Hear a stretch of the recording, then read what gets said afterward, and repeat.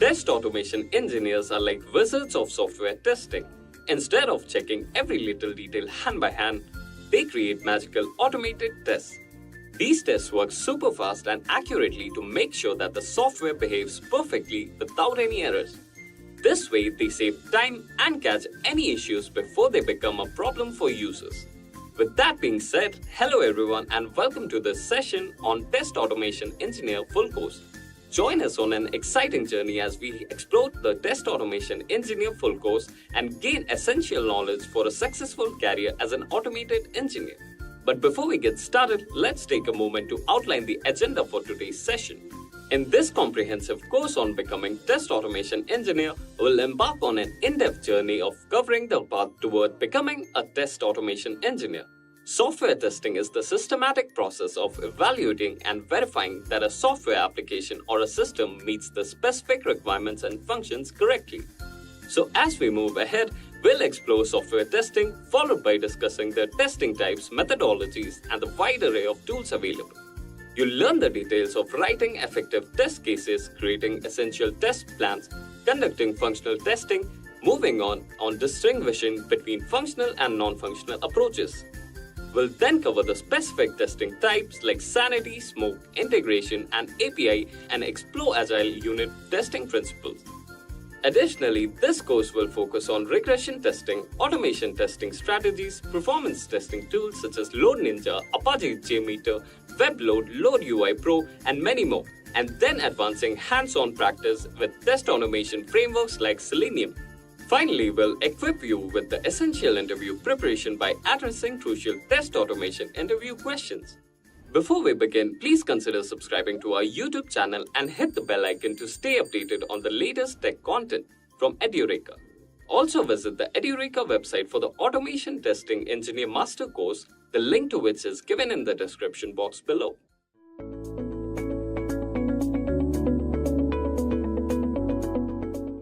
What is software testing?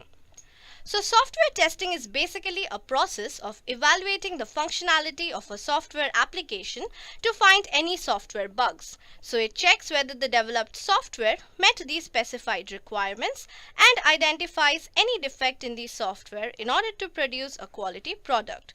It is also stated as the process of verifying and validating a software product. So it checks whether the software product meets the business and technical requirements that guided its design and development. It works as per the requirement and can be implemented with the same characteristics.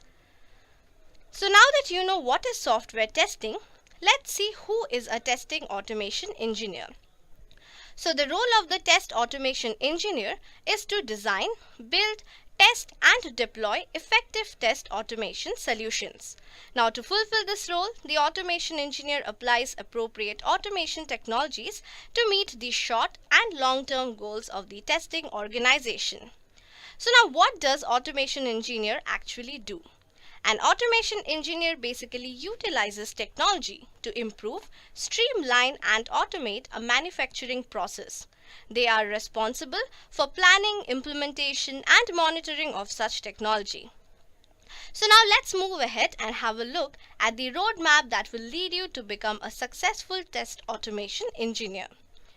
So first of all, in order to become an automation engineer, you need to have a bachelor's degree. You will likely need to earn a bachelor's of engineering degree related to the field in which you want to work. For example, if you want to become a software testing engineer, you will need a bachelor's degree in software engineering. Now to work in this field, you must be comfortable working closely with other professionals. You also need mathematics and science and also a little bit of computers and electronics. Now next up, we will need to know about the basic principles of software testing, such as finding the presence of any sort of defects, how to determine the risk without exhaustive testing, early testing, defect clustering, and how to make a product fulfill business requirements without any error. Now, if you are new to the testing industry, one needs to have knowledge of programming languages such as C, C++, Java, SQL, Python, HTML. Now, along with this, if you also have a master's degree in computer science, machine learning, statistics, or any such certifications related to automation testing, it is just an added advantage. Now, some of the best certifications for a test automation engineer are CAST, that is the Certified Associate in Software Testing, CSTE, that is the Certified Software Test Engineer, and there are many more such certifications. So now let's move ahead and have a look at the job roles for a test automation engineer. Now, some of the most common job profiles include test automation, performance tester, test analyst, and QA engineer. So let's have a look at some of the statistics provided by LinkedIn on these top profiles. So here you can see the graph for the top companies in test automation, and some of the big names are Accenture, Cognizant, IBM, TCS, and Infosys. Now, the top skills that are required to become a test automation engineer include the knowledge of testing, agile methodologies, SQL, test planning, and also you need to be well acquainted with manual testing. Now, apart from these, you need to be well acquainted with programming languages like Python, Golang, and JavaScript. You also need to be well versed with AWS, microservices, Docker, and Selenium. Now, these skills will basically help you move to a higher position as a test automation engineer and also add up to your appraisal. Okay, now talking about appraisals in 𝐻𝐼𝐞, Edureka has released a small video just a few hours back on 𝐻𝐼𝐞 and appraisal during this season of the year, which is essentially the appraisal season. So do check out our latest video named Apna 𝐻𝐼𝐞 Aayega. I'll leave the link in the live chat and also in the description box. Hope you guys will enjoy it. Now moving on, next up is the performance tester profile. So some of the top companies for this job role are IBM, Accenture, TCS, Cognizant, and Capgemini. Now, some of the top industries for performance tester are the IT services, computer software, telecommunications, financial services, as well as banking. Now, United States is considered to be the best preferred location for a performance tester, followed by India, UK, Canada, and Australia. Now, some of the must-have skills to become a performance tester include the knowledge of Selenium, Cucumber, Java API, Appium, Jira, Python, and also you must be profound with automation tools. So next we will talk about the test analyst job profile. Now, for this particular role, Bangalore is one of the top most preferred locations after US, UK, and Australia. And similarly, companies like Accenture, Cognizant, TCS are one of the top recruiters. Now, talking about some of these skills, you must be well versed with SQL, Jira, UAT, TDD, Confluence, and some of the scripting languages like Python, JavaScript. Also, you would need some of the automation tools. So now that you know about the different job profiles, let's have a look at the roles and responsibilities of a testing automation engineer. Now, in case of software testing, every company defines its own level of hierarchy, roles, and responsibilities. But on a broader level, if you take a look, you'll always find two levels in a software testing team. The first one is the test lead or manager. Now, a test lead is responsible for defining the testing activities for subordinates, testers, or test engineers, or responsibilities of test planning, to check if the team has all the necessary resources to execute the testing activities, to check if testing is going hand in hand with the software development in all phases, and also prepare the status report of testing activities. He is also responsible for required interactions with customers and updating project manager regularly about the progress of testing activities. Next up, we have the test engineers or the QA testers. Now, they are responsible to read all the documents and understand what needs to be tested. Now, based on the information procured in the above step, decide how it is to be tested, and inform the test lead about what all resources will be required for software testing, then develop test cases and prioritize testing activities. Then we finally execute all the test case and report defects, define severity and priority for each defect, and carry out regression testing every time when changes are made to the code to fix defects.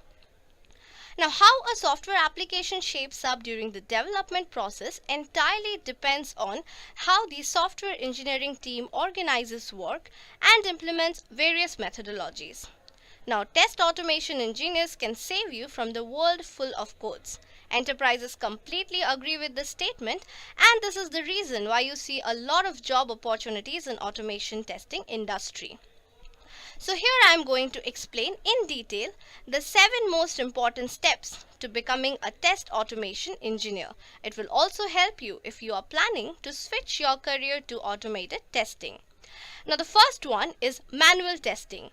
Now, while I understand that companies are moving towards codeless automated testing tools to reach an expert level and to keep up with the competition of automation test engineers in the industry, it is highly important to focus on manual testing concepts initially.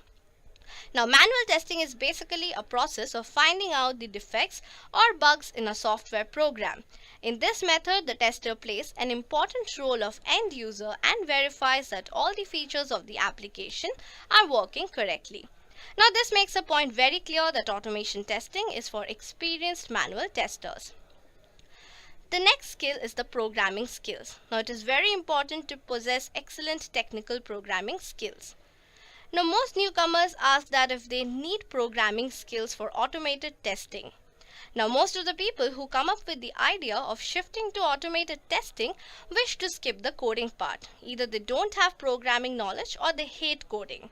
However, that one needs to be very proficient with manual testing skills to become a great automation testing engineer for a long-lasting career in the software testing industry. And if you are new to the testing industry, you need the following programming languages such as C, C++, Java, SQL, Python, Perl, XML, HTML, and CSS. Now, there are also a few technical skills a manual tester should master to become a brilliant automation testing engineer, such as the test architecture, test design, performance testing, configuration management, manual testing agility and interaction, communication between the teams, troubleshooting, agile DevOps, and continuous delivery. Now, the combination of all the above mentioned skills can help you transit to automated testing easily and smoothly. Now, next up is understand the application.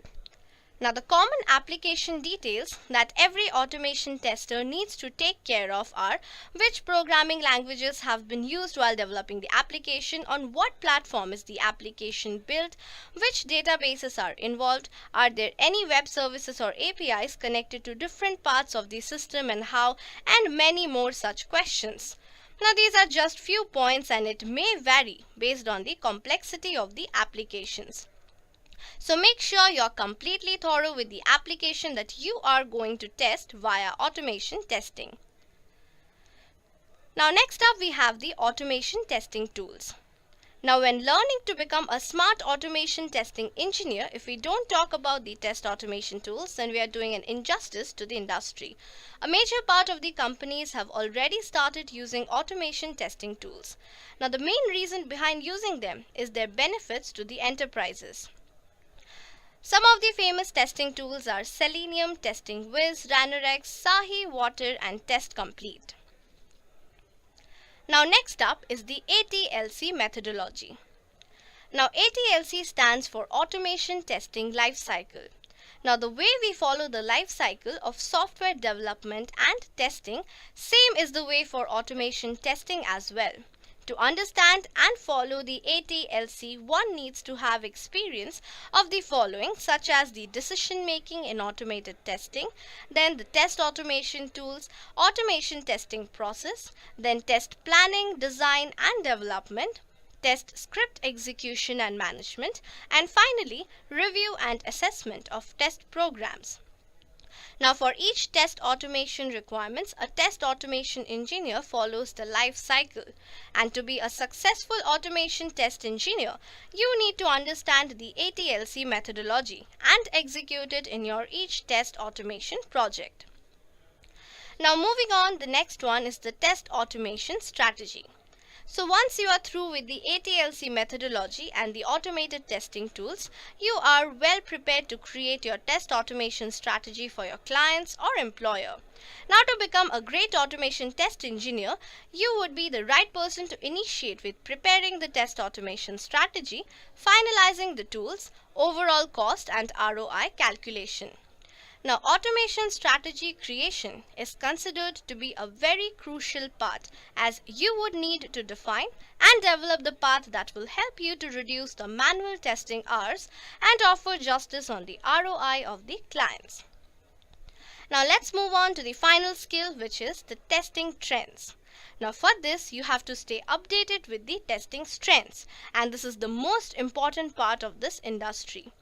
The most trending best practices, tools, techniques, tips and tricks will help you and your team to achieve the success in optimizing your test automation strategies and methodology. Now, this generation is moving towards automation everywhere. However, there has been a lot of debate around test automation tools replacing the manual testers. But remember, the creators of test automation tools are the testers like you.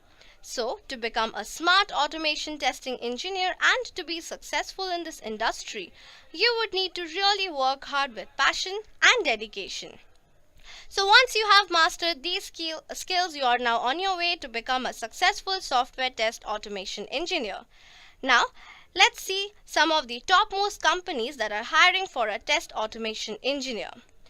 Now, these companies are Accenture, IBM, Cognizant, Infosys, TCS, and Capgemini. So do keep an eye for an opportunity and utilize your skills to grab the offer.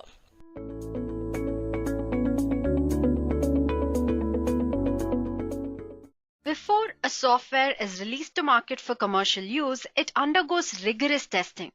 But if you had to answer the question, what is software testing, what would you say? It is something that's pretty difficult to compress into a couple of short sentences. And there are also a lot of misconceptions about what software testing is and what testers do, even among testers themselves. Testing as a skill and as an industry is constantly evolving. Software is a highly complex thing.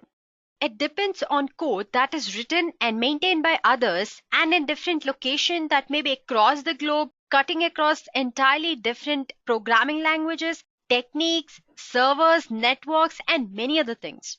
Bugs, therefore, are an unfortunate reality for every software product. And there are a lot of risks involved in software. By risk, I just mean anything that can potentially cause a loss of something of value. This can include functional issues, or it can be scalability issues, reliability issues, security issues, or performance issues, or any other thing. Unfortunately, sometimes these issues manifest into software disasters and have caused millions of dollars in waste and sometimes even led to casualties. For example, Starbucks coffee shop was forced to give away free drinks just because of a register malfunction. A F-35 military aircraft was unable to detect the targets correctly because of a radar failure. A high-voltage power line in northern Ohio, it brushed against some overgrown trees and it was shut down. Normally, the problem would have tripped an alarm in control room, but due to software issues, the alarm system failed. And that day, there was like power cut for about 24 hours in the entire city. Similarly, in 1985, Canada's Therac 25 radiation therapy machine, it malfunctioned due to some software bug and it delivered lethal radiation to patients, like leaving 3 people dead and critically injuring many others. Well, I can keep going. Software failures happen every day. You've probably experienced a software failure in the past week or even days. As simple as an app glitch on your smartphone to serious ones like cancelled flights or crashing infrastructure systems and many others. Software bugs have become so common to everyone's lives that it would be easy to simply just roll our eyes and say, hey, here we go again. But what if software professionals do that? How do companies make sure that disasters won't happen? Well, software testing. Software testing helps to find bugs. Well, if I have to define software testing, it is quality analysis of software code to understand if the software performs as expected or not, and to learn about ways in which it can be improved. Suppose you entered a baking contest and you're planning to make cookies. Chances are you will first make a small batch of cookies to test how good your recipe is and if everything tastes well and fine as you expected it to be. Well, depending on the feedback you receive about the taste and other qualities of the cookie, you would then modify your recipe and proceed for further cooking. Software testing is somewhat similar in that sense.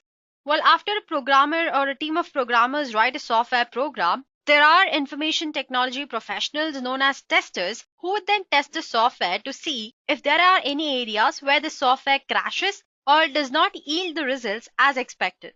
That's what software testing is all about.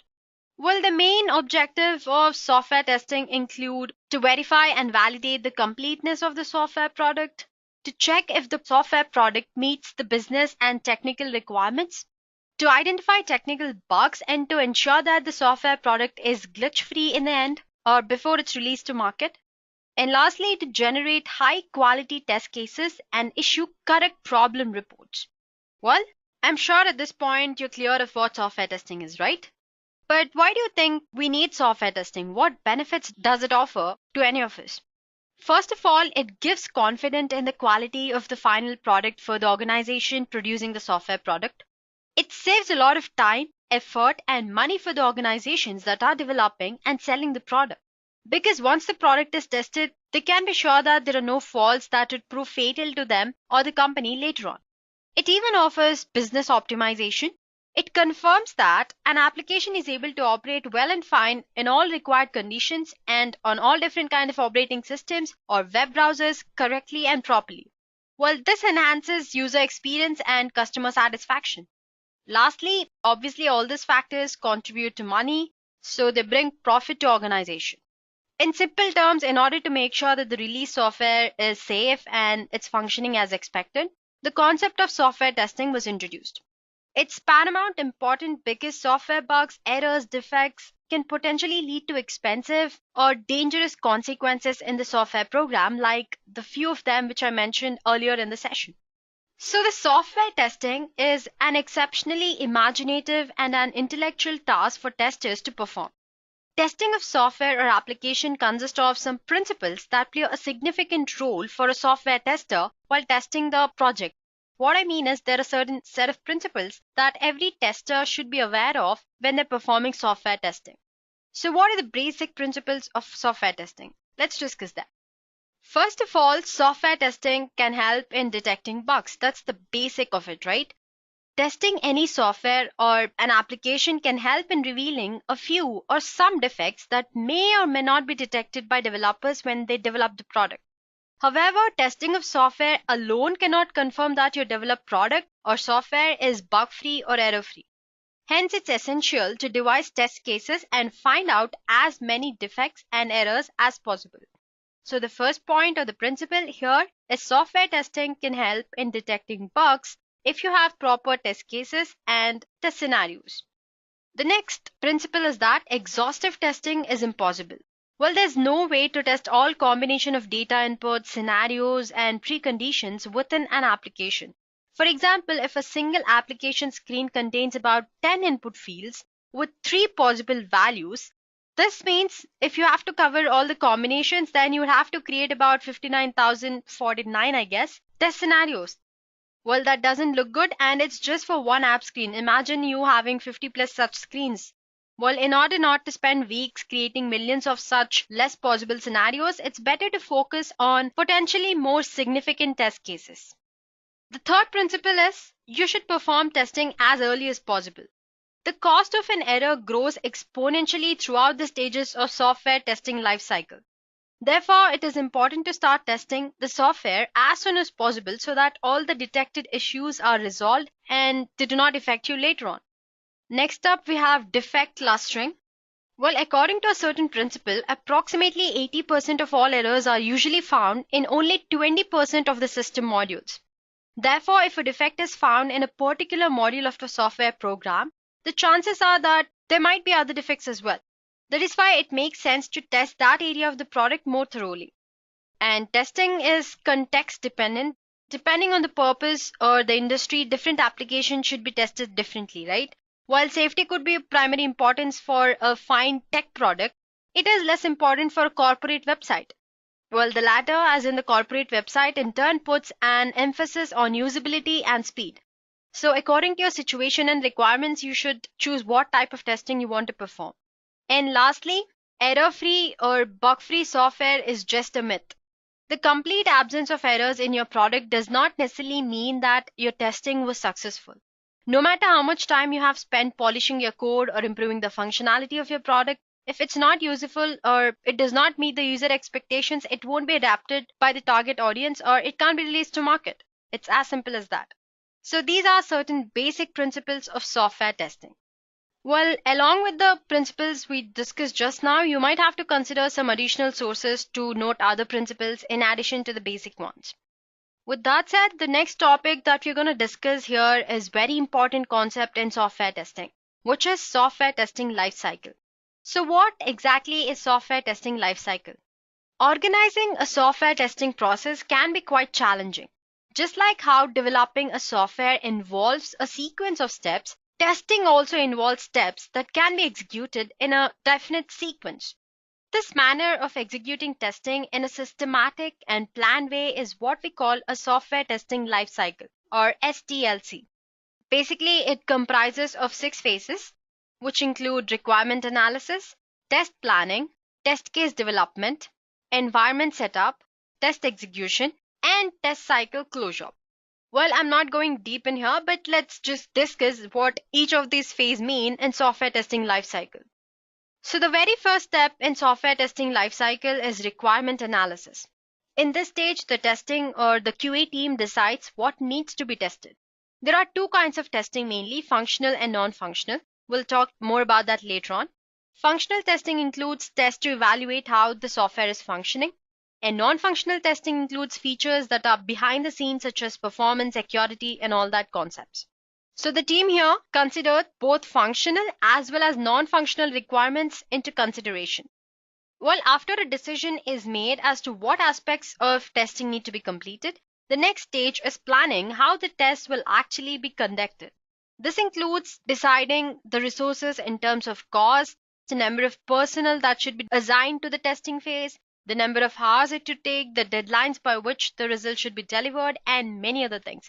Basically, you're planning the entire test process in this step, and there's something called a test plan document, which involves your entire plan from the first step to the last step. If you want to know more about what test plan is and how do you write a test plan, its pattern and parameters involved in that, well, there is a video called How to Generate or Create a Test Plan in Edureka software testing playlist. So please do refer to that. So the second step is basically planning everything as to how to perform, when to perform, and all that. Next up, we have test case development. One of the important stages of software testing lifecycle is developing the test cases. This includes writing out a step-by-step procedure on how tests should be executed, the expected results, the actual results, and if the test was a pass or a fail. And again, if you want to know more about test cases and how to write a best test case, well, you could refer to How to Write a Test Case video in Edureka YouTube playlist. So coming back, test case development is a really important concept and you have to consider many different things here when you're actually generating a test case. The fourth step is environment setup. So before the actual testing can be started, the test environment has to be set up. A testing environment is a setup of software and hardware for testing teams to execute test cases in comfortable manner. It supports test execution with hardware, software, and network configurations. Next is nothing but test execution. The next phase is the process of executing the code and comparing the expected and the actual results. When test execution begins, the test analysis starts executing the test scripts based on the strategy which you have selected for your project. Lastly, it's test cycle closure. It involves calling out the testing team members for meeting and evaluating complete cycle criteria based on test coverage, quality, cost, time, and many other concepts. So basically here you're analyzing the test result reports and seeing how you can make them better or how you can improve them, or discussing the results, organizing, and basically discussing the entire testing lifecycle is the last step, which is test cycle closure. So these are the 6 most important phases of a software testing lifecycle. Well, when you are setting up testing environment, there are certain things that you should be aware of. First thing is that software testing is broadly classified into two categories: static testing and dynamic testing. Static testing initially checks the source code and software project documents to catch and prevent defects early in the software testing lifecycle. It's also called non-exhaustive technique and verification testing. It could be performed as inspections, informal and technical reviews, or it could be reviews during walkthrough meetings that you organize with team members and all that. So basically, it's an informal form of testing. But as soon as the primary preparations are finished, the team proceeds with dynamic testing, where software is tested during execution. Dynamic testing can be described by different methods, levels, and types of underlying quality analyst activities. Let's have a closer look at this segment of dynamic testing process. So first up, we have something called software testing methods. Software testing methods are nothing but the ways the tests are conducted in real. They include black box testing, white box testing, gray box testing, and ad hoc testing. So black box testing, I'm sure you might have heard of it before. It gets its name because a QA engineer here focuses on the inputs and the expected outputs without knowing how the application actually works internally and how these inputs are being processed. The purpose of this black box testing is to check the functionality of the software and making sure that it works correctly and it's meeting user demands. Next up, white box testing. Unlike black box testing, this method requires profound knowledge of the code as it involves testing of some of the structural part of the application. Therefore, generally, the developers here are directly involved in writing code, are responsible for this type of testing. The main purpose here is to enhance security, the basic flow of input-output throughout the application, and to improve the design and the usability of the product. Well, obviously, there's a combination of both black box and white box testing. That's what we call a gray box testing. It involves testing of both functional and structural part of application. So using this method, an experienced tester has partial knowledge of internal application structure, and based on this knowledge, he can design test cases while still pursuing the black box perspective. Apart from these, we also have something called ad hoc testing. This is an informal testing method as it's performed without any planning or documentation. Conducting tests informally and randomly without any formal expected results, the tester improves the steps and without even knowing executes them here. So basically, in ad hoc testing, there's no documentation, no test design, no test case, no planning. So each of these methods that we discussed just now, I mean the white box, black box, and ad hoc testing, we have multiple techniques coming under these categories. For example, under white box, you have statement coverage, decision coverage, condition coverage, and multiple condition coverage. For black box testing, you have decision tables, use case testing, state transition diagram, BVA, which is nothing but boundary value analysis, equivalence partition, and under ad hoc testing, we have pair testing, monkey testing, buddy testing, and much more.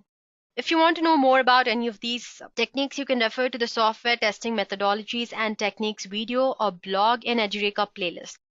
So next up, we have software testing levels. A piece of software is more than several lines of code. It is usually a multi-layer, complex system incorporating dozens of separate functional components and third-party integrations. Therefore, efficient software testing should go far beyond just finding errors in the source code. There are 4 main levels of software testing: unit testing, integration testing, system testing, and acceptance testing. Let's briefly check out what each of these levels are. So the first level of unit testing is the micro level of testing. It involves testing individual modules or a piece of code to make sure each part, or I can say unit, is working properly. Here, when I say unit, it can be a specific piece of functionality or a program or a particular procedure within an application, or it can be anything. It depends on what the tester considers a unit is. Unit testing helps verify internal design, internal logic, internal parts, as well as error handling. So after unit testing, integration testing is performed. This level tests how the units work together. Individual modules are combined and tested as a group. It's one thing if every unit of your software project is working well on their own, but how do you think they'll perform together? Well, integration testing helps you determine that and ensures that your application runs very efficiently. It identifies interface issues between modules. Well, there are a few techniques that can be used here. We have Big Bang technique, top-down approach, bottom-up approach, and many other things. To know more, you can refer to the integration testing video on the software testing Edureka playlist. The next level of testing is system testing. As name implies, all the components of software are tested as a whole in order to ensure that the overall product meets the requirements specified. System testing is particularly important because it verifies the technical, functional, and the business requirements of the software. Final level of testing is acceptance testing, or sometimes it's referred to as user acceptance testing or UAT. It determines whether or not the software is ready to be released to the market. Let's face it, guys, requirement keeps changing throughout the development process, right? And it's important that user verifies the business needs are met before the software is released into market for commercial use. So that's what UAT or user acceptance testing, the fourth one, is all about. So each level of testing has a particular purpose and it provides value to the software testing lifecycle. Some levels are on their own type of testing, for example, unit testing, but some have certain categories under them, like integration testing, like we discussed, has big bang approach, top-down approach, bottom-up approach, and like that. Lastly, we have software testing types. So basically, these types are approaches and the techniques that are applied at given level, like we discussed the different level, using an appropriate method to address the requirements in most sufficient manner. Well, like I said earlier, the purpose of testing and the testing tool or the strategy that you use every time keeps changing depending on the requirements, right? And that we call different types of software testing.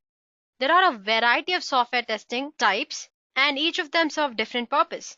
So broadly, it's divided into functional testing and non-functional testing.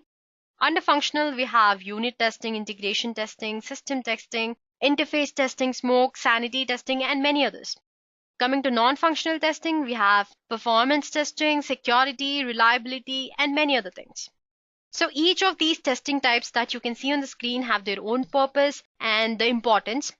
Based on the requirements of your testing, you should choose the one which suits your category.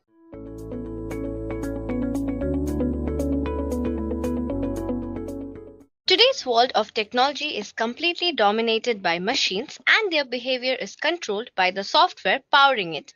So how do we know that the machines will behave exactly the way we want them to every time?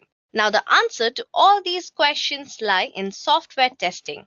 So now let's see the different types of testing. So quality assurance or software testing is crucial because it identifies errors, bugs from a system at the beginning. By considering the problems in the base helps to turn improvement in the quality of product and brings confidence in it. Now by beginning means where it comes feasible and able to resolve the existing bugs. Now functional testing and non-functional testing are the two kinds of testing that are performed by the QA or the software tester. So the types of software testing are basically the key role where the tester determines the right testing for the apps. So here we have two main types of software testing such as the functional testing and non-functional testing. Now under functional testing we have unit testing, integration testing, system, interface, regression and user acceptance testing. And under non-functional testing we have documentation, installation, performance, reliability and security testing. Also, performance testing can be divided into load, stress, endurance and spike testing. So now let's move ahead and have a look at all of these types of testing in details. So the functional testing focuses on manual as well as automation testing. A functional testing is a bunch of various types to execute the perfect product. Now the first one is the unit testing under functional testing. So unit testing is basically a level of software testing where individual units or components of a software are tested. Now the purpose is to validate each unit of the software performs as designed. Now a unit is the smallest testable part of any software. It usually has one or a few inputs and usually just a single output. Now who performs this unit testing? It is normally performed by the software developers themselves or their peers. Now in rare cases it may also be performed by independent software testers. Now let's have a look at the unit testing tasks. So first we have the unit test plan, under which we prepare, review, rework and form the baseline. Next up we have the unit test cases or scripts. where again we prepare, review, rework, and check the baseline of the scripts. And finally, we have the unit test step, where we perform our final task. Now let's have a look at some of the benefits of unit testing. Now, unit testing increases confidence in changing or maintaining code. So if good unit tests are written and if they are run every time any code is changed, we will be able to promptly catch any defects introduced due to the change.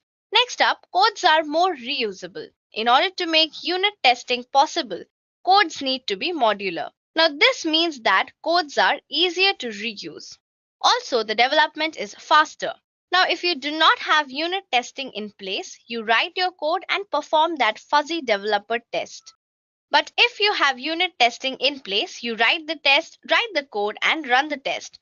Now, writing tests takes time, but the time is compensated by the less amount of time it takes to run the tests. You need not fire up the GUI and provide all those inputs. Now, the cost of fixing a defect detected during unit testing is lesser in comparison to that of defects detected at higher levels. So, compare the cost of a defect detected during acceptance testing or when the software is live. Next up, debugging is very easy. So, when a test fails, only the latest changes need to be debugged. So, with testing at higher levels, changes made over the span of several days or weeks or months need to be scanned. Also, codes are more reliable here. Now, moving on, the next type is the integration testing.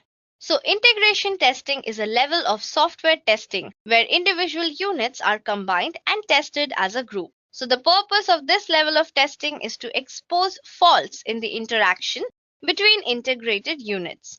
Test drivers and test stubs are used to assist in integration testing. So, who performs integration testing?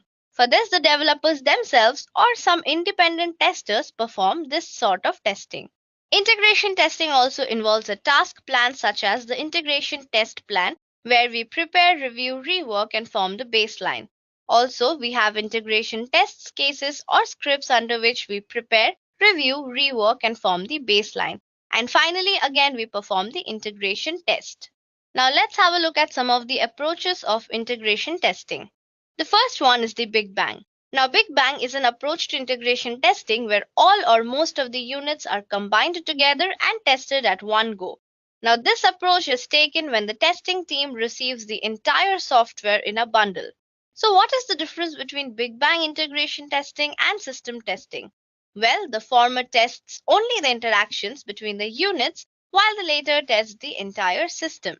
Next up, we have the top-down. Now, this is an approach to integration testing where top-level units are tested first and lower-level units are tested step by step after that. This approach is taken when top-down development approach is followed. The test stubs are needed to simulate lower-level units which may not be available during the initial phases. Next up, we have the bottom-up. Now, this is an approach to integration testing where bottom-level units are tested first and upper-level units step by step after that. Now, this approach is taken when bottom-up development approach is followed. The final one is the sandwich or the hybrid. Now, this is an approach to integration testing which is a combination of top-down and bottom-up approaches. Next up, we have the system testing. System testing is a level of software testing where a complete and integrated software is tested. Now, the purpose of this test is to evaluate the system's compliance with the specified requirements. System testing is the third level of software testing performed after integration testing and before the acceptance testing. So basically, the independent testers perform the system testing. Now again, the system testing also has certain tasks such as the system test plan, where we prepare, review, rework, and form the baseline. And next up, we have the system test cases, where we prepare, review, rework, and form the baseline as well. And then finally, perform the system test. Now let's have a look at an analogy of system testing. Now during the process of manufacturing a ballpoint pen, the cap, the body, the tail, the ink cartridge, and the ballpoint are produced separately and unit tested separately. So when two or more units are ready, they are assembled and integration testing is performed. Now when the complete pen is integrated, the system testing is performed. So this was all about the system testing. Now let's move on and have a look at the interface testing.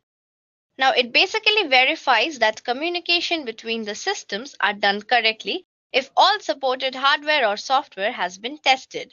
Now, when an application or a software or a website is developed, then there are several components of it. Those components can be server, database, etc. Now, the connection which integrates and facilitates the communication between these components is termed as an interface. So there are three phases of interface testing in an interface lifecycle. First, we have the configuration and development. So when the interface is configured and once the development starts, the configurations need to be verified as per the requirement. Next up is the validation. So when the development is completed, the interface needs to be validated and verified. Now this can be done as a part of unit testing also. Finally, we have the maintenance. Now once the whole software is ready, deployed and working, then the interface needs to be monitored for its performance and any new issues introduced due to the changes made or deteriorating performance. Now let's see, why do we have to perform interface testing?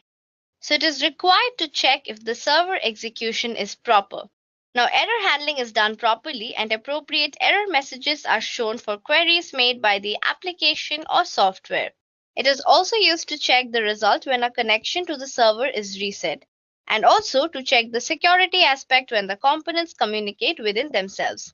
Interface testing is also done to check the impact of network failure on the communication between the components.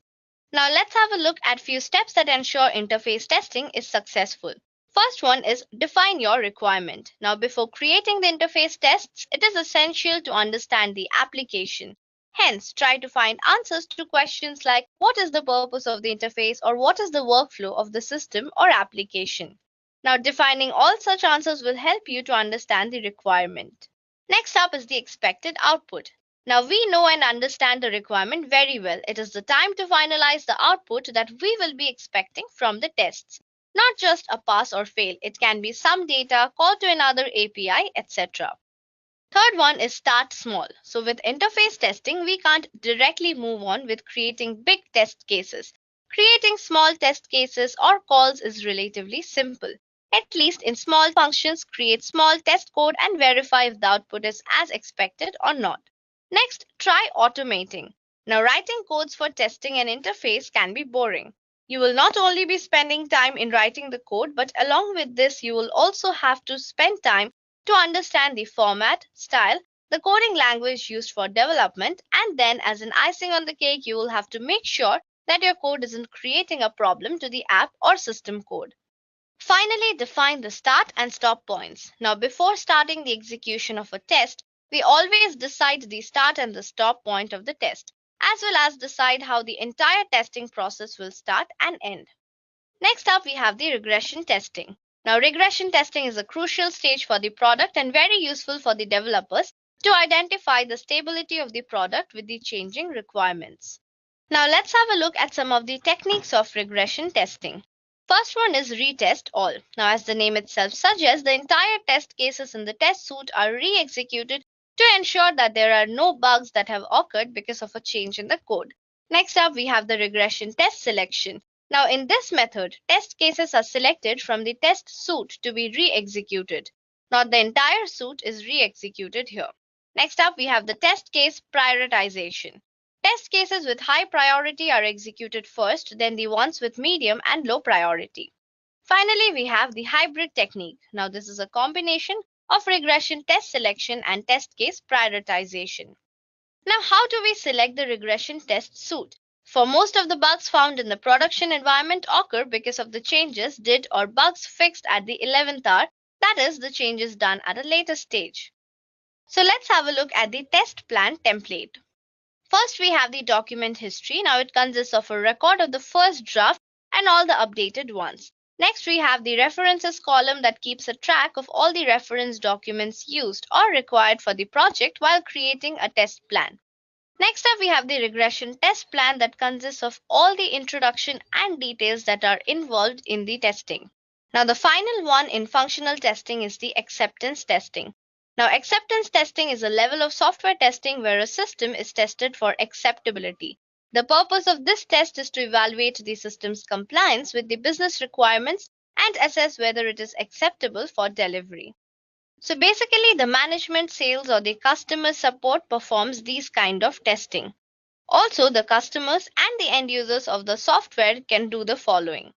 Acceptance testing also has a task plan such as the acceptance test plan where we prepare, review, rework and form the baseline. And then we have the acceptance test cases or checklist where we again prepare, review, rework and form the baseline and finally perform the acceptance testing. Now let's have a look at some of the types of acceptance testing. First one is the user acceptance testing. Now this is used to assess whether the product is working for the user correctly for the usage. Next up, we have the business acceptance testing. Now this is required to assess whether the product meets the business goals and purposes or not. Next, we have the contract acceptance testing. Now this is a contract which specifies that once the product goes live, within a predetermined period, the acceptance test must be performed and it should pass all the acceptance use cases. Then we have the operational acceptance testing. Now this is to assess the operational readiness of the product and is a non-functional testing. It mainly includes testing of recovery, compatibility, maintainability, technical support availability, reliability, failover, localization, etc. Then we have the alpha testing. Now this is to assess the product in the development or testing environment by a specialized testers team usually called the alpha testers. And finally we have the beta testing. Now this is to assess the product by exposing it to the real end users, usually called the beta testers or beta users in their environment.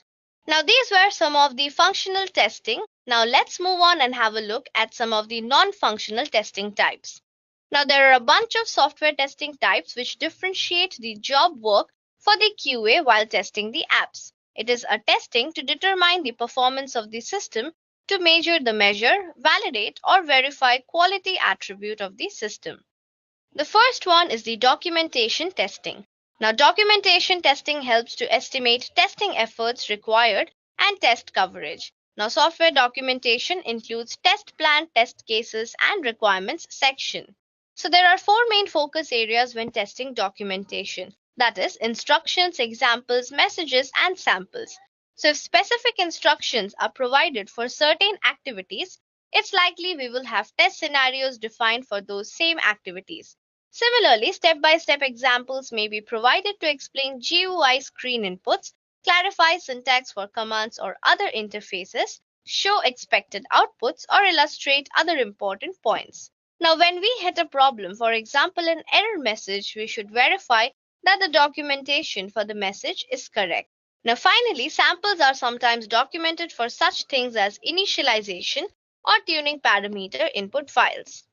Now next up we have the installation testing. So installation testing is a type of quality assurance work in the software industry that converges on what customers will need to do to install and set up the new software successfully. Now the testing process may involve full, partial or upgrades install or uninstall processes. Now let's have a look at some of the installation testing tips. First, we need to install the full version of application.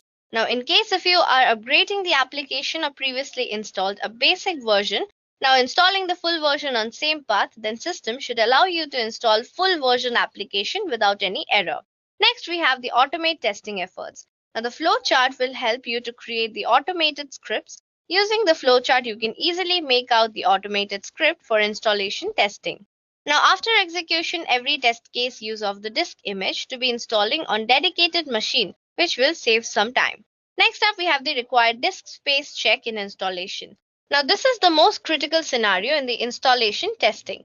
Now, the disk space checking is done using automated and manual testing method. So you can verify calculated disk space by installer is correct or not by using manually or automated tools. Now, on different file system format, the disk space may vary like on NTFS, FAT32 and FAT16, etc. Next, we have the use of distributed testing environment. Now, to executing test cases effectively, you can use distributed testing environment which will save your cost and time. Next, we have the automate the check of files installed after installation. So you can use the automated script to check that all the required files are installed successfully or not. Then we have the confirm for registry changes after installation. So here you have to check for registry changes after the installation of your software. Then we have the negative testing and installation testing. Now this intensely tried to break the installation process to check the behavior of application under such conditions. Finally, we have the uninstallation testing.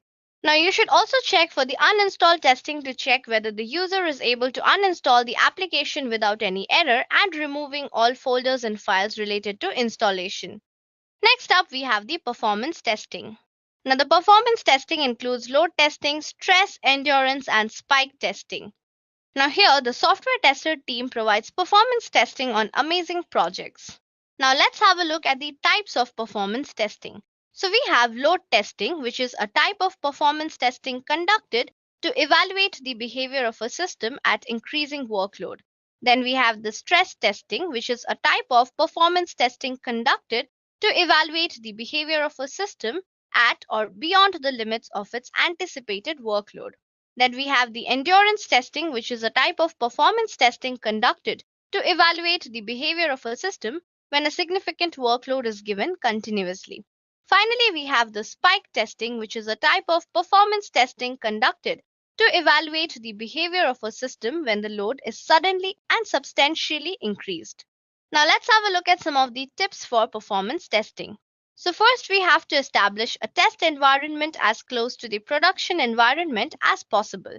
Then we have to isolate the test environment even from the QA or UAT environment. Though there is no perfect tool for performance testing, research and decide on the tool that best fits your purpose. Also, do not rely on the results of just one test. You should conduct multiple tests to arrive at an average number. Be wary of any changes to the test environment from one test to the other. Next up, we have the reliability testing. Now, reliability testing assures that the product is fault-free and is reliable for its intended purpose. It is about exercising an application so that failures are discovered before the system deployed. Now, let's have a look at some of the types of reliability testing. First, we have the feature test. Now, in this, each function in the software should be executed at least once, and the interaction between two or more functions should be reduced. Also, each function should undergo proper execution or functional test. Next, we have the regression test. So, whenever any new functionality is added or old functionalities are removed in an application, it undergoes a regression test to make sure with introduction of new functionality, no new bugs are introduced. Then we have the load test. Now, load test is done to test whether the application is supporting the required load without getting breakdown. Now, in order to find the breakpoint of an application, the load is gradually increased until the application gets hung. Now, let's have a look at some of the importance of reliability testing. As we know, software applications are in use in almost every sector of manufacturing, healthcare, defense, government, telecommunication, etc. Therefore, the question is that how reliable the software application is. This question is very important because the reliable software is of great use and the organization working on it can feel the confidence in their business systems. Now, the test cases should be designed covering all the required functionality of the software application, and these test cases should be executed for sufficient amount of time to get a rough estimate of how long the software can execute fine without failure. Now, the test case execution sequence to run the overall functionality of the software application should match the real production operational plan of the application. Now, moving on, let's have a look at the final type of non-functional testing. The next type is the security testing. Now, the security word itself defines that something has to relate with technique to strengthen the security. It's not about securing data and information. It can affect the whole functionality of the system. So, there are basically four main focus areas that are to be considered in security testing. That is the network security, which involves looking for vulnerabilities in the network infrastructure. Then we have client security, which ensures that the client cannot be manipulated and the server code and its technologies are robust enough to fend off any intrusion. Now let's have a look at some of the security testing techniques. First one is access to application. So whether it is a desktop application or a website, access security is implemented by roles and rights management. It is often done implicitly while covering functionality. Then we have the data protection. Now there are three aspects of data security. First one is that a user can view or utilize only the data which he is supposed to use. The second aspect of data protection is related to how that data is stored in the database. And the last one is an extension of the second aspect. Proper security measures must be adopted when the flow of sensitive or business critical data occurs. Next up, we have the brute force attack. Now, the brute force attack is mostly done by some software tools. The concept is that by using a valid user ID, the software attempts to guess the associated password by trying to log in again and again.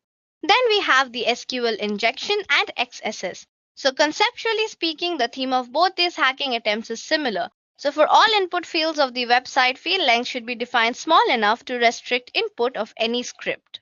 Then we have the service access points.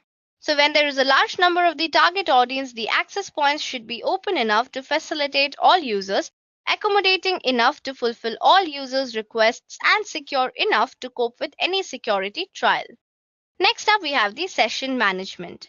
So you can test for session expiry after particular idle time, session termination after maximum lifetime, session termination after logout, check for session cookie scope, etc. Then we have the error handling. So the error codes are returned with a detailed message. These messages should not contain any critical information that can be used for hacking purpose. Finally, we have the specific risky functionalities. Now, mainly the two risky functionalities are payments and file uploads. These functionalities should be tested very well. So these were the different types of software testing that are involved in our everyday life.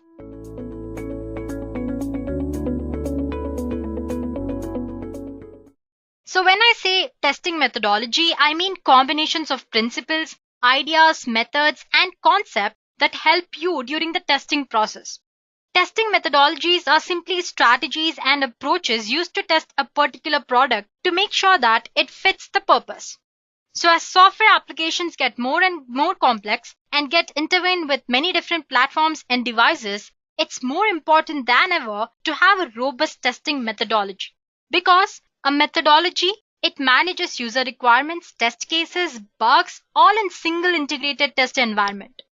It offers full traceability throughout the testing lifecycle. It acts as a complete testing solution that includes management requirements, test case designs, release management, and many other things. It provides a complete picture of software product and its health issues, or you can say status. It leverages current technology investments and many other automated testing solutions and offers best testing experience. That is why when you start with testing, you need to have a proper suitable testing methodology.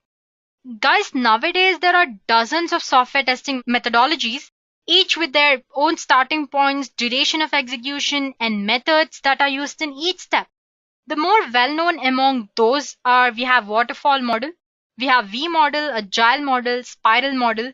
You have something called RUP, that's rational unified process, and RAD model, that's nothing but rapid application development model, extreme programming, and many others. Choosing the proper one can be a harsh experience. That's why you should know what each model means, what they has to offer, what are the disadvantages, where they're applicable, where they're not applicable, and their advantages. So in this session, we're going to discuss each of these models in brief. But before we proceed any further, I want to let you know guys one thing.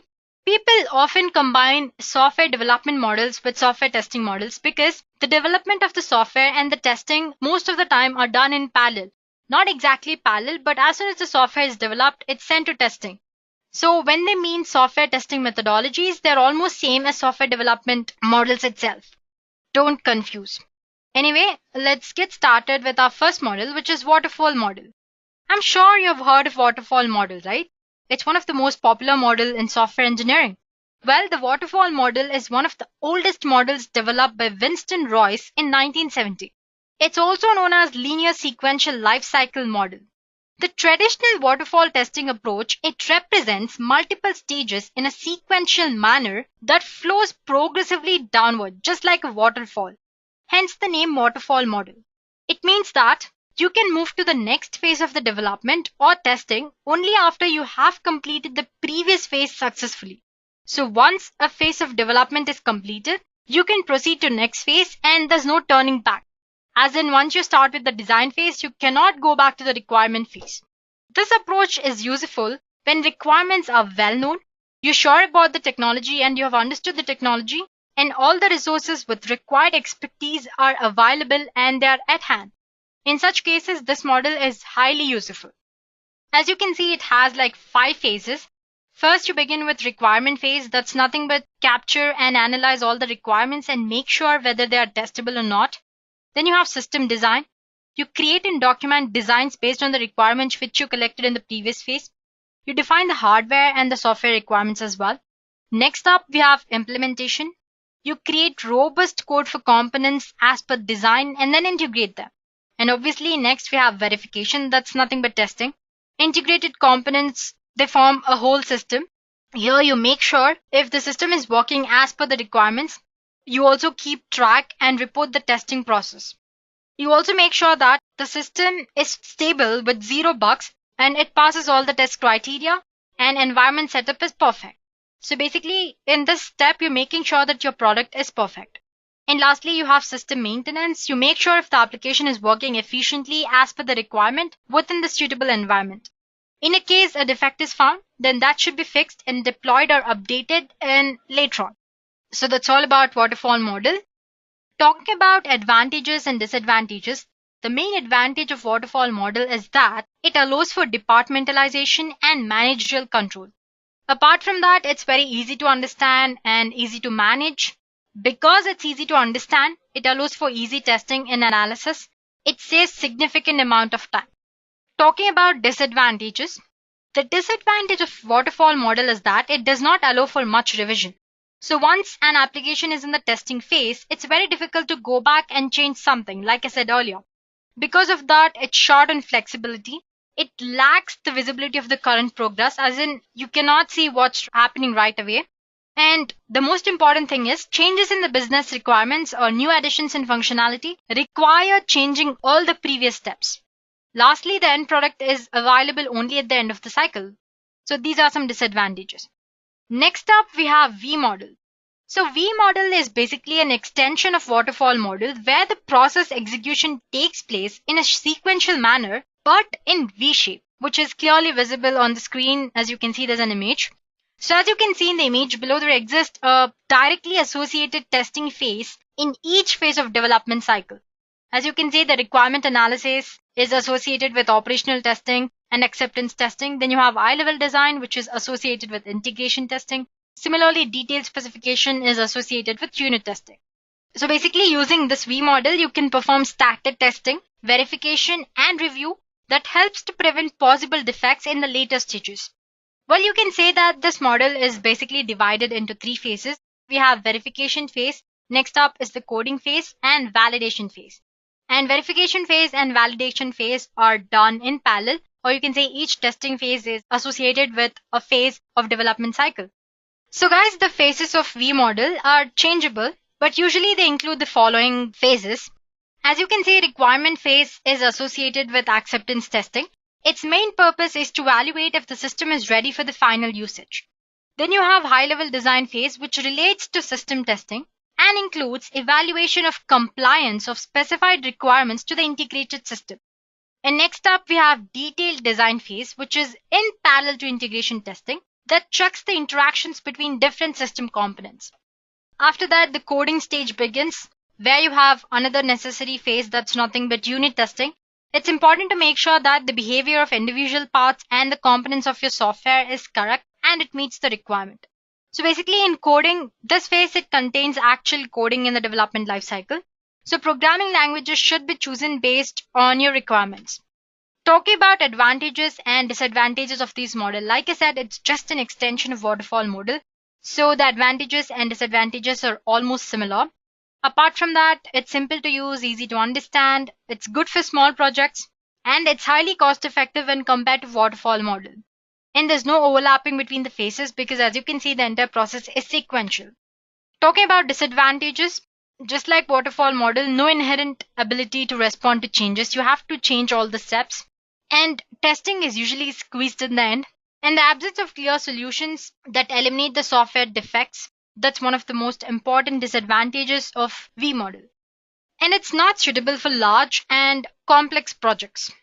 That's it about the V model. Let's move on to next model, which is incremental model. Well, everything is said in the name itself. You can consider the incremental model as a multi-waterfall model of software testing. The whole incremental process here is divided into various numbers of cycles. Each of them is further divided into smaller modules. Each iterations add a specific functionality to the software. So an increment here actually includes 3 cycles: software designing and development, testing, and implementation. As you can see in the diagram, I have build 1, which includes all the 3 phases. Then I have build 2. A functionality has been added in the build 1. And then we move on to the build 2 and add another functionality. That way, you develop a product in incremental process. Another good thing with this model is that simultaneous development of different product versions is possible. For example, the first version can pass the testing phase, while the second one passes the development phase. The third version in turn can pass the designing phase at the same time. So simultaneously, you can develop different product versions. Well, you can continue this until your product is perfectly developed. Well, it all says in the name itself, right? Incremental model. As you go on in every build, you add a new functionality. And at a single point of time, you can have multiple builds or multiple versions being developed. The advantage is that it's more flexible and it's cheaper when you have change of requirements. Also, the software testing process here is more effective since it's easier to test and debug if you are using smaller iterations. But the disadvantage is that it's costlier when compared to waterfall model. That's all about the incremental model. It's simple. Next up, we have Agile model. Agile, as you guys know, has become one of the most popular software development methodology in recent years. In parallel, it's also known as software testing methodology. So majority of firms use agile techniques in some capacity or other for software development and testing projects. So with Agile, developers build software incrementally. Well, you can say it's a type of incremental software testing technique. So they break the project down into small segments of user functionality, which we call stories, prioritize them, and then continuously deliver them in 2-week cycles called sprints. The testing methodology is also incremental. Each small release is thoroughly tested to ensure quality. As you can see, I have increment 1. I have request phase. After that, it's tested, it's coded, and designed. So you can say that increment is a small release. It's tested perfectly for each and every defect and the quality is ensured, and then we move on to the next increment. And we have the same process being done again, but we add furthermore functionalities to the previous iteration. So basically, this entire process of iteration allows testers to work in parallel with the rest of the project team throughout the process and fix the flaws and errors immediately after they occur. So the main goal of this approach is that they have to deliver a new software feature fast and that too with the best quality. So it focuses on responding to the change rather than extensive planning like in waterfall model. Waterfall model is all about planning one phase after other and not going back again. But here, if you have a requirements change, you interact with the other team or the other increment and make the changes as soon as possible and release the product in small cycles. So that's the profit of Agile model. Next up, we have advantages. So as you can see, it has a lot of advantages to offer. It's an adaptive approach that responds easily to the changes, unlike waterfall model. Since flaws and defects are easily found and corrected, the quality of the product will also be improved and it will be best. It allows for the direct communication between the testers and other people involved in the testing process or the software development process. It's highly suitable for the large and long-term projects because you can release the product in small iterations. So that's what makes it more suitable for large and long-term projects. It promotes teamwork because it allows for direct communication, which directly affects the teamwork. It's easy to manage because we are handling the small release cycles in every iteration. And lastly, it requires minimum requirements or resources, you can say. Talking about disadvantages, it's highly dependent on customer feedback. So every small iteration you release it to market, you wait for the customer feedback, and based on that, you develop the next iteration. Obviously, there are bugs. In addition to that, you also take the customer feedback as well. So it's highly dependent on clear customer requirements upfront. And there's this maintainability risk involved. It's difficult to predict time and effort for large projects. It lacks documentation efficiency. It's not suitable for complex projects, and there are chances of getting off track as the outcome of each stage is not that clear. Next, we have spiral model. Spiral model is similar to incremental model with more emphasis placed on risk analysis. So basically, here the importance is given to risk analysis. The spiral model has 4 phases. You have planning, risk analysis, engineering and execution, and evaluation. A software project repeatedly passes through these phases in iterations, which we call spirals here. So once the first cycle is completed, the second cycle starts. Software testing starts from planning and it lasts until the evaluation phase. So the main advantages of this spiral methodology is that immediate test feedback that's ready at the third stage of each cycle. Since the feedback is available in every sprint or spiral in this model, it helps to guarantee the quality of the product, just like your agile model. However, it's important to keep in mind that this model can be pretty costly one and it's not suitable for small projects. So the thing that you have to remember is that the main emphasis here is on risk analysis. And since you get the customer feedback in the third phase, the quality of the product is really high. So we already discussed the advantages. The first one is the lower amount of risk due to high risk analysis. And obviously it ensures rapid development of the product. The quality of the product is really high because every time in every spiral at the third phase you get a feedback.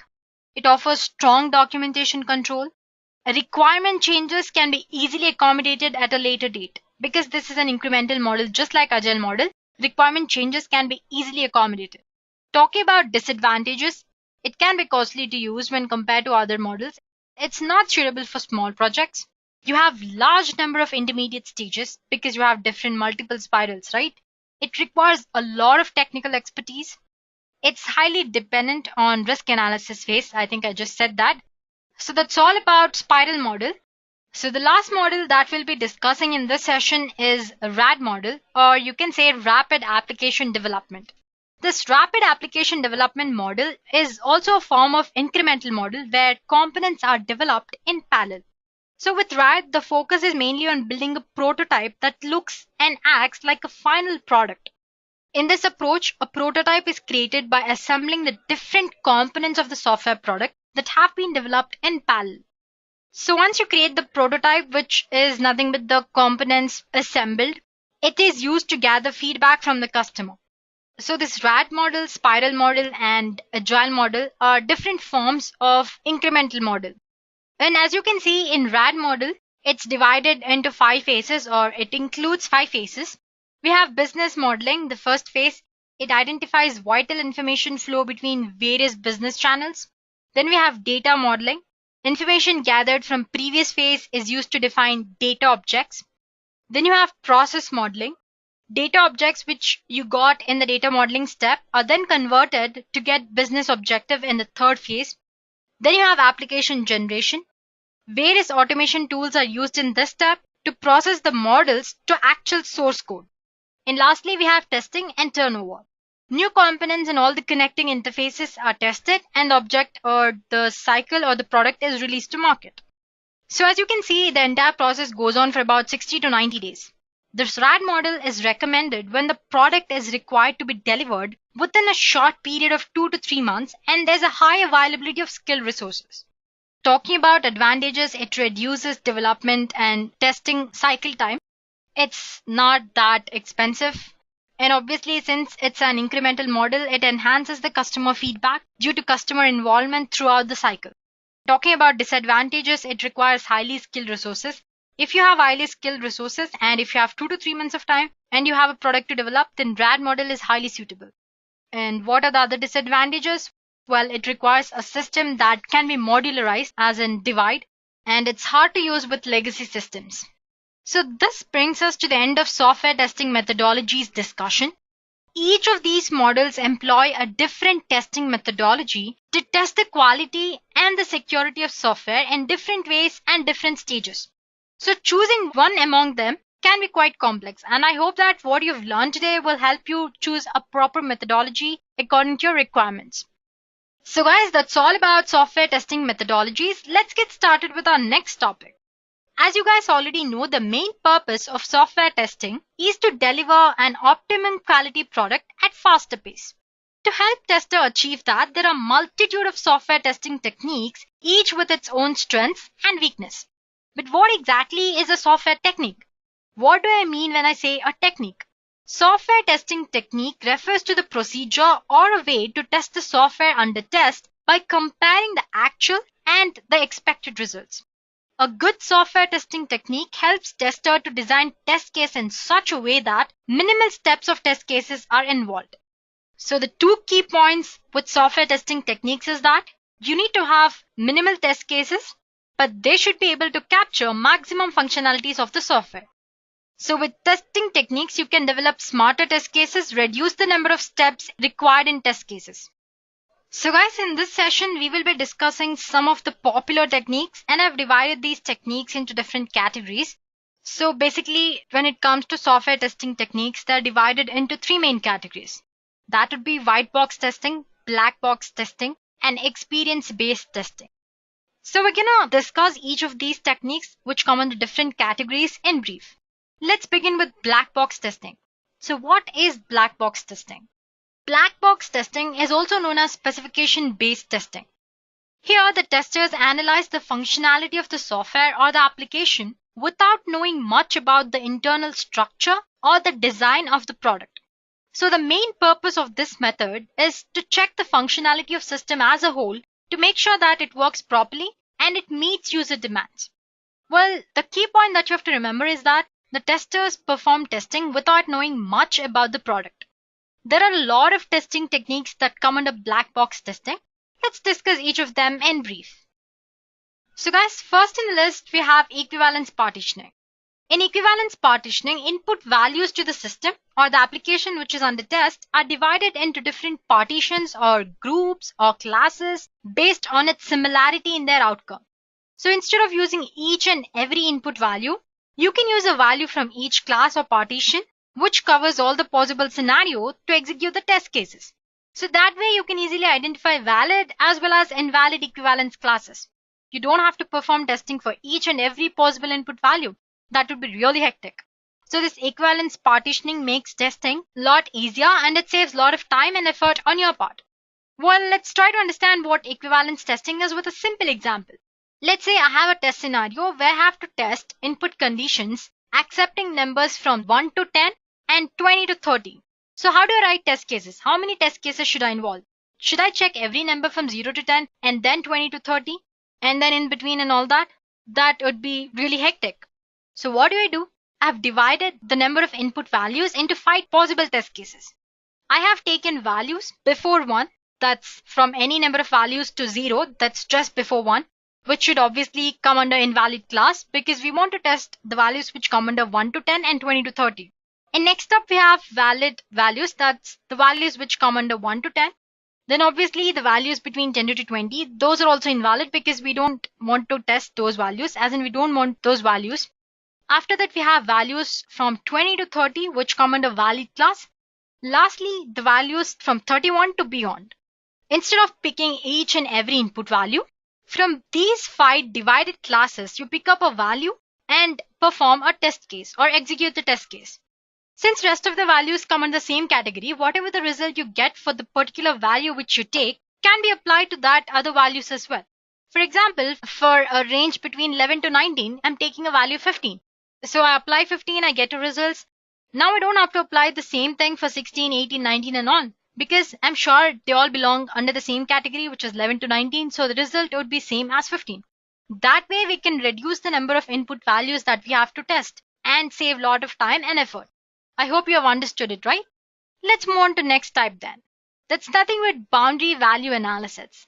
Well, you can say boundary value analysis is next part of equivalence partitioning. It's a well-observed truth that greater number of errors usually occur at the boundaries rather than in the center of the input domain for a test. It seems logical, right? You can find more errors at the boundary rather than the values which are at the center. So when I say boundary, it means the value near the limit where the behavior of the system usually changes. So in this boundary value analysis technique, test cases are designed to include values at the boundaries. If the input is within the boundary value, it's considered positive testing. If the input is outside the boundary value, it's considered negative testing. So it includes maximum, minimum, inside or outside edge, typical values, as in the values which come in the center, and error values. So here's a simple example to understand. Let's consider a testing scenario. Here you have to test input conditions accepting numbers from 1 to 10. So using boundary value analysis, we can define three classes of test cases here. That would be input boundary values as an exact boundary values, which is nothing but 1 and 10. We want to test all the conditions accepting numbers from 1 to 10. So what are our boundaries? Exact out boundaries 1 and 10. Then you have values just below the extreme edges of input domain. That's before 1, which is nothing but 0, and before 10, which is nothing but 9. Then you have values just above the extreme edge of input domain. That's the value after 1, which is nothing but 2, and the value after 10, that's nothing but 11. So what are the boundary values that you can consider to test here? 0, 1, and 2, and 9, 10, and 11. So instead of considering all the input values, you can consider these boundary values because it's at the boundaries where the behavior of the system usually changes, and then perform testing. So that's nothing but boundary value analysis. Next up, we have decision table based technique. A decision table basically is a tabular representation of different possible conditions versus test actions. You can think of conditions as inputs while actions can be considered as outputs. So in this technique, we deal with different combinations of input values. This helps tester identify all the input values if he or she has overlooked any. Because of that very reason, it's also known as cause-effect table technique as well. So the first task here is to identify functionalities where the output depends on a combination of inputs. If there are large input set of combinations, then you can divide them into smaller subsets, which are helpful for managing a decision table. And for every function, you need to create a table, list down all type of combination of inputs and respective outputs. Let's consider a simple example. Suppose a submit button should be enabled if the user has entered all the required fields. So the test scenario here is that a submit button must and should be enabled only if the user has entered all the required fields. And when I say required fields, that would be name, email, and message. As you can see, I have 8 rules here, or 8 possible combination of inputs. The user has given name and email, but he has not given message. That would be our rule 4. Then the output would definitely come under negative case, right? Submit button will not be enabled. Suppose if the user has not given anything, that's name, email, message, he hasn't given anything. So obviously the submit button can't be enabled. Nothing happens when you click on the submit button. But suppose let's say the user has given a valid name, valid email, and a valid message. Then when you click on the submit button, something happens. That's nothing but action. So that way we consider different possible combination of inputs. We draw a table and we point out what's the possible output for that particular combination of input. Next up, we have state transition diagram. Well, in this approach, the tester analyzes the behavior of an application under test for different input conditions in a sequence. So you can provide positive as well as negative values to check how the application responds here. You can apply this technique when an application or the system gives a different output for same input, depending on what has happened in the earlier state. So the concept here is you can use this technique when your system is giving out different input but for the same input. And what do you call such a system? You call that system as a finite state system. You can follow 3 simple steps to perform this testing. First of all, you go ahead and create a state transition diagram, which as you can see is there on the screen. Then you build the state table to review the state transition diagram that can cause errors. Lastly, you design test cases from the state table which you have created in the step 2 and the state transition diagram which you have created in the step 1. If you guys are not familiar with what a state transition diagram is, let's go ahead and check out an example. Let's say you have to book a room. You have initiated a booking, but right now if the room is available, the room count will be decremented by 1 and the room is assigned to you. User moves in. But let's say the room is not available. Your name will be added to the waiting list. And from the waiting list, once the rooms become empty, you will be assigned a room if there's a room which is available. If not, if you or a user gives up, then he'll be removed from the waiting list. That's it. The process ends there. When you request a room for the same input, the input is what you're requesting for a room. We have 2 different outputs. 1, the room is available, you're getting a room and the room count is decremented. 2, room is not available and you're put on the waiting list. So for the same input, we have multiple output. That's what we call a finite state system. Now, once after confirming the room, the customer wants to cancel the room booking. So what he does, he cancels. And after that, the room count is incremented. If there are anyone who is in the waiting list, they're assigned with this cancelled room. And suppose if the user has moved in and he's done with it and he's reached the agreement date and he vacates the room count will be incremented and it will be archived and added to the available room list. That's how everything happens in a sequence. So guys, the state transition technique is really unique approach for testing highly complex applications which would increase test execution productivity without compromising on the test coverage. The last type under black box technique is use case testing. So first of all, a use case is basically a tool for defining the required user interaction. It depends on user actions and the response of the system to those user actions. This technique is completely functional testing approach, as in there's no programming skill required here unlike other techniques. You can follow simple 3 steps to perform use case testing. First of all, you need to identify all the possible scenarios from a use case. For each scenario, you define a test case and a condition for that test case to be executed. And lastly, for each scenario, you need to determine the test data for the test. For example, you can see a ATM system here. So that's an use case diagram which is representing the typical ATM system functionality and use cases that you can consider. The first thing is you have operator who is responsible for starting the system and shutting down the system on responsible time. Then you have a customer. So when a customer comes to ATM and he starts with whatever he's doing in the ATM, that's when a session begins. He's either withdrawing the money, depositing the money, transferring the money, or inquiring about the balance. And sometimes it's quite possible that when he's performing all that, he might enter an invalid PIN. That is also an use case which you can add to your use case diagram. And the transaction obviously has to happen from the bank, so that is also a part of use case diagram. As you can see, there's no programming here involved. You just imagine the scenario and you create a use case diagram. So this use case diagram is also one of the most popular black box testing techniques. Next up, we have white box testing techniques. So white box testing is also known as structure-based testing. Unlike black box testing, this method requires a profound knowledge of code as it includes testing of some structural part of the application. So the main purpose of this white box technique is to enhance security, check the flow of input and output through the application to improve design and usability. Just like black box, we have a lot of techniques that come under white box testing. Let's discuss each of them in detail. So you have something called statement coverage or line coverage. In this technique, every statement in the source code is executed at least once. So each line of the code is tested, which helps in pointing faulty code. In case of a flowchart, every node is to be traversed and tested at least once. So basically, this entire statement coverage or line coverage is based on the assumption that the more the code covered, the better is the testing of functionality. However, the problem here is that with these techniques, we cannot actually find the false condition in the source code. So for example, you have a certain set of code where it takes the value A and B and they're added and the value is put to C if the C is greater than 100, then print it's done. So in statement or line coverage, what are you doing? You're checking exactly that. You're not going to check what happens if C is less than 100. So what do you do if you have a case where A and B are in such a way that when added, the value is less than 100? So this is where the next type of testing technique comes in. That's nothing but decision coverage or branch coverage. In this technique, test cases are designed so that each branch from all decision points are traversed at least once.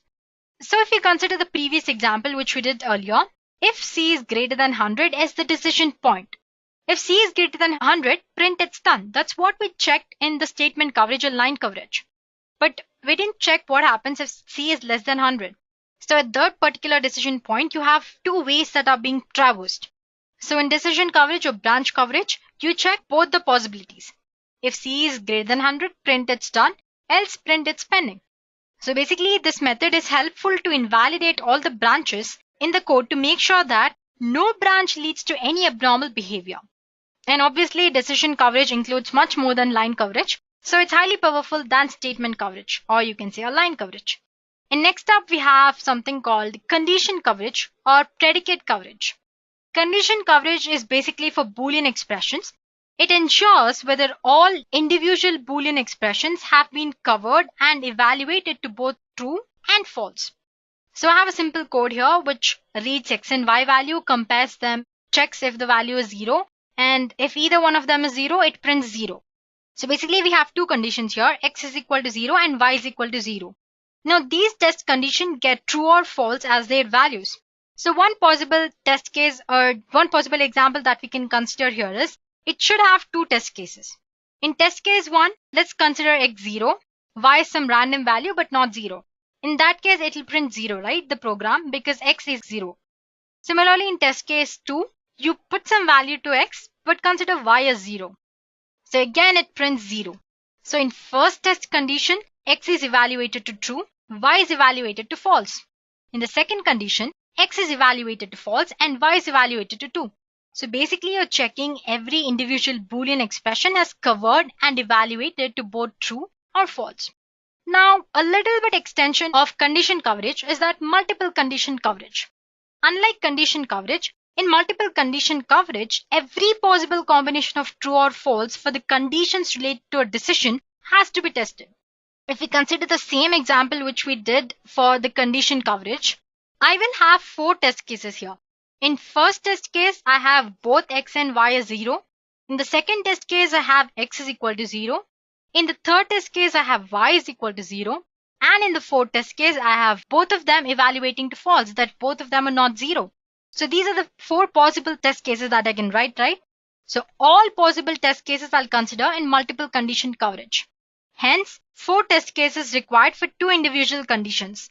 Similarly, if there are n conditions, then 2 to the power n test cases would be required, just for your information. So that's all about white box techniques. Next up, we have experience-based testing. As the name indicates, these techniques are logically drawn from experience in designing test cases and test conditions. They are based on the experience, background, and skills of a person in the field of testing. So basically here the tester makes use of proper strategy and documentation plan along with the gained experience. Now let's discuss some techniques that come under experience-based technique. Well, there are about 4 to 5, but in this session we'll discuss the most important ones, which is nothing but exploratory testing and error guessing. So first up, we have exploratory testing. This technique is all about discovery, investigation, and learning. Here the tester constantly studies, analyzes the product, and accordingly applies the skills, traits, and experience to develop test strategy and test cases to perform necessary testing. So the keywords that you remember here are, he studies, analyzes the product, and according to his skills, traits, and experience, he performs the testing. It's a very suitable technique when testing team has inadequate number of specifications, requirements, and severely limited time. Error guessing. Well, it's a simple technique of guessing and detecting potential defects, bugs, and errors that are most likely to occur in software product. So in error guessing, no specific rules are applied. There are no rules and conditions as to tester should do this or that.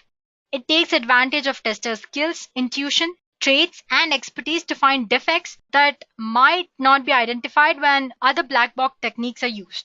So this technique totally depends on tester's experience again. The more experienced the tester is, the more errors he can identify. Well, another way to actually perform error guessing is that to regularly create a defect and failure list. This list can be further used to design test cases and counterattack the bugs. So guys, with error guessing, we've come to the end of the session. So that's all about software testing techniques. Each one of them serves best for the specific type of problems in the software. If we use one more than others, our test coverage will suffer, guys. So remember to choose the most suitable technique for your projects, not the most popular one. To conclude, in this session, we have learned about different testing methodologies and techniques, their disadvantages, advantages. Well, there's no such thing as one suitable methodology for all project types. The choice of testing methodology or a technique actually depends on the type of project that you're working on, customer requirements, schedule, and many other factors. So the same goes for the techniques as well. So choose wisely.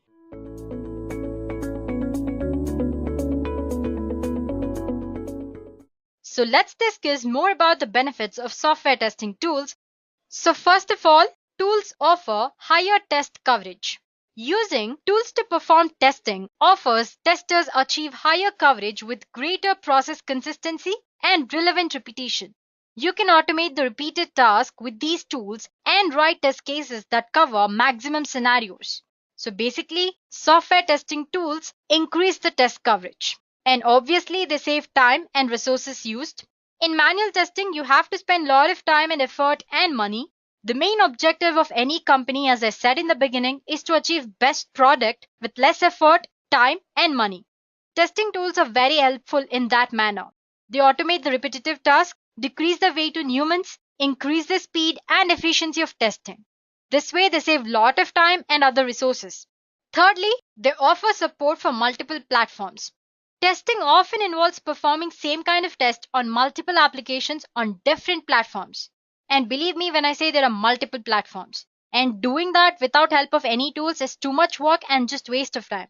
Software testing tools are made in such a way that using a single tool, you can check the functionality of your software or application on multiple platforms in reasonable amount of time. So they support for multiple platforms. And next up, we have bug-free releases. Software testing tools relieve the stress that occur before every release, and they earn kudos for bug-free releases. And next you have easy finding and fixing defects. Tools help find defects in early stages of development and fix them very easily in the beginning itself. Not only the beginning stages, even later, tools speed up your testing process. They make it easy for testers to find defects. Find and fix defects of engineering and before they are found by end users. That's what these testing tools offer. And lastly, they help in faster release of software, patches, and new applications with fewer end user issues. So to tell in one sentence, software testing tools make testing more interesting, more fun, and less stressful for the team of software testers. Moving on to next part, let's see what are the characteristics of a good testing tool, or the features that a good testing tool must and should have. First of all, any software testing tool should be easy to use. If tool makes our life complex, then what is the point of using it, right? So it should be easy to use and maintain. Secondly, it should be compatible with multiple platforms and technology that you are using. Ideally, a tool should support all and most of the applications and platforms that you use in your organization for your project. And just because customers aren't running your product on Mac today doesn't mean they won't be in future. So a tool that supports a variety of different operating system configurations is great asset. So tools should have operating system compatibility and platform compatibility. It should include features for implementing checkpoints to verify values, databases, or key functionality of your application. A good tool should support record and playback test creation as well as manual creation for your automation tests. Well, apart from that, a good testing tool should have a good debugging facility. Additionally, the tool should provide detailed failure logs so that any script error can be easily identified and fixed without a lot of time. It should offer robust object identification, object and image testing abilities, and object identification. It should also support testing of a database. And finally, the most important thing, the cost. A tool should do everything you need it to do without being a slow drain on your testing budget. A good testing tool should always be worthy of your pay. So these are certain features that a good testing tool should always have. So before you go ahead and select any software testing tool, make sure all these features are checklisted. So now that you know the features, the next question obviously would be, how do you select a proper tool that suits your requirement? Don't worry, I've got it covered for you guys. A testing tool helps a product to be market ready and climb up in the charts in terms of meeting user expectations. There are many criteria to consider while selecting the automation tool or software testing tool in general. Let's take a look at simple yet efficient approach to select the right automation tool or software testing tool for a testing project. So the first step is to understand your project requirements thoroughly. Next is to consider your existing tool or the current tool which you're using as benchmark. Then you evaluate the shortlisted tool based on certain key points. And finally, you use some sort of matrix to filter out a proper tool among the shortlisted tools. So now that we have listed down the steps, let's go through each step in deep. So the first step is always to understand your project requirements thoroughly. Firstly, you need to clearly understand whether your current software testing project needs manual or automated testing. While neither of these options are technically better or worse when compared to each other, the size, the budget, and the time allowance of a project will certainly be the factors that affect which method will work best for you. So get a deep understanding of your project requirements such as project type, well, it's based on web or desktop or mobile, scope of the project, and the existing team's strength on code language before you actually start the testing process. You should know what precisely does one need to automate and what amount of test cases need automation and which does not. So basically the first step is you should have a thorough knowledge of your project requirements. Next step is to consider your existing tool as benchmark. You will never know if the tool is best or not unless you have some other tool to compare it with, right? Well, you can go ahead and experiment with all the tools, but it's really time consuming. So consider the current tool or the one which you're using right now as a benchmark to evaluate and determine the best automation tool that's suitable for your project. For example, let's say Selenium test automation tool is my current tool. I'll consider it as a benchmark. The advantages and drawbacks of this tool or Selenium WebDriver framework need to be understood before you actually go ahead and take next step. For example, like say Selenium is free open source tool which is available to test web applications and websites. It provides record playback tool to produce and record playback test scripts as well. It provides language support for a lot of languages like C#, Ruby, Java, Python, and Node.js, but it lacks proper customer support services or documentation. Browser compatibility is also another challenge with this tool. This way, you should know all about the current tool that you're using, pros as well as cons. So once you have compared all the tools with your current tool, make a list of selected tools. And then the tools in the shortlisted list need to be evaluated on other criterias, or you can say vital parameters, like is the tool easy to use and maintain? Does it support multiple application types? Well, there may be desktop, web, and mobile or web service based application to test, so the tool should support all these application types. Moving on, it should support multiple test environments and platforms. It should offer better scalability and access to other resources as well. The test automation tool should be extendable enough to meet the increasing or decreasing demands later on. And for testers, it should offer easy authoring of tests. I mean, a testing tool must let you create tests very quickly and efficiently. It should support integration with other kind of tools like continuous integration tools. It should also offer proper logging of results features. A software testing tool should keep a log of all the test activity and provide a detailed report for each activity. A testing tool should provide users the facility to export test results to share it among team members. Other features are like it should offer support for other features and functionalities. It should also provide mechanism for comparing the test results and many more. So these are few scenarios or you can say criterias or the vital parameters where you can evaluate tool on. After using your current tool as benchmark and shortlisting a list of tools, you can further shortlist or remove other kind of tools based on these vital parameters. So once you have a list of tools shortlisted using the 3 steps that we just talked about, the next step is to leverage a matrix technique for analysis and choose the best tool among the shortlisted ones. For example, you have something called PUG matrix, PUGH is how you spell it. It demonstrates the pros and cons of various tools using parameters which are vital for the project. So guys, these are 4 simple steps that you can follow to select a suitable testing tool for your project. Let me quickly summarize what we've learned. The first step is to properly understand the requirement of your testing project. The next step is to use a current tool or the one which you're using right now as the benchmark to evaluate rest of the tools. Compare all the tools that you have with your current tool. List out pros and cons as well. After that, from the list of shortlisted tools, evaluate them more on other features like we discussed. If the tool is easy to maintain or does it support different platforms, does it offer logging facility and many other features. And based on those vital parameters, you shortlist your tools again. And after these 3 steps from the remaining tools in your list, create a matrix and find out the best one which is suitable for your project.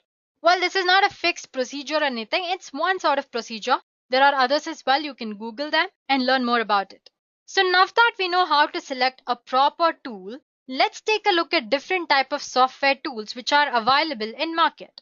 So guys, there are many testing tools available that are useful in several places while testing software product. These tools can be categorized as static testing tools and dynamic testing tools. So static testing tools test the software without actually executing it.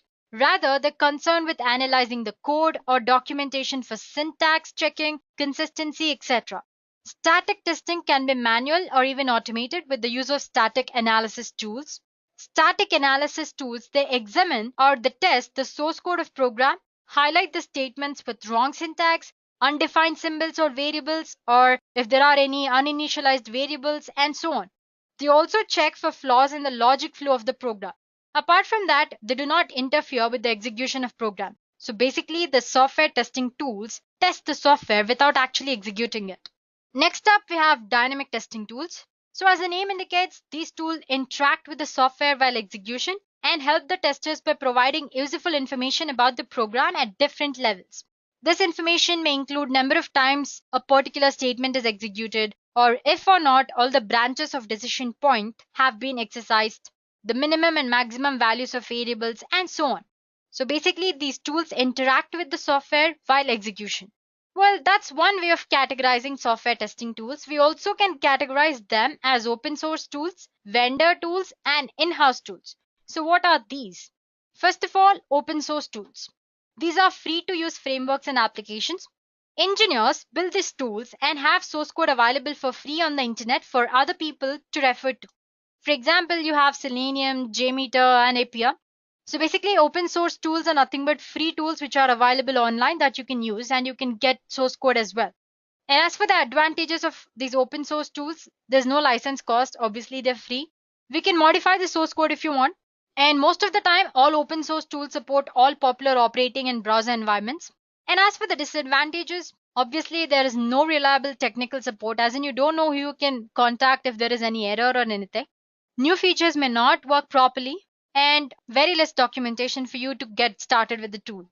These are the advantages and disadvantages of open source tools. Open source tools are nothing but free tools which are available along with their source code on internet for you to use. And next up, we have vendor tools. Vendor tools are basically developed by companies that come with license to use, and often they cost money and a lot. Because they're developed by an outside source, technical support is often available for use for customers. And the popular examples of vendor tools, we have Windrunner, Silk Test, QTP, and Rational Robot, and many other tools. As for the advantages, like I said earlier, vendor provides technical support if you raise any issue or complaint. New features will work properly because these tools are developed by some company. So vendors update test tools frequently. They provide sufficient documentation, that's help manual. As for the disadvantages, since these are licensed tools, they're costly. And these tools support some popular operating systems and browser environments, but that's it. They don't usually support all platforms. And lastly, we have something called in-house tools. An in-house tool is a tool that a company builds for their own use rather than purchasing vendor tools or using open source tools. For example, Microsoft developed so many test tools for their internal use. Then you have IBM, which has developed so many test tools for their internal use. And same goes with Oracle Corporation as well. So basically, in-house tools are something that companies develop for their own use rather than purchasing the vendor tools or using the free open source tools available on internet. So yeah, this is one way of categorizing software testing tools: open source, vendor, and in-house tools. We can also categorize tools based on their purpose. Like we have agile testing tools, automation testing tools, mobile testing tools, load testing, and test management tools. You also have something called user testing tools. But let's just discuss these 5 types today. So there are tons of software testing tools available these days under each of these categories. It's really hard to keep track of 100 plus software testing tools out there. So if you want to know more about any of the tool, you can actually refer to articles out there which actually list out the popular tools. We have one by Edureka as well, which is named as software testing tools. As for today's session, let's discuss selection of popular and well-known software testing tools in various categories. So the first type that we are discussing is agile testing tools. Actually, the introduction of agile tools has revolutionized the realm of software testing. The software testing tools not just simplify the process, but they also increase the testing credibility. Companies are adopting agile software development methodologies such as Scrum, Extreme Programming, or XP for their projects. So agile has become popular these days. But agile testing comes with many challenges. It requires experimenting and trying new ideas. Anyway, few popular agile testing tools include Jira. I'm sure you've heard of it. It's a popular agile testing as well as project management tool which is developed by Atlassian, a software company that develops products for project managers, software developers, etc. This tool can be used for tracking defects, planning, creating reports, and managing all agile software development projects. It supports an agile methodology like Scrum, Kanban, and many others. And next is SOAP UI. It is an agile testing tool and is most advanced REST and service-oriented architecture developed by SmartBear. SOAP UI is basically used for functional testing of web services, which include web service development and invoking of web services and many other web service related functionalities. It's a free and open source tool. We did discuss what open source tools are, right? So the source code is available for you to edit. So using this tool, you can create and execute functional tests, regression tests, and load tests. It allows you to create test cases using drag and drop interface as well. So apart from these both, you also have other tools like TestTrail, JMeter, PractiTest, and many others. If you want to know more about them, you can refer to the blog by Edureka on list of software testing tools. So next category is automation testing tools. As I said earlier, automation testing these days is must for most software projects to ensure the functionality of key features. It also helps team efficiently run a large number of tests in short period of time. While on the screen, you can see a few tools that help software teams build and execute automated tests. We have something called HP Unified Functional Testing or UFT. It's formerly known as HP Quick Test Professional or QTP. Is an automated functional graphical user interface testing tool which allows the automation of user actions on a client-based computer application. It offers cool features like object recognition, error handling mechanism, and automated documentation as well. It also uses a scripting language to manipulate the object and controls of application which are under test. And I'm sure you've heard of Selenium, right? The moment you type software testing anywhere, the first thing that pops out is Selenium. It's a popular testing framework to perform web application testing across various browsers and platforms like Windows, Mac, and Linux. With Selenium, you can come up with very powerful browser-centered automation testing scripts. And these scripts are most of the time are scalable across different environments. It is also compatible with several programming languages like C#, Python, Ruby, .NET, and automation testing frameworks as well. You have another testing tool or automation testing tool spelled WATIR, and it is pronounced as water. It's an open source testing tool made up of Ruby libraries to automate web application testing. It's loaded with Ruby libraries. It also supports applications scripted in other languages as well. You can link it with databases, export your XML files, read files, spreadsheets, and synchronize code as reusable libraries. It is a very lightweight open source tool. Apart from these three, you also have Ranorex, Rational Functional Tester, Tosca, and many others. Next up, we have mobile testing tools. Mobile applications have become more and more important for businesses, and I'm sure you agree with that. So testing teams need to adapt and get ready to verify and evaluate mobile apps as part of their projects. There are various tools and online resources to help testers build their tests for mobile devices, record and run automated user interface and unit tests on these mobile applications. Some of the popular tools that you might have heard of include Appium Studio, Appium, CTest, Eggplant, Test Complete, and Cobiton. So guys, Appium is the most popular mobile testing tool, and we have a separate video for Appium and Appium Studio in the Edureka software testing playlist. You can go ahead and refer to that video if you want to know more about these tools. We also have load testing tools.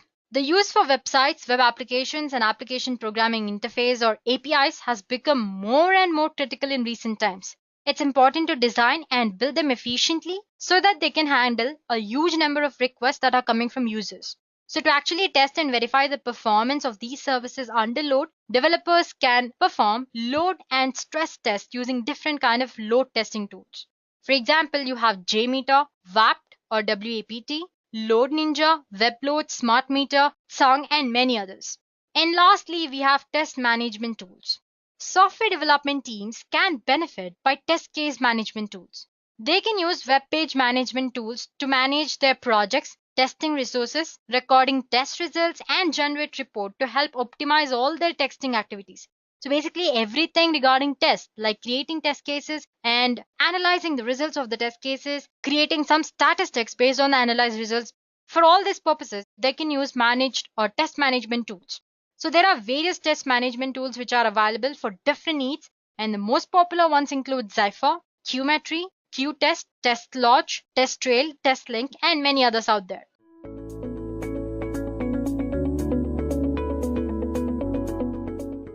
The primary objective of any software project is to get a high quality product while reducing the cost and the time required for completing the project. And to do that, companies most of the time need to test their software before it actually goes out the door. Software testing over time has evolved as an important domain in computer science.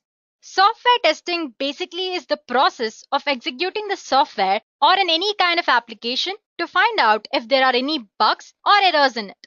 Before software actually goes public, programmers spend hours trying to iron out every little bug there is in an application or software. They check for any mistakes or problem in the design and the functionality of the software. Until then, the product won't be available for commercial use in the market.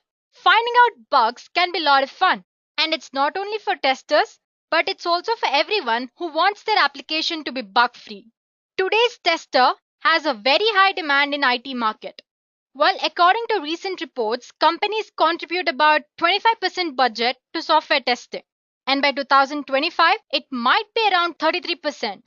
So you get the point, right? The demand for testers is really high. Well, that's out of way. Now let me ask you guys a question. Is documentation really necessary in software testing? What do you think? Yes, it is. Documentation plays a very important role in software testing. Either it can be manual testing or automation testing. Here's an example to convince you people. Well, a company, let's call it ABC, had delivered a project and the project had a known issue. That delivered this project to one of its client, let's say a very angry client, and they found out the issue at client side, which became a very bad situation for the company. And as usual, all the blame was put on quality analyst of the company. The issue was something regarding the compatibility of one website. Well, when this issue was taken to higher authorities, they showed the client a written proof of not receiving any requirement asking to check the compatibility of the website. So the issue was resolved very peacefully. In a way, documented requirements save the company from getting sued. And that's how documentation comes handy. Now, if you were asked to write a test case, would you know what to do or what that is? What would a test script or a test scenario be? The first step is learning what these terms are. Each of these terms implies a different level of detail in documentation and is used for different purpose. Once a tester knows what each of these terms mean, they can figure out how to use them to describe the testing that they're doing on a daily basis. So let's get started then. The story actually begins with most detailed way to document testing, which is the test script. It is a line-by-line description of all the actions and the data needed to perform a test. A script typically has steps that try to fully describe how to use the program, like which button to press or in which order to carry out a particular action in the program as such. Sometimes they also include specific results that are expected for each step. For example, an example step might be click the X button, and for that step, example result would be the window closes. So that's what test script is. It's a detailed way of documenting what you're actually doing during or after or before the testing. The second most detailed way of documenting testing work is to use test cases. Test cases describe a specific idea that is to be tested without the detailed steps which are actually specified in test scripts. For example, a test case might say, test that discount codes can be applied on top of a sale price. This doesn't mention how to apply the code or whether there are multiple ways to apply the code. Will the tester use a link to apply a discount or enter a code or have a customer service app that apply the discount? It doesn't matter. Test cases give flexibility to the tester to decide exactly how they want to complete the test. And apart from test script and test cases, we have least detailed type of documentation, which is test scenario. A test scenario is a description of an objective a user might face when using the program. An example might be test that user can successfully log out by closing the program. Just based on that light description, tester might choose to close the program through the menu option, kill it through the task manager, turn the computer off, or see what happens when the program runs out of memory and crashes. Since test scenarios offer little information on how to complete the testing, they offer the maximum amount of flexibility to the tester who is responsible for testing. So guys, Well, these are three ways of documenting what you're actually doing before or after testing. Apart from these, there are other types of documentation. But as for today's session, we are going to concentrate on test cases. The primary goal of a test case is to ensure whether different features within an application are working as expected under the given conditions or not. It helps validate if software is free of defects and if it is working as per the expectations of end users. The activity of writing test cases help you to think through the details and ensures you're approaching the test from as many angles as you possibly can. So basically, test cases ensure good test coverage, which is really a key functionality when it comes to testing. It improves the quality of the software and decreases the maintenance and software support costs. It allows the testers to think through different ways of validating features. As a tester, you'll have the option to think from different angles. And in test cases, you can write test cases for negative test data as well, which is often overlooked most of the time. And these test cases are reusable for future. Anyone can reference them and execute the test. And they also help you to verify that the software meets the end user requirements and the end user or a customer is really happy about your product or an application. So guys, these are few reasons why test cases are extremely useful in software testing. Test cases are powerful artifacts that are beneficial to future teammates as well as a good source of truth for how a system and particular feature should work. However, before we deep dive into the lessons for writing top-notch test cases, let us have a basic idea on the terminologies associated with them. So the primary ingredients of a test case are an ID, description, bunch of inputs, few actionable steps, as well as expected and actual results. Let's learn what each of these terms mean. First, you have test case name. The first step for writing an effective test case is giving it a name or a title that is self-explanatory. As a best practice, it's good to name the test case along the same lines as the modules that you're actually testing. For example, suppose you're testing a login page, title can be something like login page. If the tool you're using doesn't already do this, it might make sense to include a unique identifier instead of a long title. So what I'm saying is that instead of using a test case name, you can actually use an ID for the test case as well. And make sure the ID is unique for each test case. But if you are using a title or a name, it should be self-explanatory. So one look at the title name, any person who is looking at it should get to know what you're actually testing on. So moving on to next parameter, it is test case description. The description should tell the tester what they're going to test. Sometimes this session might also include other information such as test environment, test data, preconditions, assumptions, and all that. A description should be easy to read and immediately communicate the high-level goal of the test. It should not be lengthy, right? So if it's actually very lengthy, nobody's going to look at it. It should be in such a way that it should be very small and one look at it, the reader will know what it is actually about. So crisp, that's the word I'm looking for. So the next parameter is preconditions. You should include any assumptions that apply to the test or any kind of preconditions that must be met prior to the test being executed. Well, this information can include which page the user should start the test on, dependencies on the test environment, and any special setup requirements that must be done before you actually start the test. This information also helps testers keep the test steps short and concise. For instance, in our logout example, the assumptions and prerequisite can be the user is logged in and already has a valid yahoo.com email address along with the password. And as for the assumption, it could be the user is trying to access yahoo.com on a supported web browser. So anything that you want to actually mention before you actually start testing, you can do it in this preconditions.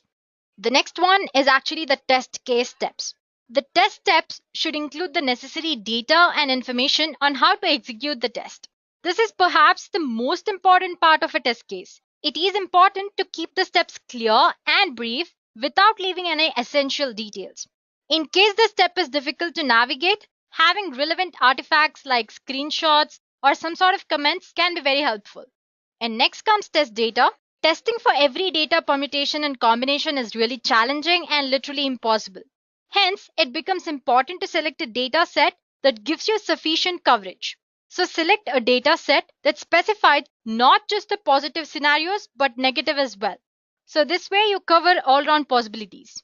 Then you have expected result. The expected result tells the tester what they should experience as a result of test steps. It helps the tester determine if the test case passed or failed. Then comes the actual result. Actual result column in the test case specifies how the application actually behaved while test cases were being executed. If the actual and expected results are the same, it means that your test case was successful. And to show if your test case was successful or not, you can actually add one more parameter like status of the test case. Well, I haven't shown it here, but you can go ahead and add it. And finally, you have something called comments.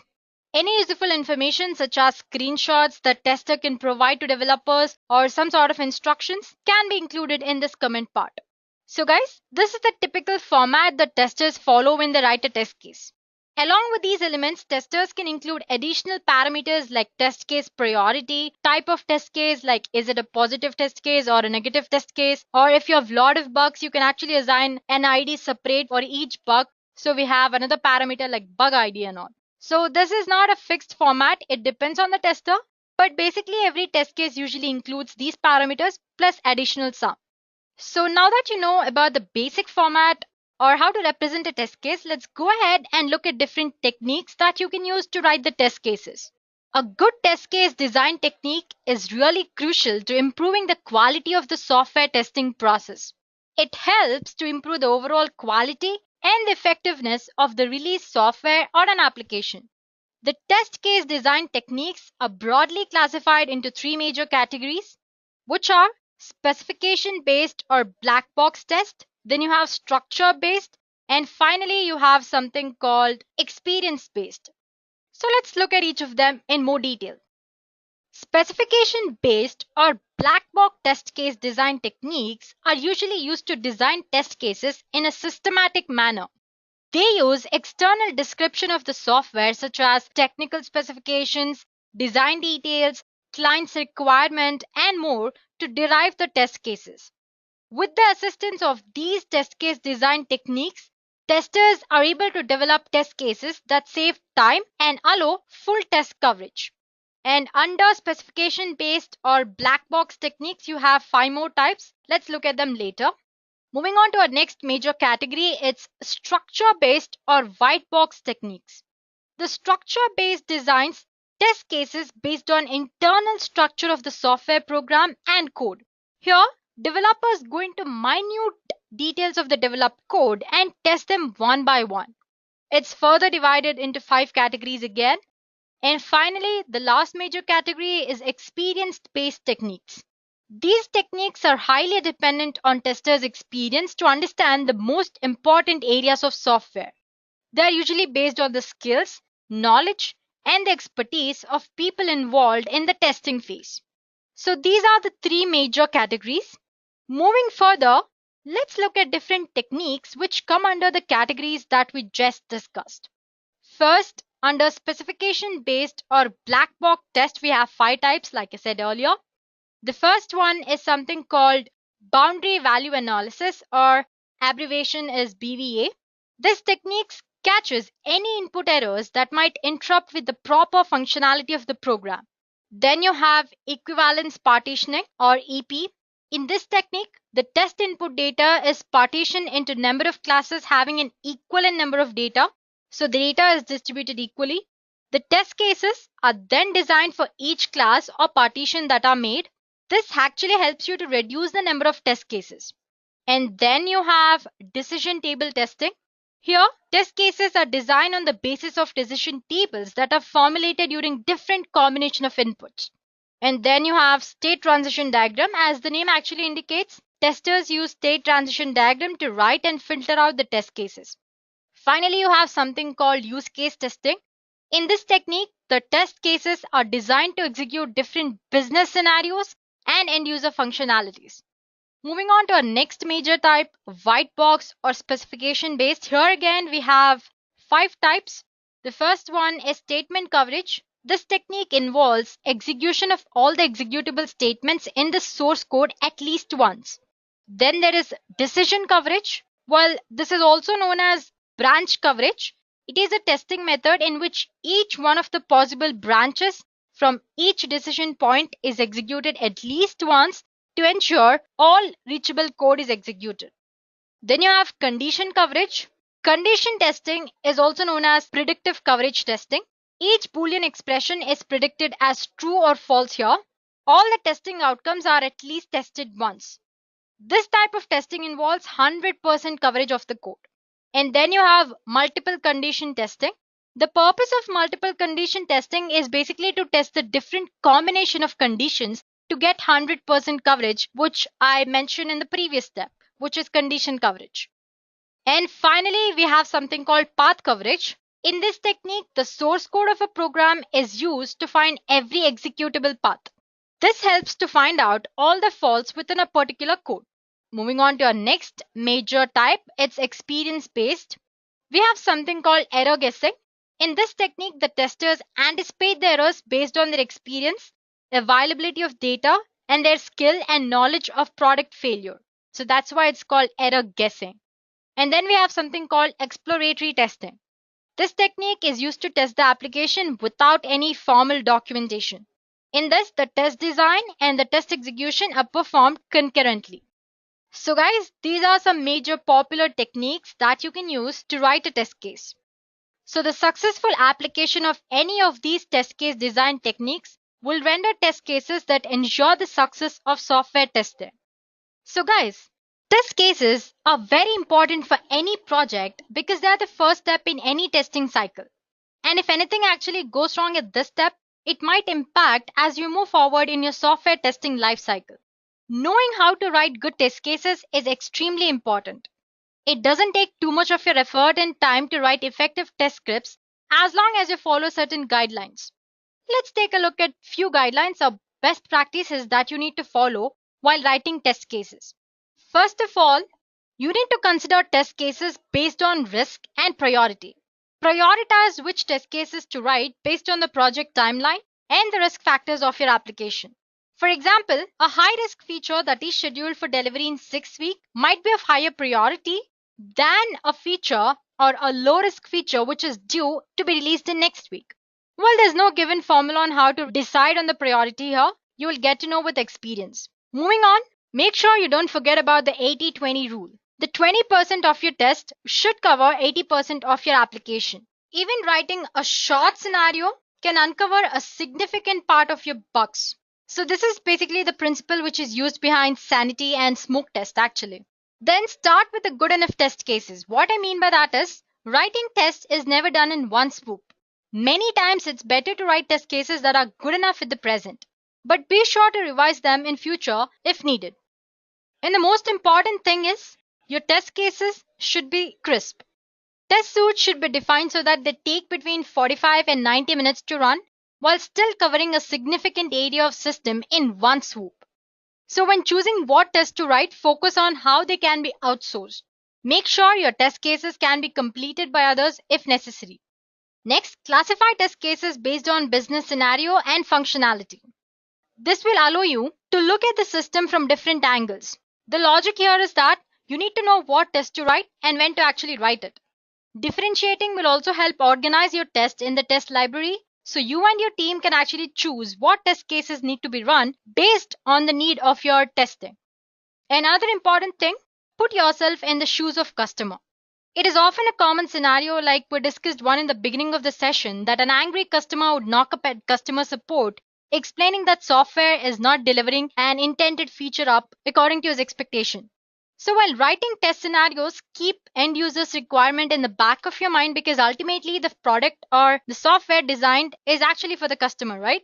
So that's important. Put yourself in the shoes of customer. Think like a customer. And actively use a test case management tool. Test case management tools are deemed necessary for managing a stable release cycle. They help to develop a level of transparency where everyone knows about who is working on what. They can also be used for tracking deadlines related to a bug fix and a lot more.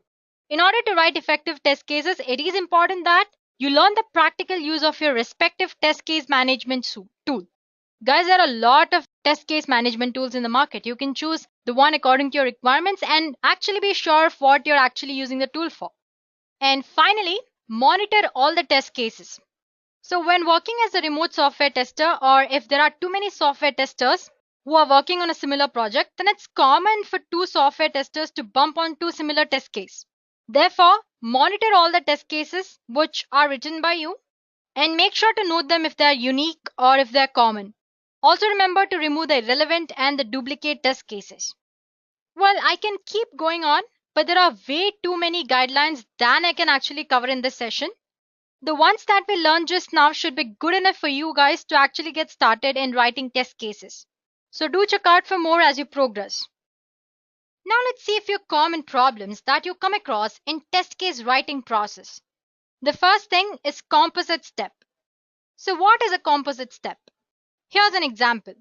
Let's say you're giving directions from point A to point B. When you say something like go to XYZ place and then to ABC, it doesn't make much sense, right? That's a composite step. Instead of that, you can say turn left from here and go 1 mile and then turn right on the road number 11 to arrive at place XYZ. That makes more sense. Here's an actual testing example. So as you can see, that's the wrong way of writing your test case. I have 5 steps here. The first step is to log into a website, then actually to go to real-time test session, select the configurations, and the step 4 is hit start button to run the test and perform testing of your website on respective configuration. And step 5 is to terminate the test session. Now, which do you think of these steps is a composite step? If your answer is 4, you're absolutely right. You'll get to know why. Let me show you the right way of writing it. Instead of just saying hit start button to run the test and perform testing of your website based on the respective configuration, you can just elaborate it. For example, let's say, let's start from the step 4, hit start button to run the test, scroll from the top to bottom of the web page, check all the icons and paddings are supported or not, check resolution display, and then terminate the session. Well, in the wrong way of writing, we've actually skipped all these important steps. So what I'm trying to say here is that test cases should always be self-explanatory. It is important to write the test cases as granular as possible. So guys, be granular while writing down the steps for execution. So break them down instead of making it complex and representing them in the single sentence. Another frequent mistake that you might make is including multiple conditions in one test case. Once again, let's learn from example. On the screen, you can actually see a set of steps which are included in a single test for a login function. Let's check them out. So the first step is to enter valid details and click submit, leave username field empty and click submit, leave password field empty and click submit, choose an already logged in username or password and click submit. So basically, I have included all the 4 steps in one step. Now you might be thinking, what's wrong with that? It's saving a lot of documentation, and what I can do in 4 steps is actually I'm doing in 1 step. Isn't that great? Well, not quite. Here are the reasons as to why. So what if one of the condition fails? We have to mark the entire test as failed, right? If we mark the entire case failed, it means all the 4 conditions are not working, which really isn't the case. It's because just the first case is not working, but you're marking failed for all the 4 conditions. That doesn't make sense. Tests need to have a flow here, which you cannot actually see. So the solution is to write modular test. So guys, these are the common mistake that you might make when you're actually started writing test cases. So please do keep this in mind when writing test cases so that you can avoid them. So guys, that's all with the theory part. Let's go ahead and write a test case now. But before that, here are the simple steps to get you started with. First thing is to prepare to write a test case. First of all, consider if your test case already exists. Before writing a new test case for your module, find out if there are any already existing test cases that test the same component. If you do find anything as such, consider updating the test case rather than writing a new one. Next, know the characteristics of a good test case. Being aware of what constitutes a good test case will help you write a better and a strong test case. Well, you might ask what characteristics. Here are a few. First of all, you have something called accuracy. The test clearly articulates the purpose. Then you have something called tracing. The test is capable of being traced to requirements. Then you have repetition. Test can be used to test as many times as necessary. Reusability. The test can be reused if necessary. And then you have independence. Every test case you write should be able to be performed in any order without depending on any other test case. These are few characteristics that a good test case should have, so make sure your test case falls somewhat under these categories. And the next step is to consider the different scenarios before you actually start writing. Concentrate on what could happen with the product when being used by a customer. Think from the shoes of customer. Think about this carefully and design your test accordingly. And finally, give yourself sufficient writing time. Because scenarios and cases form the base for your future test cases and testing, you need to give yourself enough time to write a quality test as well as time to have procedure thoroughly reviewed. So don't write the test cases in hurry. Like I said, the best guideline when you're actually writing a test case is to write a good enough test case. Start with small and make it perfect as you progress. So these are just prep before you actually start writing a test. And now that you've started writing a test, what you actually need to do is select a tool for the writing a test case. There are a lot of tools out there. Excel spreadsheets are highly recommended for writing basic test cases and for manual testing as well. Apart from that, you have other tools such as TestLink, WebTest, Testopia, and many others. So according to your requirements, choose the tool whichever you feel comfortable with and make sure you know the functionality of the tool. And next step is to write a test case with a chosen tool. Well, we did discuss the template of the test case earlier, right? So include all those parameters and write a well-defined test case. So once you've written a test case, the next step is to write a basic test case statement. For example, you have few parameters like verify, what is being actually tested, using, what tool you're using, the tag name, dialog. Then you have with, what are the conditions under which you're actually testing for. And then to, what is being actually fed as an input to the test, what is being written, and what is the expected result and all that. So once you've finished testing, it's like a final note on what you actually have written your test case or a basic test statement for your test case. And finally, review the written test case. Your job isn't quite over once you've actually written the test case. You still need to review everything that has been written and evaluate that all steps are clear and comprehensible and that the expected results match with those steps. So I hope the steps were clear enough, right?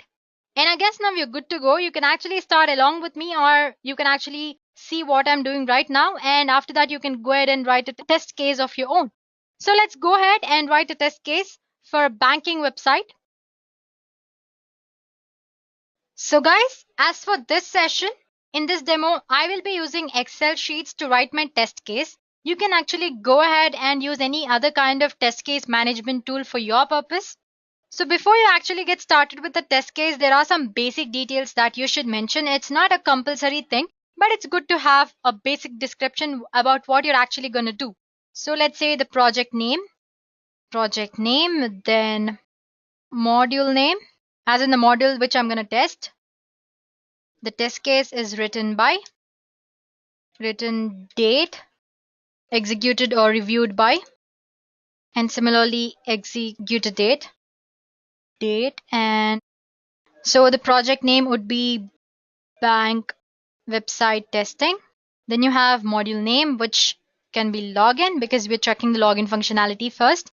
It's written by, let's give my name, date, some month, and some year, executed by some XYZ person, and then again some date, some month, and some year. We're good to go. Now let's just mention the parameters, which should be test case title, or it can be ID if you want. Next should be test case description. Then test steps, preconditions if I have any, test data, expected result. So I'm just gonna add these for now. If according to your requirement, you can go ahead and add other things as well. Actual result, and let's add something called status to see if the test case was successful or not. And finally, comments. Here we go. We are checking on login functionality. So I'm giving the name as login functionality, which is verify functionality with valid username and password. Let me align it. Okay. And as for the test steps, which should be navigate to login page, enter username, enter password, click login. Preconditions, nothing for navigation. Here I'm saying it should be valid username, similarly valid password. Now the test data, let's give username as some random data.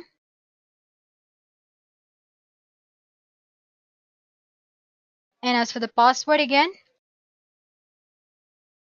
so what should be the expected result for navigate to login page? You should be able to see the login dialog box. Credentials can be entered. Or you can say same thing, credentials can be entered. If or not actually you're trying to enter, when you're trying to enter, if the data is actually getting inserted or not. Then here for the click login, you can say user logged in. Since we are using valid username and password, let's just write the actual result for each of these steps. Let's say we have successfully navigated a login page. So let's just write as expected. It means we are able to navigate to the login page. Then credentials can be entered again as expected. What I'm trying to represent here by writing as expected is that it's as expected to my expected result. And user logged in, since we are entering valid details, it's successful login. Or let's say user successfully. Now the status is pass, which is from all my 4 steps. So I'm going to do this, pass. I do not have any comments. That's it, guys. We've successfully written a test case. Let's write another one for the invalid details. So again, the name is same. Let me just copy this and paste it. That's better. With invalid username and password. The rest of the steps are same. Invalid username. I've removed the U if you can see here. Then the password is going to be valid. So I'm going to put that here same. As for this, you should be able to see the login page. That should be successful. Credentials can be entered, as in you're able to enter the details, and user logged in. This 3 should be same as expected because you're able to navigate, you're able to enter in the details. But as for here, user login unsuccessful. So that will be pass, which is going to be same for rest of the 3 steps. But this step is a fail. So guys, as for login, these are 2 cases that I've written here. We can go ahead and write for multiple possibilities like invalid username, invalid password, valid username, invalid password, or if your navigation to the login page is not happening, like that for different combination, you can actually write test cases. Suppose let's say you have logged in successfully. Let's write a test case to upload photo in your profile. So the name should be upload photo functionality. Here we go. What should be the description? Upload a photo as logged in user sounds good. When I say logged in user, I meant valid user. Now I want to add another extra field here. Let's say preconditions or pre-steps actually. I need to insert a column. Yep, here we go. And I'm going to make it as pre-step. What is a pre-step? The pre-step here is login with correct data. Login with valid data. That's the action I actually want to perform. That's why I've written in this step. As for the preconditions, I can say login details should be valid. Now, the test steps, I have 3. First one is click the upload, let's say click the upload photo link or photo button. Link is more better. Then upload a photo, as in add the photo. And then you have click on the upload button. So precondition I've already added, that's login details should be valid. I do not have any test data or anything. Let's go for the expected result. What I'm expecting to happen here is upload a photo page should open. That's what I'm expecting to happen. And as for here, when I upload a photo, image should be selected. Image to add should be selected. Image to be uploaded should be selected. Now, the next thing is click on upload button. Photo should be successfully uploaded. So photo uploaded correctly. Properly or correctly, anything. Now, what are the actual results I'm expecting? It's the test case here is upload photo as a logged in user, as in successful user. So as expected, if the navigation works proper, if I click on that photo upload link, if it goes proper, then as expected, similarly. And here's the same as well. So this will be pass because my test is passed successfully, then pass and pass. Well, this was for a logged in user. If you do the same for the invalid user credentials, you wouldn't have anything in the pre-step here. So upload photo as a invalid user. For all these actions, upload a photo page. If it navigates properly, that should be a pass. Upload a photo. If you actually have any photo that you're uploading, that would be a pass. But when you click on the upload button, it does work properly. But before actually this happens, you are logging in or you're using this as a invalid user. So here your test tape actually fails here itself, before itself, because you're not a valid user. So this way you can actually write the test cases according to your requirements. So guys, based on the things that we have learned today, go ahead and write a sample test case according to your requirement. There are a lot of sample templates on Google that you can search for and verify to actually master writing test cases.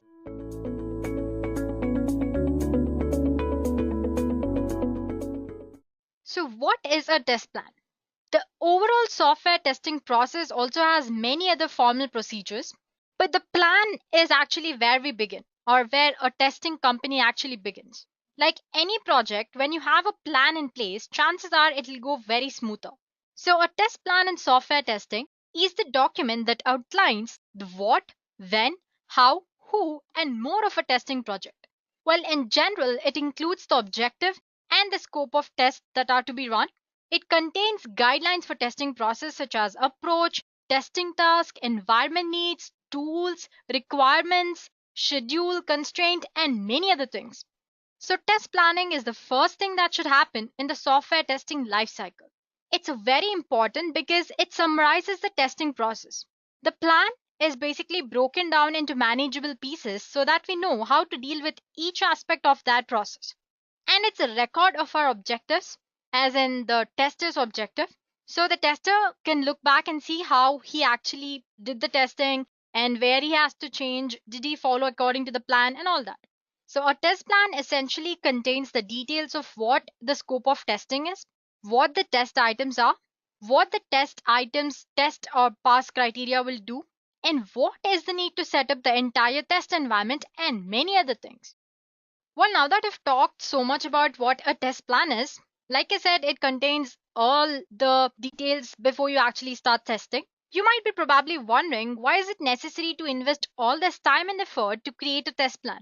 How about just jumping off to testing and getting the work started? Well, hold on. You might need to rethink. Testing is an important process in software development life cycle which controls and determines the quality of your deliverables.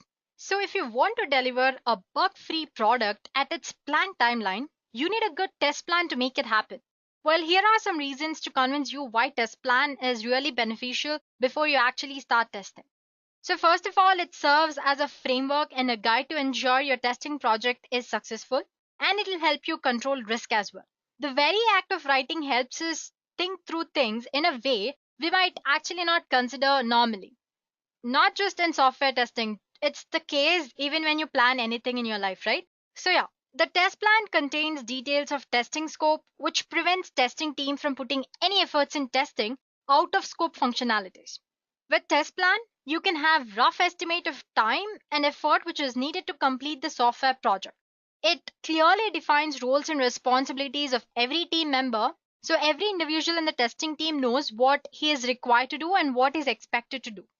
Also, it provides schedule for testing activities. Hence, it provides you a baseline schedule to control and track your team's testing process. But one thing, guys, as changes to the test plan are made, the test plan document should be updated to reflect the new decisions that you have actually made. So test plan is not a fixed document or something. It keeps changing according to the requirements and the test process that you follow. It also outlines the resource requirements and equipment needed, which are essential to carry out the basic testing process. So it guidelines the tester's thinking. It acts as a source of proof if you need to refer to anything in future. Just like the example which we discussed in the beginning of the company ABC. Like the client had an issue, but then the client didn't specify the requirement when he was listing out his requirements. The company had proof, so somehow they were saved from getting sued. So basically, it's a proof which you might refer to or which you can refer to in future. So apart from that, it encourages better communication. The test planning and the plan itself, it serves as a vehicle for communication with the other project team members such as testers, peers, managers, and other stakeholders. It also helps people outside the test team, such as developers, business managers, customers, understand the details of testing. So that's how important a test plan is. In this way, it serves as a guidebook for entire testing process. Even though we are aware of the benefits of having a test plan, we also know that testers may choose not to write one, arguing for reasons like it takes a lot of time.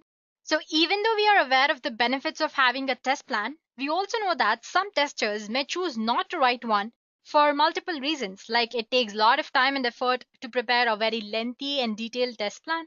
Changing management in the test plan can be challenging for dynamic projects, and that plan often has written information and many other reasons. So, what happens when one doesn't have a test plan? Let's check out. First of all, it creates a misunderstanding about roles and responsibilities. When there are no clearly defined roles and responsibilities, it could lead to important tasks of testing being left undone or to an unnecessary effort. For example, when two testers work on the same task.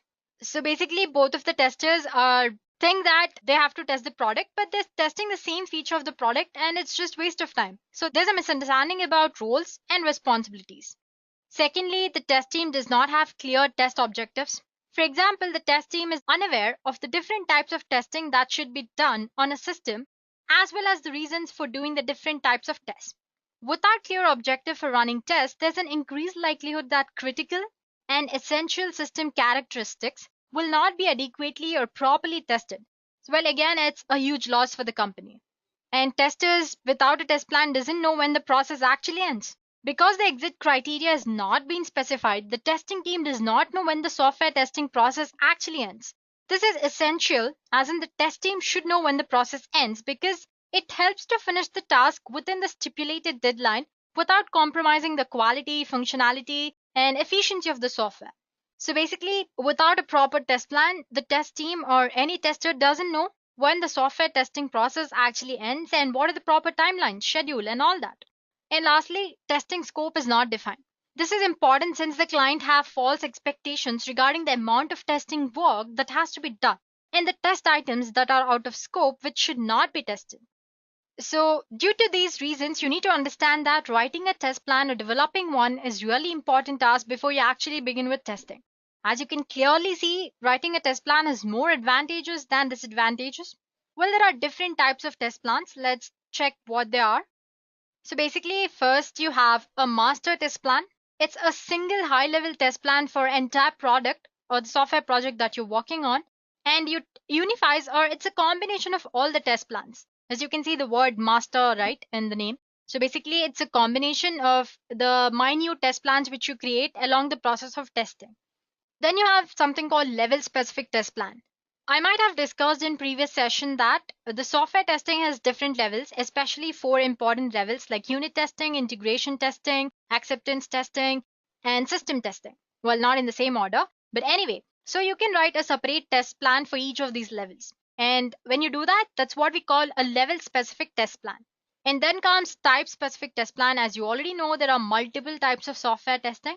Basically, having a single test plan for different type makes it complex. I mean, it doesn't put out the benefits of test plan actually. So to make the entire process easier, you create separate plan for different types of testing that you're employing while you're testing the product. So that we call a type specific test plan. This type specific and level specific combine, we call all of them together as master test plan. So I hope you understand the distinction between different test plans, right? Moving on, you already know that making a test plan is really important task of test management process.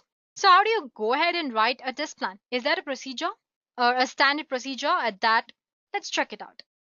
So basically, to write a proper test plan, there are 6 simple steps that you can follow. First step is to analyze the test product. So can you test a product without any information about it? Well, no, right? So you must learn a product thoroughly and you need to understand the product more deeply before even testing it. So the first step towards creating a test plan is to analyze the products, its features, functionalities, so that you gain deeper understanding of the product. Further, explore the business requirements and what the client wants to achieve from the end product. Understand the users, use cases to develop the availability of testing the product from users' point of view. So basically, at the end, it's user who you are trying to impress or satisfy the requirement. So you need to have proper understanding of the product, the user requirements and expectations of the product. So how can you actually analyze a product in a systematic way? The first thing is you can go ahead and interview your client, designer, developers of the software product because it's who they start preparing the product from the scratch. So they'll know more about the product than you do. So go ahead and ask them about each and every minute detail. Review the product and the entire project once you get them. Don't avoid the important details, go through all the details. Secondly, you perform a product walkthrough. That's nothing but just use the product as if you are the end user and see if it's as an end user if it satisfies your requirements or not. So that's how you analyze the product. Moving on, the second step is to develop a test strategy. Once you have analyzed the product, you're ready to develop the test strategy for different test levels. So your test strategy can be composed of several testing techniques. Keeping in mind test cases and business requirements, you can decide on which type of technique that you want to use. For example, if you're building a website which has thousands of online users, you will include load testing in your test plan. Similarly, if you're working on an e-commerce website which includes online transactions, you will emphasize more on security and penetration testing. So depending on your requirement or actually the user requirements, you decide on the different technique or the strategy that you want to use when you're testing. Well, under this step, we do have multiple steps, which is to define the scope, identify the testing type, document the risk and the issues that you might come across and how to face the risk and all that. And lastly, create the test logistics. Let's not make it more theory based. I hope you've understood the second step. Let's move on to next step, which is to define objectives. So basically, a good test plan clearly defines the testing scope and its boundaries.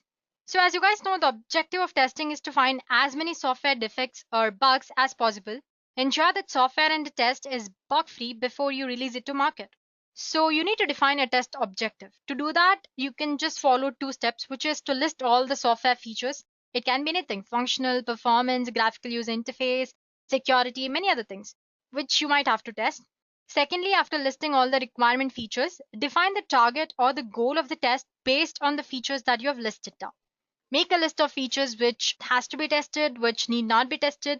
This will make your test plan specific and more useful.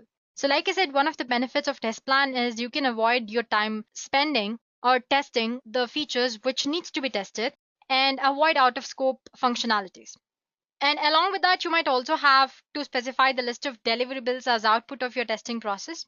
You might need to explicitly define if any testing technique, such as security testing, for example, is out of scope for your product, or if you need it, or if you don't need it. All such things come under defining test objectives. Moving on to next step, we have something called resource planning. Obviously, when you're testing, you need a lot of resources, tools, people, and all that. So resource plan is a detailed summary of all types of resources required to complete a project task. It could be human, like I said earlier, equipment, materials needed to complete testing project. It's an important factor of test planning because it helps in determining the number of resources, it could be employment, equipment, anything, to be used for the project. Therefore, the test manager can make the correct schedule and estimation for that particular project. Well, I'm not going to list down all the roles and responsibilities or the people involved and all that, but to understand the step, it's nothing. It's just planning about the resources which you might require when you're actually testing. The next step is schedule and estimation. So with the knowledge of testing strategy and scope in hand, you're able to develop schedule for testing. So divide the work into testing activities and estimate the required effort. You can also estimate the required resources for each task. So make a table. It's simple, right? In one column, you can have the list of testing activities. In second column, you can have the members who are responsible for performing those activities. And then you might actually include the schedule as well, as in when this task has to be completed by, when is the deadline and all that. You can also include another column which says what resources are required to complete the task. So that way you can control the progress or of your testing process. So to create the project schedule, the test manager needs several types of inputs like we discussed about deadline, estimation, risk, and many other details. So a good test plan clearly lists down the roles and responsibility of testing team as well as the team manager as well. So basically the table which you've created, which you should create, will tell everyone what to do, when to do, and what are the risks that they might come across and all that. And last step is to determine test deliverables. So test deliverables is basically a list of all the documents, tools, and other components that has to be developed and maintained in support of the testing effort. There are different test deliverables at each phase of software development life cycle. So basically you can divide entire software testing into three parts: before testing, during testing, and after testing. And during these three phases of testing, you do have different test deliverables. For example, before testing, you might need something regarding test plan document, test case document, test design specifications. This is all before you actually even begin testing. Then during testing, you need something like test scripts, test cases, simulators, test data, matrix, error logs, execution logs, and many other things. Similarly, after testing, you might need to create reports, defect reports, release notes, issues regarding the risks that you have faced and how did you overcome and all that. So these are nothing but test deliverables. Well, these are the 6 simple steps that you should follow, but lastly, your test plan is incomplete without anticipated risk, mitigation techniques, and risk responses. Well, there are several types of risk in software testing, such as schedule, budget, expertise, knowledge. So you need to list down the risk for your project along with the risk responses and the mitigation techniques to lessen their intensity. So that's how we write a test plan, guys. It's easy, right? You analyze the product. After that, you develop a test strategy, decide on the type of testing that you want to do, then define your objective, as in why do you actually want to test, then estimate the amount of resources that you might have to require or that you might require by performing testing. Then do think about schedule and estimation, write that as a point in your test plan. And lastly, determine the test deliverables. Well, it sounds easy, but what do you actually include in a plan? Different people may come up with different sections to be included in testing plan. But who will decide what is the right format? Well, you can go for IEEE standard test plan template to assure that your test plan meets all the necessary requirements. Well, anybody just can't go and write test plan according to their requirements, right? It messes up. So there's a standard format which is created by IEEE that you can write or you can use to write your test plan. Now, if you're wondering what an IEEE is, it's an international institute that defines standards and template documents which are globally recognized. So you can use the standard template to write your test plan. It has defined IEEE 829 standard for system and software documentation. 829, it specifies the format of set of documents that are required in each stage of software testing. So let's briefly discuss what are the things that you should include in your template. I won't make it much theory based. I'm just gonna mention the parameter and what does it actually have to include. So let's start. So the first parameter is test plan identifier. So as the name actually suggests, it uniquely identifies the test plan, it identifies the project, and it may include version information as well. It also contains information of test plan type, the types that we discussed earlier: master test plan, test level specific test plan, and testing type specific test plan. So that's all. Basically, a one look at test plan identifier, you need to know what testing is done, what are you going to test, and all that. Then an introduction. It contains the summary of entire test plan. It sets the objective, scope, goals, and many other things of test plan. It also contains resources, budget constraints. It will also specify any constraints and limitations of a particular test plan. Coming up next is test items. It's a software item, that is application which is under test. This parameter lists the test items such as software, products, and their versions and all that. And next you have features to be listed. In this section, all the features and functionalities which need to be tested are listed in very detail. It shall also contain references to requirement specification documents that contains details of features which need to be tested. So basically, it contains all the features and the links to the features which need to be tested. Obviously, since we have features to be tested, we also have a parameter which says features not to be tested. It basically lists the characteristics or the products or the features of the product that need not be tested, or you can say out of scope. It also contains the reasons as to why these features should not be tested. And then you have something called approach. In this section, approach for testing will be defined.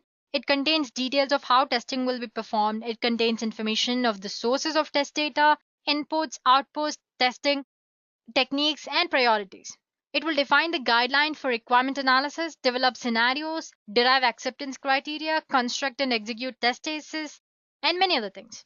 And then you have something called item pass or fail. As you can see, it's straightforward. It describes a success criteria for evaluating your test results.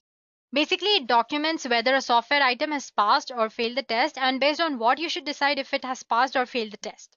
Then you have something called suspension criteria. It will describe any criteria that may result in suspending the testing activities and subsequently the requirements to resume the testing process. Then you have test deliverables. We did discuss the different things that you might require during 3 stages of testing. That's before testing, during testing, and after testing, and all that. Then you have testing task.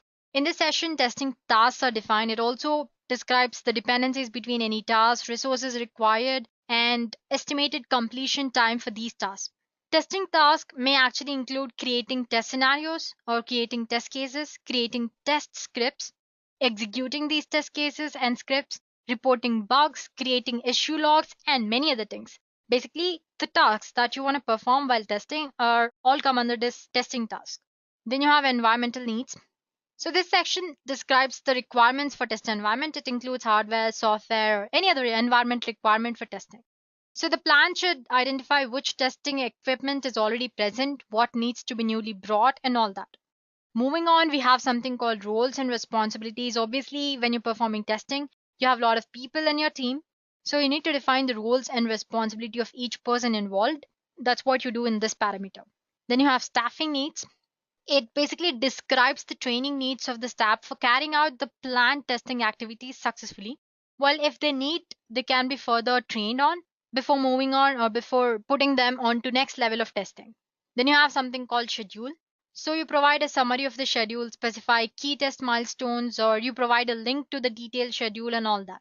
The schedule is created by assigning dates to the testing activities. You can prepare a detailed table like we discussed earlier. And then obviously the risk play a very important role. You have different risks regarding security, bugs, and many other fields. So you list out risk and how to mitigate them and how does that risk actually affect your testing and all the details here. And finally, you have approval. This section basically contains the signature of approval from your stakeholders that your test plan is perfect and you can proceed to testing. So I hope it wasn't very difficult to understand, right? It's straightforward. You can actually understand by just looking at the names of the parameters, really straightforward. So please do go through it again if you found that the theory part was more. The slide should help you out here. So that's it, guys. With this, we have reached the end of the session. We discussed the details of the test plan and what to include in a test plan. Basically, a test plan is a guidebook for testing process and it's vital to keep testing process on right track. So basically, you can use a test plan as a mechanism to seek answers, to drive information exchange and consensus, and to prepare yourself for further rounds of testing. Make it valuable for you and your stakeholders. Make your test plan work for you and not against you. So the main aim of the test plan is to make testing much more easier for you.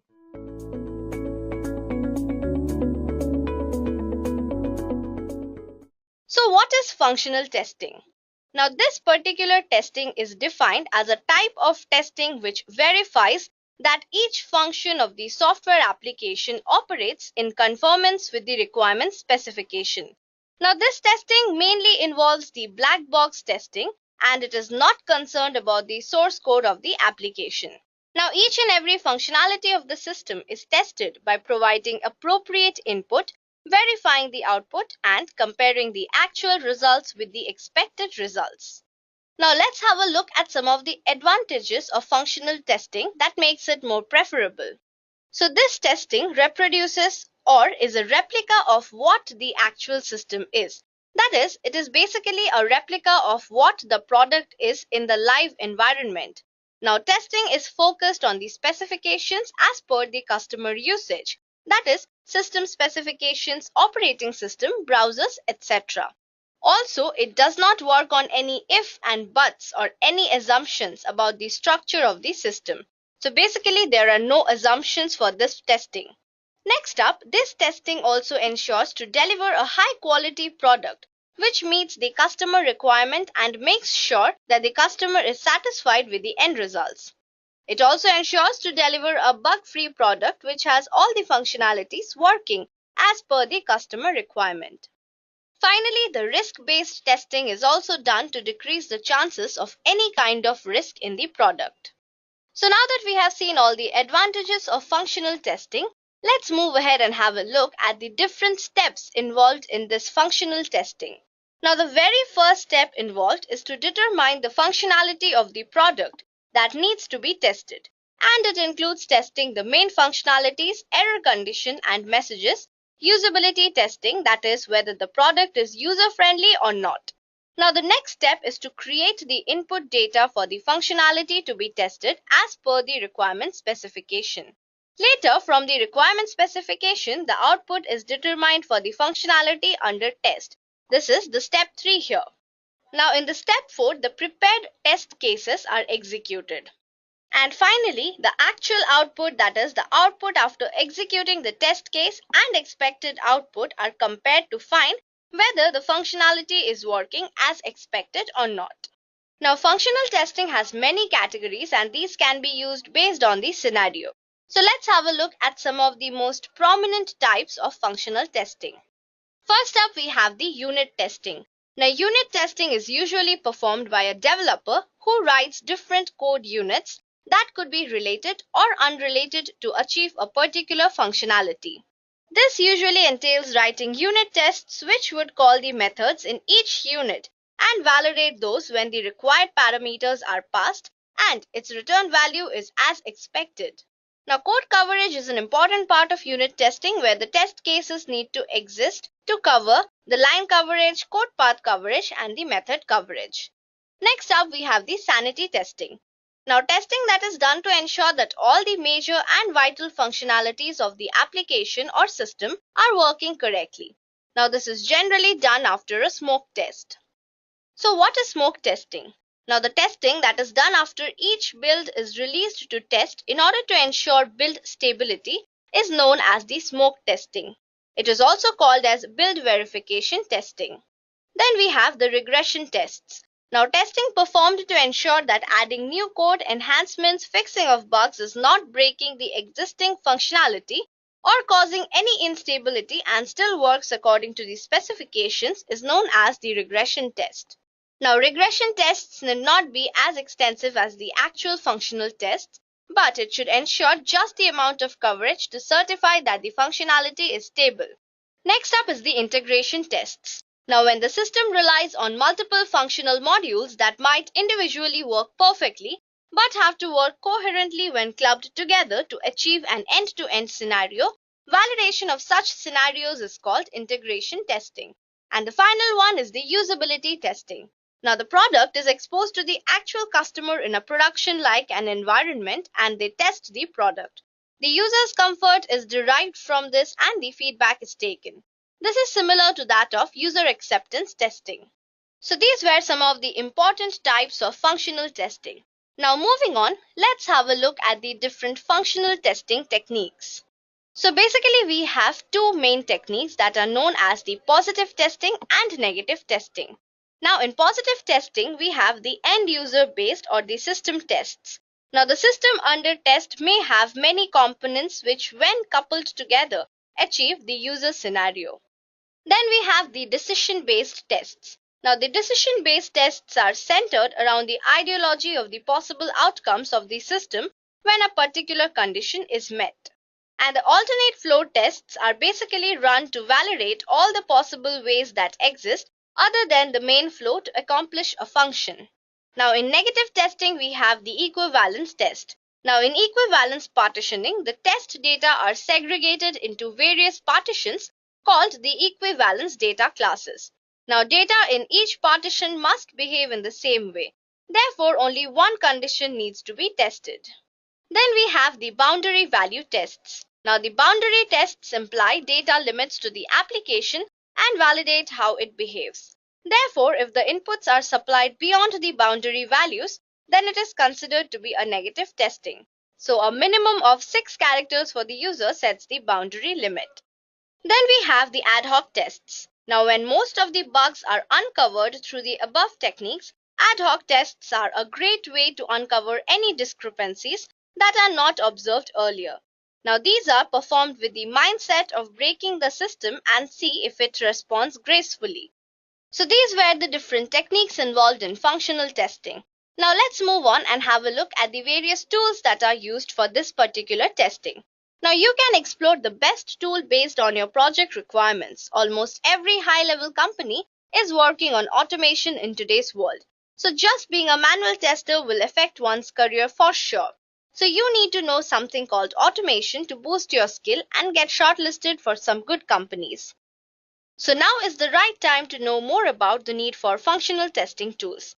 But which tools we should opt is really a confusing one.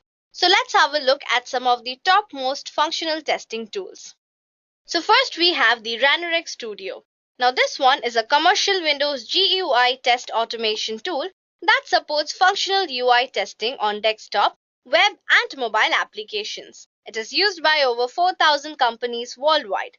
Now Ranorex Studio is easy for beginners with a codeless click and go interface and helpful wizards, but powerful for automation experts with a full IDE.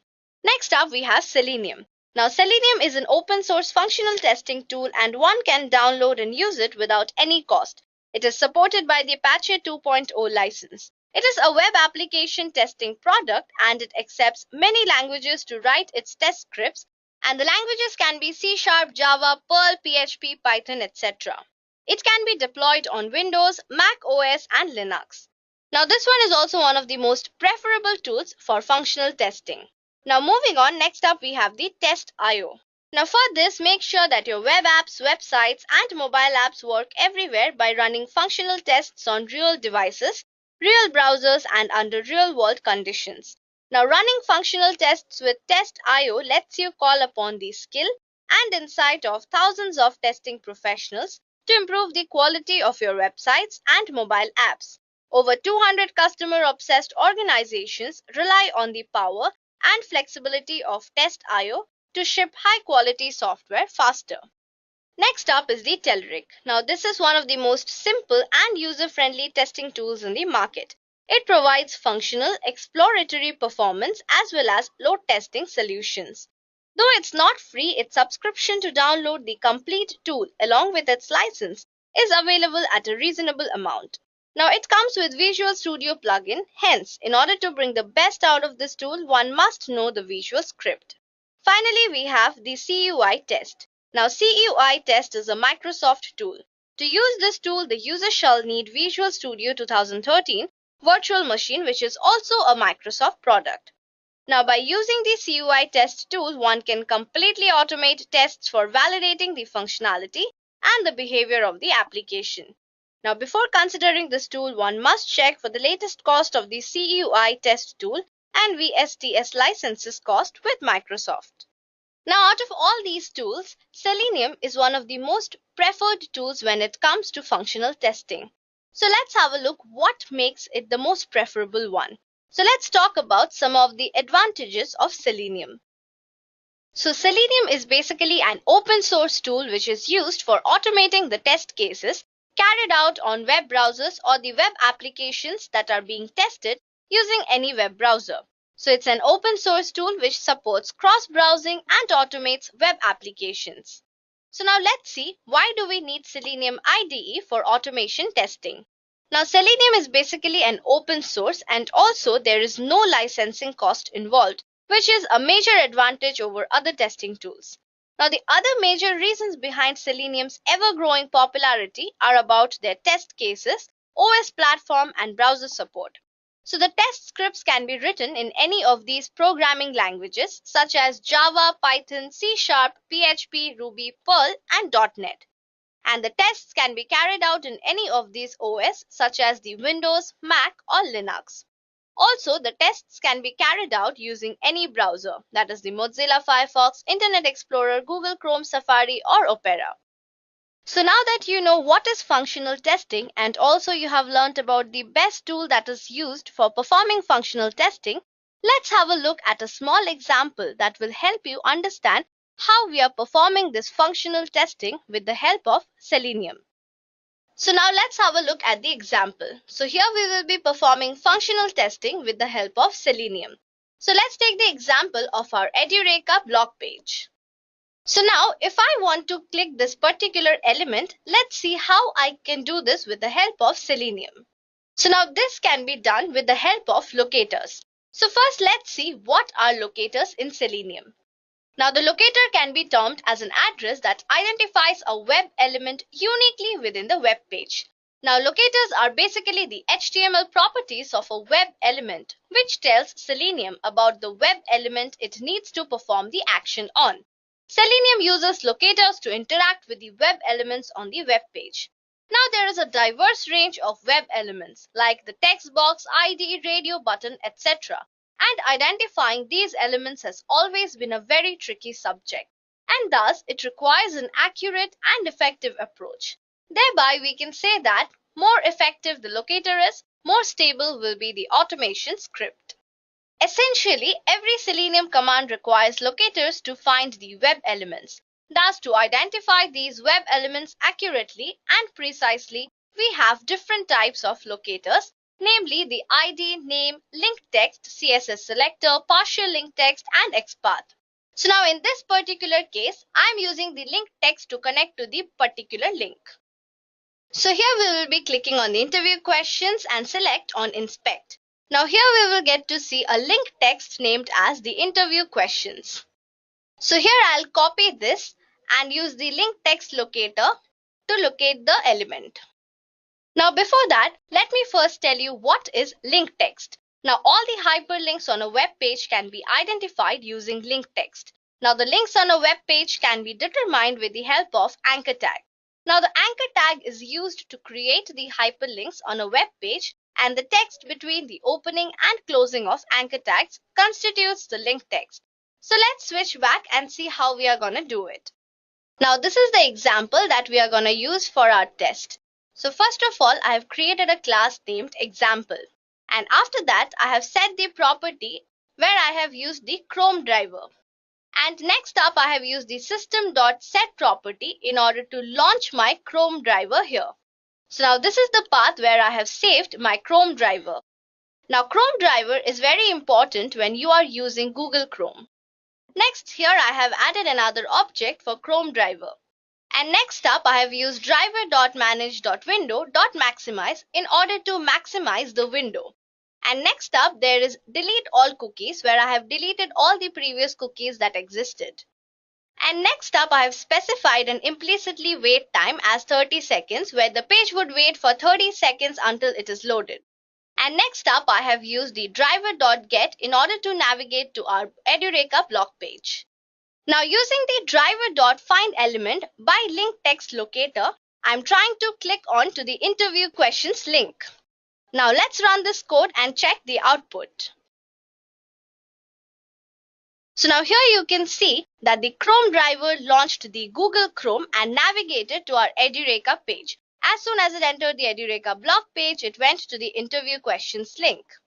And here you can see the output. So basically, whatever we would have done manually has been done with the help of the automated tools. It navigated through our blog page and also went inside the interview questions link all by itself.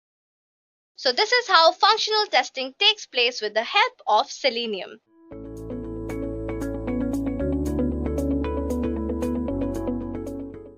Let's understand the parameters based on which we'll compare these two types of testing. So we'll compare them based on these particular parameters. Starting from their objective, we'll discuss on how these two testing types differ based on their objective. And then we'll move on to their area of focus, or where exactly the testing is done. And once we're done with this, we'll talk about their ease of use, stating how easy is it to run a case in functional and non-functional testing. After that, we'll talk about their functionality, where we'll understand their main features. And finally, we'll compare them based on their execution process. So let's start comparing them based on their objectives first. Functional testing is carried out to verify or validate the software actions like the login functions and so on, whereas the non-functional testing helps in verifying or validating the performance of the software, that is, how the system performs under a given situation or condition. So these are the objectives of functional and non-functional testing. Now let's move on to understand their area of focus. Functional testing mainly concentrates on the user requirements, that is, what are the functionalities that takes place in the process and so on. whereas the non-functional testing mainly concentrates on the user expectations. That is, how the system interacts with the user, how the system is built, and how you can customize your functionalities. So, the functional testing basically provides the answers to the what functions here, whereas the non-functional testing provides answers to how functions here. Okay, so this is about their area of focus. Now let's understand their ease of use. Functional testing finds it easy to execute the black box testing. By black box testing, I mean the internal structure or the implementation process is not known to the user. So, the functional testing supports this kind of execution, whereas the non-functional testing finds it easy to execute the white box test cases. In white box testing, the internal structure or the implementation process is known to the user. That is, the user can actually see the process that takes place in the system. Okay, so this is about their ease of testing. So now let's move on to understand their functionalities. Functional testing helps in describing what the system should do, whereas the non-functional testing describes how the system should work. Okay, so I think you've already understood what this means. Like I mentioned earlier, functional testing provides answer to all what functions in the system, whereas the non-functional testing provides answer to all the how functions in the system. So this is about their functionality. Now let's move on to understand their execution process. Functional testing is executed before the non-functional testing. I think you guys have figured out how the execution process takes place, right? Functional testing helps in defining the test cases. Okay, so this is the reason why the execution of the functional testing happens before the execution of the non-functional testing, whereas the non-functional testing execution takes place only after functional testing. That is, only if the test cases are defined, you can proceed further and test them according to your wish. So now that you've got an idea of how functional testing and non-functional testing work, let's take a look at their types. Software testing is broadly classified into two major types, that is functional testing and non-functional testing. Let's start the discussion by understanding the different types of functional testing.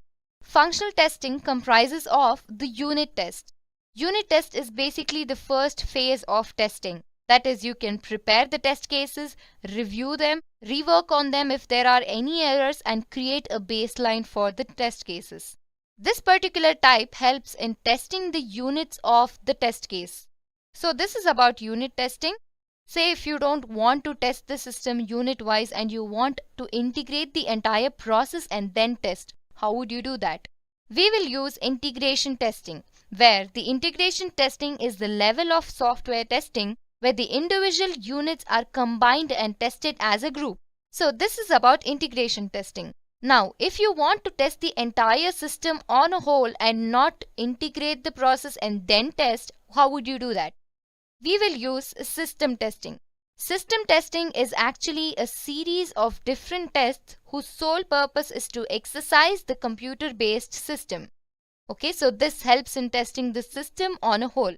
Now, say if you want to run the test scripts on another system, how would you do that? We will use interface testing. Interface testing verifies whether the communication between two different software systems are done correctly. Okay, so this is about interface testing. Now, say if you want to change a particular piece of code or if you want to add a few more commands to the test cases, how would you do that? We will use regression testing. Regression testing is a test to confirm that the recent program or code change has not adversely affected the existing features. That's what you want, right? You need to have a test scripts which doesn't change even if there are modifications. Okay, so this is about regression testing.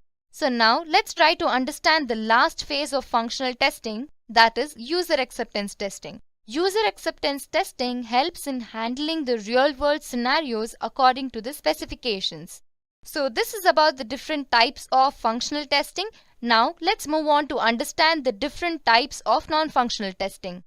Let's start by understanding the first type, that is the documentation testing. Documentation testing helps in estimating the testing effort required, the test coverage, and how to track the requirement. So these are the particular features of documentation testing. Now, once the documentation process is done, say if you want to install any particular software to your system, and what if there is a bug in it? How would you test it? We are going to use a type of non-functional testing called installation testing. Installation testing checks if the software application is successfully installed and it is working as expected after installation. So this helps in simplifying the test cases during installation. Now say if you want to check the performance of a system, how would you do that? We will use performance testing. Performance testing is basically considered as the heart of testing. Let's understand what is performance testing. Performance testing is used to ensure that the software application will perform well under any expected workload.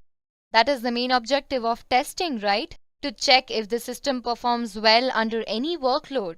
Like I mentioned, performance testing is the heart of software testing. So now let's try to understand the different types of performance testing. We'll start with understanding the first type, load testing. Load testing is used to monitor the response time and staying power of any application when the system is performing well under heavy load. Okay? So this is about load testing. Now let's understand what is stress testing. Stress testing is used to determine or validate an application's behavior when it is pushed beyond the normal or peak load conditions. So stress testing is used under these conditions. Now, what is endurance testing? Endurance testing involves testing a system with the expected amount of load over a long period of time to find the behavior of the system. Now, what is spike testing?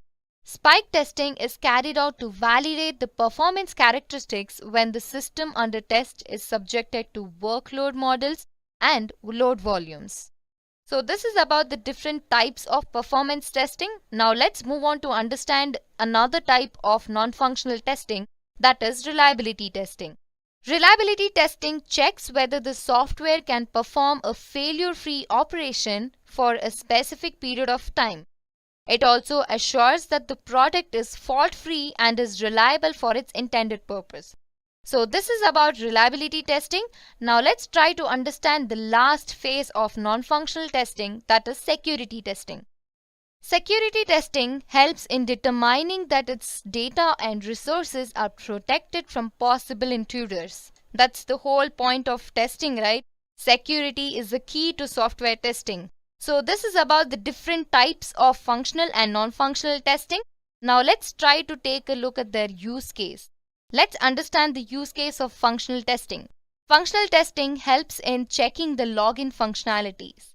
Say for example, if you want to log into a particular web page and you want to sign into an account, you'll be asked to fill a few details like your name, your mail ID, create a new password and so on.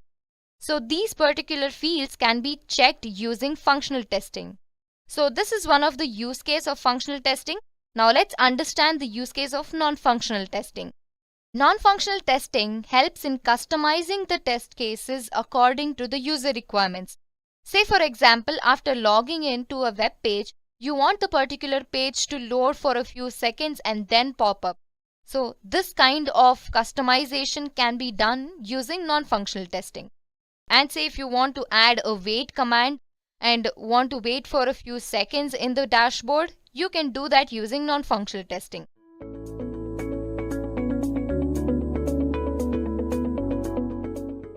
So what is the first thought that comes to your mind when you hear the word sanity testing? If you make a guess by its name, then as the name implies, sanity testing aims at checking whether the developer has put some sane thoughts while building the software product or not. That's quite close to actual meaning of sanity testing. Sanity testing is a software testing technique which does a quick evaluation of quality of the software release to determine whether it is eligible for further rounds of testing or not. So sanity testing is usually performed after receiving a fairly stable software build, and sometimes the software build might have minor changes in code or functionality, and it is sent for sanity testing to check if the bugs have been properly fixed. So what exactly is the intention of performing sanity tests? Let's discuss the objectives. First thing is to verify and validate the veracity of newly added functionalities and features. Secondly, to evaluate the accuracy of new features and changes if they are added. And thirdly, to ensure that introduced changes doesn't affect other existing functionalities of the product. Lastly, test rational thinking and logical implementation of the developers. That's the core and basic purpose of sanity testing. So basically, sanity testing is surface level testing, which helps in deciding if the software build is good enough to pass it to next level of testing or not. Well, that's clear, right? So here's a basic representation of sanity testing. As you guys can see, I have 3 builds here, and I want to send these stable builds for sanity testing. And once they are sent to sanity testing is performed on them to see if any new features or changes are made. If yes, then if they have affected the existing features in any way, and if there are any bugs, were they fixed, and all that are checked or performed under sanity test. And the builds, if they pass the sanity test, then they're sent for further rounds of testing, else they're rejected. Or you can say they're added to the rejected build list. It's simple, right? That's all there is about sanity testing. Well, it's very simple and basic form of testing that's performed before any product is sent for further rounds of testing. So to make it more presentable and simple, here's an example. Let's say the build which I just subjected to sanity test is a new feature which is added by Gmail. That's nothing but auto acknowledgement feature. What does this auto acknowledgement feature do? It sends a written email that the email which you tried to send is delivered successfully. Now, this is a new feature and it's fairly developed. So we already have a build that's stable. Sanity testing is performed to see if this new feature, that's auto acknowledgement feature, is working properly or not. And because of this feature, if any other features are affected. If not, it means that it has successfully passed the sanity testing and the auto acknowledgement feature is sent for further rounds of testing. It's as simple as that. So to summarize, sanity testing is performed when a new product or functionality or change is implemented to see whether the software product is working correctly or not. It determines if thorough testing of software product shall be carried out or not. So if sanity testing fails, rigorous testing is not necessary to be conducted. Well, that's well and good, but how do you perform sanity testing? Is there a specific procedure that you need to follow? Well, unlike other types of software testing, sanity testing does not come with handful of techniques. You do not need to script the test cases for sanity testing because you want to perform very quick and speedy testing. So what I want to say here is that sanity testing is a very speedy and quick process of testing the application as it does not involve the scripting of test cases. So guys, the thing that you need to remember here is the main purpose of performing sanity testing, like I have been saying from the beginning of the session, is to verify if the newly added changes and functionalities have affected the existing functionalities. Are they working properly? Are there any software bugs? So that's the main purpose. Now, how do you perform sanity testing? It's quite simple. Well, just 3 steps. The first step is to identify the newly added functionalities and features along with the modification or changes introduced in the code when you're fixing bugs, or you can say bug fixation process. So the first step is to identify all the bugs, new features, or any changes made to the code. Second step is to evaluate these identified features and changes to ensure that they're working as intended and they're properly working. And that's what we call evaluation. And the last step is testing. That is, we consider and test all the related parameters, associated functionalities, and elements of the above evaluated features and changes to ensure that the related features are working properly as well. What I mean to say is that the new changes or the functionalities or the bugs which were introduced did not affect the existing features. That's what you do in testing. So very simple, right? Just the 3 steps. First, you identify if there are any new changes to the features and functionalities. Then you evaluate them, and then you test if they are affecting the existing features in any other way. If all these 3 steps goes well, then the build can be subjected to more thorough and strenuous testing. So if all these 3 steps go well, then the build has successfully passed the sanity testing and it can be sent for further rounds of rigorous testing. So that's how you perform a sanity testing. Imagine the following scenario. You have several modules in your application. you have a user registration form in module X that allows user to enter data and submit it. The client has now requested to add Preview My Profile button in the user registration form, which enables the user to preview his profile before he actually submits the details. You got my point, right? You have an application, multiple modules, and you have a module called X. Now the client is requested for additional feature called Preview My Profile before he actually submits his profile or the details. So now the development team has implemented the request according to the client's requirement. The release in your hands and the build is sent to you. So the release is in your hands, that is testing team, and you want to perform sanity testing. So first you will ask the development team or the manager what's the new feature that's been added to the release. Then you'll get to know that Preview My Profile is the feature that's been added, and according to that the code has been modified. So then you go through the code, you test that particular feature which has been added and check if it's working properly or not. That's what we call evaluating. So once you check that the Preview My Profile feature is working or not, then you come to testing feature, where you see if on adding that, if it has affected the submit button in any way. If it has, it means that the software build has not passed sanity test. Else it means that the software product or the software change which is being made to the build has worked properly and it can pass to further rounds of testing. Simple, right? So by now you might have figured out certain key points of sanity testing. If not, don't worry, I've got them covered. First of all, sanity testing is carried out on relatively stable builds. Secondly, it doesn't require any documentation like I have been saying, and obviously it's performed without any scripts. Unlike smoke testing, which is performed from end to end, sanity testing is just performed on limited functionalities, which we will discuss about later while discussing the differences between smoke testing and sanity testing. And usually it's performed by the testers, not the developers, so the developers are not involved here. Well, if I have to define sanity testing in simple terms, it's a narrow and deep type of regression testing, and yet it's performed on limited functionalities, not from end to end. Lastly, it acts as a gatekeeper, as in it helps the testers to decide if the software build is worthy enough or stable enough to be sent for the further rounds of testing. So these are some important features. If I have to summarize, it doesn't require documentation, less scripting, carried out on relatively stable builds. Limited functionalities are covered in this testing, usually performed by testers. It's a very narrow and deep type of regression testing, and it helps decide if the software build is to be passed for next level of testing or not. So these are some basic features of sanity testing. So what would you consider would happen if sanity testing is not performed? So when a new release comes in, the tester would put entire effort in preparing test cases and executing them and all that. The testing team would thoroughly test each test case, each functionality of the application, and its user friendliness as well. Well, do you see any problem in here? No, right? But there is a problem. The scenario sounds good only as long as new and old functionalities are working well and fine. What if the changes and the newer code have messed up your previous functionalities? What if the newer release is crashing down at every other action? Do you still consider it's wise to undergo such a release through the full testing cycle? No, right? This is where sanity testing comes in. It's really important phase of testing. So what are the advantages of sanity testing? First of all, it offers you speedy evaluation. It offers speed.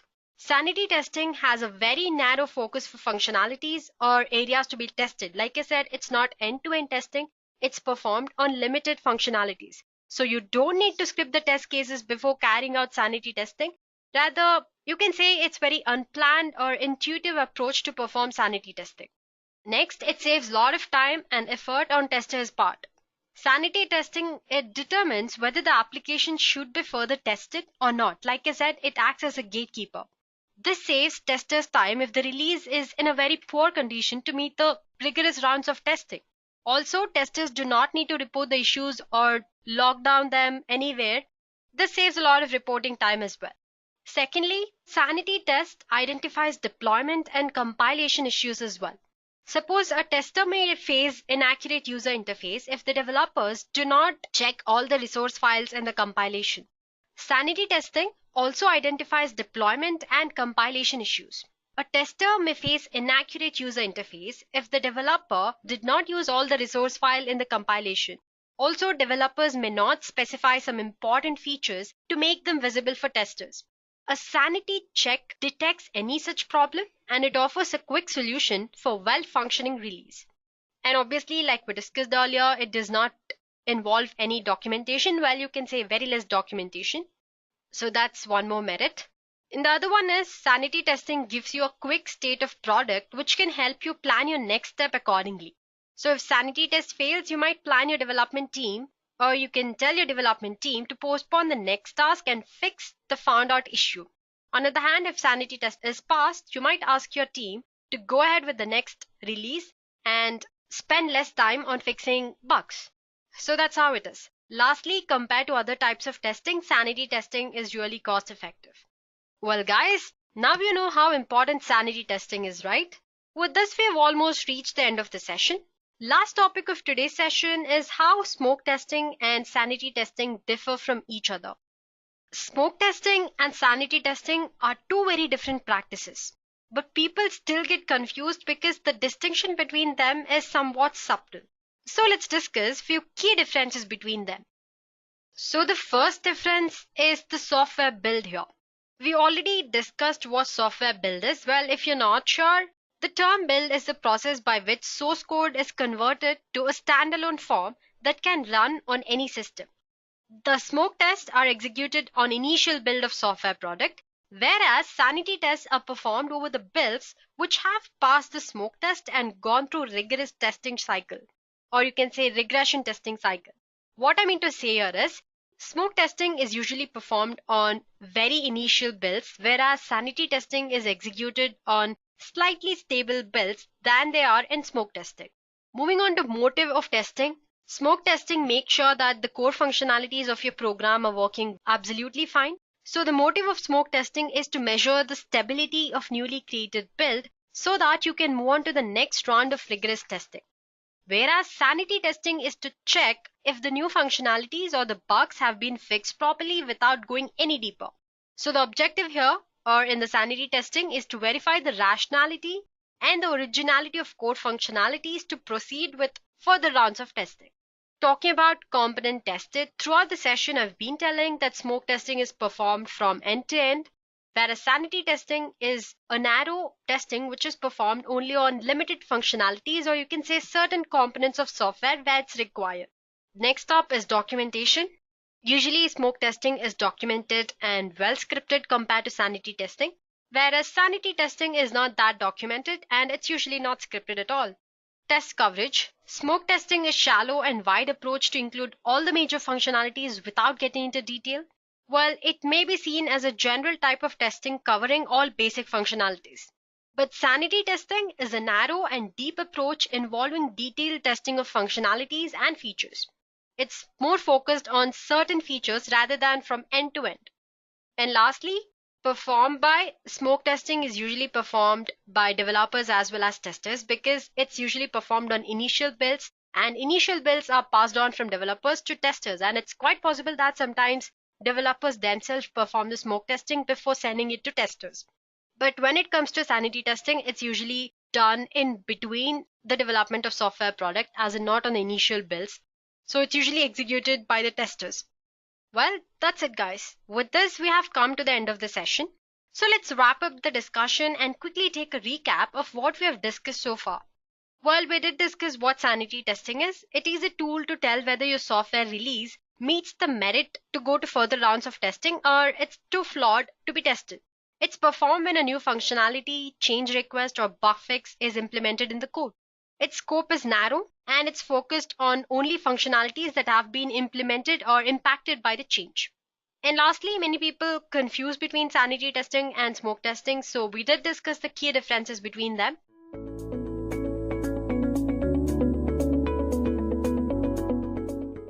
So before jumping straight into smoke testing, let's just first understand what a software build actually is. When you are developing a simple software program that consists of a few lines of source code, it's easy to compile and execute the code. But this is not the real situation in companies. A typical software program or application usually has hundreds or even thousands of source code lines. Creating an executable program for huge code is quite complicated and time-consuming process, as you guys know. So in such cases, you need a build to generate the executable program. The term build is the process by which source code is converted to a standalone form that can be run anywhere on any system. Well, it's not just the matter of compiling the individual components of an application, but the linking them together as well. So you will need to tell the individual components which you have compiled where to find the things they require or depend on to run properly. And this complete process is what we call software build and software engineering. So in simple terms, you can consider build as a particular model of an application or a software that's still in testing phase. This build is further put on the test environment and it's handed over to QA team for testing purpose. Each time a developer fixes anything in the code or if he writes a new code for different functionality, it goes through same process again. So there are a number of development builds planned in any given project.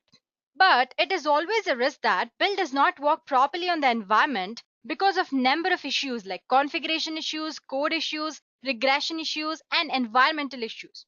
So our initial build, after it's developed by the development team, is subjected to basic testing before it's sent to other levels of testing.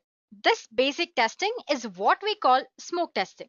So smoke testing is a high-level test performed on initial software build to make sure that the critical functionalities of the software or the application that you're testing on is working properly.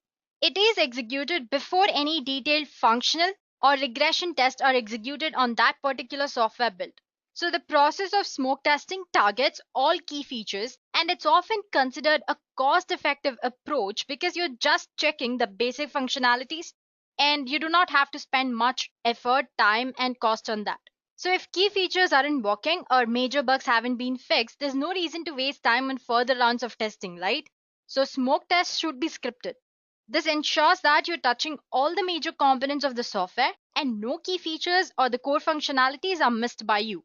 And most of the time, all the high quality smoke tests share common characteristics and area of coverage. Like it involves clicking or navigating through many or sometimes all screens of an application, testing the key functionalities such as sign-up forms, adding to the shopping carts, exporting files, moving data, and rest of other things, verifying correct layout of the graphical user interface and visual correctness. So all these are the basic features which we check during any smoke test.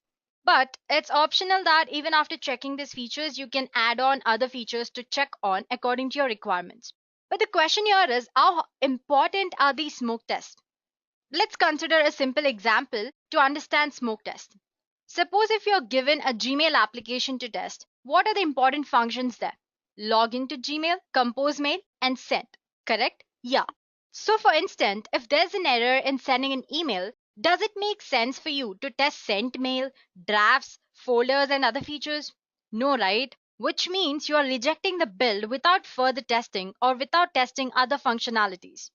That's because your basic functionality or the core functionality of your application is not working properly. That's what smoke testing is all about. Of course, thoroughly testing your application is really important for ensuring the code quality. But performing a suite of smoke tests is even more important since it's sensible to get answer to preliminary questions like, can the application that you're testing will be successful without any error? Does the login process function correctly? What happens when you click on the primary buttons or the menus? So a major benefit of running a smoke test is that it provides quick feedback within a matter of few minutes. And as a tester, you do not have to wait for hours to get the results. As you can see, I have like about 3 builds on the screen and I want to check the functionality of my last build. So I have subjected it to smoke test. If all the functionalities are working well, as in if it passes the smoke test, it will be passed on to next rounds of testing. If it doesn't, the build is either rejected or it's subjected for further development to remove the errors or the bugs that we have found. So that's what smoke testing is all about. Guys, have you ever wondered why the name smoke testing? Since smoke testing came into existence, there are a lot of theories and studies associated with the nomenclature. However, out of all this, only 2 of them seem appropriate. One theory is that, according to Wikipedia, the term smoke testing likely originated in the plumbing industry. Plumbers would use smoke to test for leaks and cracks in the pipe systems. Sometime later, the term was applied to testing of electronic things as well. Another theory states that The term smoke testing is originated from hardware testing, where a device when first switched on is tested for the smoke or the fire from its components. Like power up a device and if you see a smoke then well that's bad, right? So these are like the two most popular theories about a smoke testing. But today the concept of smoke testing is widely used in software development.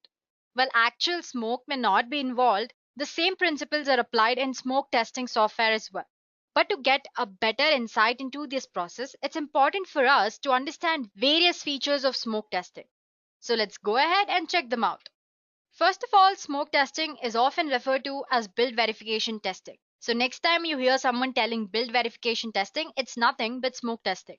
It's known as build verification testing or build acceptance testing, where the build is verified by testing the important features of the application and declaring it as good for further detailed testing. It delivers quick and decisive answers on the viability of the particular build that you're testing on. Smoke testing is an integral part of the software development lifecycle, which ensures that the critical functionality of an application are working well and fine. This you already know because that's the main definition or the concept or the objective of smoke testing. As smoke testing decides the path of the build for further testing process, it's often referred to as intake test. So with the help of automation tests, developers can check build immediately whenever there's a new build ready for deployment. Smoke testing can be done manually or it can be automated. Usually it's the testing team begins manually and then later on they automate the entire process. It also works as a gatekeeper to accept or reject the build based on its stability to undergo through further rigorous and in-depth testing activities. So you can say it's called build verification test or build acceptance testing. It ensures critical functionalities are working fine. It can be referred to as intake test because it decides on the next level of testing. It's often referred to as gatekeeper as well. Smoke testing, as you guys know, is a subset of regression testing, but it's not a substitute for regression testing. And it's applicable to different levels of software testing like integration testing, system testing, and acceptance testing as well. Finally, it's a non-exhaustive testing with very limited number of test cases. You don't do testing here very deeply. You just check the basic functionalities. And usually smoke testing is performed with positive scenarios and with valid data. And the entire process is usually documented for referring later on. So these are the basic features. Well, in conclusion, you can think of smoke testing as a normal health check on the build of an application. So guys, now that we're aware of what smoke testing is and its key features, let's go ahead and answer some important questions about smoke testing. Well, the first question is, when is the right time to perform smoke testing? Or when do we do smoke testing? First of all, smoke testing is done whenever the new functionalities of the software are developed and integrated with existing build that's developed in QA team. It ensures that all critical functionalities are working correctly or not. It is done in a development environment on the code to ensure the correctness of the application or the build before releasing it to QA team. After the build is relayed to QA environment, smoke testing is performed by QA engineers or QA lead. So whenever there's a new build, QA team determines the major functionality in the application to perform smoke testing. These actually answers our second question as well, which is who performs smoke testing? Like I said, it's done by development team before build is released to QA team. It's done by QA team before subjecting the build to further rigorous testing. So smoke testing basically is performed either by developers or testers or both sometimes. Moving on to our next question, why to do smoke testing? What are the benefits or advantages of performing smoke testing? Smoke testing offers various advantages to team of testers and allows them to effectively evaluate various aspects of the software. So let's check out what those benefits are. First of all, it helps you in finding the bugs and defects in the early stages of testing itself. You can uncover and fix as many as 80% of the bugs that discover simply by configuring or executing a simple smoke test. So with smoke tests, you might be covering only 20% or less than that of your test cases, and yet you can catch up to 80% or more of the bugs. Secondly, it minimizes the integration risk and help in finding the issues that get introduced whenever you integrate the components after unit testing. Smoke testing can be carried out in small time. It can be executed within few minutes for every particular build. Smoke testing also improves the effectiveness of the QA team. Instead of spending and wasting test cycles by attempting to run a large test suite when there are issues, QA team can simply opt for smoke testing. Smoke testing also reduces the manual intervention because you can easily automate the entire process and the test cases are not many here. It helps in verifying the issues fixed in the previous build are not affecting the major functionality of the application currently. This way, it improves the quality of the system that you're testing on as well. And lastly, very limited number of test cases are needed to perform smoke testing.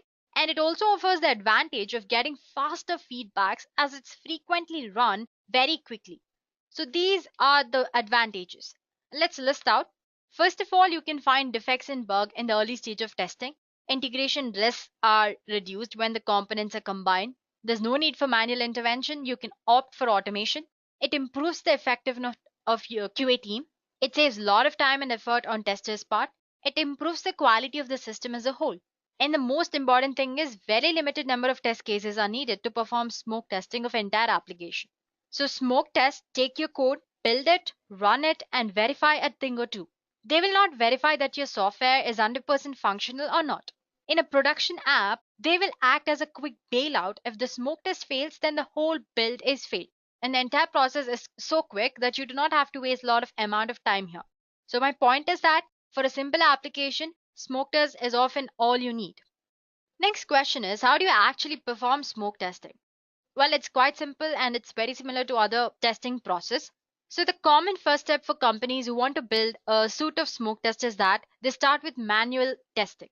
Builds are deployed by the development team and are then sent to QA team or testing team for further rounds of testing, or you can say smoke testing. Now, once the QA team receives the build, according to the requirement, they'll start designing the test cases to expose all the errors before this build is released to market. So once you have the test case, you read and create a test suite. A smoke test suite combines a number of smoke tests into small suites of tests so that when application is ready to deliver to pre-production environments, developers will know in matter of minutes whether the latest build is worth sending it to next level of testing or not. So to be efficient and purpose built, a smoke test suite should contain easily manageable number of test cases. Well, the recommended number of test cases is generally 20 on the low side and around 50 on the high side. Any less than this and you're probably not covering enough amount of test cases, and any more than this you're probably trying to cover too much ground at a single point of time. So you should always concentrate on sizing your smoke test suite. That's very important step. Once you have suite of smoke tests defined, you're going to want to think about automation, right? Automation can improve the quality and it can be efficient and it reduces a lot of effort and time on testers' part. There are many reasons for automating your smoke testing, like I said just now, but the best reason is that your test will run faster, more consistently, and the written results automatically. There are a number of automation frameworks available in market that you can prefer to perform smoke testing. So once you have your suite created and an automation framework selected, you will want to think about a couple of key areas in order to keep your tests running and healthy. And what are those? You need to keep track of test creation and maintenance. You need to execute smoke testing on daily basis. You need to access a penalty on any developer whose contribution fails to pass.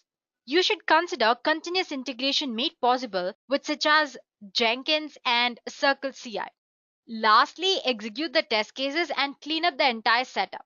Cleanup might include stopping a server, deleting files, or emptying the database tables. This can also be done before the initial setup because so when you start testing, the entire environment is clean and it's like a clean slate where you can begin testing. So these are general steps that you can follow to perform smoke testing. Well, these are the general steps that you need to follow, but let's consider a simple example to understand how is smoke testing performed in real world. So assume that you're working on an e-commerce site. When a new build is released for testing, as a software QA tester, you have to make sure whether the core functionalities are working or not. So you try to access the e-commerce site and add an item into your cart to place an order. That's a major flow in most of the e-commerce sites. You agree with me, right? What's the major flow? You log in, you add the item to your cart, you purchase it and sign out. If this flow works, you can say that the build is past testing. You can move on to next level of testing like functional testing and regression testing. So here's an example. You have a build which is being released by the development team. It's been sent to you or the QA team. So you create a set of test cases and combine them and place them in a test suite. You execute the smoke test. What are the smoke tests that you're going to execute on? First, if you're able to access the home page or not. After that, you access the menu links. Are you able to access the menu links or not? You check that part. After that, you add the item to the cart and check if the functionality is working. The main functionality is after adding the items to the cart, you need to purchase them. So that's what we're checking basically in smoke testing. So you're checking the checkout and the place order functionality. If this functionality is past the test, you move on to the next level of testing. Otherwise, the build is rejected and it's sent back to development team to make changes. So it's as simple as that. Moving on, there's another term that you should know about, like sanity testing. It's often misunderstood with smoke testing. The sanity testing is done on a software build after it has gone through smoke testing and other levels of testing. Sanity testing is done to ensure that the bugs are fixed and there are no persisting problems with the application. So that's the major difference. Motive of smoke testing is to measure the stability of newly created builds so that you can move on to next round of rigorous testing. Whereas sanity testing is done to check either new functionality or the bugs that have been fixed properly without going any deeper. So the objective of sanity testing is to verify the rationality and the originality of core functionalities. It might sound complicated. The simple thing is that whenever you start on initial builds, you go with smoke testing. After your initial builds are smoke tested and after they've gone through other levels of testing, you perform sanity testing. That's the most basic difference. So in smoke test, you verify the critical functionality or the core functionality. In sanity test, you verify new functionality and check out if there are any errors. So guys, with this, we have almost covered all important concepts which are related to smoke testing. Now let's check out the best practices that you should follow when you're performing smoke testing. First of all, conduct smoke tests during the early stage of project. Record all your smoke tests. It's a very good practice and it'll provide you reliable data later on. Smoke test cases should be short and very precise, like less than 6 minutes at most. The intention with smoke testing is to catch those bugs that block the development progress during the initial stage of a project. Your goal should be to get the developer to resume the development as quickly as possible without having to wait for the complex and drawn out test phases. So at max, you can go up to 60 minutes. Well, it's not a fixed time limit, but that's what is suggested to be effective. Automate whenever possible. Tests will run faster, more consistently, and they'll return results automatically. Maintain a test case repository. Chances are 90% of your team are working on projects that bring new features or transform an established project, or they're making changes constantly. So it's always suggested to maintain a test case repository to keep track of all the test cases. Don't just stop with smoke testing. It's just a first level of testing. Move forward with other rigorous testing if the build has passed the smoke test. And once again, remember that you just have to use smoke test to test the basic functionalities. So don't go testing very deep. Now, talking about tools, many tools are available in the market to perform smoke testing in an automated way, actually. Top tools include Selenium and Phantom.js. But the question here is which tool is best out of these two? Well, both of them have their pros and cons. Let's take a look.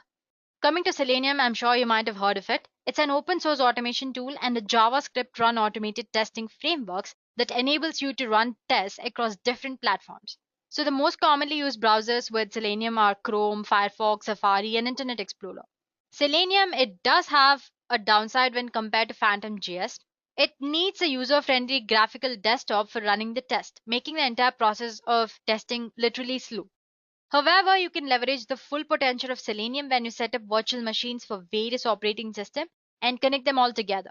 What developers love about Selenium is that its capability to use bindings that allow them to run tests on common programming languages like Java, which is a native language of Selenium, JavaScript, Python, Ruby, and C#. So basically, all these languages are supported and you can use any of them to perform tests on Selenium.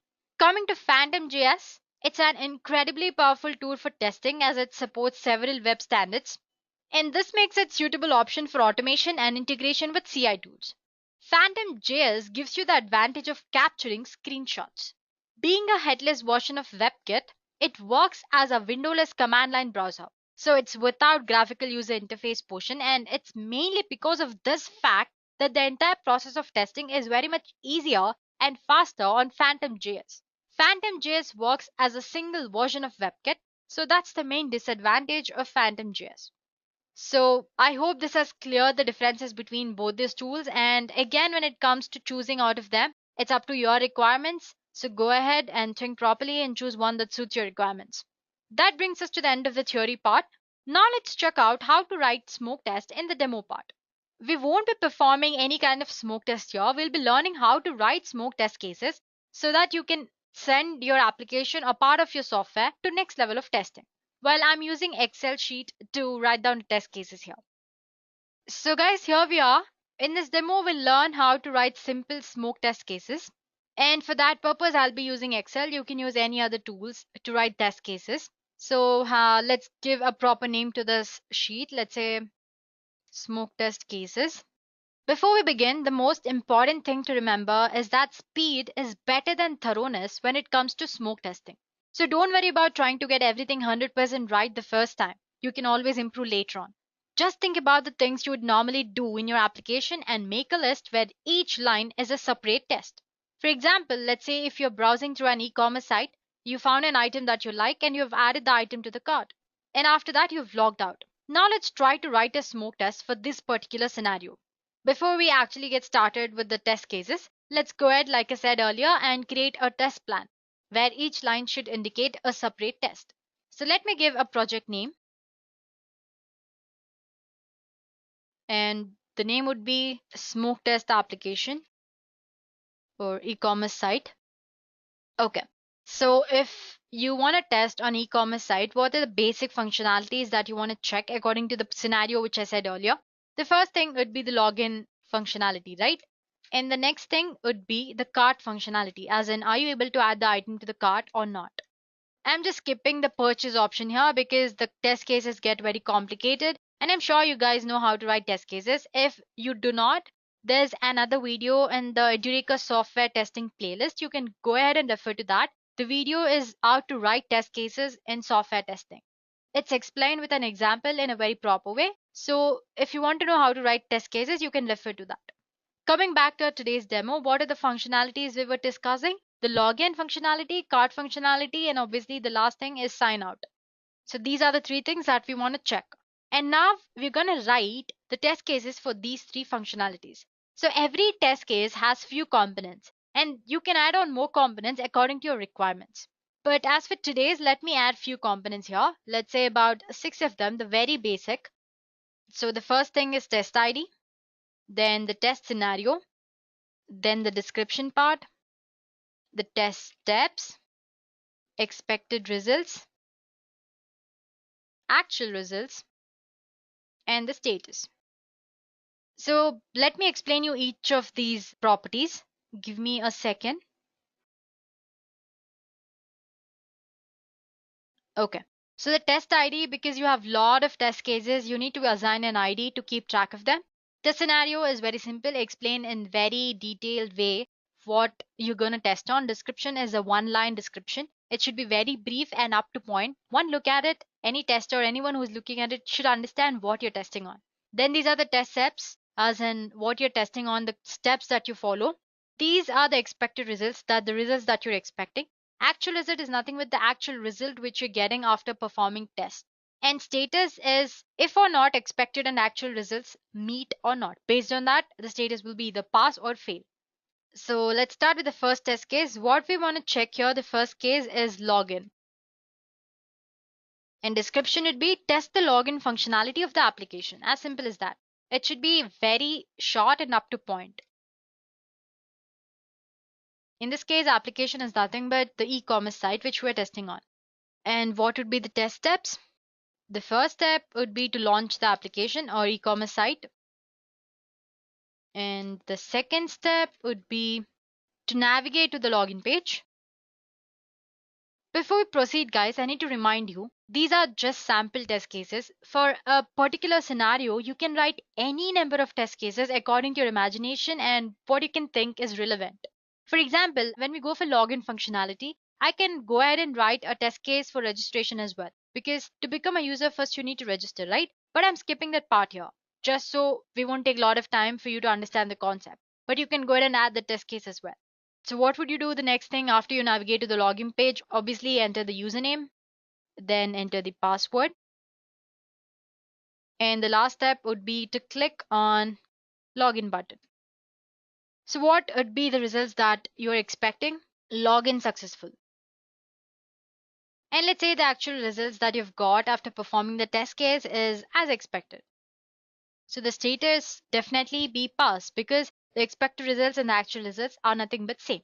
Moving on to second functionality, which is cart functionality. We want to see if we can add the item to the cart successfully. That's what we're going to check.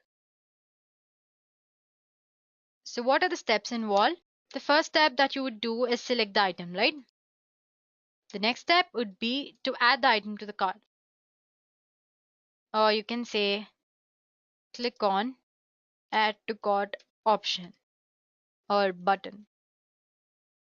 And what would be the expected result? Item added successfully to the cart. And suppose item is not getting added. So you've tested the functionality, but the item is not getting added to the cart. So what would be the status? Definitely fail. This particular component has failed.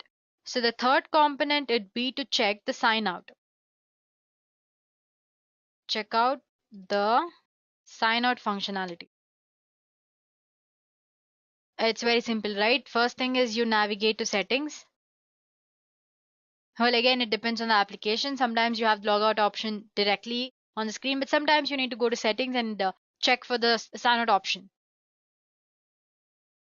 And what is the result that you're expecting that should happen when you actually do that? The user should be able to log out. And let's say user is able to log out.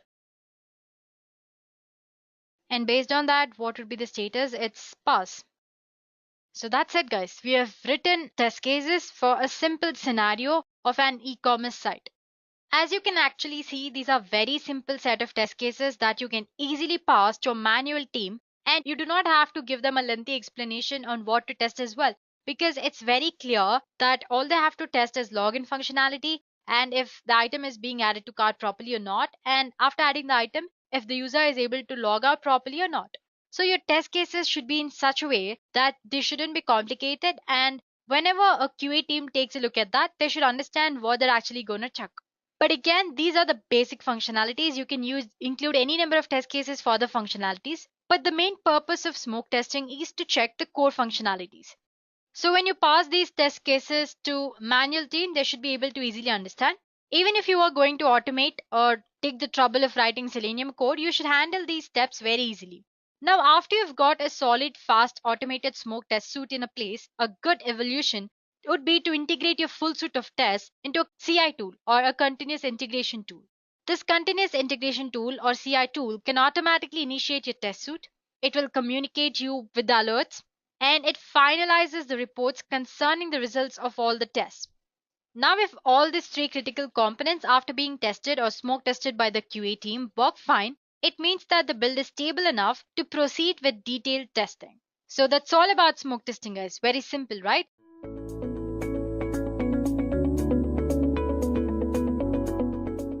Well, there are mainly 4 stages of testing that need to be completed before a program or an application can be cleared for use. Namely, we have unit testing, integration testing, system testing, and acceptance testing. The first level of testing, unit testing, is the micro level of testing. It involves testing individual modules or units to make sure they're working properly. A unit here can be anything. It can be a functionality, a program, a particular procedure of a function within an application. It can be anything. Unit testing helps verify internal design, internal logic, internal parts, as well as error handling. After unit testing, we have integration testing. Integration testing is done after unit testing. This level tests how the units work together. Individual modules are combined and tested as a group. It's one thing if units work well on their own, but how do they perform together when combined? Integration testing helps you determine that and ensures your application runs efficiently. It identifies interface issues between modules.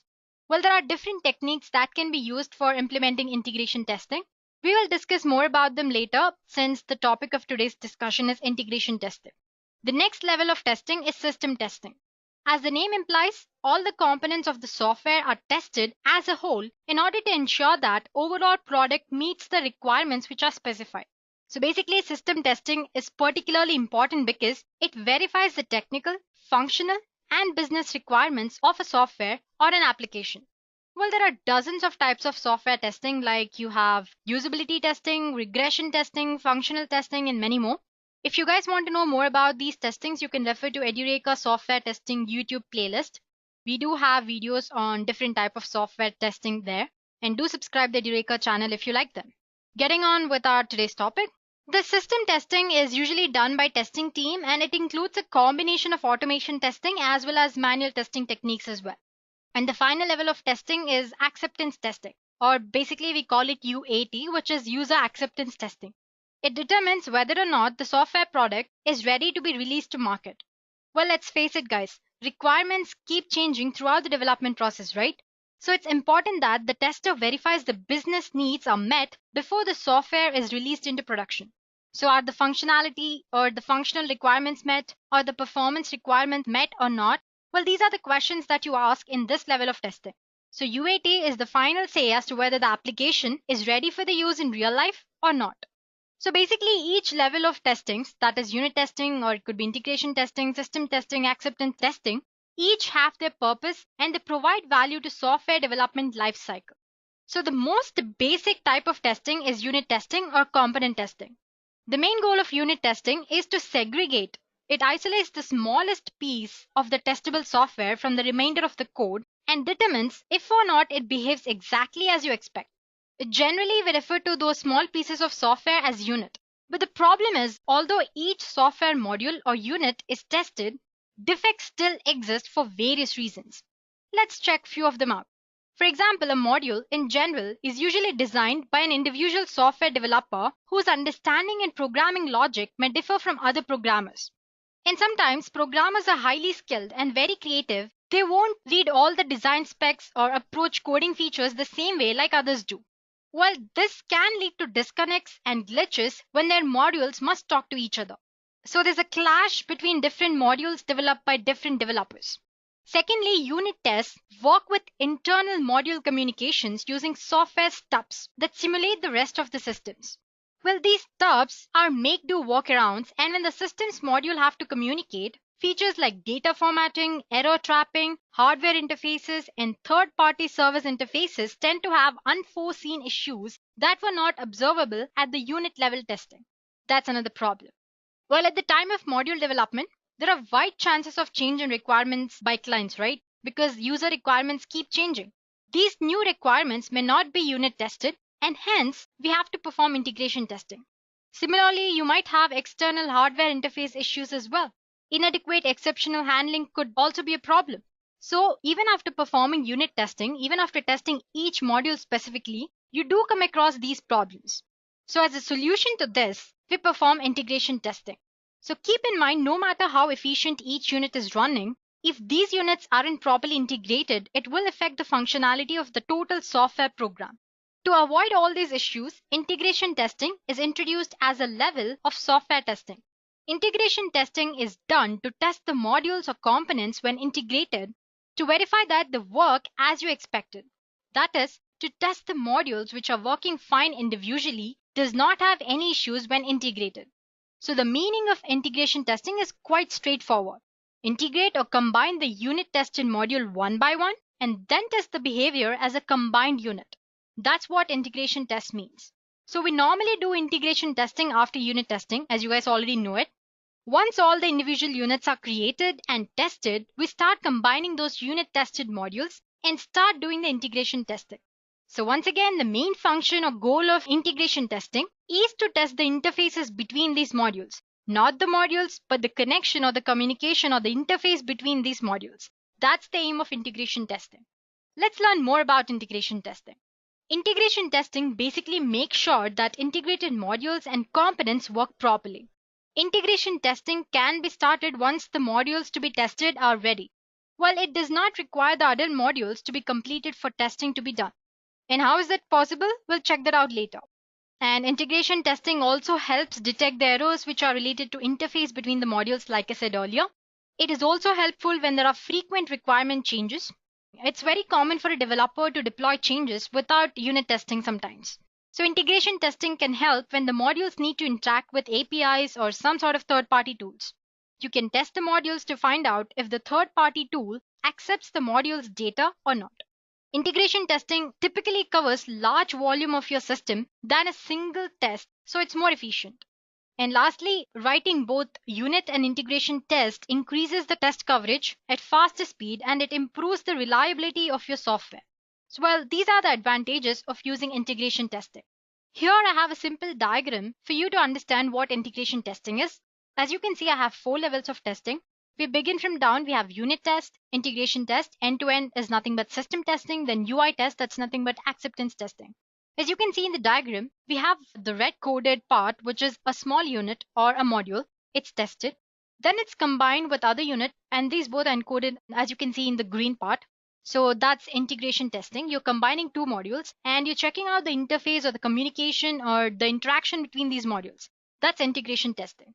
As next level, obviously, you have system tests that you combine multiple modules and check them as a whole. And lastly, you have acceptance tests before the product or application is released to market. So it's as simple as that. So before we proceed any further, here's one more question. Who performs integration testing? Well, software engineers or developers usually perform integration testing. However, there are instances when the company employs independent testers to do it for them. So guys, there are different approaches to perform integration testing. But before that, you should note that integration testing does not happen at the end of the cycle. Rather, it's conducted simultaneously with the development. So in most of the times, all the modules are not actually available to test. So the challenging thing here is, how do you test something which does not exist? For that, we have a concept called stubs and drivers. So sometimes we might face a situation where some of the functionalities are still under development. So the functionalities which are under development will be replaced with some dummy programs. These dummy programs are named as stubs and drivers. Let's check what they are. So here I'm considering a single application, and this application has 2 components. Component 1, which is login page, let's say module A, and we have module B, which is admin page. As you can see, login page is dependent on admin page. Now suppose if you have to test login page, developers have developed the login page and they have sent it to the testing team to test. The problem here is that admin page is not yet developed. So what do? Instead of the actual admin page, you create a dummy admin page, which has same functionality of the original one, but not all the core functionalities. And then, since login page is dependent on dummy page, you check the functionality of the login page in linking with admin page. So without waiting for another module to be developed, you finish the testing. Here, the dummy admin page is what we call stub or a called program. Next, coming to drivers. It's just reverse of stubs.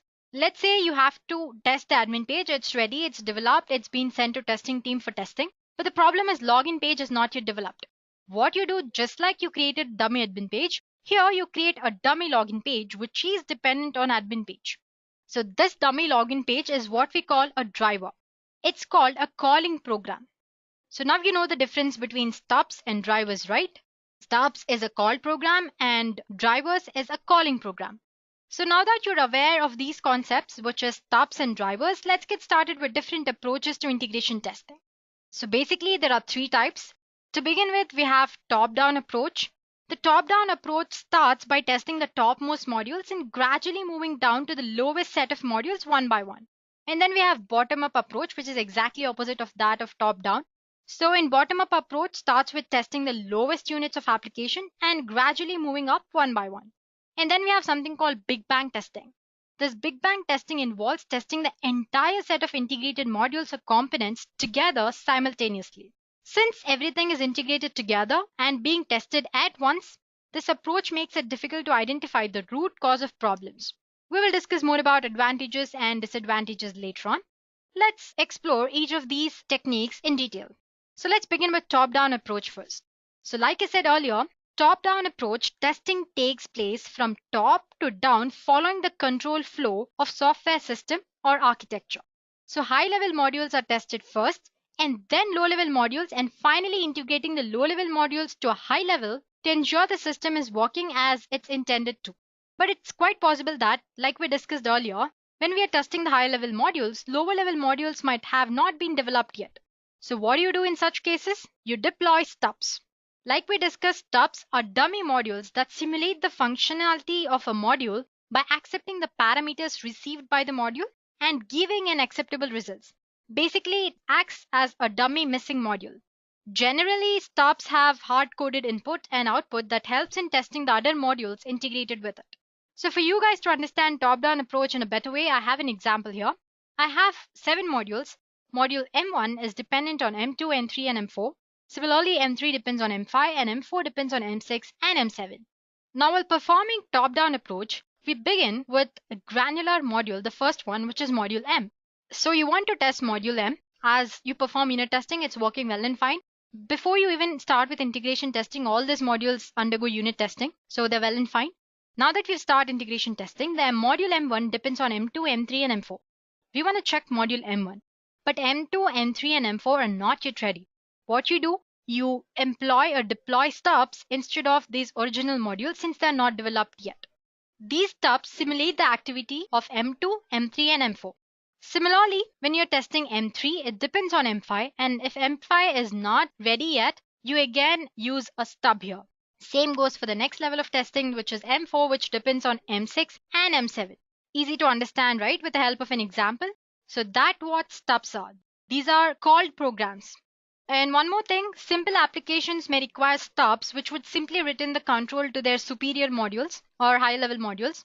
More complex situation demands that stubs stimulate a full range of responses like parameter passing and many other features.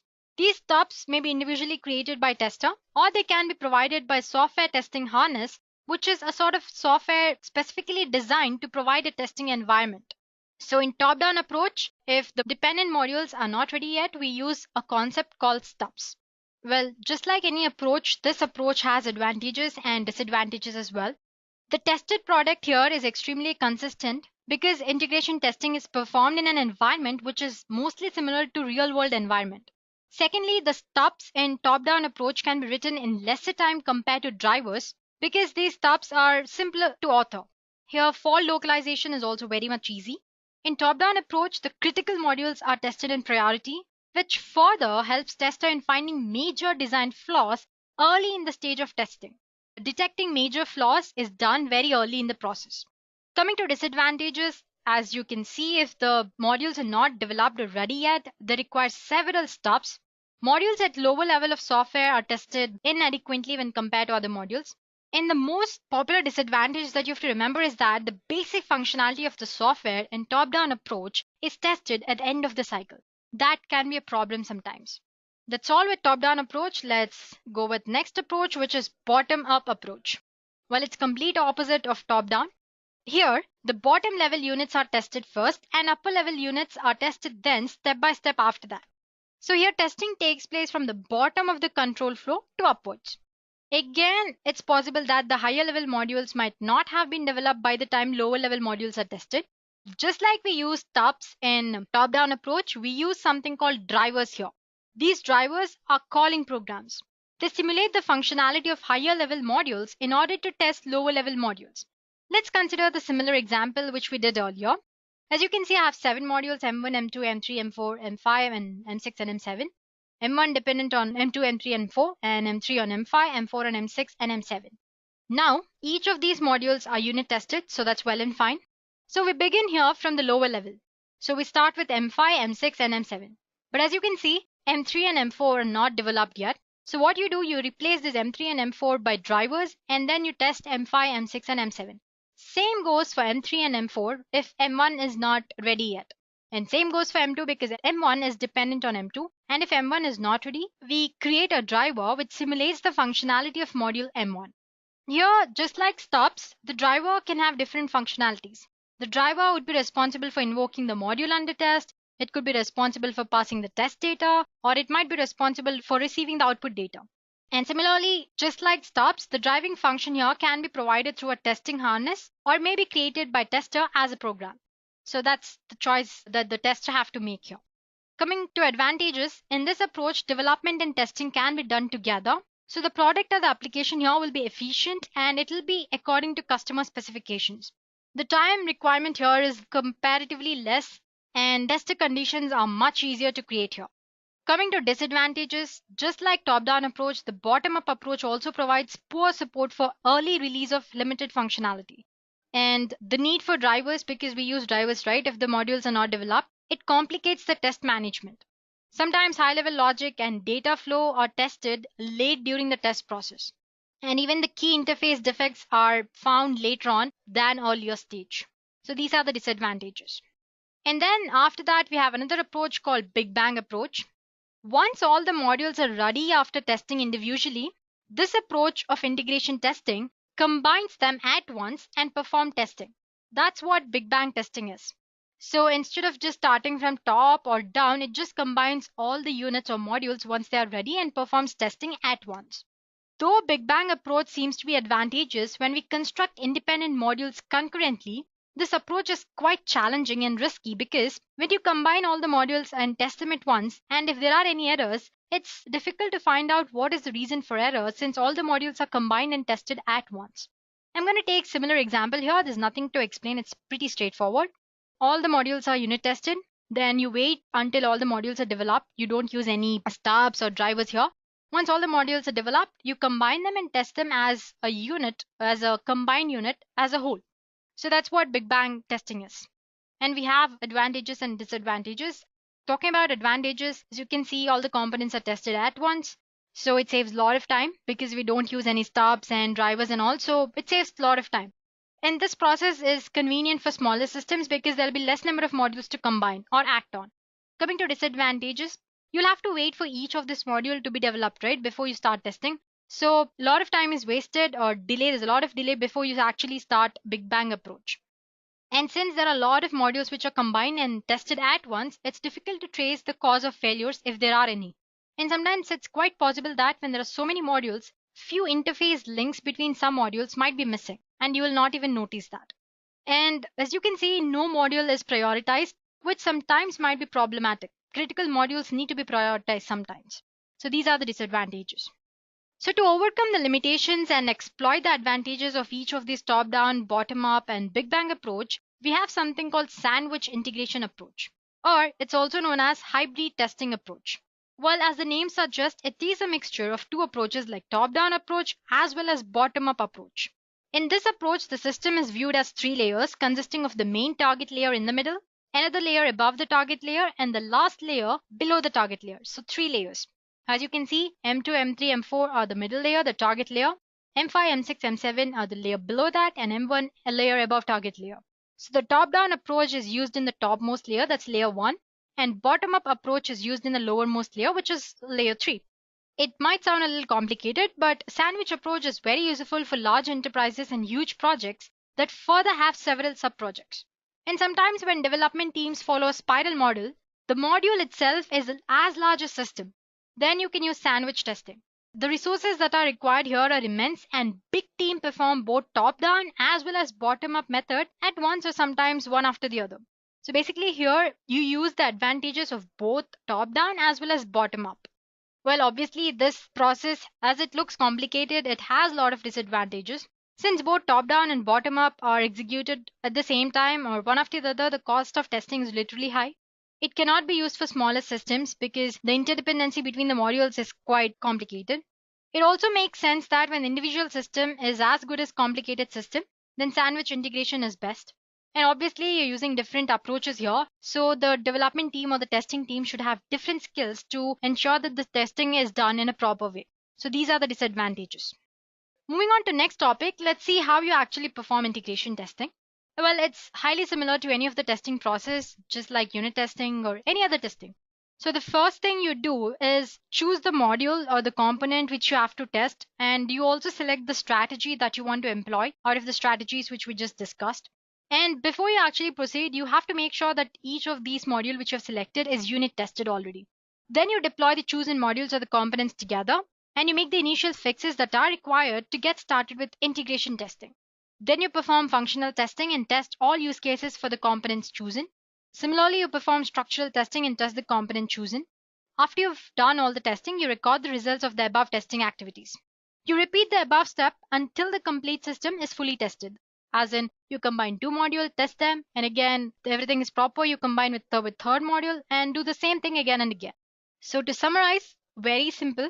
First, you should prepare a test plan. Then you design test cases, test scenarios, test scripts according to your plan. Execute the test cases followed by reporting of defects. Now track and retest defects as soon as they arise. And then you follow the entire process again and again until your entire system is tested. So that's how you perform integration testing. Simple, right? Moving on to the next part of the session, I'm sure you guys have understood what integration testing is by now. But anyway, let's go ahead and try to understand it in much better way with help of an example.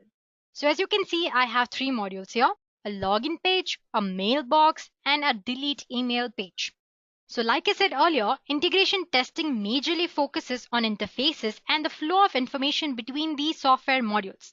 So priority here is given to the integrated links instead of the unit functions that are tested in advance. So you do not have to focus on testing the login page as it's done already in the unit testing. You should focus on its interface link with the mailbox page. Similarly, check the interface link of mailbox with the deletes email module. So let's go ahead and take a look at the test cases. So the first test case objective here is to test the interface link between the login page module and the mailbox page module. So the description, you enter the login details and you click on the login button.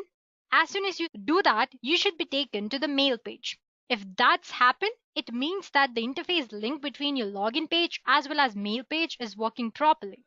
Similarly, we have second test case to check the interface link between mailbox and delete email module. So what do? You go to mailbox, check the email that you want to delete and click on delete option. As soon as you do that, it's quite straightforward that email should be deleted. That's not what we're checking. What we're checking here is that the deleted email should appear in the trash folder. So that's the interface between the mailbox and the delete interface page. So integration testing, like I said earlier, is all about the interfaces between modules, not about the functionality of individual module. So guys, like any other testing, integration testing also has challenges that you might come across. For example, integration testing means two or more systems are integrated to ensure that system is working properly. So not only the integration links are to be tested, but exhaustive testing related to environment should also be performed. It ensures that all the integrated system components are working properly. There are different paths and permutations to apply for testing the integrated systems. So basically, test data management becomes difficult because you have multiple test cases and different paths and permutations that you have to follow to perform integration testing. It's tough managing integration testing sometimes because you have various factors that you should consider like database, platforms, environments, etc. Similarly, whenever a new system is integrated with a legacy system, it needs a lot of testing efforts and changes.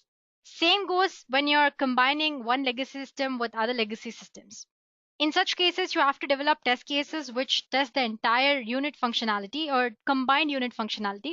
So developing test conditions and test cases also becomes quite challenging. And lastly, when you're integrating two systems developed by two different companies, it's a big challenge for programmers. No one is sure how one system will affect the working of another system. So to minimize this impact, several considerations should be kept in mind to make integration more successful. Well, we cannot avoid all this, but you can follow certain practices to at least make the effect of these challenges a little lesser on your testing. First of all, you need to check if the testing strategy that you've applied is suitable one for your requirement, that is for your application requirement or software requirement or not. And based on the test strategy that you've chosen, and if you're sure it's right, you prepare the test data and test plan accordingly. After that, you need to focus on the architecture design of an application and identify the critical modules. These critical modules should be tested on priority. And then you get the interface design for the application from the architecture team and generate test plans to verify interfaces in detail. So the main concept or goal of integration testing is to check the interface link between modules, right? So you need to have the basic understanding of the interface architecture. Each of these interfaces like database, external hardware, or any other software application should be tested and should be understood in detail. Test data plays a critical role in any integration testing. So you have to take into consideration that as well. So keep mock data handy before the execution of test cases. So do not decide on the test data while executing test cases itself, because as you know, the user requirements keep changing. And according to that, you might have to change the data that you want to test on. Apart from these, I have few things which I've put up on the screen. As you can see, you need to identify each module, check how data is communicated, understand the user requirements, create multiple test conditions according to those requirements, and focus on one condition at a time. So these are certain things that you can follow to make integration testing much more simpler and less complex. So guys, that's all about it. Integration testing, its types, examples, strategies, practices, challenges. We have discussed everything. I've tried to explain what integration testing is with an example for better understanding of the concept. So integration testing is an important part of testing cycle that makes it easy to find defects when two or more units are integrated. So that's all about integration testing.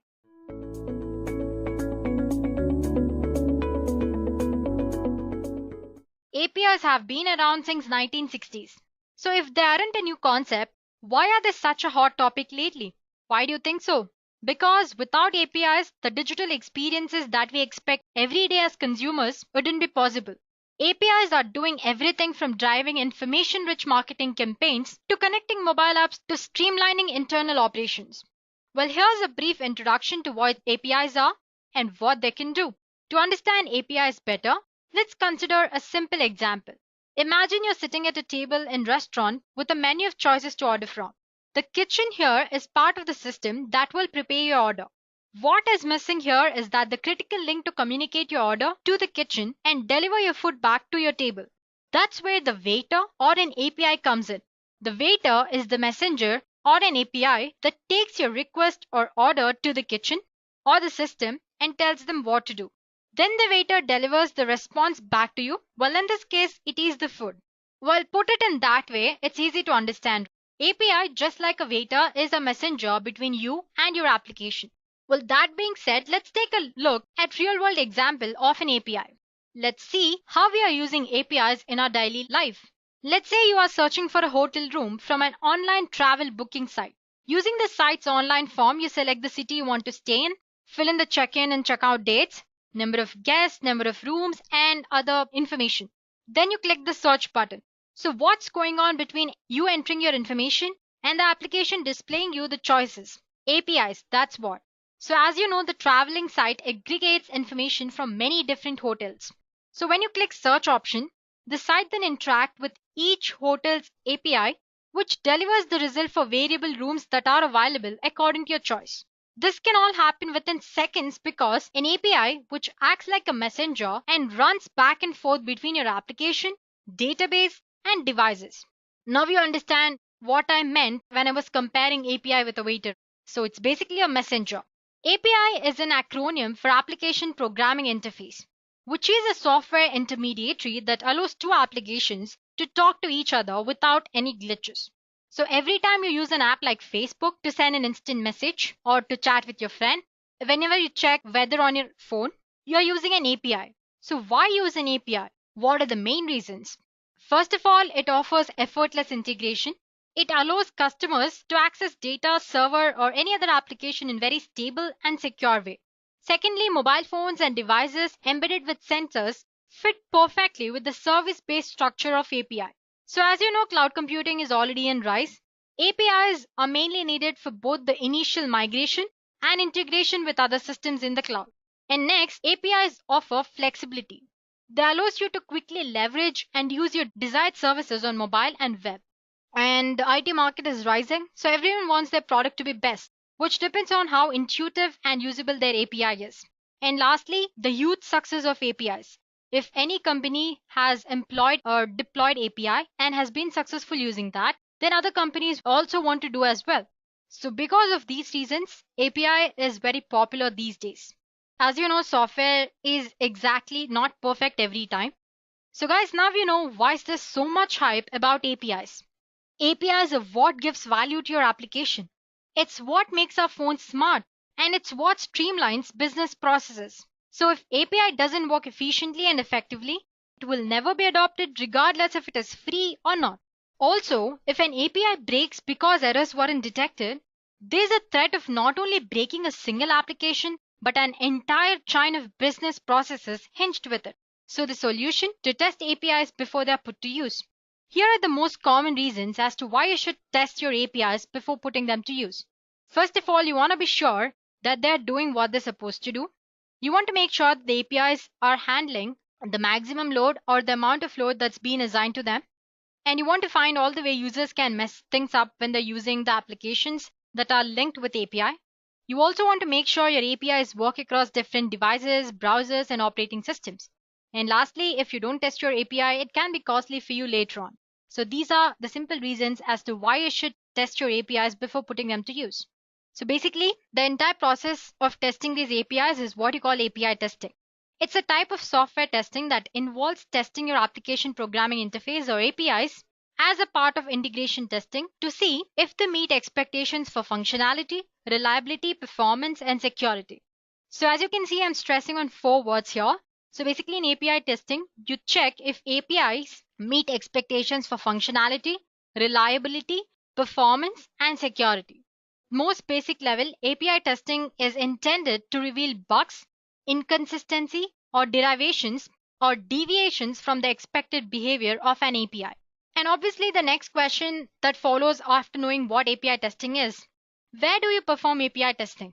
Since APIs lack a graphical user interface, API testing is usually performed at the message layer and can validate application logic very quickly and effectively there. Instead of putting it that way, let me make it more simple to you guys. Commonly, applications have 3 separate layers or tiers you can say. First comes is presentation layer or user interface. Then you have business layer, application user interface, or you can say for business logic processing. And then you have database layer for modeling and manipulating your data. So application programming interface testing is performed at the most critical layer, which is the business layer where business logic processing is carried out and all the transactions between user interface and the database happen. So basically in API testing, our main focus will be on business logic layer of the software architecture. And I have to tell you guys, API testing, like graphical user interface testing, won't concentrate on the look and feel of the applications. So it's entirely different from graphical user interface testing. And API testing also requires less maintenance and effort when compared to GUI testing, which makes it perfect choice for agile and DevOps teams. So making sure that API offers complete functionality allows for the easy future expansion of the application if you want to do so later on in the future. So that's what API testing is all about. So now that you know what API testing is and where you perform API testing, how do you actually go ahead and proceed or perform API testing? Well, it's a 5-step process.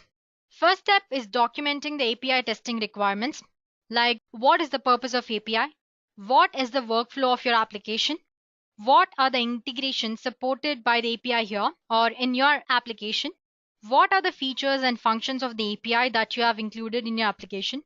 Documenting all these API testing requirements is the first thing you need to do. This will help you in planning API tests throughout the testing process. So the first step is just preparing a plan. Next step is setting up test environment according to your plan. So you'd set up testing environment with the required set of parameters around the API. This involves configuring the database and the server for the application's requirements. So once the setup is done, it's good to make an API call right away to make sure nothing is broken before we move forward with any kind of testing. So the next step is to combine your application data with your API test to ensure that API is functioning as it is expected to under different or basic conditions, or you can say different input configurations. And then you need to organize yourself around the API test. For that, you need to start asking questions like who is the target audience here? Who is your API customer? What aspects are you testing? What problems are we testing for? What are your priorities to test? What could potentially happen in such circumstances? Now, after performing the test, when you should consider a test as a pass or a fail? What other APIs could this API interact with? And so on, like that. Many different questions. So after you have created these testing boundaries and requirements, you need to decide what you want to test on your API for. Well, we will look into what kind of API tests we can perform in the next part of the session. So I leave that step blank for a while, which is our 4th step, deciding on what to test API for. And finally, once you have decided, the next step obviously is to create test cases around the requirements and execute them. A basic guideline is to identify the most common parameters and conditions that an end developer will use when calling the APIs. And based on that, you should create your test cases and execute the tests. And I'm sure the last step is the common step. You document your test results and give it for review. So let's just summarize what are the steps. The first step is preparing a documentation or a plan on what you're doing or you're trying to do. Then according to the plan, you set up your test environment.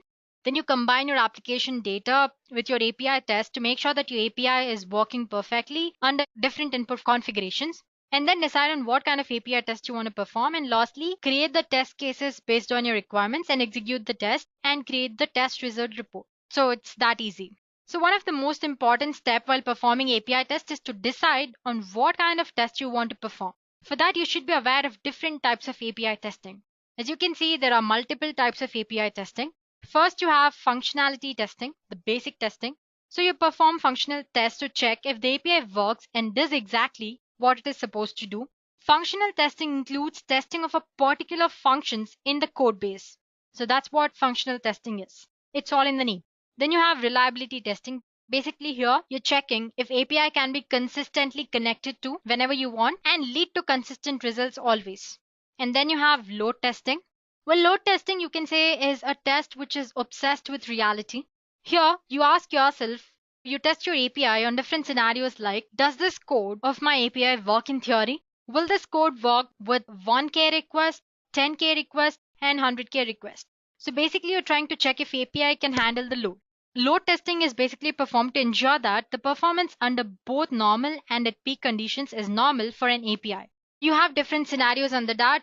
For example, you have baseline scenario. It tests the API against textbook values, regular traffic that API expects in an ordinary usage. Then you have theoretical maximum traffic. That is to make sure during the full load periods, the solutions respond to the request properly. Then you have overload test to test the maximum capacity according to the theory. Maybe then add 10 to 20% more to the peak traffic. So this way you have different kind of load testing. And then you have end-to-end testing or UI and UX testing. It involves testing user interface for the API and other integral parts. Interface here naturally can be graphical user interface or GUI, or it can rely on the command line endpoints as well. And then you have interoperability testing and compliance testing. This type of testing applies to SOAP APIs. It ensures that the predefined standards of your API is met. And then comes security testing. Security testing, penetration testing, and fuzz testing are the three separate elements of security auditing process. They are used to ensure that the API implementation is secure from external threats. That's the common point for all security, penetration, and fuzz testing. So besides enclosing with penetration and fuzz testing, security testing also includes additional steps like validation of encryption methodologies and of design of the access control for the API. And then comes penetration testing. It's considered the second step in the security auditing process. In this testing type, users with limited API knowledge will try to attack to access the threat vector from outside perspective. Well, it's all about functions, resources, processes, or sometimes it can be an entire API from the outside perspective. And then comes fuzz testing is another step in the whole audit process. In this testing type, a vast amount of random data, which you usually refer to as noise or fuzz, will be input into the system with the aim that they want to forcefully crash the system and see what happens.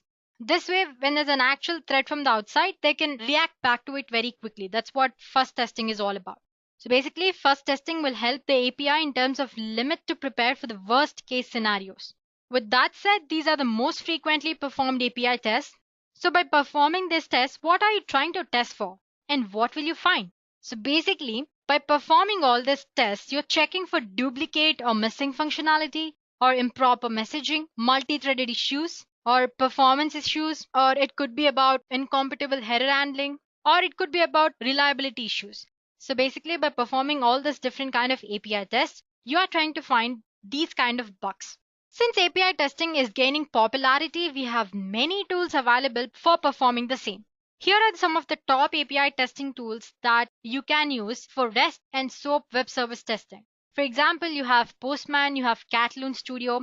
Well, we'll be using one of these, which is Cat-Loon Studio, to see how to create API tests. Then you have SOAP UI, then you have Tosca, Parasoft, Assertable. Well, these are very few. Basically, I just listed the most popular ones. Apart from these, there are many other tools outside.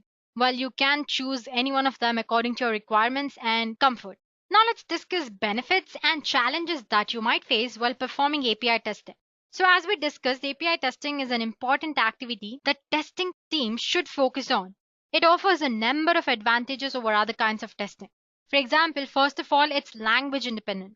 Data here is exchanged via an XML or JSON format. So any language can be used for automation independent from the languages used to develop the application. XML and JSON are typically structured data, so the verification is literally very fast and stable. In these XML and JSON also have built-in libraries to support comparing data in different data formats. So the first reason is it's language independent. Then it's graphical user interface independent or GUI independent. We can perform API testing within the application prior to GUI testing. And this early testing will help you get feedback sooner and so that you can improve the team's productivity. Core functionality can be tested to expose small errors and to evaluate team strength or your application build strength. Then it offers improved test coverage. Most API services have specifications allowing us to create automated tests with high coverage, including functional testing and non-functional testing as well. And nowadays there are multiple techniques which are available using which you can find API test cases that could not be automated. So this way you can improve the test coverage by using either manual API testing or automated API testing.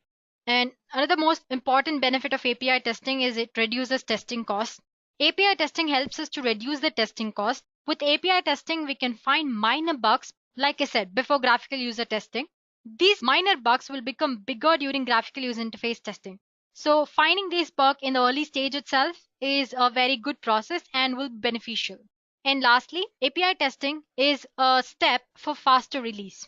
It's common that executing a UI regression test takes about 8 to 10 hours, while the same scenario with API testing takes only 1 to 2 hours. You see the difference there, right? The flackiness of API testing is also lower than that of UI testing. All these allow us to release are built faster with API testing. So these are certain benefits that you get out of performing API testing before putting your API to use. It's language independent. So basically you can use any language irrespective of the language the application is developed on. It's graphical user independent. You can find out the bugs in early stage. Because of that, the testing costs are also reduced. And obviously it offers improved test coverage and faster release as well. Well, that's about the benefits. But again, like any other testing process, there are certain things that you will come across or you will feel difficult when you're performing, just in API testing as well. The point of not having graphical user interface can be a benefit as well as a challenge. We discussed why it is a benefit. Now let's see why it's a challenge. APIs are primarily intended for computer-to-computer communication. Like I said, they're like a messenger between two applications. Computer doesn't need a user interface. This is a challenge if you're a tester who is used to testing applications designed for end users with a graphical interface where you can click, drag, and in general manipulate an application or data visuality. So basically, if you are familiar with all those graphical user interface features, it might be difficult to jump into API testing. And then you have synchronous and asynchronous dependencies. So often APIs rely on other APIs or other backend systems to function properly. So if any of these steps or systems are out of place, all the assertions connected to it will fail. So this way, when your API is connected to other APIs or any backend systems, like synchronous and asynchronous dependencies are there, then it might pose a problem. And during API testing, it's difficult to test data management. So basically, API testing verifies the business logic of an application layer, which often has millions of permutation and use cases. So it can be difficult to propagate scenarios that sufficiently test your API boundaries. And then there is a problem of request and response. As stated before, APIs work on a request and response relationship. SOAP and REST APIs have different standards for the request and response calls that you will have to be familiar with before you actually start performing API testing. And that task can be difficult. SOAP-based API use XML as a communication protocol. That means as a tester, you must be able to read, understand, create, and update XML documents. With REST-based services, the request can be much simpler. For the most part, it only involves sending an URL to the service. Thing here is you need to have certain technical knowledge before you actually jump into API testing. That's very necessary. And lastly, there's no documentation and there are a lot of time constraints in API testing. The APIs developed will hardly have any documentation.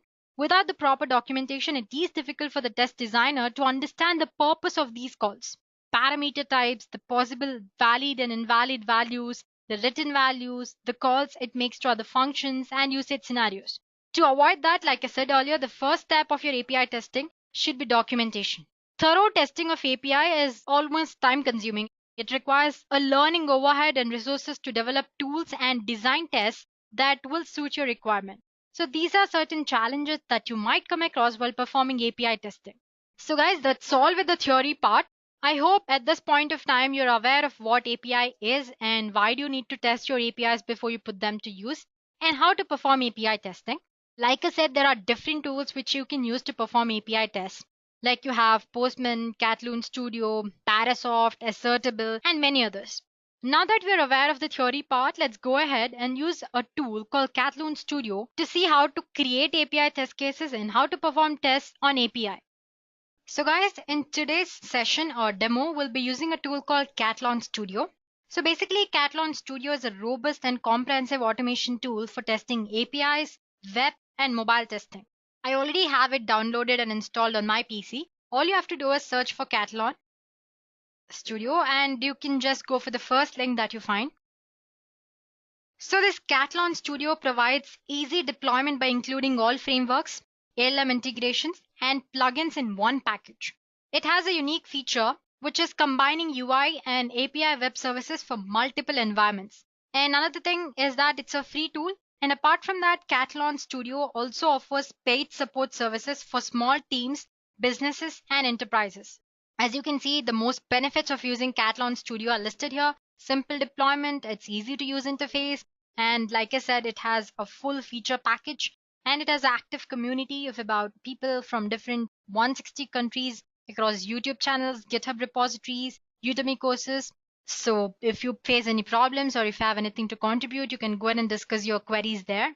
So the things that we are interested today or we would be interested today about 𝐶𝐻 Studio is that it supports both SOAP and REST requests. SOAP and REST are two different kind of APIs. It also supports data-driven approach and it supports CI/CD integration. Apart from this, it has many other cool features that you can go ahead and research on. So like I said earlier, I already have it installed. If you do not, you please go ahead and click on this download button. A zip file will be installed on your computer or downloaded on your computer. You can unzip it and install the application. Well guys, I am using this tool for no particular reason. There are many other tools which might suit your requirement and you're free to go ahead and use any of these. So let's proceed with the demo part now. So guys, if you have installed 𝐶𝐻 Studio perfectly, then this is the home page where you will land on. So as you can see, this page is basically what is known as 𝐶𝐻 Help, or you can say the documentation part here. You have tutorials on how to use different features of this application. Then you have different FAQs and different plugins that you can add. Like I said earlier, you can use 𝐶𝐻 to perform tests on web user interface, API, mobile testing, and scripting as well. But as for today's demo, we are interested only with API. So you have getting started as in the tutorials here. You have the sample projects that you can go ahead and start with if you're not familiar with the tool. Then you have the folder which shows the recent project that you might have done. So as you can see, I've done a sample demo. So it's showing a sample demo here. But if you have missed the page, all you have to do is go for help here and you have 𝐶𝐻 Help here. You can click on that and you'll land on this page again. So let me close the tab. So if you have gone for API, the page we'll land on is this page. You can see the test cases, object repository, you have test suite, data files, checkpoints, different keywords, and you have test listeners, reports, and other features or other plugins. We won't be using all these today for few. So the first thing you need to do is go ahead and create a project. You can see the plus a symbol or the new symbol here. Click on that and go ahead and create a folder. Let's say testing API. And okay. So the first thing here is we need to have an API to perform tests on, right? For that, you can go ahead and search for sample APIs that are available on the net. Before that, we'll create a folder in object repository where you actually store your APIs.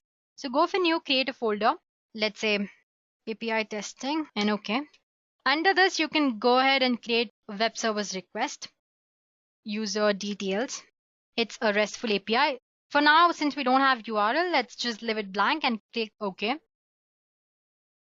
So as you can see, it's ready here. But the only thing that we need here is an API, a sample API to perform tests on. For that, we have a Google. All we have to do is I'm going to search for sample APIs. So like I said, guys, there are different APIs, REST API, SOAP API. But for today, we'll be checking out how to perform tests on REST API. So I'm basically going for the first link that's here. You can go ahead and use any of these fake online REST APIs or the sample REST APIs available online. So as you can see, I have different kinds of APIs here. I have GET, I have post, put, then I have delete, patch, post, and all that. So let's go ahead and take one, list users. And all you have to do is copy this link in and paste it in a new folder and copy the request. Control C. So as you can see, here is our API, but it's in a different format. All you have to do is copy this URL, go back to 𝐶athlon Studio and place it here and click on this test request button. And it's asking if I want to save the changes, and okay. So the request has been sent and we're waiting for the output. Let's see. So here it is.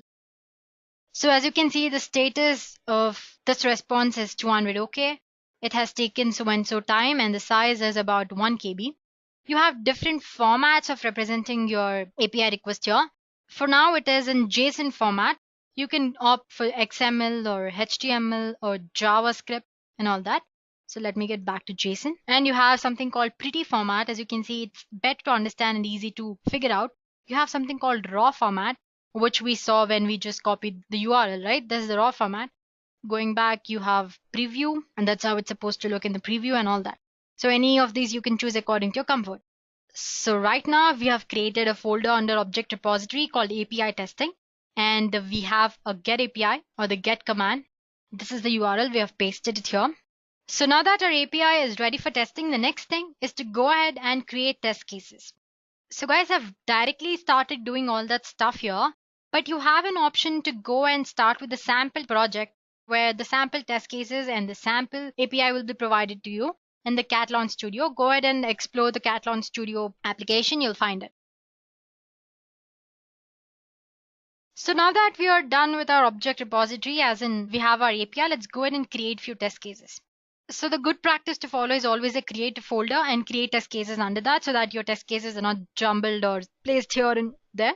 So let's create a folder. Let's give it a user detail verification. Details verification. And okay. Now under that, new and create a test case. Verification. Let's say a details verification. Tags are really important because right now I have only one test case, so it's very easy to search.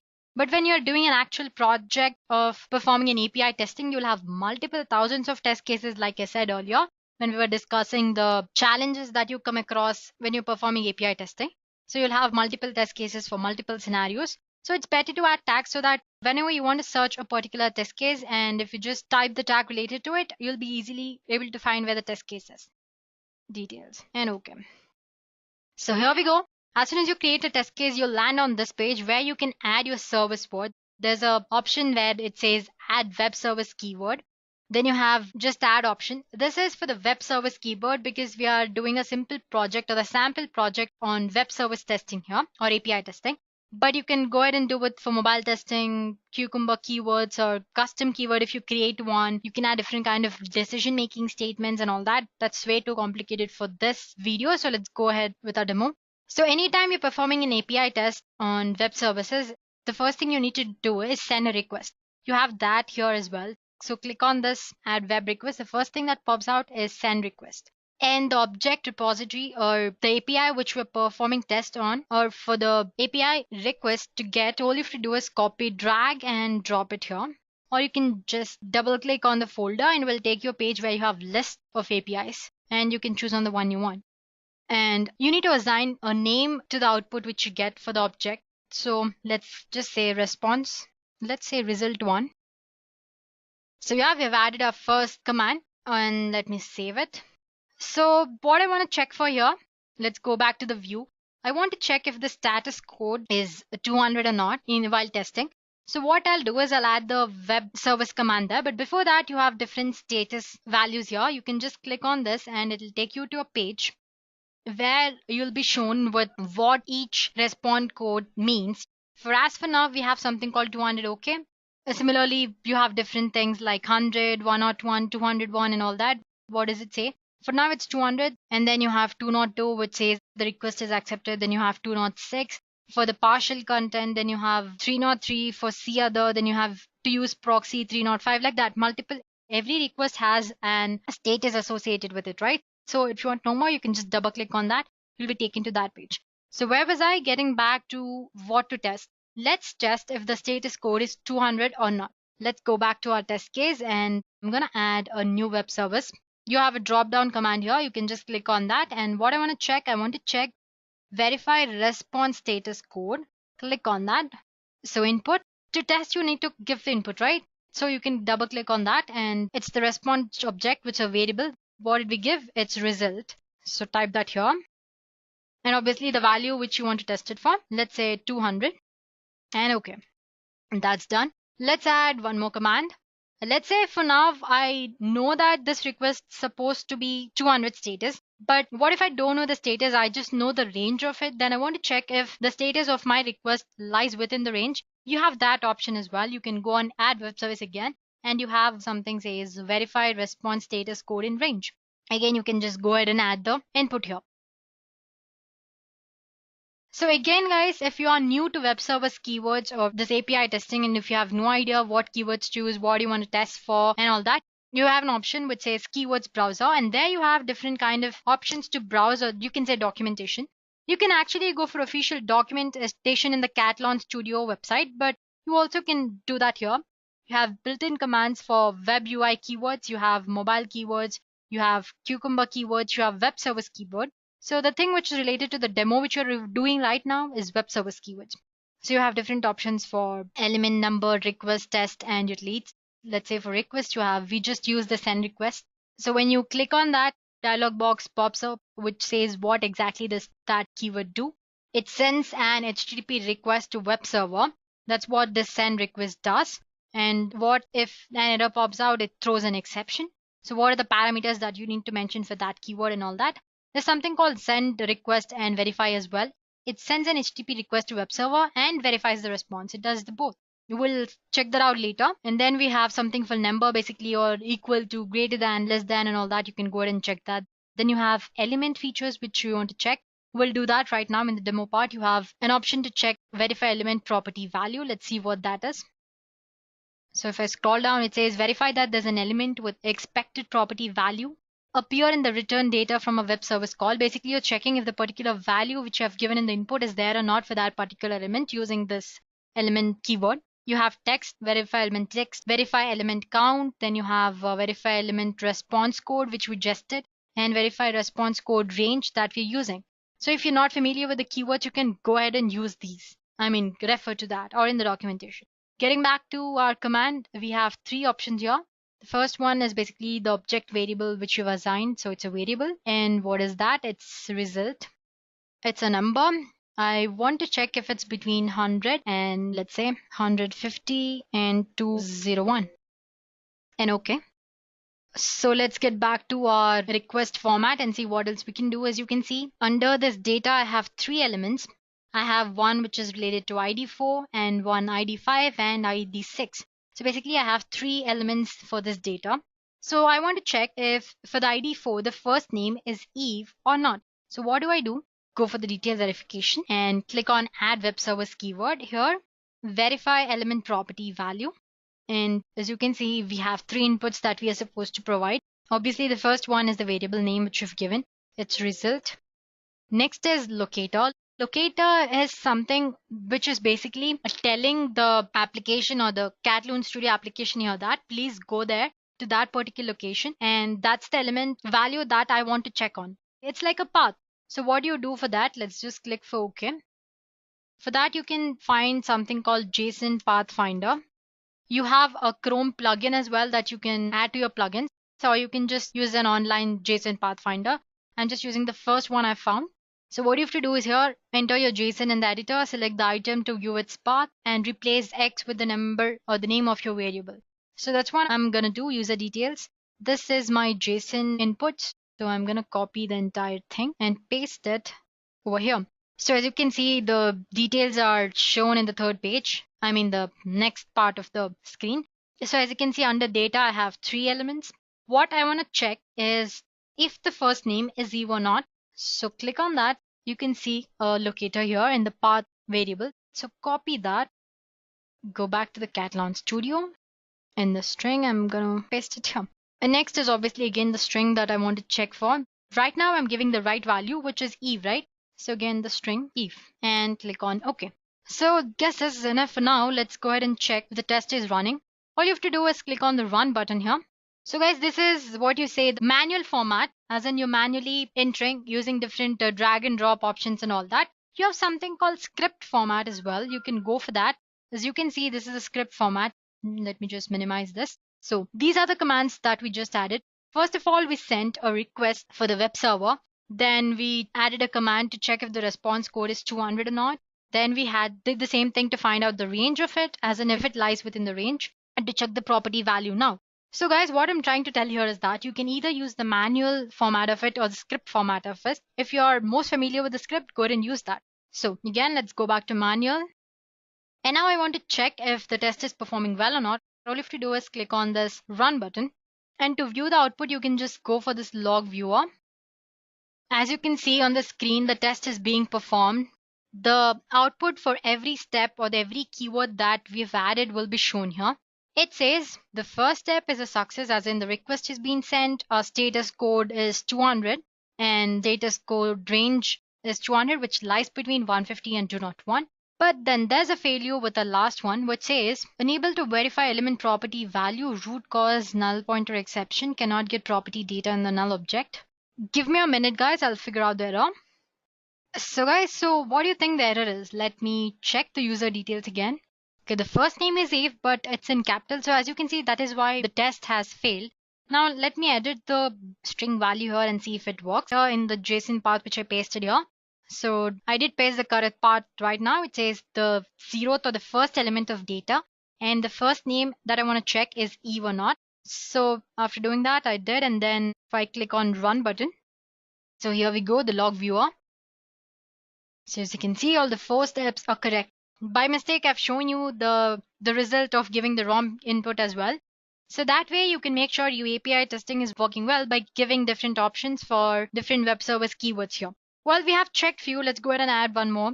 So as you can see in the user details, I have 3 elements under the data elements. As you can see, the one with ID, one with ID 5, and one with ID 6. So I want to go ahead and add one more command, add keyword. I want to check the elements count here. It checks the number of elements present. Well, again, the variable is result. So I'm going to enter that. And again, I need a JSON path. And let's say I want to check if it's 2. It should basically give me an error because there are 3 elements. So let's go ahead with the negative case and OK. So data. And I'm going to copy this.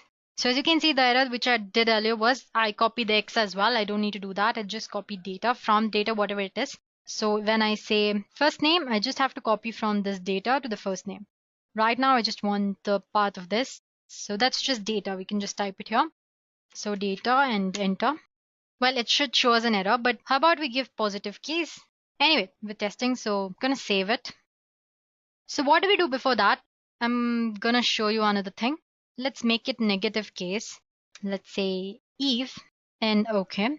Now, after saving, if I run the test, so it's basically checking for every step. The request is being sent. The next step is to check for the response code. That's done. Response code range, that's also done. But since the 4th keyword, which is to check the element property value, since we have a negative case, the program stopped executing there. It didn't go beyond that. But after that, we do have another keyword for which it has to check to. So for that, we have different properties to go ahead and change how this keyword has to behave. You can right click on that. You have something called change failure handling here. So you have different option which says you have to stop on failure or continue on failure. Let's say we have given continue on failure. So it will stop. It will execute the step. Even if it's there error, it shows an error and go to the next part of it. Let me save it. And if you click on run again, let's go for the log viewer. Here we go, guys. It didn't stop there. It went for the next step as well. And since that was also a negative case, it's shown that there's an error. It says it's not equal with the actual property value Eve. And there's one more error, right? When you click on that particular step, it says expected element count 2, which is not equal to the actual count 3. So that's the error. That's how you perform tests on API. Apart from this, if I click on the objective or the API request here, which is get request basically, you have different options here as well to check out. You have something called authorization. If you are actually providing some email ID and all that, you have, or as in you're testing for the login page and all, you have authorization. right now we do not have any authorization. You have multiple authorization options as well. Basic, auth 1.0, 2.0 and all that. Then you have something called HTTP header. Right now we do not have an HTTP header. If you do, you can add it here. Same goes for the HTTP body. But the important thing here is something called verification. So as you can see, there are already some snippets here, or the test scripts which are already written for this, for which response is received. You have get a variable, response body contains string. Then you have convert to JSON is equal to a string or not, status code. So if I click on that, you can see a command being added. Let me hide this and let me expand this for you. As you can see, when I clicked on that, this was added. Assert that the entire thing to verify if the status code is 200 or not, and to assert that it's equal to 200. Similarly, let's check out on the snippets.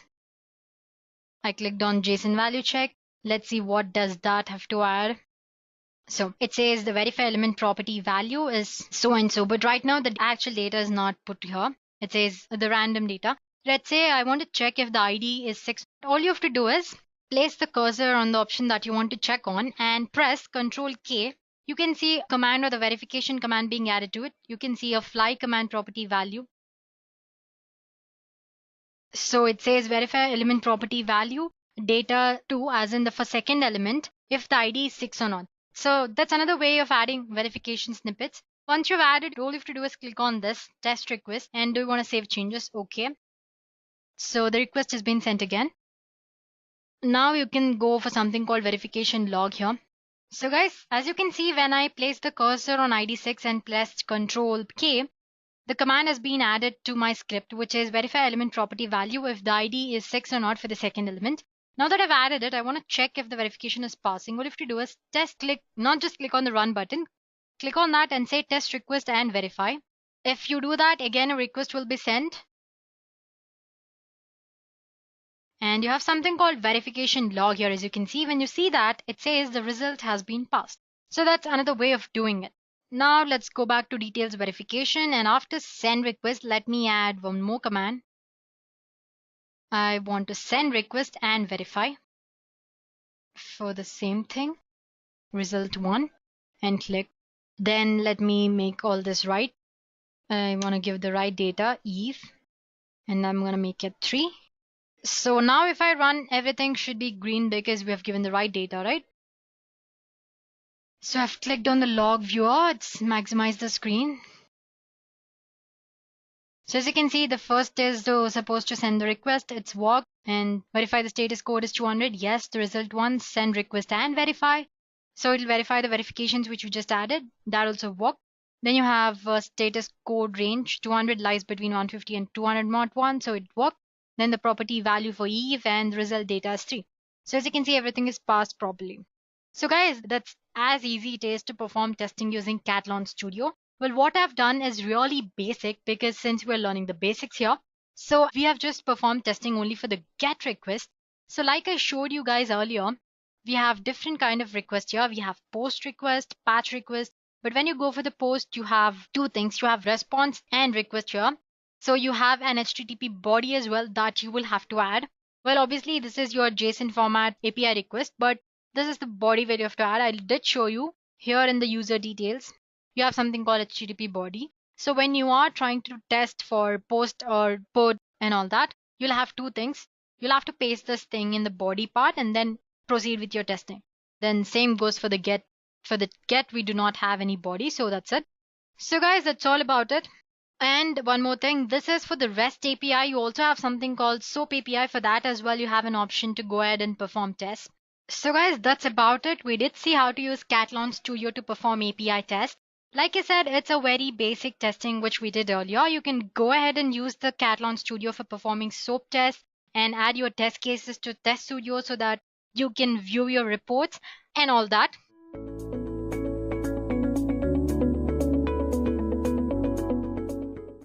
So what is this agile testing? Now, agile testing is basically a software testing process that follows the principles of agile software development.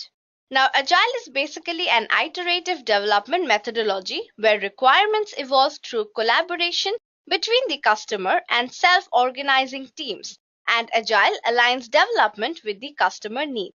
It is not sequential but a continuous process. Now, this methodology is also called release or delivery-driven approach since it gives a better prediction on the workable products in short duration of time.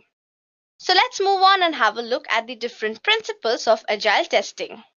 Now, the first one is that testing is continuous. Now, the agile team tests continuously because it is the only way to ensure continuous progress of the product. Then we have the continuous feedback as well.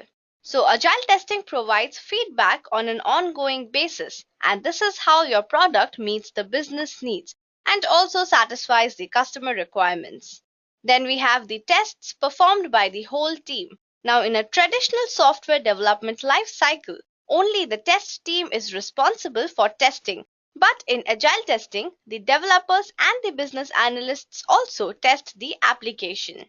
Next up is the decreased time of feedback response. Now, the business team is basically involved in each iteration in agile testing, and continuous feedback shortens the time of feedback response. Then we have the simplified and clean code. So all the defects which are raised by the agile team are fixed within the same iteration, and it also helps in keeping the code clean and simplified. Next is less documentation.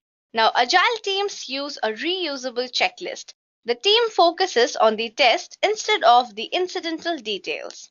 And finally, we have the test driven. Now, in agile methods, testing is performed at the time of implementation, whereas in the traditional process, the testing is performed after implementation. So these were some of the principles that are followed while performing agile testing on any software. Now let's move on and have a look at the different advantages of agile testing. So the first benefit is that it saves time and money. Now, with the help of agile testing, you get to know about the problems in your software in the earlier stages, and this saves a lot of time and money as well. Next up is the documentation. So agile testing basically reduces a lot of documentation involved in the process. Then we have the flexibility and adaptability. So agile testing is basically flexible and highly adaptable to changes. So you would not face any trouble if there are any changes that are to be made in the software during the process. It also provides a way for receiving regular feedback from the end user. So the more amount of feedback that you receive, the easier it becomes to solve the problems and also meet the requirements of the user easily. And finally, there's better determination of issues through daily meetings. So there are daily meetings happening for the agile testing that lets you know about the whole process and also the improvement that is happening. So these were some of the advantages. Now let's have a look at the different testing methods for agile testing. Now there are various agile testing methods. So first we have the behavior-driven development, then the acceptance test-driven development, and finally there's the exploratory testing. So the first one is the behavior-driven development. Now, the behavior-driven development improves communication amongst project stakeholders so that all members correctly understand each feature before the development process starts. Now, there is continuous example-based communication between the developers, testers, and business analysts. Now, these examples are called scenarios which are written in a special format. The scenarios hold information on how a given feature should behave in different situations with different input parameters. These are called executable specifications as it comprises of both specification and inputs to the automated tests. Next up, we have the acceptance test-driven development, that is the ATDD. Now, the ATDD focuses on involving team members with different perspectives such as the customer, developer, and tester. So the three amigos meetings are held to formulate acceptance tests incorporating perspectives of the customer, development, and testing. So the customer is focused on the problem that is to be solved. The development is focused on how the problem will be solved, whereas the testing is focused on what could go wrong. The acceptance tests are a representation of the user's point of view, and it describes how the system will function. It also helps to verify that the system functions as it is supposed to. In some instances, acceptance tests are automated. Now, moving on, the final one is the exploratory testing. Now, in this type of testing, the test design and test execution phase go hand in hand. So the exploratory testing emphasizes working software over comprehensive documentation. The individuals and interactions are more important than the process and tools. So the customer collaboration holds greater value than contract negotiation. Exploratory testing is more adaptable to changes as well. Now in this, testers identify the functionality of an application by exploring the application. So the testers try to learn the application and design and execute the test plans according to their findings.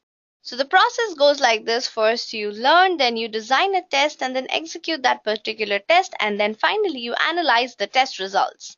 So these were some of the agile testing methods that you need to know about. Now moving on, next up, let's have a look at the life cycle of agile testing. So the life cycle of agile testing consists of 5 different phases.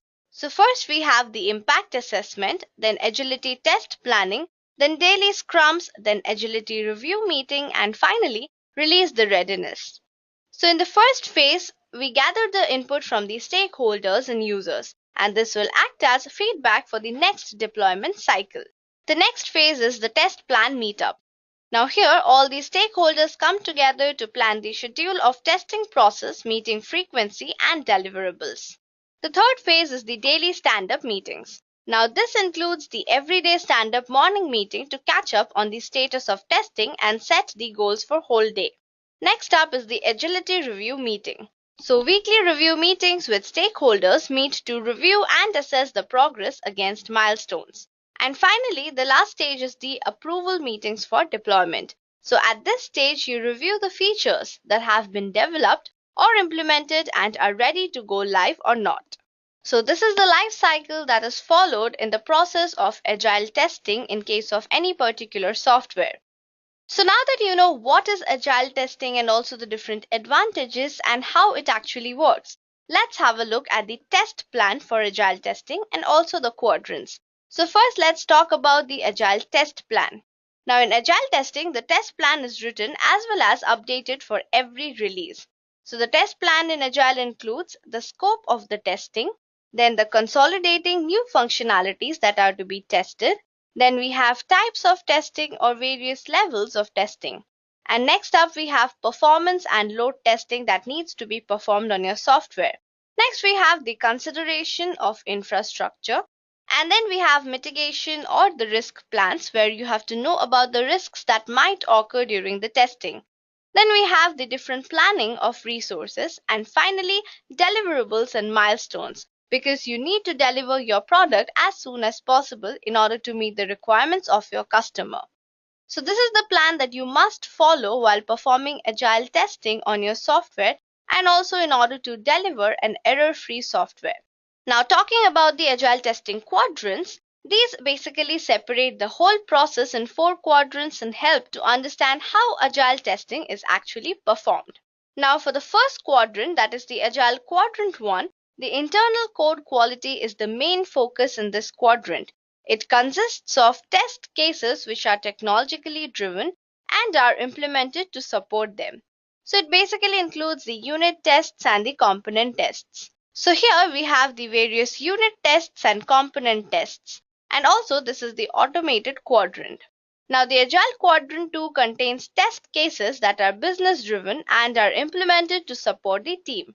Now this quadrant focuses on the requirements. The kind of test performed in this phase is the testing of examples of possible scenarios and workflows, testing of user experience such as the prototypes, and also pair testing. This can be automated and manual as well. Now the agile quadrant 3 provides feedback to quadrants 1 and 2. The test cases can be used as the basis to perform automation testing.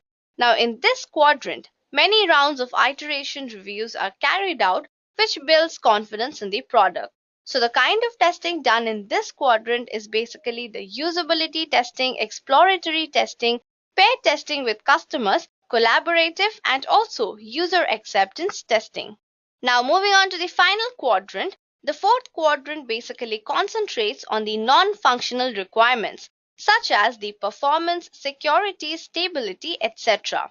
Now with the help of this quadrant, the application is made to deliver the non-functional qualities and the expected value. Now, in this quadrant, the kind of testing done is the non-functional tests such as the stress and performance testing. Then we have the security testing with respect to authentication hacking, and also infrastructure, data migration, scalability, and load testing. So now that you know why we need to perform agile testing in our everyday life, let's move on and have a look at the big companies that actually use agile testing for their software. So let's have a look at some of the big names. So there are Cisco, Sky, Philips, Vistaprint, JP Morgan Chase, IBM, and many more such companies that use agile testing as one of their methodologies. Now, Sky might be a household name famous for its satellite TV, broadband, and telephone services, but the media provider is almost making a name for itself in software development. So, the company which has launched products to combat the likes of Apple's TV box has been placing agile methodologies and open source at the center of their software development approach. Not just that, Philips has also adopted the agile principles. Now, after numerous changes to management structure, the firm introduced several agile coaches that went to deploy Scrum principles such as Scrum boards and breaking down teams into smaller ones. As a result of changes like this, teams could react to situations quicker, bureaucracy was removed, and it was ultimately easier for these smaller teams to take responsibility for their respective products. Not just that, Vistaprint is also the go-to marketing company for small businesses. Now, the company performed some analysis of their existing waterfall methodology and found that teams were taking more than 60 days to move from the ideation phase to product delivery. Now, the 60-day cycle only amounted to 40 hours of actual work. The company looked further into why this was the case. It transpired that unclear decisions and long creative lead times were to blame, all of which resulted in feedback loops. That's when they moved to the agile testing. This is also the case for JP Morgan Chase. Now, a few years ago, the baking giant overhauled their business processes to help improve product development and simultaneously slashed the cost of training as part of a high-profile IT initiative. Now, agile methodologies were a key part of that particular initiative.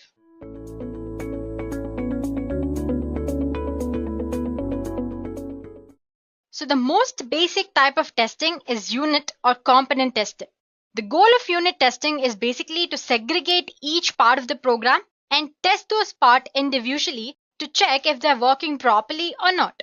So it isolates the smallest piece of testable software from the remainder of the code and determines if it behaves exactly as you expected and according to your requirements or not.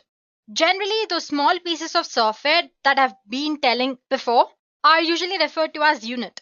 So this unit can be almost anything you want it to be. It can be a line of code, it can be a method or a class or some sort of program or a part of application program, anything. But smaller the unit is, it's always better. Smaller tests give you much more granular view of how your code is performing at basic level.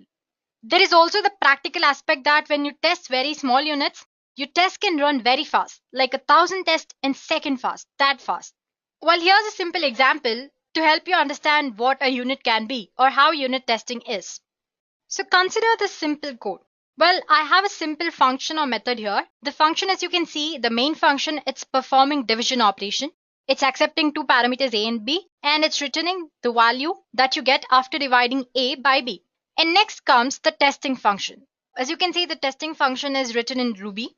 Well, the language doesn't matter. The language, whichever you're comfortable with, you can use that. Anyway, as you can see, I have two variables a and b, and I'm assigning values 6 and 2. And in the assert equal function, I'm calling the divider function. And I also have the first parameter, which is the value which I'm expecting that the division function should give it to me. So the value which I'm expecting is 3, and I'm passing the function and parameters to that function. So after dividing a by b, which is 6 by 2, I get the answer 3. And assert equal functions tells me that 3 and 3, the expected answer and the actual answer I got are the same. So my function is working properly. Well, this is a positive case. You can also do that with the negative case, as in you can just change the 3 expected value to 4 and see if the assert equal function returns you the actual answer. It says that your test fails. It means that the expected answer and the obtained answer are not the same. So that's how you perform a testing on small unit, which is a part of your entire program. So here the small unit is division function. So like I said, a unit can be almost anything you want it to be. It can be a line of code, or it can be a method, or it can be a class. So this is very basic example, but I'm sure it gives you an idea of unit testing, right?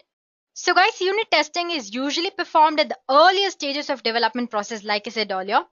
In many cases, it is executed by the developers themselves before handing the software over to testing team. One of the biggest benefits of this testing is that it can run every time a piece of code is changed. So that way, you can resolve if there are any errors very quickly. And since you're dividing your code into modules here, you can reuse your code and testing becomes much easier and efficient, and your product is well versed in the market. Now to understand unit testing better, let's go ahead and see a simple algorithm. So you start writing your test. So you add your test to the test suite. Then you run the unit test. If the test passes, then you add one more test or add it to the next level of testing. In case your test fails, what you do, you make the necessary changes and you run unit test again. And after you run your test again, if it fails, then you make changes again and you repeat the cycle until the code which you have written is perfectly working and it's returning the value that you're expecting or the results that meet your requirement.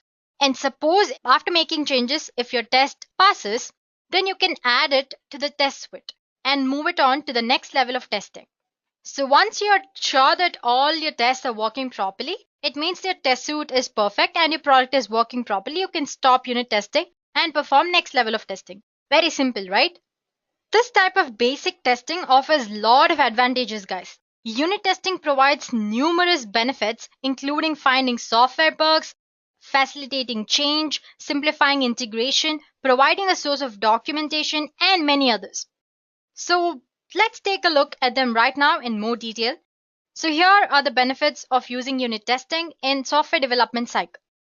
So first of all, it makes coding process more agile.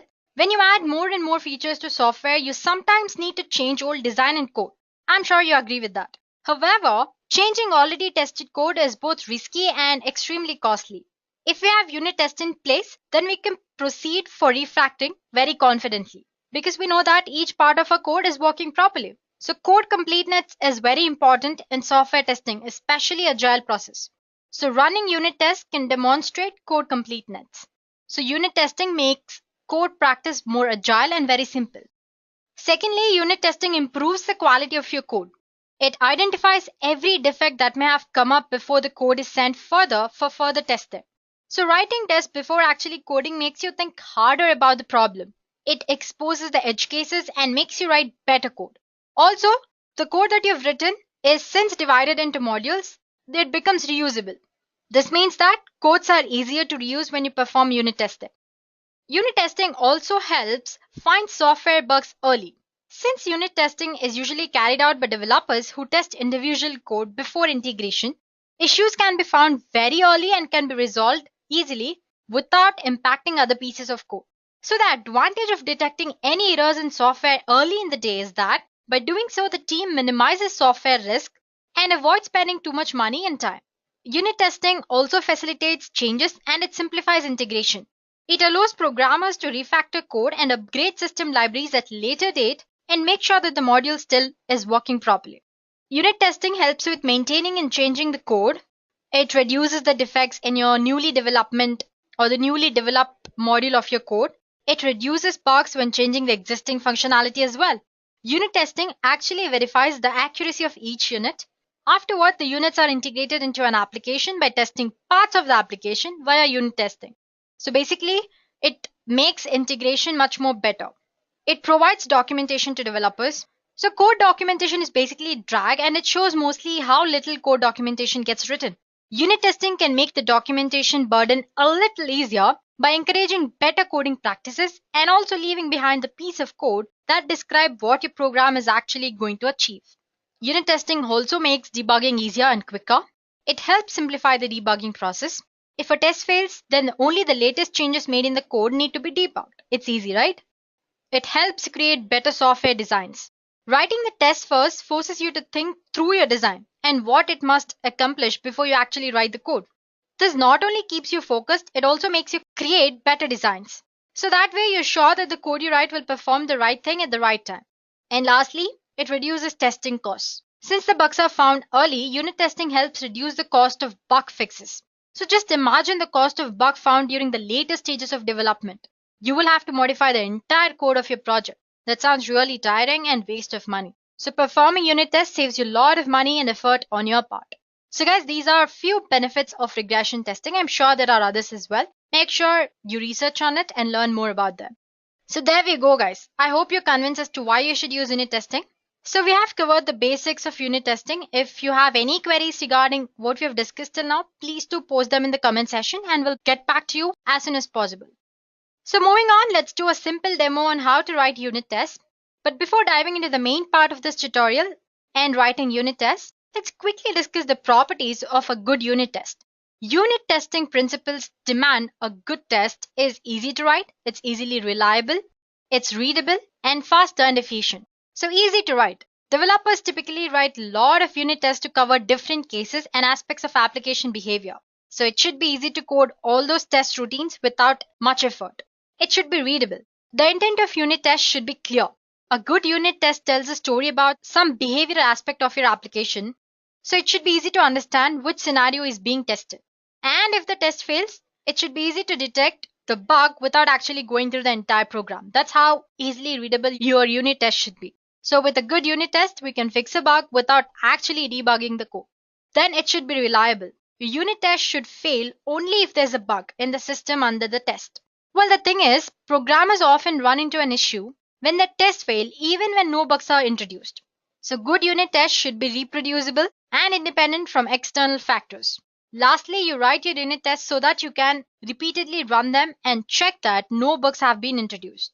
If your unit test is slow, it will affect the final product.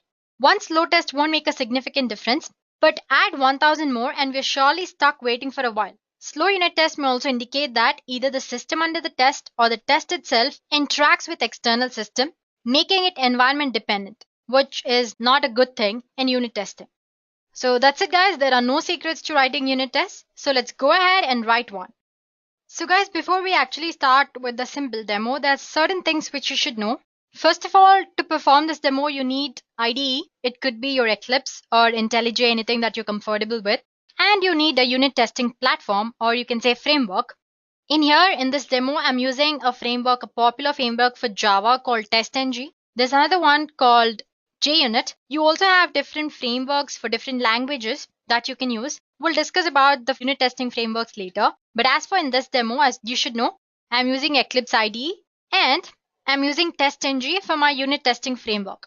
So that's all you should know. And regarding how you should install TestNG, there are different ways you can install it using Maven. The easiest way in Eclipse is you can actually install it using Eclipse Marketplace. Well, you have help command here. You can see the menu. You can go for Eclipse Marketplace here and click for TestNG and just click on install.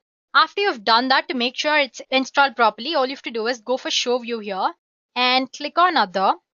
And under Java, make sure that you have TestNG installed here. If it's showing TestNG here, it means that installation has been done properly. So that's all, guys. I've already written program. Well, it's a very easy program. As you can see, I have a math function first of all, and it has one method which adds two numbers. So it's returning int value, and I have first parameter and the second parameter, and I'm adding and I'm returning the value to my testing function. So this is my basic function, and I have a test function which is conducting the test here. So as you can see, I'm using annotations here and importing this because to perform test, since I'm using TestNG, I need to import these details. So I'm using annotations, which is at test. This is called what we call annotations. And I'm using a method called assert equals. So I'm importing that as well. So again, this class contains a single method, which is adding two numbers. I have two variables here. One is expected and the actual. Expected is the one which you want the method to return to. And the actual is the one which actually the method returns to you. So as you can see, the expected value, I'm giving it as, let's say, 4. And as for the actual value, I'm using a math add function, which I've created here. As you can see, I have add function here. And I'm sending two parameters, which is 2 and 2. So if I go back to function, since I'm calling this function, the parameters here will be first is also 2, second is also 2. So 2 plus 2, it should return 4. And here I have a method assert equals. This is the actual value which I'm getting from the math function, and this is the expected value which I've given it 4. And since both are 4, the test should result success. Let's go ahead and check it. It's as easy as that, guys. So this is one unit of your entire program. you can keep adding units in this way. So first we're checking if this unit is working properly. For that, let me run the test. As you can see, it says this test has passed and the test run 1, failure 0, skip 0. It works, right? Let's go ahead and check another further values. Let's say, let me give it as -4 and -2 plus 2. That should be, let me just give it as -3. So -2 plus -3 should be -5. Now if I call assert equals function, the expected value is -4 and the actual value is -5. So the test should return failure. Let's go ahead and check it. So here, as you can see, it's giving a long message. It says this test is failed because expected value is -4, but the actual value is found to be -5. And as you can see in the default test, 1 test was run, you have 1 failure and 0 skips. That's it, guys. And now let's make it a little more bigger, as in let's add one more function. In the math function, I have a multiply function here. So let me go ahead and add it. So I'm not negating or I'm not commenting the add function. Let it be there. It's going to give us result for both the functions here. So this multiply function, again, it's taking two parameters. One is multiplicand and one is multiplier. It's multiplying them and returning the answer to us. Let's go to math Java test. Here, I don't have a test annotation for that, right? So let's go ahead and write one. So public void multiply two numbers, return sum. Any name of your function could be according to your wish. And here I go. So final int expected. Let's give it 4. Let's keep it simple for a while and then we'll make it complicated. Final int actual. So multiplicand, let's give it as 2. And the multiplier also, let's give it as 2. Assert equals actual and expected. Okay, let me save it. So obviously the add function, it should result a failure, and multiply, it should return the correct value. So let's go ahead and test it. So as you can see, 2 tests are performed, 1 failure. So let's go ahead and see. It says multiply two numbers has successfully passed, but add has failed because expected value is -4, but it was found to be -5. So that's how you write unit test. Let's make it -4 and check if it's working for the negative numbers as well. As you can see, it's showing 2 failures here. Both our multiply function and add functions have failed. So guys, it's as easy as that. First, I wrote a unit test for add function. So that add function is a unit. You can call it a unit, a part of your program. And I've checked and tested since the method is working properly. I'm going one step ahead and added one more unit, which is a multiply function. Even it's working properly, then you go ahead and add one more part of or one more unit to your function or the program of your application. So guys, that's how you write simple unit tests. As you can see, the tests were very simple and these are very basic level tests. You can go ahead and explore and make them complicated. So I'm not going to do the divide function. The purpose of this demo was for you to understand how simple it can be and how your unit test should be. Not very complicated. They should be very easy to understand. One look at it, the person who is looking at your code should understand what your code is actually performing.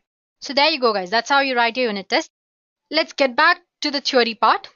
So I hope you have understood what we did in the demo. Let's move forward and check out the most popular or the best unit testing frameworks to automate unit tests.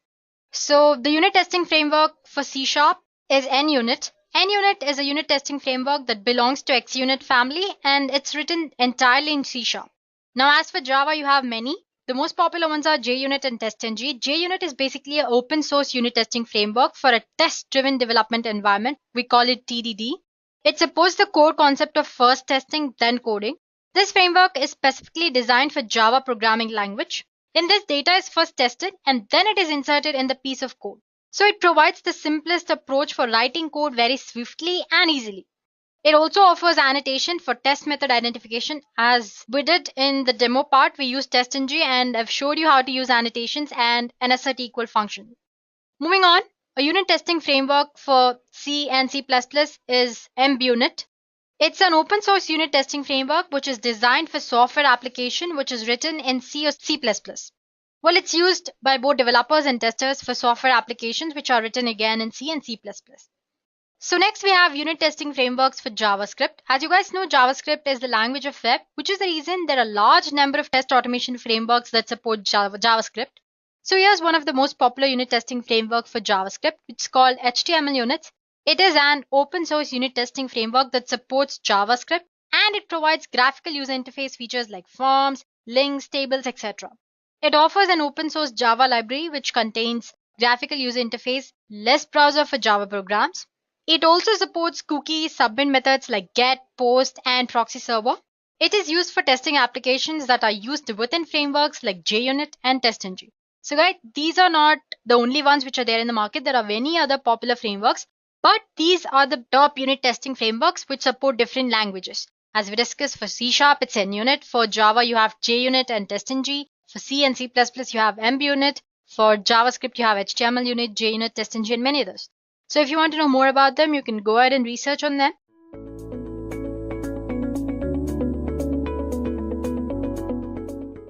So what is regression testing?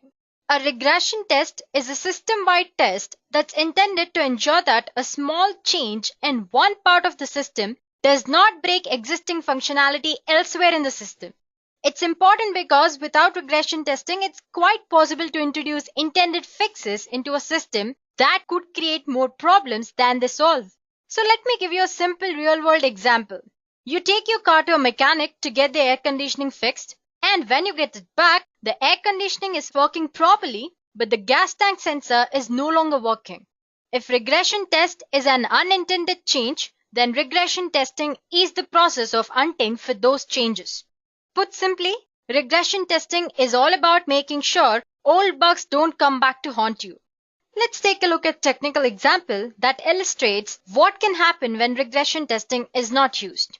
So one day, the manager of accounts receivable department at Wayne Industries uncovered a bug in company's financial system.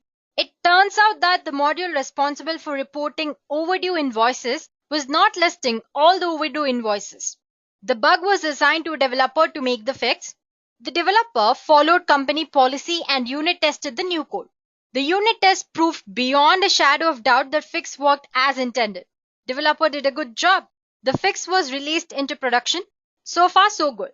A week passes. Then a strange behavior occurs when the accounting department tries to run the company's month-end profit and loss statement.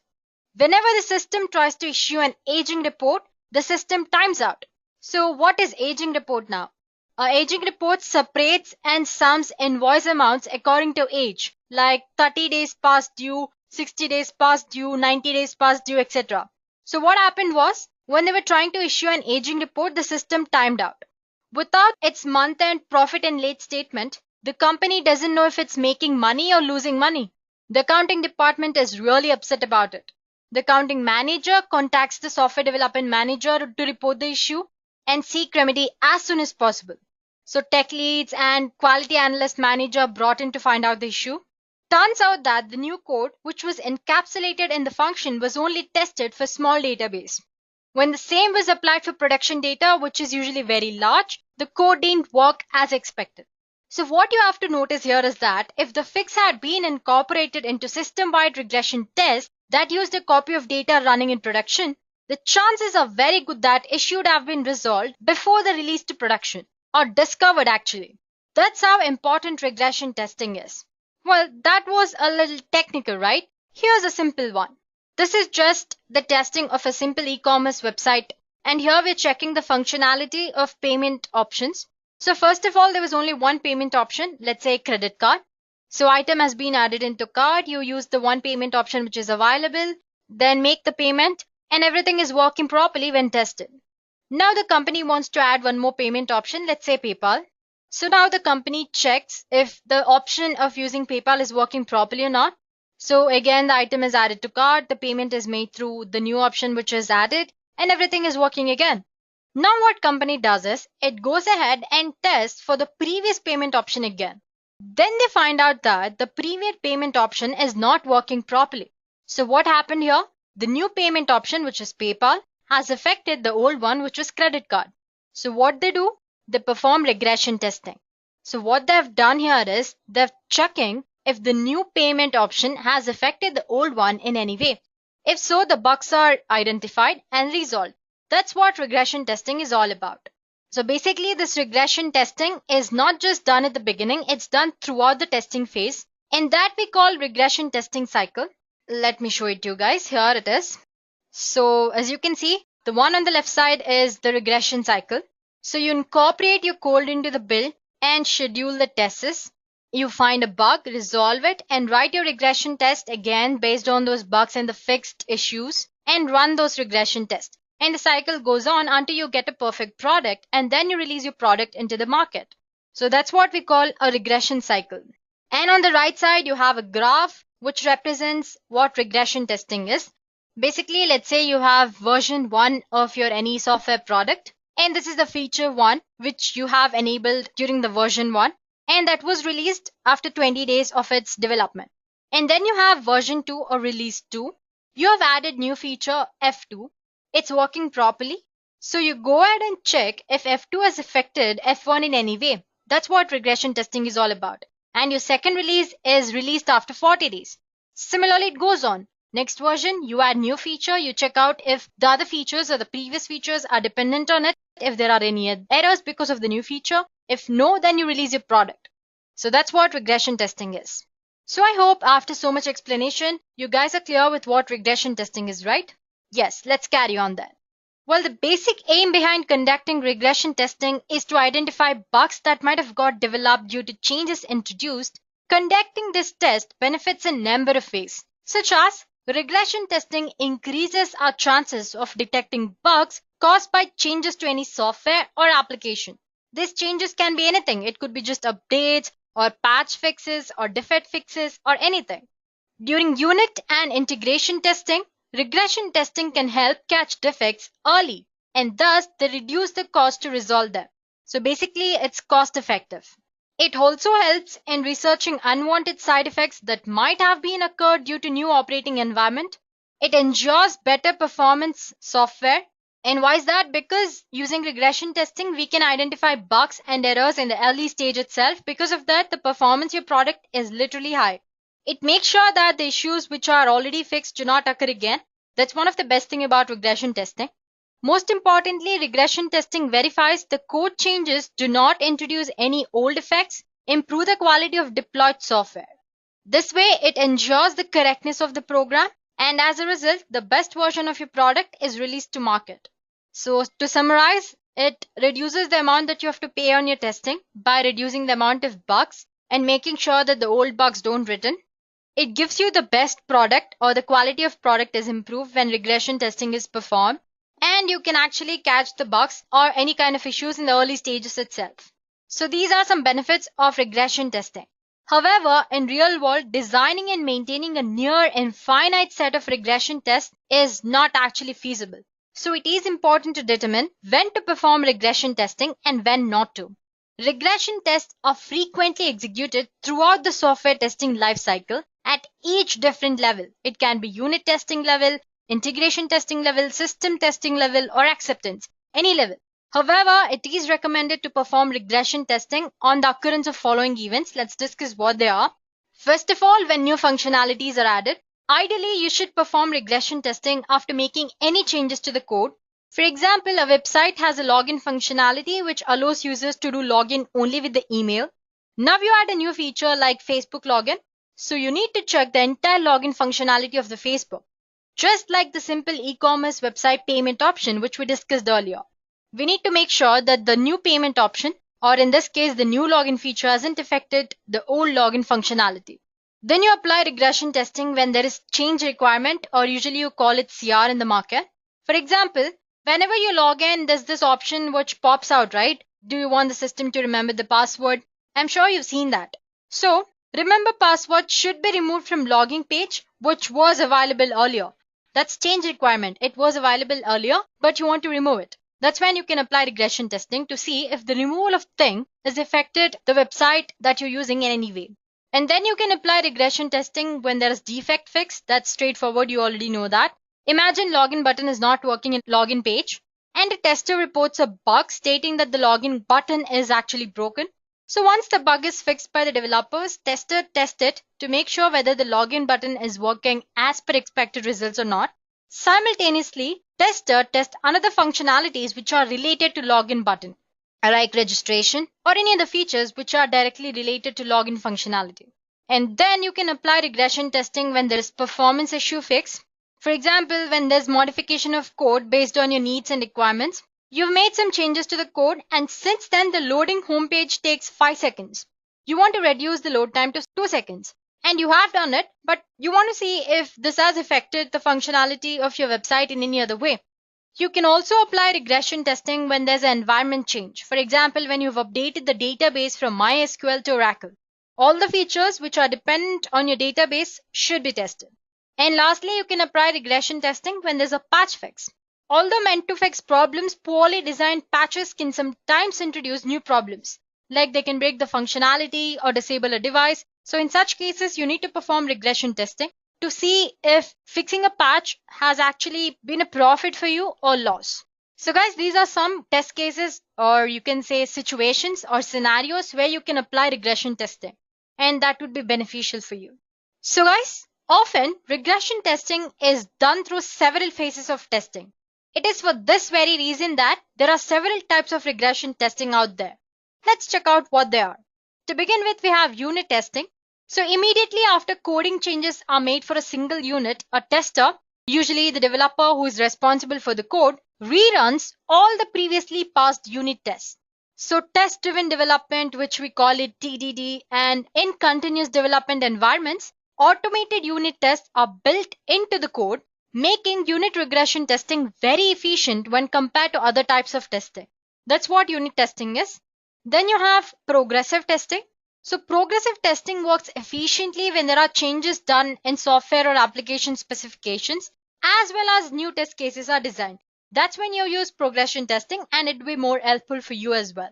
Then there is selective testing. In selective testing, testers use a subset of current test cases to cut down the cost and the effort. So in this strategy, a test unit must be rerun if and only if the program entities, example functionalities, variables, etc. it covers have been changed. So basically only things like functionalities, variables which are under the unit test are changed, only then you should perform testing on that unit test. The challenge is basically to identify the dependencies between the test case and the program entities it covers. So basically, as the name indicates, you do not perform tests on all units. You just select few out of those which might have affected due to change and then test those units. That's what you call selective testing. And then you have reset all testing. Reset all testing is very time taking because in this testing we reuse all the tests. This strategy is not much useful when you have small modifications or small kind of changes which are done to your code in the application. You can straight away point out, right? You have made a very small change and you are trying to retest everything because of that small change. It's literally costly and it takes a lot of effort and time on your part. During small modifications or changes to your code in your application, it's not effective. Retest all strategy involves testing of all aspects of a particular application as well as reusing all test cases even where the changes have not been made. So that's one of the most costliest type of testing when compared to others. Lastly, we have something called complete testing. Don't confuse it with retest all testing. Sometimes people often refer to both of them as the same thing, but anyway, complete regression testing is very useful when multiple changes have been made in the existing code. Performing this testing is highly valuable to identify unexpected bugs actually. So once the testing is completed, the final system can be made available to the user. So guys, it is important to make sure the type of regression testing that needs to be conducted. So you should choose the one which suits your requirement properly. And how you choose or which one you choose totally depends on other factors such as recurrent defects, criticality of the features, etc. But what remains on the priority is ensuring that the software delivers the best functionality and proves to be beneficial addition to your company or industry. So guys, now that we have established what regression testing means, let's go ahead and check out how regression testing is actually performed. So every time the software undergoes a change and a new version, update or release comes up, the developer carries out these steps as a part of regression testing process. The first thing it does is developer execute unit level regression tests to validate the code that they have modified, along with any new tests that they have written to cover new or the changed functionality. Basically, whatever the changes they have made, they check if the changes are working properly or not. So that's the first step. We did learn what unit level regression tests are earlier, right? So any code changes made for a single unit, a tester or basically the developer who is responsible for the code reruns all the previously passed units as well. So that's what unit level regression is. Once that is done, the changed code is merged and integrated to create a new build of application under test. After that, smoke tests are performed. These smoke tests are executed for assurance that the build which you have created in the previous step is good before any additional testing is performed. These tests may be automated and can be executed automatically by continuous integration services such as Jenkins, Hudson, and Bamboo. So once the build is perfect, sanity testing confirms that new functionality works as expected and known defects are resolved before any other conducting or rigorous integration testing is actually performed. So why do you perform this integration testing? To verify that the interaction between the units of application with each other and with the backend services such as databases is working properly or not. For that, you perform integration testing. The next step is to schedule your regression test. So depending on the size and the scope of the released code, either a partial or a full regression test may take place. Defects are reported back to the development team, and many require additional rounds of regression testing to confirm the resolution. So lastly, based on the reports that you've written, you analyze and figure out what test cases should be added for the next checking process as well, and you create a report on that. So that's how you perform a regression testing. So like you've seen, it's similar to any other testing. It's just that you check the functionality of your developed software whenever there is an update or some new release. So basically, on introduction of new feature, you check out if the previous features are working or not. So remember guys, regression testing is not just performed in the beginning. So basically, it's carried out throughout the testing process whenever a new feature is added. And we discussed when to perform regression testing earlier, right? So whenever one of such cases occur, we perform regression testing during the entire testing phase.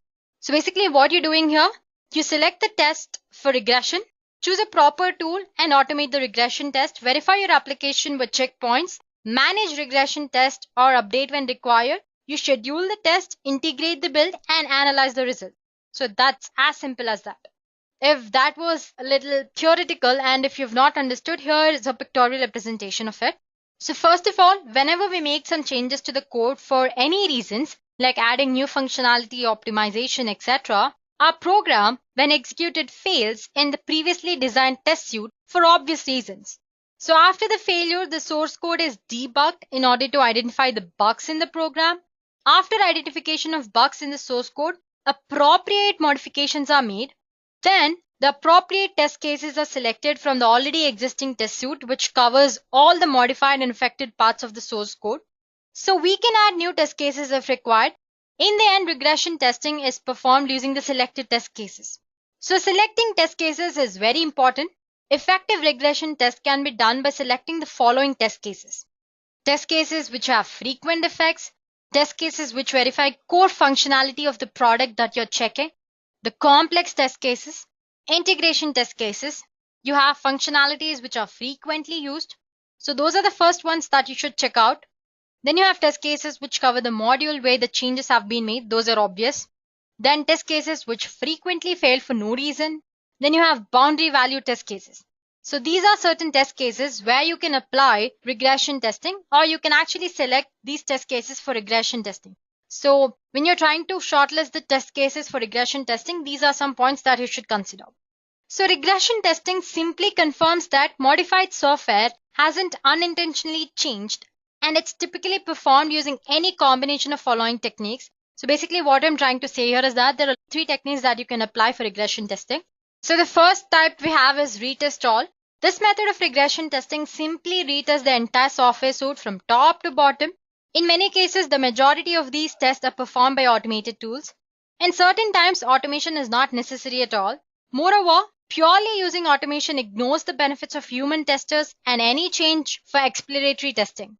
So this retest all type of technique is an expensive method as it requires more time and resources when compared to other techniques. Well, it's all there in the name itself, right? Retesting. The next is selective test cases. Again, from the name itself, you can guess what that is. Rather than a full retest process, this method allows the team to choose a representative selection of tests that will approximate a full testing of test suite. The primary advantages to this practice is that it requires far less time and effort when compared to retest all method. So these kind of regression testing is usually performed by human testers such as quality analyst team or development teams who will typically have better insights into the working of test cases and their unexpected behaviors. And lastly, we have test case prioritization. This is one of the popular technique. The goal here is to prioritize a limited set of test cases such that more potentially impactful tests are executed ahead of all less critical ones.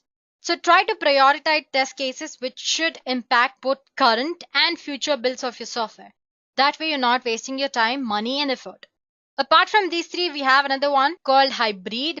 Hybrid technique is literally a combination of regression test selection and test case prioritization. So rather than selecting the entire test suite, select only test cases which are executed or re-executed depending on their priority. So what are the different techniques? We have retesting, where you perform testing on the entire test cases that there are. Then you have selective test cases based on certain criteria. You select the few test cases. Then you have prioritization. You select the more impactful test cases compared to less critical ones. And lastly, the hybrid, which is combination of selective and prioritization. So these are various ways of implementing regression testing, guys. Now that we know what regression testing is, its types and its techniques, let's go ahead and do a demo on how to create a regression testing plan. For that, I'll be using an Excel sheet. So guys, here we are. In this demo, our main goal is to actually learn how to create a regression testing plan. It's a very simple example.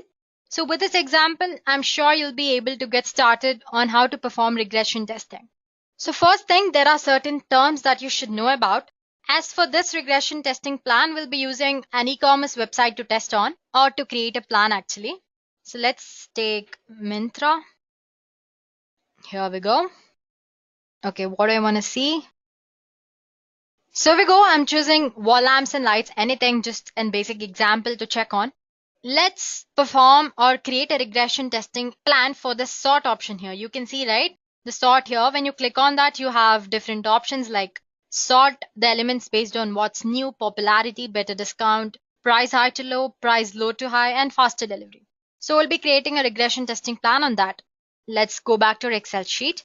Like I said earlier, there are certain words or terms that you should be aware of. The first thing, let me just write the headings first. Let me increase the size. Then we have what they mean. And then comes our example. Okay, let me increase the size of this one as well. Okay, first terminology is test objective. So what does a test objective mean? It's basically what you're trying to do. Here in this, you're trying to test a functionality of your feature. That's what your objective. The goal or the objective of creating this plan. That's what we call test objective. So you can say what you are planning to do. So what would be the example here? We're trying to check the functionality of a feature here. Trying to check the functionality. The next term is test object. So what do you mean by test object? It's basically the component which you're performing test on. So component to be tested. So what's the component that we're trying to test here? The sort component. So that's our test object. So I'm going to say sort feature. So we are done with test object and test objective. We have something called test item next. So what's in test item? Test item is the subset of your test object or the item that you're performing test on. So this is the object that we are performing test on, which is sort. Like I said, under sort we have multiple options. So these are nothing but test items here. So let's perform a test on this price high to low. So let me write it as subset of test object. So what are the item that we are checking here on? Price from high to low.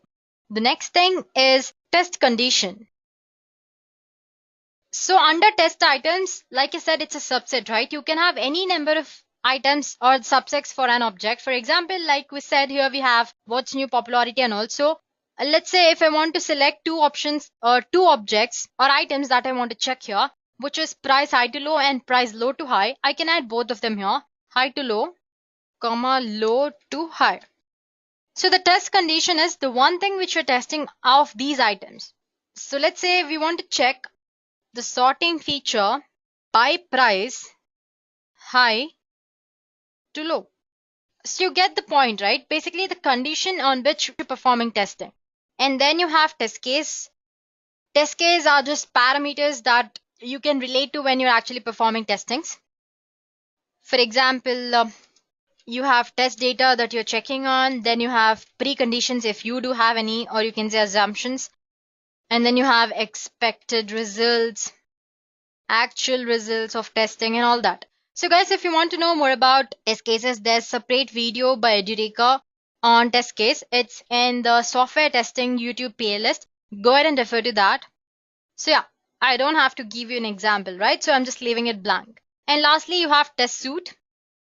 Test suite is nothing but a combination or collection of test results that come under test suite. So I can write it as set of test cases. So these are certain terms which you should be aware of when performing a testing or writing a test case, or when you're creating a regression testing plan or anything. So the first thing is test objective, is your goal or thing what you want to do. For example, here we are trying to check the functionality of a feature. Then you have something called object, or the feature on which you're performing test on, sort feature.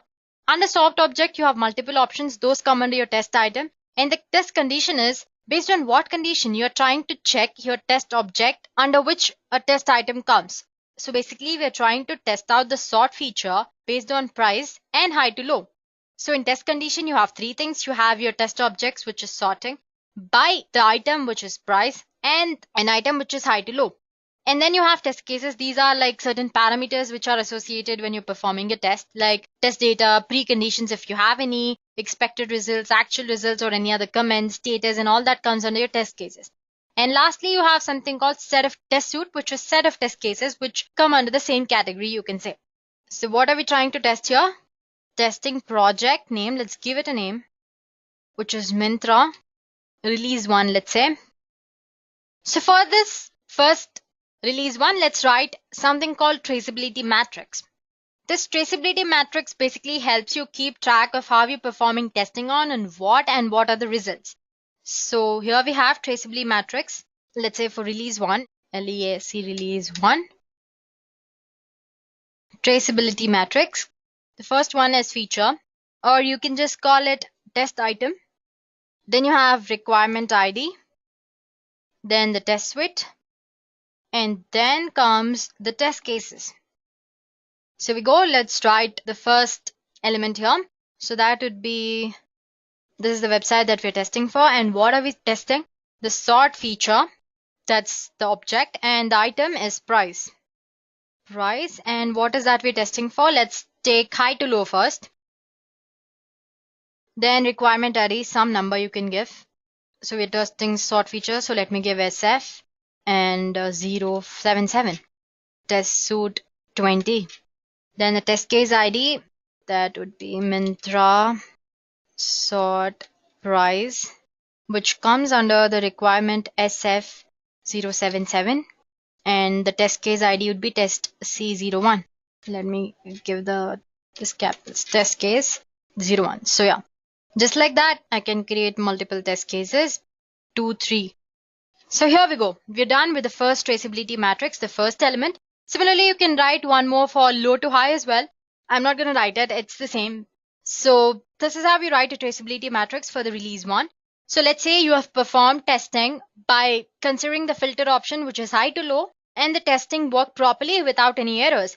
And these are the test cases which you have checked for high to low, and everything is working properly. And for now, it's good. Now we'll move on and perform testing for another feature. Let's say another item actually. We did perform for high to low. Now let's go for better discount. You can see the better discount option here, right? So I'm going to perform test for that, or write a test plan for that. So it's the same thing again. So testing release, this is example as well. It's the same. So I'm trying to still check the functionality of the feature. So my objective is same. And what is the feature that I'm trying to check on? Sort feature, again, it's the same. And what is the thing I'm trying to check on? It's not price now, it's discount, better discount. And you do not have any multiple options here, so it's just better discount. So there we go. Again, we have test cases, multiple test cases under that, and multiple test suits under that. So let's write a traceability matrix for that as well. SF076 and test suit 32. That would be sort, discount, and the test requirement ID, which is SF076 in this case. And then comes the test case ID 01. Just like that, but here I have 4 test cases. So that's how you write your traceability matrix. Till now, we're still dealing with the normal testing process. Let's move on to regression testing now. What happens is, when I tried to test on this feature, it's working properly. Then when I tried discount option, it's working properly. But after I added this discount option, when I tried to check for price again, I want the sorting being done from high to low, but based on discounts. Then this option, which is high to low, is not working properly. So again here, I have a testing release, which is still due. I'm just gonna drag it from here. Let me increase the size of this. I'm still in 2. It's just that after introducing the new feature or the new functionality, the previous functionality stopped working or I've got an error. So it's still example. For what is regression testing? What are we trying to do here? Trying to check the functionality, but we are performing regression testing. So that's our objective. So what's the feature? That's sort again. We're still checking out the sort feature. What is the thing that's not working? Price. High to low and low to high. So I'm sure you're understanding, right? This is my only feature which was there in the sort. Consider I tested it, it's working properly. This also is working properly, the second one, which is based on discount. But I'm trying to combine this and see how the high to low is working based on the discount. The high to low thing is not working. That's when I want to perform regression testing and check out what are the test cases which are not working and what are the bugs. So that's how I perform. For that, I'll be writing another traceability matrix. This would be for the release 2. This is again for the release 2 itself, but for the regression testing. Here we go. The first thing that happened was the defect that we have found. So the first option would be, or the parameter would be defect ID. And let's say the defect was some number 245E. So what was the test case on which the defect occurred? That was Myntra, sort, discount. So we're performing the test suit, give it a number, let's say test suit 34. So the requirement ID next. Myntra, sort. When we try to combine the price and discount, we got that error. So that's it. Myntra, sort, price, discount, and the requirement ID, something we should give, right? Let's say SF098. So then comes the test item or the feature. Now you might be a little confused because the format which I've used in the first and the one which I've used now is totally different and it seems a little weird. Let me go through it again. So here you have something called regression test cases and regression test suit. So basically guys, these matrix, we call it a bidirectional traceability matrix.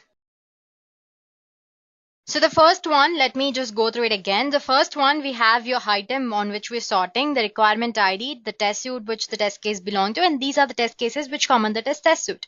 Now what we did is we performed testing for both the features, and when we tried to check if combining these features or the functionality of high to low is working after the discount feature is added, it's not working. We are getting an error or a defect, and that defect as a ID, that defect ID we are representing here.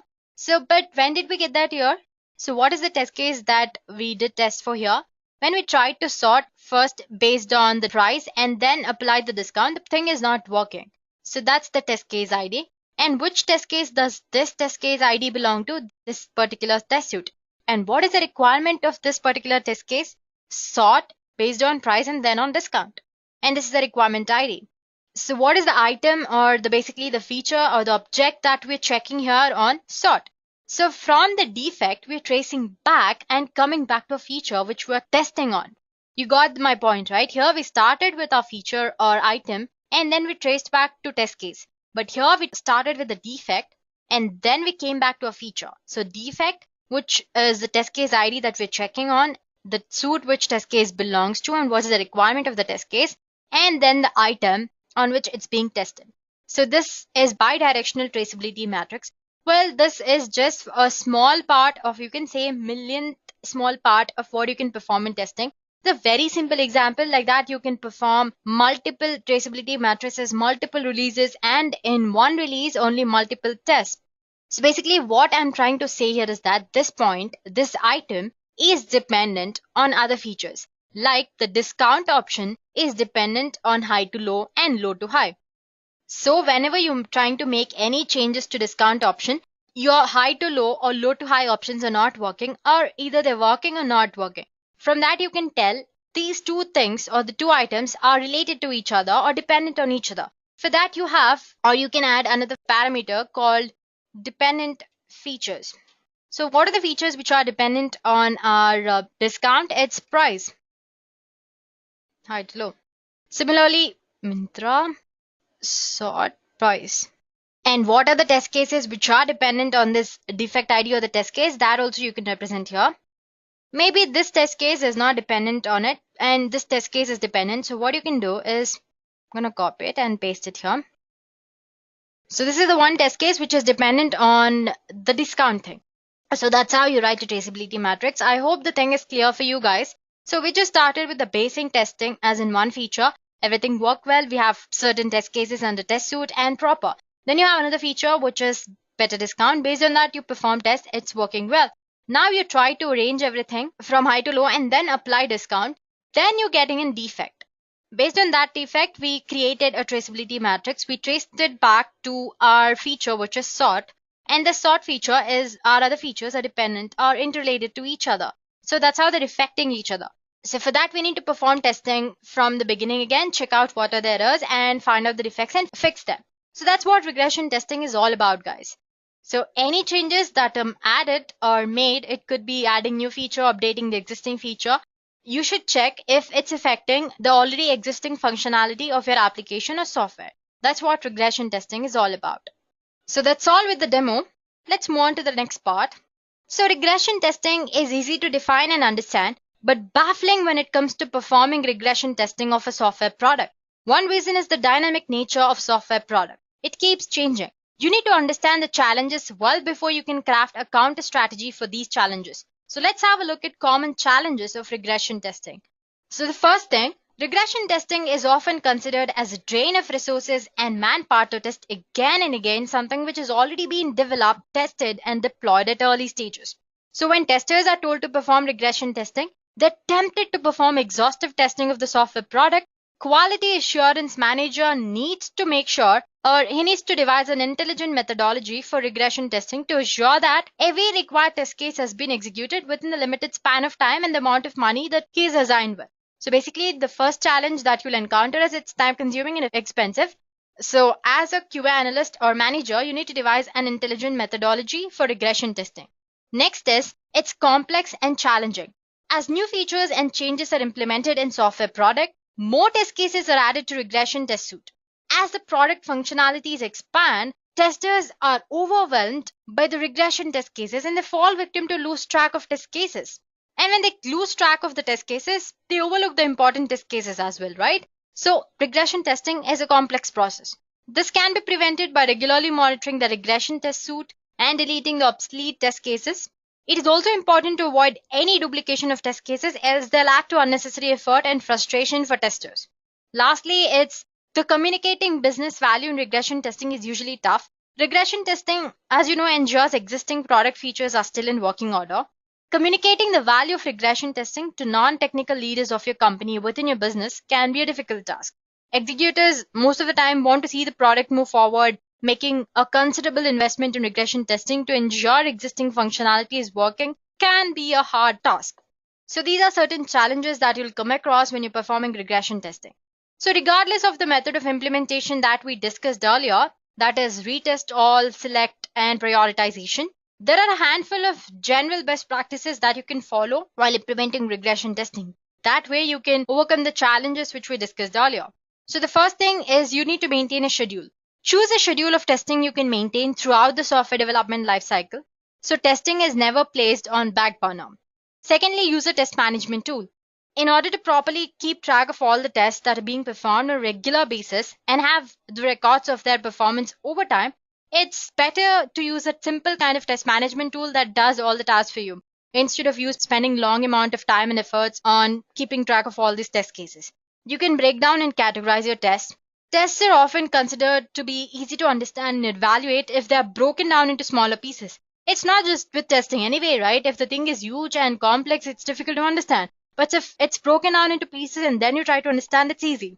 So try to refactor your test cases as often as necessary, then categorize them such that the categories of smaller tests can be prioritized over the others. So this makes sorting and execution much easier in future for you. You can also consider customer risk. Not also, you must and should consider customer risk. Basically, the product is made for customer, right? So when developing and prioritizing regression tests, keep track about considering the effects the test cases will have on the customer or the business as a whole. So try to design such test cases that they cover as many test cases as possible. And lastly, evaluate test prioritization. So when using any form of prioritization to order your regression test, try to find a sensible way to order them. Such way, you know what you're actually doing. Don't mess it up. So, well, these are certain things that you can follow to achieve better regression testing results. So, failure to perform effective regression testing can cause a lot of needless suffering. It might happen that everything required in the new sprint is working fine, but the previously implemented features and functionalities got messed up. If this happens, the client would not appreciate you for the new functionality. He would become angry, irritated, and can be real trouble to handle. So, guys, regression testing is really important.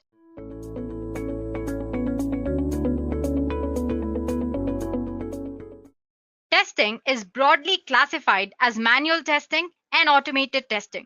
So manual testing, it's pretty self-explanatory, right? Testing of a web application is done manually by human action. That's what we call manual testing.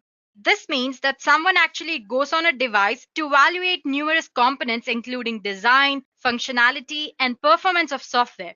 So they click through multiple elements or units of web application without any support from tool or script. Thorough testing is crucial to the success of a software product. If your software doesn't work properly, chances are strong that most people won't buy it or even use it, at least not for long, even if they buy it. But testing to find defects or some sort of bugs is very time-consuming, expensive, often repetitive, and subjective to human error if you are using manual testing.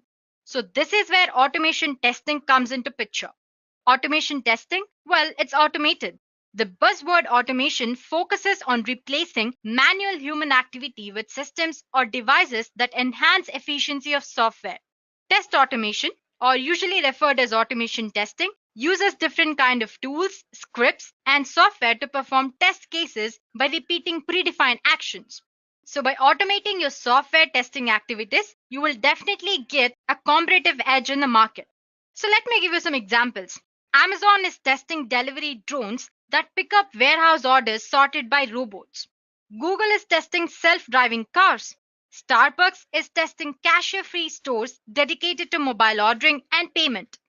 Facebook is testing a brain-computer interface that may one day translate thoughts into digital text. Fascinating, right? There are mundane versions of automation technology behind all this testing. Software automation testing. Companies use automation technology to create the software responsible for the products and services causing all this hype about automation testing. When you actually begin testing, one of the primary decisions that you'll have to make is if to choose manual testing or automated testing. While neither of these options are technically better or worse when compared to each other, factors like size, budget, time allowance of the project will certainly be factors that affect which method will work best in the situation. So you should be aware of distinct differences between manual testing and automated testing. So here we go.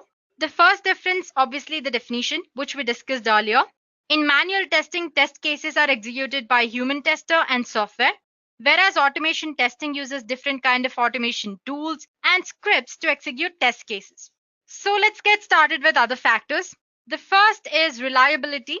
For a testing phase where duration is very long, there are high chances of an undetected error when testing is performed manually. Every time a small defect is fixed, the entire application needs to be tested to ensure that any other breakage is not occurring. Well, the process is tiring and boring. So testers often miss out critical defects while performing repeated testing. It's a common human behavior, right? Therefore, the accuracy and reliability of manual testing is very low. Automated testing, on the other hand, is more reliable. Tools or the scripts that you use form the automated test. If the script is properly written, there is no chance of missing a defect when the test is executed over and over again. And obviously, it's not boring as well for the machine, right? When it comes to reliability, automated testing is highly reliable. Then comes the time required to perform the testing. Manual testing is obviously time consuming, it takes up human resources. But when it comes to automated testing, it's executed by software tools and different kind of scripts. So it is significantly faster when compared to manual testing. Next, we have when to use which kind of testing. Manual testing is suitable when the test cases are run once or twice. Therefore, there's no frequent repetition of test cases in manual testing. So to name, manual testing is suitable for exploratory or usability and ad hoc testing. Automated testing is suitable when the test cases need to be run repeatedly for a long duration of time. Automation testing is suited for regression testing, performance testing, load testing, or highly repeatable functional test cases. And next we have performance and batch testing, which is not possible in manual testing. You can batch multiple test scripts in automated testing. Performance tests like load testing, stress testing, spike testing, etc. have to be tested by an automation tool compulsorily in software testing process. Then we have investment costs. The cost of manual testing is usually dependent upon the human resources deployed in the testing during the initial stages of testing. The initial investment in manual testing is comparatively lower, but the return of investment is very low when compared to automation testing. When I say return of investment, I mean the money that you earn as a revenue at the end of the software testing or after selling the product is actually low when compared to automation testing. In long run, that is. But the cost of automated testing is dependent upon testing tools deployed for performing the tests. But the initial investment in automation testing is usually higher, though the return of investment is better in long run. So when it comes to investment cost, initial investment, manual testing is much preferable. But if you want to perform testing for longer run, then automation testing is much preferable. As the last criteria, we have human element. Manual testing allows human observation, right? So you're getting exact kind of feedback a person would give you, and that can be invaluable. Being able to predict what your users will or won't like, things that a computer can't give feedback on ahead of time, can influence your design and make it much better from the bottom up. It improves the customer's experience.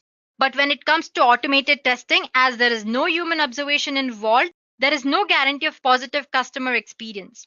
So when it comes to human element, manual testing is much better because you get to have a nice experience since the humans are the ones who are checking the software. So guys, these are some differences that you should be aware of between manual testing and automation testing. So to summarize what we've learned till now, automation testing has a lot of advantages over manual testing. First of all, it saves a lot of time and money. It improves test accuracy. It increases the test coverage, as in you can perform tests repetitively on different kind of devices. Complex tests and boring tasks are made very easy and comfortable. It increases efficiency and team morale. You no longer have to do the boring and repetitive tasks. There'll be no human errors, obviously. It reduces maintenance cost of testing. It increases speed of executing tests and many more advantages. So in short, while manual testing is effective in projects with multiple operating environments and hardware configurations, automation testing is absolutely essential today to successfully deliver large-scale products that need execution of repetitive and complex test cases. But it's impossible to automate all testing. So it is important to determine what test cases should be automated first. So guys, let's go ahead and take a look at use cases where automation testing have to be applied. Because like I said, you can't apply automation everywhere. First of all, as you guys know, repetitive tasks are primary candidates for automation. Take an e-commerce site for an example. It may be testing entering in user credentials multiple times.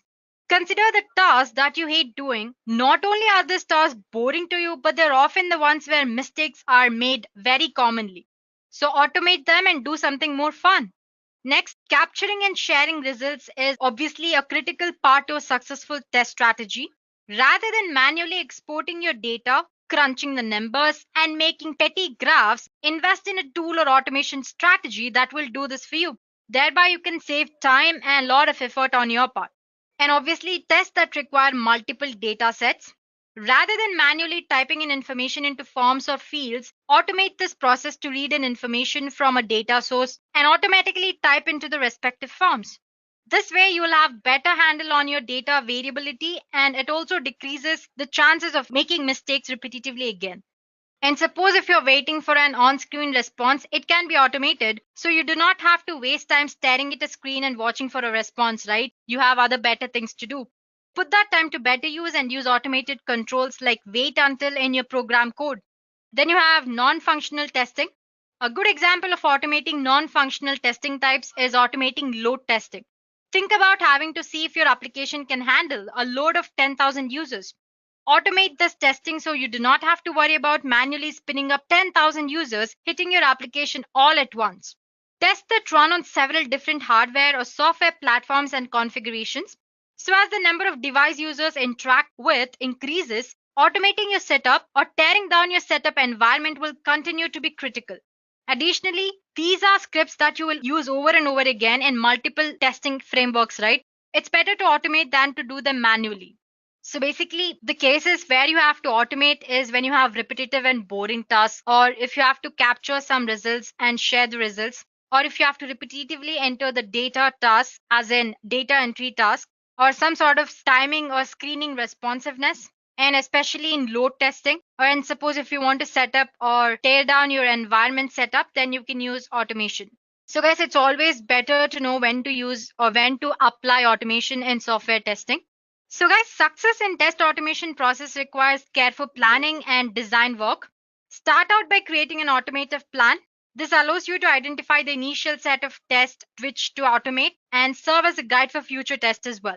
There are a lot of helpful tools to write automation scripts. Before using those tools, it's better to identify the process which can be used to automate the testing or the procedure that you have to follow to start automation. So as next part of session, we'll discuss the steps that you need to follow when you're performing automation testing. So like I said earlier, success in test automation requires careful planning and design work. So start out by creating an automation plan. First of all, you should define your goal for automated testing and determine which type of test to automate. Once you're sure of what kind of test are you performing, you need to select the tool. So the first step here is test tool selection. There are several kinds of testing tools available. However, choosing the right tool, keeping in mind the nature of test involved, is very important for your automation to be successful. So whether it's a code-driven testing process or graphical user interface-based testing, you must select the appropriate tool to automate the testing. So the first step is selecting the proper tool required for automation of your application or testing. Next comes defining scope of automation. As in, you need to select which test cases to automate. Here you can follow certain pointers like the features that are important for business, scenarios which have large amount of data, or those which has common functionalities across different platforms and applications, technical feasibility, the extent to which business components are reused, the complexity of test cases, etc. So by keeping these pointers in mind, you can define the scope of automation. And the third step is planning, design, and development. After determining your goal and which type of test to automate, you should decide what actions your automated test will perform. Planning, design, and development. Develop test cases. Don't just create test steps that test various aspects of application's behavior at one time. It becomes overwhelming. Large, complex automated tests are difficult to edit and debug as well. So it'll be a problem for you later on. So it is best to divide your tests into several logical smaller tests. So once you've developed your test cases or you have written your test scripts, next step is to develop test suites. Test suites are developed to ensure that the automated tests which you have written run one after the other without any manual intervention. This is done by creating a test suite that has multiple test cases, a library, and a command line tool that runs the best suite. So guys, the next step is test execution. Once you're done with writing your scripts and placing them in suitable test suites, the next step is to start executing them. Automation scripts are executed during this test execution phase. So execution can be performed using automation tool directly or through the test management tool, which will invoke the automation tool which you have chosen. To get the most out of your automated testing, testing should be started as early as possible and as often as needed as well. The earlier testers get involved in the life cycle of the project, the better. And more you test, the more bugs you can find, right? So yeah, your scripts are executed in this phase. Once executed, the next step obviously is to create report formats so that individual test logs with details of action performed during test are recorded properly for references. So you define the type of test report format to be created, screenshots, messages, etc. So all such things you include in your report. As new functionalities are added to system under test with successive cycles, automation scripts need to be added, reviewed, and maintained for each release cycle, right? So maintenance becomes necessary to improve the effectiveness of automation scripts. So what I mean here is that you do not entirely finish a product and start testing. Suppose if you have found some bug, you add additional features and again start your testing from the beginning. So maintenance plays a very important role and it becomes necessary step to improve the effectiveness of your automation scripts. So you need to follow these steps when performing automation testing to get the best results and efficient results. Next comes the automation tools. There are several innovative automation testing tools, but before we discuss that, we need to understand there are different kind of approaches to automation. The first one is we have code-driven approach. This approach uses testing frameworks like XUnit framework, etc. The focus here is mainly on test case execution to find out if various sections of code are performing as per our expectations under different conditions or not. So code-driven testing approach is a popular method used in agile software development. Then we have graphical user interface. Applications that have GUIs or graphical user interface may be tested using this approach. It allows the testers to record user actions and analyze them any number of times. So this is one way of going at automation. For example, if you want to test a website, you can use automated testing tools like Selenium that provides a record and playback tool for authoring tests without any knowledge on test scripting language. So you do not basically have to know the scripting language here. You do have record and playback tool using which you can start executing your test. Test cases can be written in any number of programming languages like C#, you have Java, Perl, Python, Ruby, and many other options. So the next approach is using automation framework. So basically a test automation framework is a set of guidelines which are used to produce beneficial results of automation testing activity. This framework brings together function libraries, test data sources, object details, and other reusable modules. It lays down the general rules of automation and it simplifies the effort required to bring the efficient results and lower your maintenance cost as well. So basically you can say you're setting down a set of rules that you need to follow while performing your automation testing. Let's consider an example. Suppose if there is any change in a test case, then only that particular test case file needs to be updated without having to make any change to the driver or the startup script. So now you have multiple approaches when it comes to frameworks. Frameworks could be linear scripting framework, recording and replaying test scripts in sequential or you can say a linear fashion. You have data-driven framework. A constant source of test criteria specifies the test scripts which you have to run here. Then you have keyword-driven framework.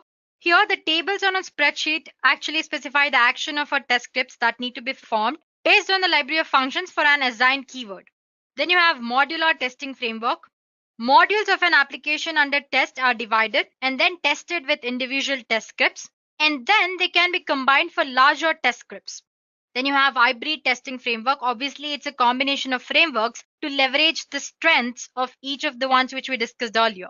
When you've decided to perform automation testing, you can opt for any of these approaches. You can go for code-driven testing. You can also go for graphical user interface if you're testing graphical user interface.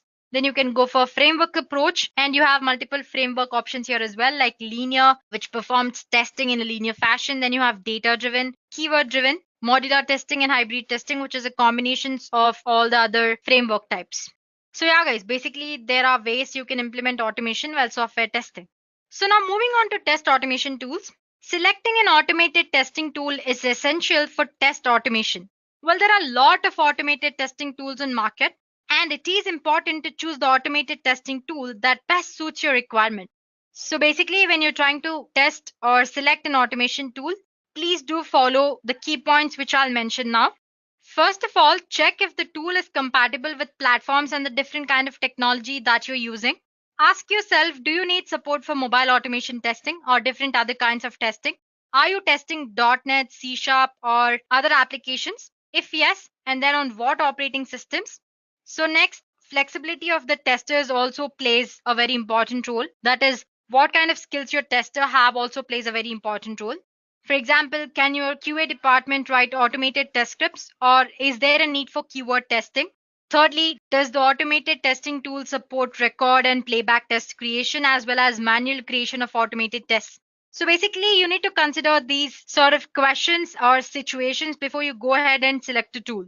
You can also look if the tool includes features for implementing checkpoints to verify values, databases, or key functionality of your application. You need to create automated tests that are reusable, maintainable, resistant to changes in the application UI, right? So ask yourself, will my automated test break if my UI changes? So based on that, choose a tool. Make sure that the application is stable enough. To automate the early development cycle, unless or otherwise it is an agile environment, it not be a good idea. And finally, the cost and the effort that you need to put in is also a very valuable concept that you should consider when you're choosing an automation tool for your testing. Well, these are certain categories or scenarios or key points that you should take care of when you're actually choosing an automation tool. Now, to name few popular automation testing tools, we have Selenium. Selenium is a popular testing framework to perform web application testing across multiple browsers and platforms like Windows, Mac, Linux. Then we have Water.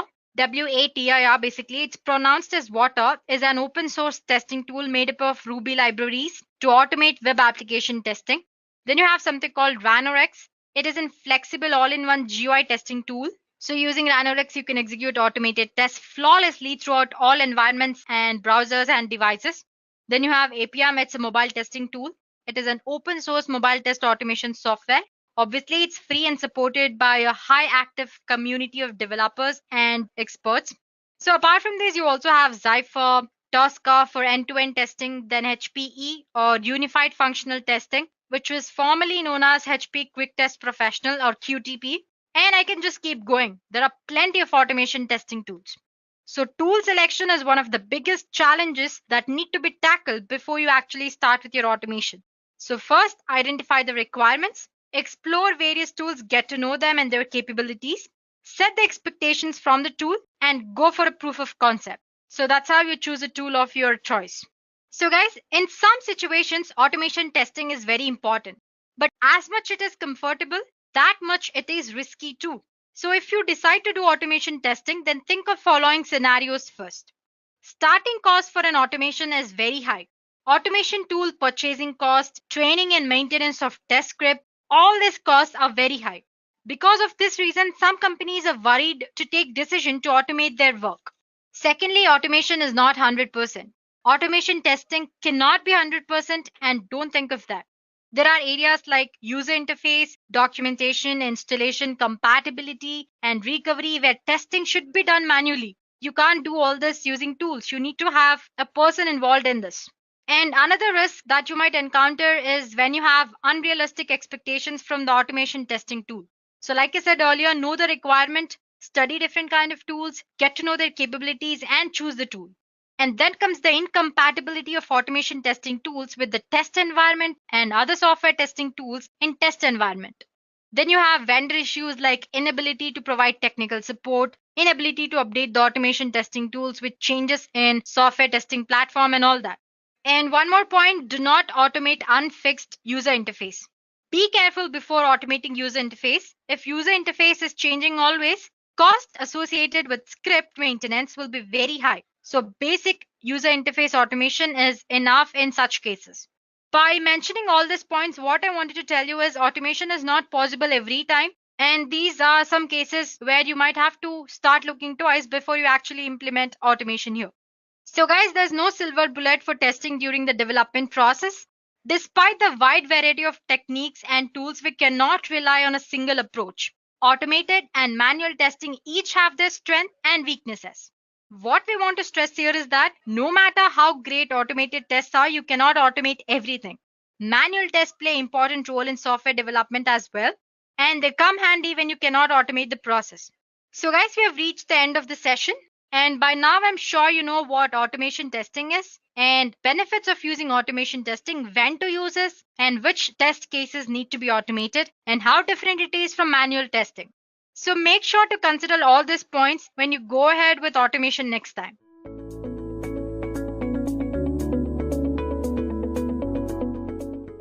Now, performance testing is basically defined as a type of software testing to ensure software applications will perform well under their expected workload.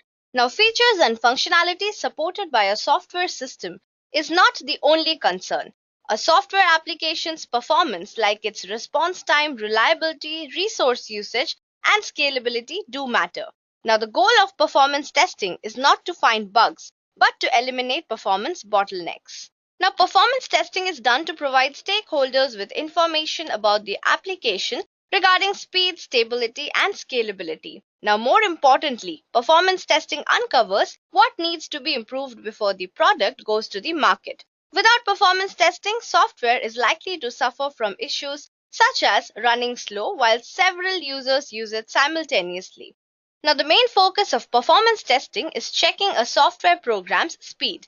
So basically, it determines whether the application responds quickly. Then the scalability. It determines maximum user load the software application can handle. Then we have the stability. Now this determines if the application is stable under varying loads.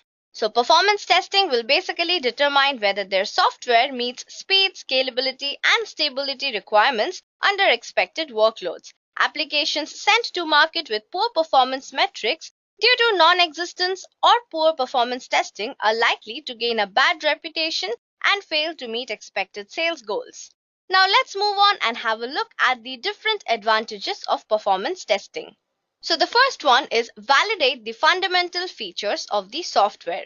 Now having a solid software foundation is a key principle of generating software success. Measuring performance of basic software functions allows business leaders to make key decisions around the setup of the software. Now, Apple and Samsung are two great examples of nailing the fundamentals of their software. With a strong software foundation, they have been able to plan their business strategy and make key decisions about how their devices will operate. Next up, we have measure the speed, accuracy, and stability of software. Now, measuring performance, speed, accuracy, and stability is a vital aspect of software performance testing. It allows you to monitor the crucial components of your software under duress and can give you vital information on how the software will be able to handle scalability. Next, performance testing allows you to keep your users happy. Now, your first impression to prospective customers is absolutely crucial. Research has shown that nearly half of users expect web and mobile-based applications to load within 2 seconds. Now, this is a small time frame to make a good impression before users will switch off. That time is likely to decrease further as connection speed and network capacity increases. Now, measuring application performance allows you to observe how your customers are responding to your software. The advantage is that you can pinpoint critical issues before your customers. The next advantage is it identifies discrepancies and resolves issues. So measuring performance provides a buffer for developers before release. Any issues are likely to be magnified once they are released. Now, performance testing allows any issues to be ironed out. It is important that performance testing is monitored across business sectors. Now, business leaders must have open communication channels with IT to ensure that the performance of the software can match the business strategy. Now, the final advantage is improve optimization and load capability. Now, another benefit of performance testing is the ability to improve optimization and load capacity. Measuring performance can help your organization deal with volume so your software can cope when you hit high levels of users. So, whether your organization can manage scalability is one of the most important unknowns that must be answered as early as possible. Now, the benefits of performance testing your software are far-reaching for your organization. Measuring performance can help you understand the speed, stability, and accuracy of your software. Now, let's have a look at the different types of performance testing. So, first we have the load testing. Now, this testing checks the application's ability to perform under anticipated user loads. The objective is to identify performance bottlenecks before the software application goes live. Then we have the endurance testing. Now this is done to make sure that the software can handle the expected load over a long period of time. Next up is the volume testing. Now under volume testing, large number of data is populated in a database and the overall software system's behavior is monitored. The objective is to check software applications' performance under varying database volumes. Next is the scalability testing. Now the objective of scalability testing is to determine the software application's effectiveness in scaling up to support an increase in user load. So it basically helps plan capacity addition to your software system. Then we have the spike testing. Now this tests the software's reaction to sudden large spikes in the load generated by users. And finally we have the stress testing. Now this involves testing an application under extreme workloads to see how it handles high traffic or data processing. The objective is to identify the breaking point of an application. Now there are various performance testing tools available in the market. Some of the topmost performance testing tools include the Apache JMeter, LoadView, LoadRunner, WebLoad, NeoLoad, the Grinder, LoadNinja, BlazeBeater, LoadComplete, and a lot more. Now there is no best tool in the market. You need to find the best tool for your performance project goals. So don't slog to choose the right tool. Get smart and consider factors like your desired protocol support, license cost, customer or client preference of load tool, cost involved, hardware or software requirements, and tool vendor support in order to decide on your performance testing tool. So let's have a look at the top 10 performance testing tools. First we have LoadNinja. Now LoadNinja by SmartBear allows you to quickly create scriptless sophisticated load tests, reduce testing time by 50%, replace load emulators with real browsers, and get actionable browser-based metrics all at ninja speed. Now you can easily capture client-side interactions, debug in real time, and identify performance problems immediately. LoadNinja empowers teams to increase their test coverage without sacrificing quality by removing the tedious efforts of dynamic correlation, script translation, and script scrubbing with LoadNinja engineers, testers, and product teams that can focus more on building apps that scale and less on building load testing scripts. Now some of the features of LoadNinja are scriptless load test creation and playback with InstaPlay Recorder, real browser load test execution at scale, VU Debugger debug tests in real time, and the VU Inspector manage virtual user activity in real time. It's hosted on the cloud, so no server machine and upkeep is required. There's sophisticated browser-based metrics with analytics and reporting features. Also, some of the protocols include the HTTP, HTTPS, the SAP GUI Web, WebSocket, Java-based protocol, the Google Web Toolkit, and the Oracle Forms. Now next up we have the Apache JMeter. Now JMeter is an open source tool that can be used for performance and load testing for analyzing and measuring the performance of a variety of services. Now this tool is mainly used for web and web service applications. So let's have a look at some of the features of Apache JMeter. Now this tool doesn't demand state-of-the-art infrastructure for load testing and supports multiple load injectors managed by a single controller. It's highly portable and supports 100% all the Java-based apps. There's less scripting efforts as compared to other tools because of its user-friendly GUI. Here, simple charts and graphs are sufficient for analyzing key load-related statistics and resource usage monitors. It also supports integrated real-time Tomcat collectors for monitoring. Some of the protocols include the HTTP, HTTPS, web services such as XML, SOAP, etc., Java-based protocols, FTP. On third, we have the WebLoad. Now, WebLoad is an enterprise-scale load testing tool which features a comprehensive IDE, load generation console, and a sophisticated analytics dashboard. The WebLoad has built-in flexibility, allowing the QA and DevOps team to create complex load testing scenarios, thanks to native Java scripting. It supports hundreds of technologies from web protocols to enterprise applications to network and server technologies. Some of the features of WebLoad are flexible test scenario creation. It supports every major web technology. There's powerful correlation engine, automatic bottleneck detection, generate load on-premise or in the cloud, native JavaScript scripting, and there are many more such as the UI wizards to enhance the script, supports many technologies and also easy to reach customer support.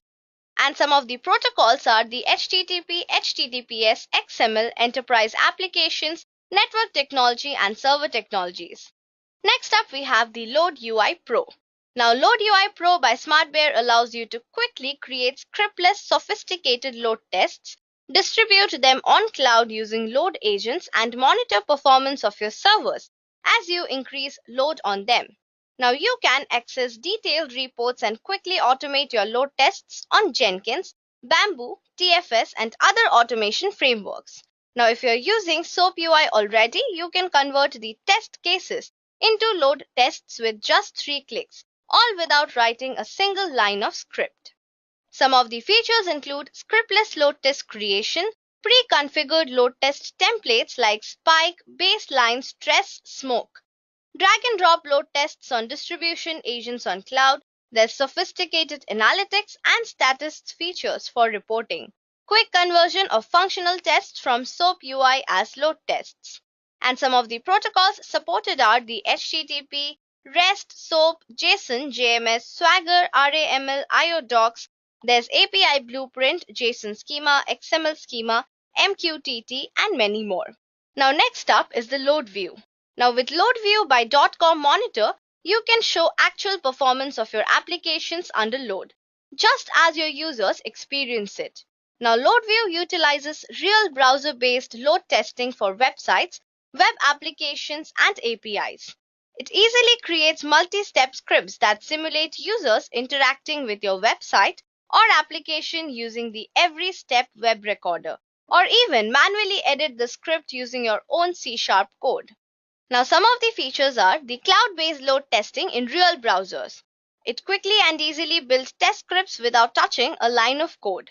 The test compatibility on 40 plus desktop or mobile browsers and devices. Also, 13 plus worldwide cloud locations using Amazon Web Services and Google Cloud Platform.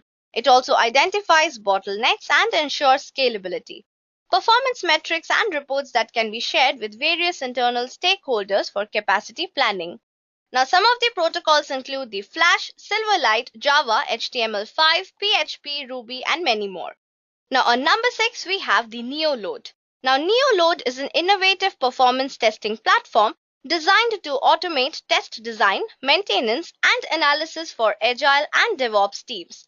NeoLoad integrates with continuous delivery pipelines to support performance testing across the lifecycle, from component to the full system-wide load tests. Some of the features include the automated test design enabling 10 times faster test creation and update than traditional solutions, integration with CI servers for automated test runtime, collaboration that is shared test scripts and reports in real time and after test completion through an on-premise web interface. Also, hybrid on-premise and cloud load generation from over 70 global localizations. The protocols supported are the HTTP, HTTPS, SOAP, REST, Flex Push, and AJAX Push. Next up, we have the Load Runner. Now, this is an enterprise performing testing version of Load Runner and a platform enabled both global standardization and formation performance COE. So, it is basically a software testing tool from Micro Focus, which is used to test applications measuring system behavior and performance under load. Some of the features include it lowers the cost of distributed load testing, scale from single projects to a full-scale testing center of excellence that consolidates hardware, standardizes best practices, and leverages global testing resources. It also reduces the risk of deploying systems that do not meet performance requirements through the use of effective enterprise load testing. It also lowers hardware and software costs by accurately predicting system capacity. It pinpoints the root cause of application performance problems quickly and accurately. Effective tool utilization tracking is also available. Now, the browser-based access to global test resources and optimal usage of load generator farm is also present. Now, in this case, all protocols are supported by the load runner. This is just another added advantage of this tool. Next up, we have the Silk Performer. Now, Silk Performer tool is an enterprise class load and stress testing tool and has the ability to test multiple application environments with the thousands of concurrent users. It also supports the widest range of protocols. Now, there are good features in Silk Performer, such as it requires minimum hardware resources for virtual user simulation. It simulates modifiable virtual users, supports integrated server monitoring, and customer-friendly licensing. The correlation and parameterization is also user-friendly. There's no license requirement for controllers or individual protocols. It also handles load test and project approach. Not just that, it also generates reports with tables and graphs, supports 6 models of workloads, provides agent health control, server-side diagnostics, and many more. The protocols supported by this include the HTTP, HTML, HTTPS, Flash, Email, FTP, TCP/IP, LDAP, XML, SOAP, .NET, and many more. Now on number 9, we have the App Loader tool. Now App Loader is a load testing solution designed for business applications. It allows you to test any application by reproducing the same user experience from all your access points, thin, fat clients, and web portals. Now, some of the features of App Loader are: it allows you to test the entire business flow, including all third-party apps without adding plugins or writing a single line of code. Now, the App Loader replicates the user's interactions with your application and gives you valuable metrics about the end user's experience, including screenshots of failures. Now, scripts are created automatically when you use your application and can be easily edited without coding. They can then be seamlessly applied to regression testing and application monitoring modules available. Now let's have a look at the protocols. Now App Loader is compatible with all versions of Citrix, XenApp, and XenDesktop, cloud-based and hybrid infrastructures, EHR systems, as well as custom applications. Now last but not the least, on number 10 we have the SmartMeter.io. Now, SmartMeter.io is an alternative to JMeter and aims to fix its drawbacks. It allows for easy scriptless test scenario creation using the so-called recorder, yet lets you make advanced edits of the test. It also excels in test reporting and makes use of functions such as automatic test criteria evaluation, test runs comparison, and trend analysis. It fully supports CI or CD integration. It is also available for Windows, Mac OS, and Linux. Now, some of the features include scriptless test scenario creation, comprehensive reporting with automatic evaluation and test runs comparison, GUI test run with real-time results, state-of-the-art response body extractor, CI or CD ready. Now, the protocols supported include the HTTP, JDBC, LDAP, SOAP, JMS, and FTP. So these were some of the performance testing tools that I have listed in my top 10 list. Do let me know if you know about any other tool that would serve the purpose.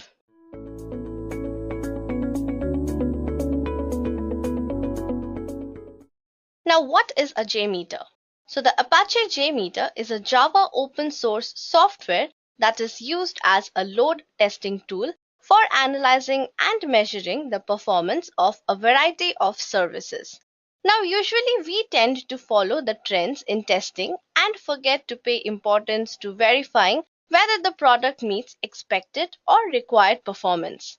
Now, unfortunately, we figure out this pitfall post-delivery of the product. Nowadays, performance is an inevitable factor, especially for web and mobile applications, as the user strength is very huge for each application, even if it is not to be expected all the time. Now, in order to cope up with such situations of load, we need a handy tool, and that's exactly where the Apache JMeter comes into play. Now, before we get to know more about the JMeter tool, we first need to understand what is performance testing. Now, it is very important to verify whether the product meets expected or required performance. Now, performance testing is defined as a type of software testing to ensure software applications that will perform well under their expected workload. Now, it focuses on certain factors of a software program, such as the speed, scalability, and stability. Now, performance testing is checking whether the application under test satisfies required benchmarks on both load and stress. Now, load testing is testing to see whether the system or application under test is able to handle the required number of concurrent user accesses on web server without any failure. And the stress testing is testing to see how the web server copes up with high load and limited resources, that is, under constrained conditions. Here we just determine what the maximum load is that the web server can handle. Now, performance testing has much significance in real time, particularly from a point of view of customer satisfaction and ROI. Now, we have come across several performance testing tools in our testing experience and have found HP, LoadRunner, OpenSTA, LoadImpact, and many more popular ones. But JMeter is one of the much preferred one among testers worldwide. Now, let's have a look at the advantages that makes JMeter the most preferable one. JMeter is open source and built in Java platform. It is highly extensible and platform independent. Also, it is very user friendly. Now, JMeter has a comprehensive GUI which helps to create test plan and configure the elements. Now, adding elements is easy on JMeter. Just right click on the tree scenario and add what you need to do. Now, the newest version allows user to change look and feel. JMeter supports scripting, but it is not necessary because you can run a complete load test without knowing a bit of code. JMeter stores its test plans in XML format. It means you can generate a test plan using a text editor. Next advantage is the support. Now, basically, it is designed for performance testing, but also supports other non-functional tests such as stress testing, distributed testing, web service testing by creating test plans. Also, it provides supports for protocols such as the HTTP, JDBC, SOAP, JMS, and FTP. Now, JMeter has a wide range of users, so there is open source community there to help others. Next up is the comprehensive documentation. Now, this is one of the most important things to be highlighted. Because of its robust documentation, user can have a clear idea on each and every step, starting from scratch, including installation and configuration of the test settings and generating final report. The next advantage is the recording. Now, JMeter allows user to record HTTP or HTTPS to create test plan using recording facility. Now, we use proxy server that allows JMeter to watch and record your actions while you browse your web application with your normal browser. And the final one is reporting. Now, JMeter supports dashboard report generation. A host of reports are generated through JMeter, which helps the user to understand performance test execution results. So now that you know what is JMeter and what are the advantages, let's begin with the installation process. Now, before installing JMeter, you must ensure that you already have Java installed in your system. So in order to check if Java is already there in your system, you can just open the command prompt and check for the Java version. So here you can see I already have the Java version 10.0.2 installed here. So now we are all set to download the JMeter. So now in order to install JMeter, we go to the official website, that is the jmeter.apache.org. Now here you have the binaries, so you can download any of these TGP or zip file from the Apache JMeter website. Now, JMeter is pure Java desktop application and it requires a fully compliant JVM 6 or higher. So you first have to check if you have the Java SE development kit installed or not. And here you can see that the latest version of JMeter available is the 5.1. So you can download any of these binaries. Now, installation of JMeter is extremely easy and simple. So you can simply unzip the zip or the tar file into the directory where you want the JMeter to be installed. There is no tedious installation screen to deal with. Now, once the download is complete, you can go into your downloads and find that the Apache JMeter file is already there. And inside bin, you will get to see all these files of JMeter. Now, if you are using Windows, you just have to run the file the jmeter.bat to start the JMeter in the GUI mode. So I have already installed the JMeter in my system, and I have also created a shortcut in the desktop. So let's open this and show you how it actually looks. Now you can see that our Apache JMeter is getting started. So this is exactly how it looks. So this is our final Apache JMeter GUI. Now using this, we can perform the testing for any website or any software program. Now before starting any performance testing, let's discuss some of the important elements that are present in the JMeter. Now there are four important elements that are the thread group, samplers, listeners, and configurations. Now first we create a test plan. So it is a container which describes what to and how to test. Here you can see how it looks like, just how I have shown you that how the GUI of the Apache JMeter exactly looks like. Now a complete test plan consists of one or more elements such as the thread groups, logic controllers, sample generating controllers, etc. It describes the behavior of the element. Now once we configure the element, we just save it. Then we run the test plan and analyze the test result from various graphical formats such as tree, table, and graph. Now it is quite difficult for humans to execute performance testing manually. So it is inevitable that we depend on a performance testing tool to do the job. When we go for simply the best solution in all aspects of software development, why not in the matter of performance testing too? Now JMeter is the final words in this department to be used for ensuring quality deliveries in time. So the first element is the thread group. Now thread groups is a collection of threads. Each thread represents one user using the application under test.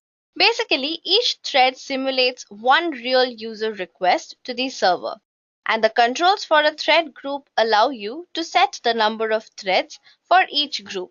For example, if you set the number of threads as 100, JMeter will create and simulate 100 user requests to the server under test. The next element is the samplers. Now, as we know already that JMeter supports testing HTTP, FTP, JDBC, and many other protocols. We know that thread groups simulate user requests to the server. But how does a thread group know which type of request it needs to make? The answer is samplers. The user request could be FTP request, HTTP request, JDBC request, etc. Now for the FTP request, let's imagine that you want to perform test on the FTP server.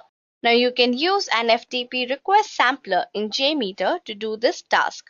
This controller lets you send an FTP download file or upload file request to an FTP server. Now the HTTP request lets you send an HTTP or HTTPS request to a web server. JMeter sends an HTTP request to Google website and retrieve HTML files or image from this website. Next is the JDBC request. Now this sampler lets you execute database performance testing. It basically sends a JDBC request to a database. And then we have the BSF sampler. Now this sampler allows you to write a sampler using a BSF scripting language. The access log sampler allows you to read access logs and generate HTTP requests. The log could be image, HTML, CSS, etc. Then we have the SMTP sampler. Now if you want to test a mail server, you can use the SMTP sampler. This sampler is used to send email messages using the SMTP protocol. Now moving on, the next element is the listeners. Now listeners show the results of the test execution. They can show results in a different format such as a tree, table, graph, or log file. Now the graph result listeners display the server response times on a graph. View result tree show results of the user request in basic HTML format. And the table result shows summary of a test result in table format. And the log shows summary of a test results in the text file. Now the final important element is the configuration element. Now it basically sets up default and variables for later use by the samplers. Now for the CSV dataset config, suppose you want to test a website for 100 users signing in with different credentials, you do not need to record the script 100 times. You can parameterize the script to enter different login credentials. This login information could be stored in a text file. Now JMeter has an element that allows you to read different parameters from that text file. It is the CSV dataset config, which is used to read lines from a file and split them into variables. Then we have the HTTP Cookie Manager. Now HTTP Cookie Manager has the same feature as a web browser. Now if you have an HTTP request and the response contains a cookie, the Cookie Manager automatically stores that cookie and will use it for all future requests to that particular website. We also have the HTTP request default. Now this element lets you set default values that your HTTP request controllers use. For example, you're sending 100 HTTP requests to the server google.com. You would have to manually enter server name equal to google.com for all these 100 requests. Instead, you could add a single HTTP request defaults with the server name or IP field that is equal to google.com. Then we have the login config element. The login config element lets you add or override username and password settings in samplers. For example, if you want to simulate one user login to website facebook.com with user and password, you can use the login config element to add this user and password setting in a user request. So this was all about the different elements of JMeter. Now we will see how all of these elements work actually. So all we have to do is run the jmeter.bat and then finally we will get our JMeter tool running here. Now this is based on a Java application, so you need not worry about the operating system because it will be working the same in all the operating systems. So this is our home window and you can see two sections here. The left side frame will consist of all the elements of JMeter and the right side of the frame will consist of the configurations that we are going to change. So here we can see the configuration of the test plan window. Now test plan is basically like a container that will contain all your test plans that you will need to perform. So any kind of graph, results, samplers, listeners, anything will come under the test plan. So let's just give it a name as Edureka. So here I've changed the name and as soon as you click here, you can see the name here is also changed to Edureka. Now when I right click here, and go to add, so you can see a lot of elements that we can add here. So one of the most important ones is the threads. So we have discussed about the thread group. So we know that the thread group is basically a collection of threads and each thread represents one user using the application under test. So here first we will be adding one thread group. Now let's rename this thread group as users. So here we have action to be taken after a sampler error. So what it basically means is that it's asking what should the thread do if there's an error that has occurred while performing the test. So here we have options like we can continue with our test or start next thread loop, stop thread or stop the test. So here we will be continuing with our test even if there's a sampler error. Now thread properties is one of the most important part here. We have number of threads, ramp up period in seconds and the loop count, like if you want to count it forever or for some particular number of loops. So as of now all the values are 1, so we have 1 thread, 1 ramp up period and 1 loop count. Now let's go back and add a sampler now. So we already know that JMeter supports testing HTTP, FTP and all that. And the sampler is another important element of the JMeter. So here let's add another HTTP request. So the HTTP request will let you send an HTTP or HTTPS request to a web server. So we will be running a web application here. So I'll be renaming this one as homepage. So here we are giving the server of the website that we are going to perform the testing on.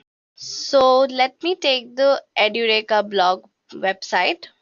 So this is our Edureka blog page on which I'm going to perform the testing. So let me copy the URL here. So in the server name or IP, I'm going to paste the URL. But you have to remember here we are not going to use the https : and the /. So we would just be using the www.edureka.co/blog. Also, this last slash also indicates the path. So here we won't be writing this path. The path will be specified in this section. So here we have used the server name, that is the edureka.co/blog, and we have specified our path here. So for the root page, I'm just giving a / here. So now our HTTP request is ready. So we are going to perform our testing on this particular page, that is our Edureka blog page, and the path is also set. Now how do we get to know that what is the result of this testing? Now in order to view the result, we have to add a few more testing elements.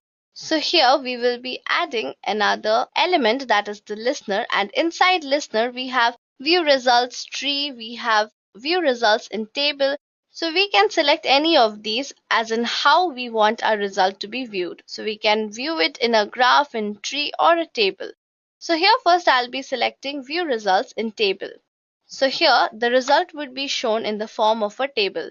Whenever I perform the testing, the result will be up here in the form of a table.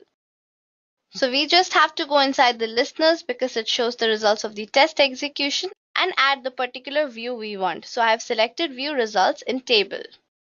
So now once we have done this, in order to run this test, first we have to save it. So I'm saving it in the desktop in the folder named as JMeter, and I'm naming it as Edureka test plan and saving it. So you must always save it if you want to reuse your test plan. Okay, so now that it's all done, let's finally run this and see how the performance testing works. So here we'll be starting our test. So you can see that the test is going on here. It shows the seconds that are taking. So this is the report that has been generated. So we have just performed one sample, one thread, because in our thread group section, we have given just one thread, one ramp-up period, and one loop count.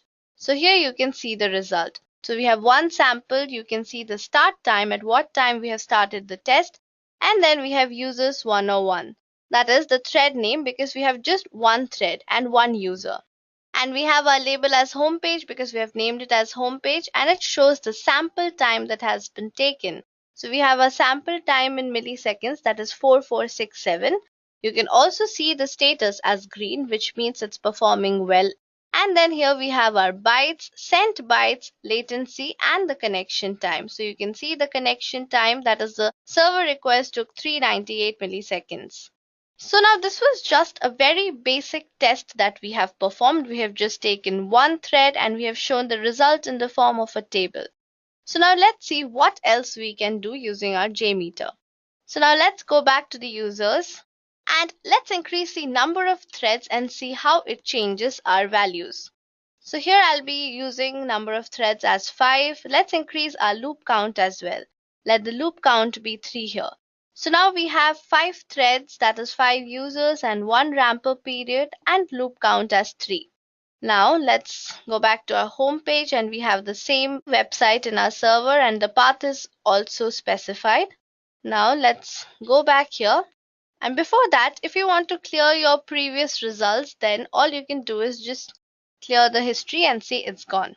So now again, first let's just save it and see what happens now that we have increased the number of threads and users. So let's run this. So now you can see that we have 5 threads and 3 loops. So you can see that we have user 101, 1 of 2, 1 of 3, 1 of 4, and 1 of 5. So what happens basically here is we have 5 users, that is 5 threads, and we have our loop count as 3. So all the 5 threads will be inside the loop count 3. So you can see all of these have been executed 3 times, all the 5 threads. So here also you can see the status is green, it's performing well, the testing is all fine, and we have the status as green. And we have our bytes, sent bytes, the latency, and the connection time as well.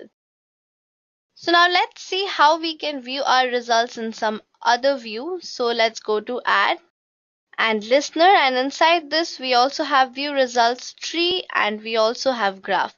So let's go for view results tree and run the test again because we have the same values, and let's see how it works in the tree. So here you can see that in just a tree format, it shows you that our home page status has been performed these many times and it's performing well because the status here is green. Now let's check out how a graph will work. So for this we have to select the graph results. So you can see that here we have graphs to display, as our data will be shown the average, median, deviation and the throughput. So now let's run this and see how it works. So you can see that here the number of samples are increasing and our latest sample throughput time, everything is increasing, and here you can see the graph. So we had 5 threads and we had 3 loops. So we had total number of samples as 15. So the graph doesn't show a huge deviation, but in our table we can see a proper result where you can see all the bytes, sent bytes, latency, connected time values clearly, and also get to know about the status. So you can always view your result in a table, tree, graph, or a log format. So now you have already learned about the thread group, the listeners, the samplers. Let's see how the configuration element works. So this is how basically a JMeter works. Now you know all the important elements that you can use inside the JMeter. That is, you have the thread group. First you have the test plan where you get to configure your elements. Then inside that you have your thread group, listeners, samplers, and how you want to view your result. You can view it in table, tree, graph, or in the form of a log. Now you know what is a thread group and how you can change the number of threads and the loop counts and how it affects your testing. Also, you can go inside that and create your HTTP request and also view your result in the way you want it to. So now this was just the beginning and this was the very basic of how you can perform your test plan. But these are the most important things that you need to keep in mind before performing any testing on any web page or any website. So I hope now you have understood how it actually works. So from the installation process to finally performing your first test plan, this is how JMeter will help you.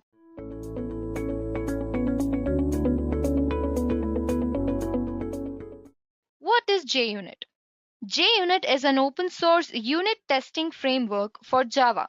It is important in development of test-driven frameworks and is also considered as an instance of XUnit architecture. As the name suggests, it is used for testing a small chunk of code or a unit. Now you might ask a question. What is JUnit? JUnit is used to verify a small chunk of code by creating a path, function, or a method. The term unit existed even before the object-oriented era was created. It is basically a natural abstraction of an object-oriented system, that is the Java class or object. JUnit basically promotes the idea of test first, code later. So this is about JUnit. Now let's take a quick look at the advantages of JUnit.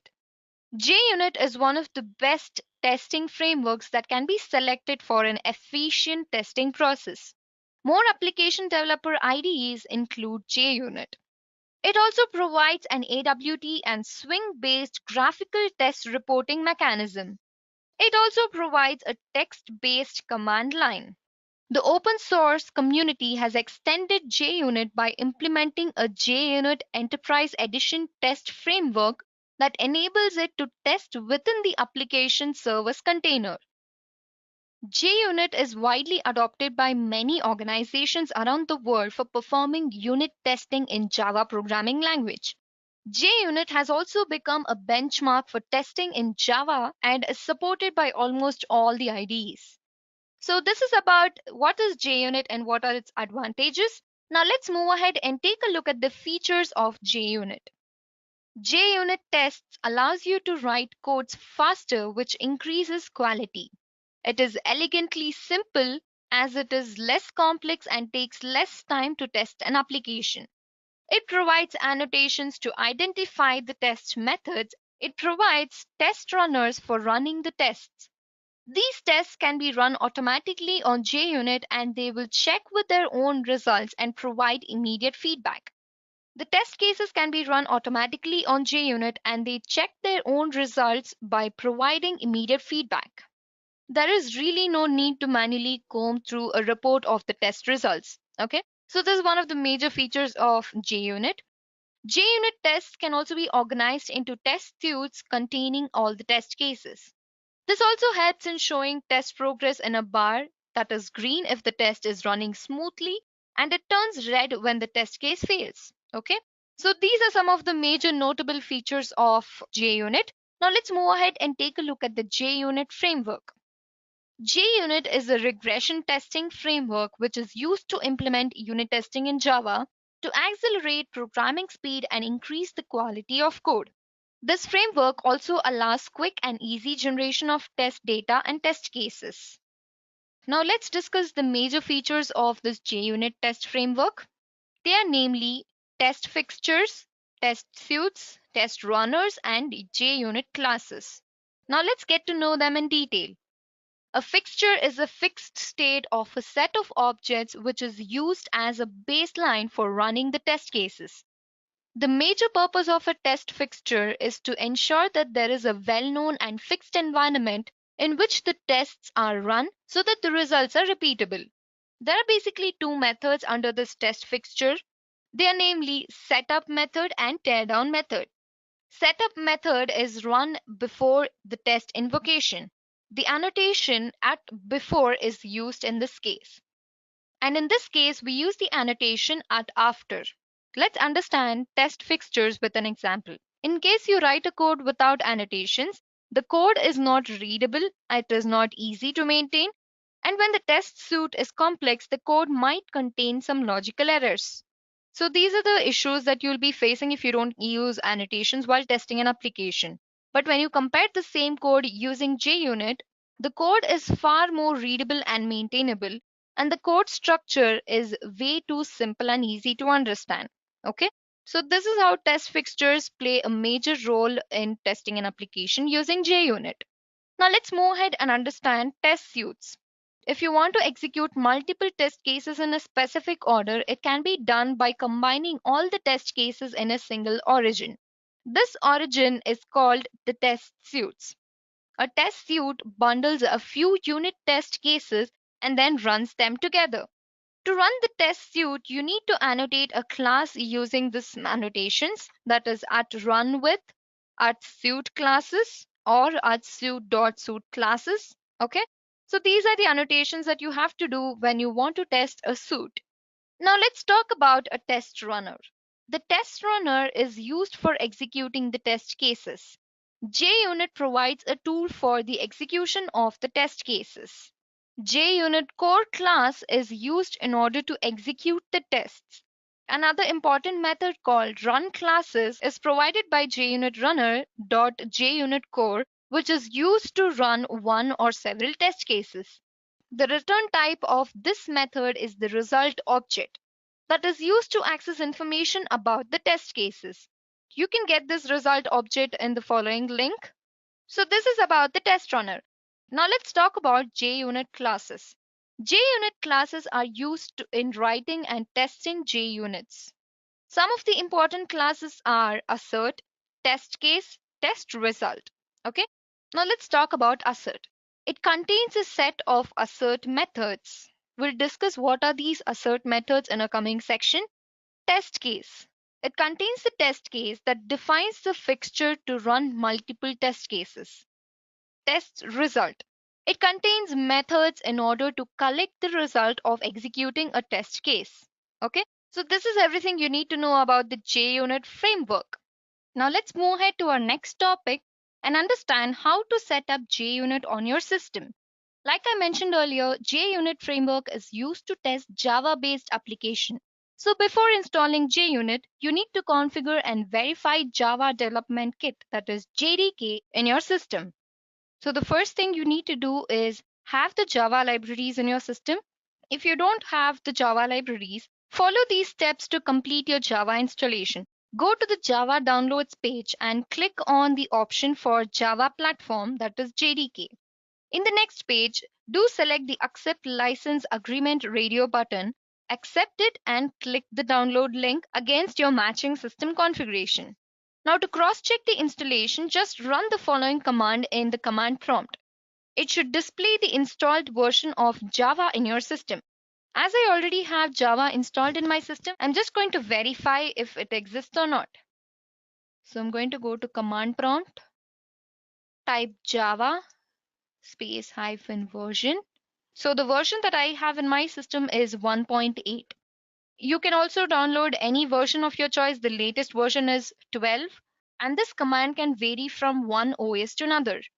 For Windows, we use this command, that is java-version. For Linux, you use $java-version. For Mac, you just have to click on $Java version. Okay. You can run the installer once the download is completed, and do follow this correct instructions. So first go to System and go to Advanced System Settings. Yeah.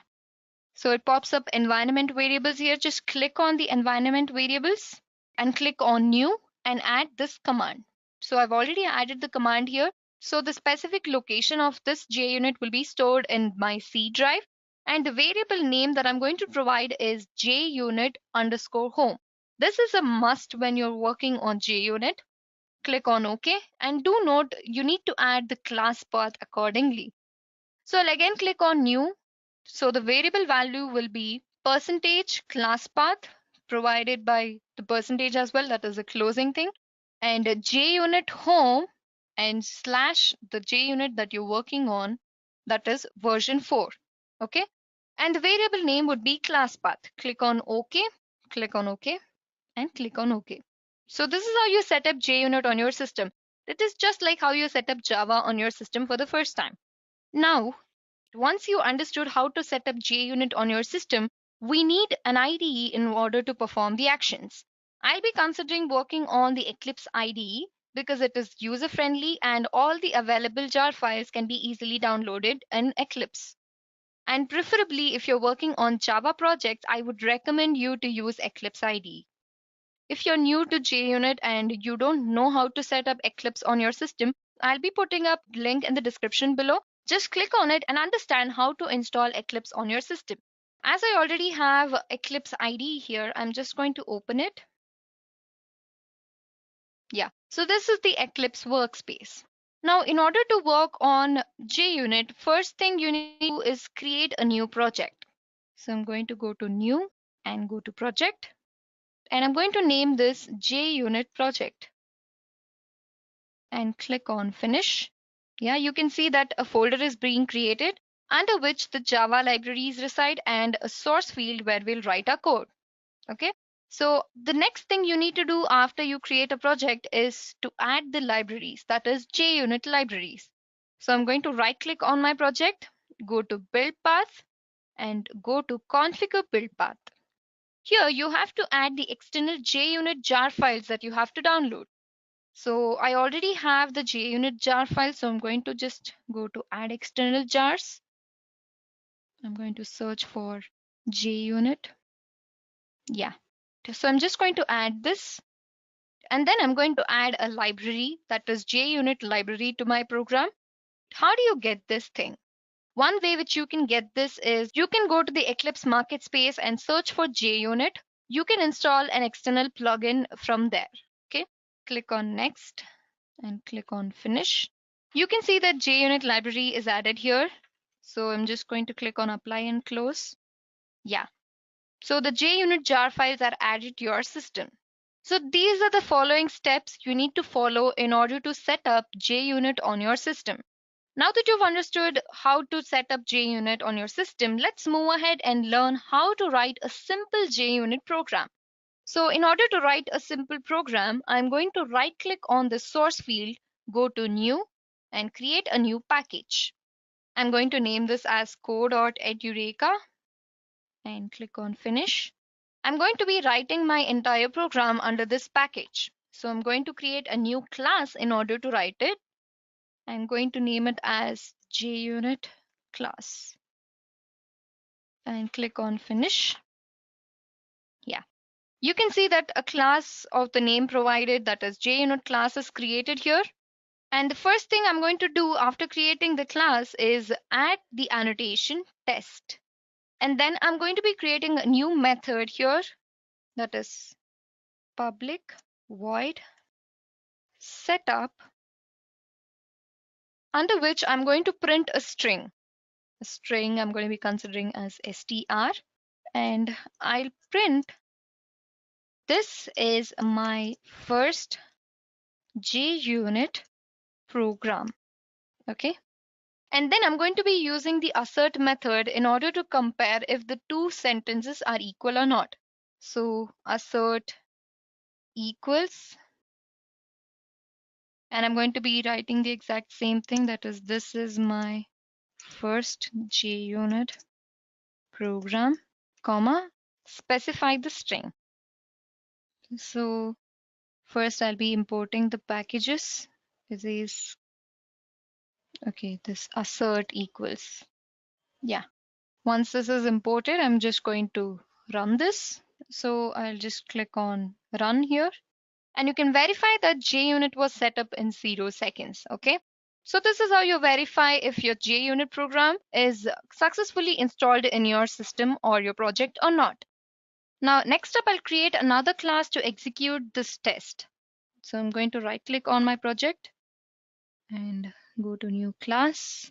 I'm going to name this as demo class, add the main function and finish.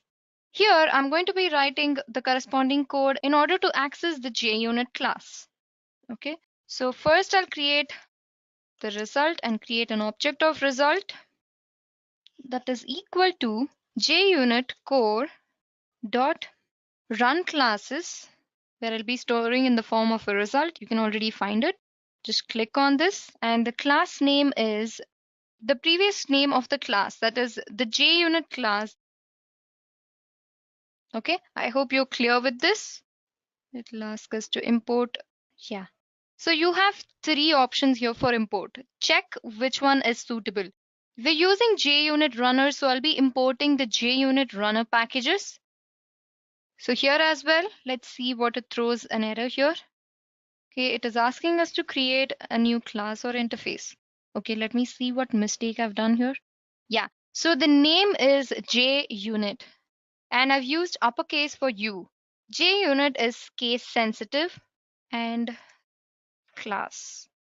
Okay, and I'm going to be checking for a condition for failure, creating an object of the same failure, and check the result of get failures. Okay, so it returns the results in the form of a list. Okay, so I'll just import this failure packages. Yeah, done. And I'm going to be writing the corresponding code inside this. So I'm going to consider printing it first, system.out.println. In this, I'm going to be printing failure dot toString. Okay, so this basically helps in printing the results which are failed. And after this, I'm going to print another statement, that is system.out.println, where I'm going to be writing result is equal to and specify the result location, that is result dot was successful. Okay, so this prints the test case which was successful. Now let's try running this program. Save it and run. Yeah, so it prints the result is true. Now, how is the result true? It checks for the condition for failure. The result is get failures. And if this condition satisfies, it is going to print the failure string, that is the failed string. In case if it is true, it prints this particular command, that is result is equal to. So this is how you test an application or test a program using JUnit. Now that you've learned how to write a simple JUnit program, let's understand the TestNG annotations. JUnit framework is built on annotations. An annotation is a special form of syntactic metadata that can be added to a Java source code for better code readability. These annotations provide the information regarding the methods that are going to be run before and after the test methods, the methods that are run before and after all the methods are completed, the methods or classes that will be ignored during the test execution. Okay, so these are the following list of annotations that we have. That is test, before class, after class, and ignore. Okay, now let's understand them in detail. Annotations start with the letter at. Okay, so this test annotation tells JUnit that the public void method can be run as a test case. Now let's talk about before. This helps in annotating a public void method with annotation before, which causes the method to be run before each test method. Okay, so this method is called before you execute any test case. What about after? If you allocate external resources in a before method, you need to release them after the test runs. So one way to do that is annotate the method with at after, which causes that method to be run after the execution of the test method. Talking about before class, this method helps in annotating a public static void main with at before class, which causes it to be run once before any of the test methods in the classes are run. Talking about after class, this will perform the method after all the test cases are run. This is used to perform cleanup activities as well. Talking about the ignore annotation. This annotation is used to ignore the test that will not be executed. This is also used in order to skip the test cases. Okay, so these are the annotations that you need to be perfect when you're working with JUnit. Now let's move ahead and understand what are the assert statements that are available in JUnit. Assert is a method which is used in determining pass or fail status of a test case. In JUnit, all the assertions are in the assert class. So this class basically provides a set of assertion methods which are useful for writing the test cases. Do note that only failed assertions are recorded. So there are different methods under this assert command. We have 8 assert statements in total. Let's take a look at them one by one. The first method is void assert equals, which is of the form boolean expected and boolean actual. So this basically checks if the two primitives or objects are equal. Okay. Next we have void assert true, which takes in the condition boolean true or false. So this basically checks whether the condition is true. Next we have assert false, which also takes in the boolean condition and it checks whether the condition is false. Next we have assert not null, which checks whether an object isn't null. Void assert null, which checks whether an object is null. Okay. Do note that not null is used to check whether an object isn't null. To check whether an object is null, you use assert null. Okay, which takes in the object.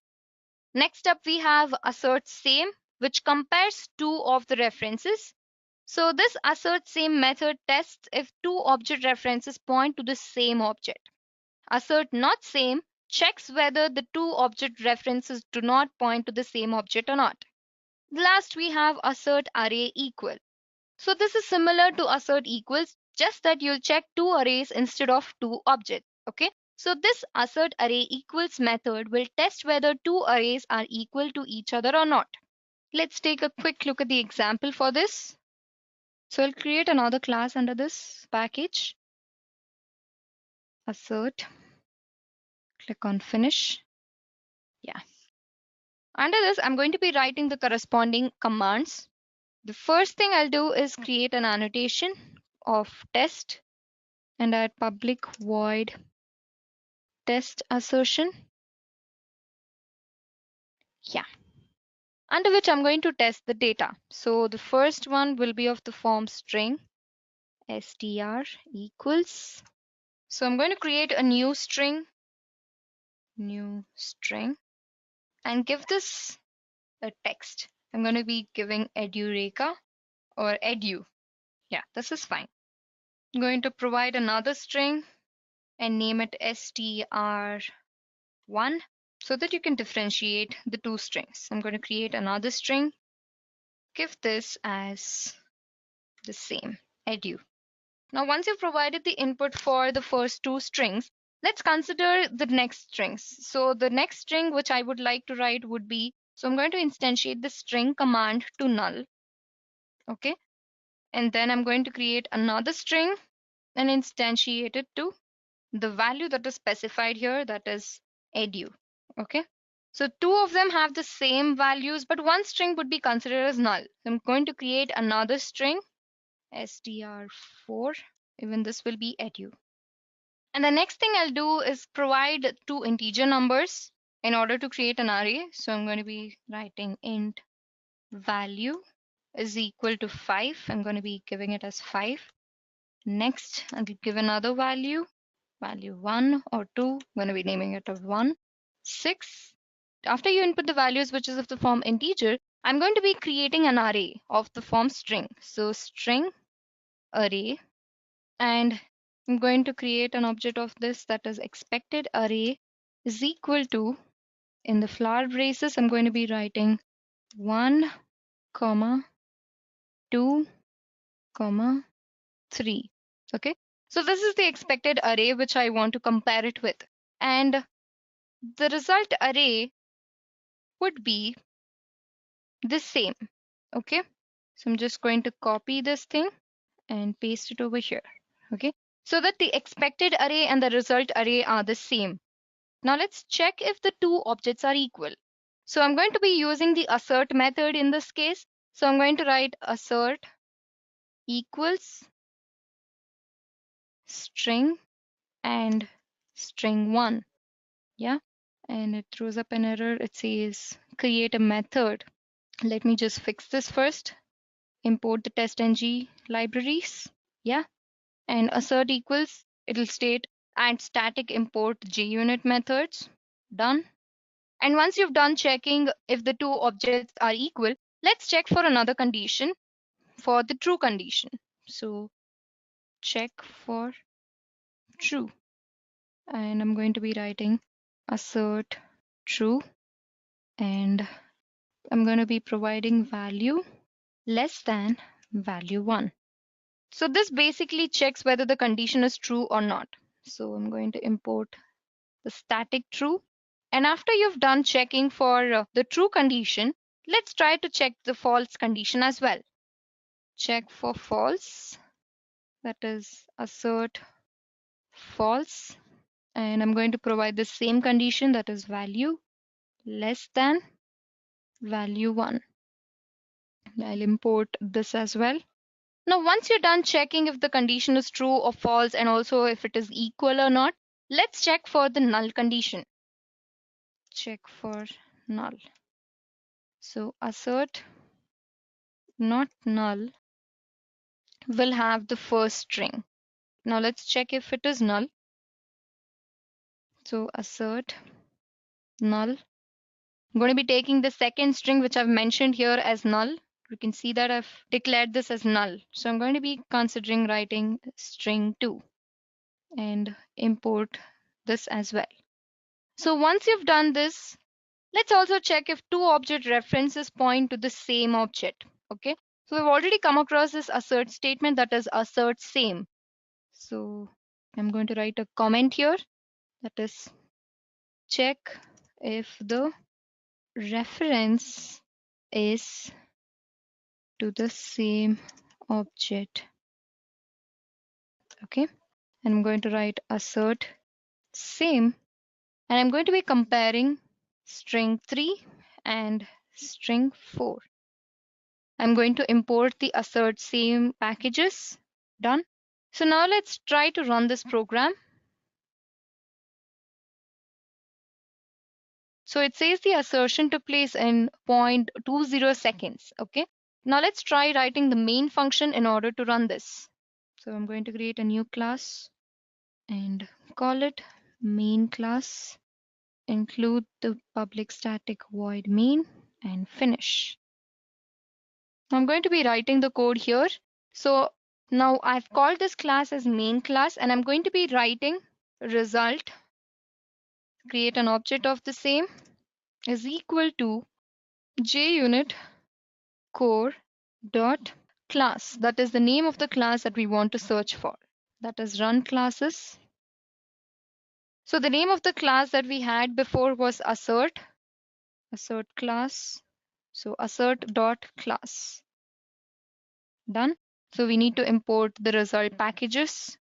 Do note that you import JUnit runner packages.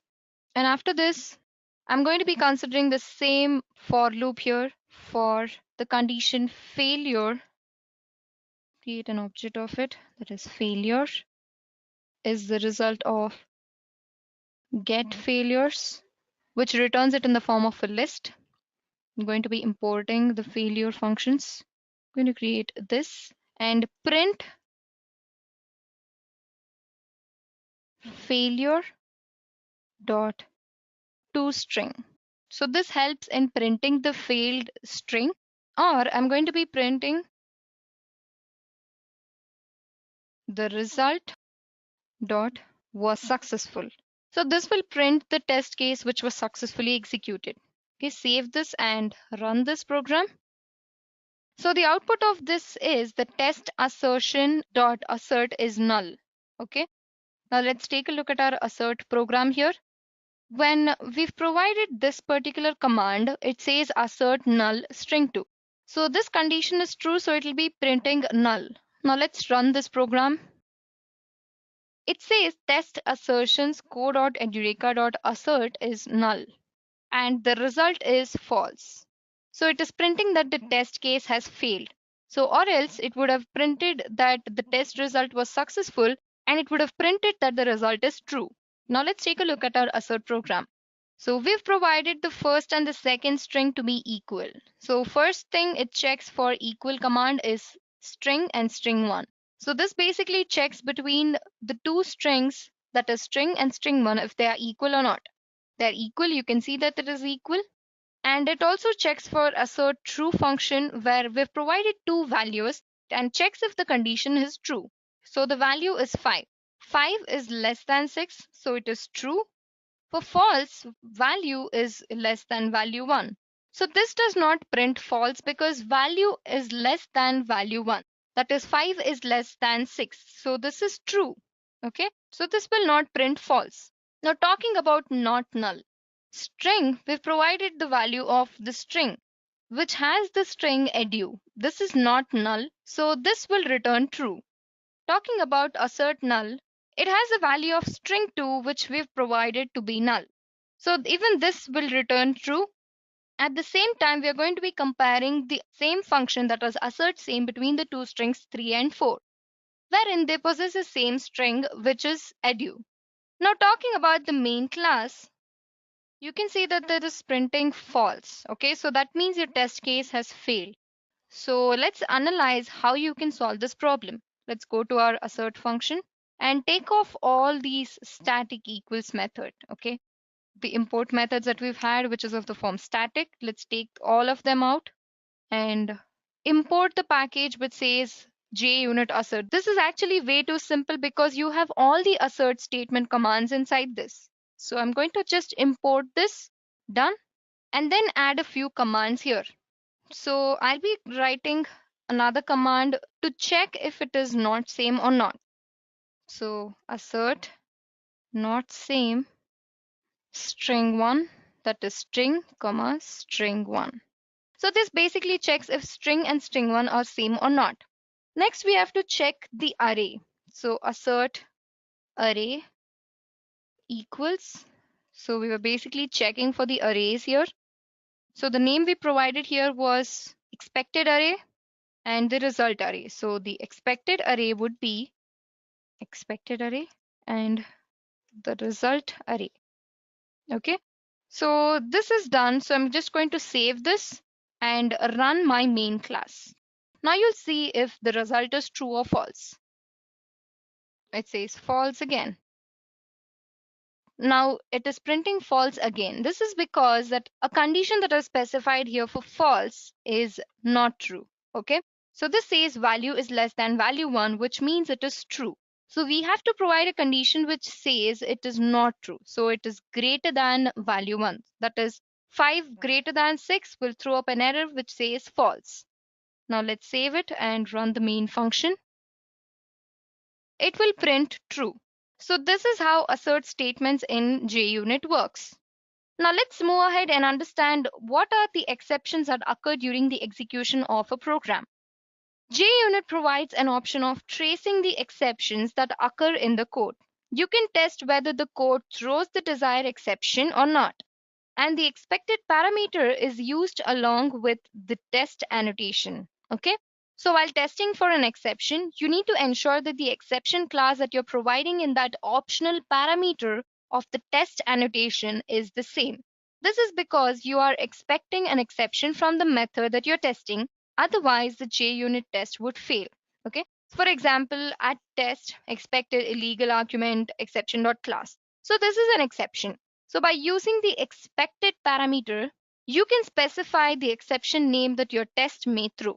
So you will get this illegal argument exception, which will be thrown by the test case if a developer tries to use an argument which is not permitted. Okay. So this is one of the notable exceptions that occur during the execution of a process in JUnit. Now let's take a look at the parameterized test in JUnit. JUnit 4 has introduced a new feature called parameterized test. This test allows the developer to run the same test over and over again using different values. So we have a few steps in order to create the parameterized steps. Let's take a look at how it is done. So you need to first annotate the test with run with. This mainly specifies that it is a parameterized test.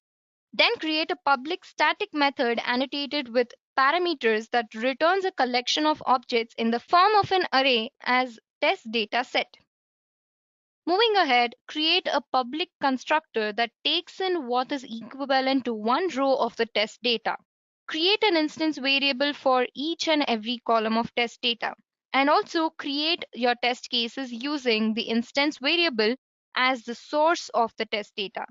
Okay, so that's it about parameterized test. Now let's take a look at the final topic, that is JUnit versus TestNG. TestNG and JUnit both are well-known terminologies when you talk about software testing frameworks. TestNG is almost similar to JUnit except for certain functionalities. So I'll be comparing JUnit and TestNG based on their features. So the major features I'll be considering to compare JUnit and TestNG are the suit test, annotation support, ignore test, execution before all the test cases in a suit, dependency test, and parameterized tests. So let's compare them based on the suit test. JUnit and TestNG both consists of the suit test, that is the annotation suit, okay? And it also possesses the annotation support through both JUnit and TestNG. Ignore test in the case of JUnit is specified using the command @ignore, whereas in TestNG you use a command called @test enable false, okay? So in TestNG, you'll specify if the enable is true or false, okay? Now talking about the execution before and after all the test cases in the suit, JUnit does not execute before and after the suit, whereas TestNG provides commands like before suit, after suit, before test, and after test. Talking about the dependency test, JUnit does not support dependency test, whereas using TestNG, you can perform dependency tests. Now talking about the parameterized test. Parameterized test in JUnit can be done using the annotation run with and parameter, whereas in TestNG, the parameterized tests can be carried out using the annotation data provider. Okay, so this is everything you need to know about JUnit if you are a beginner.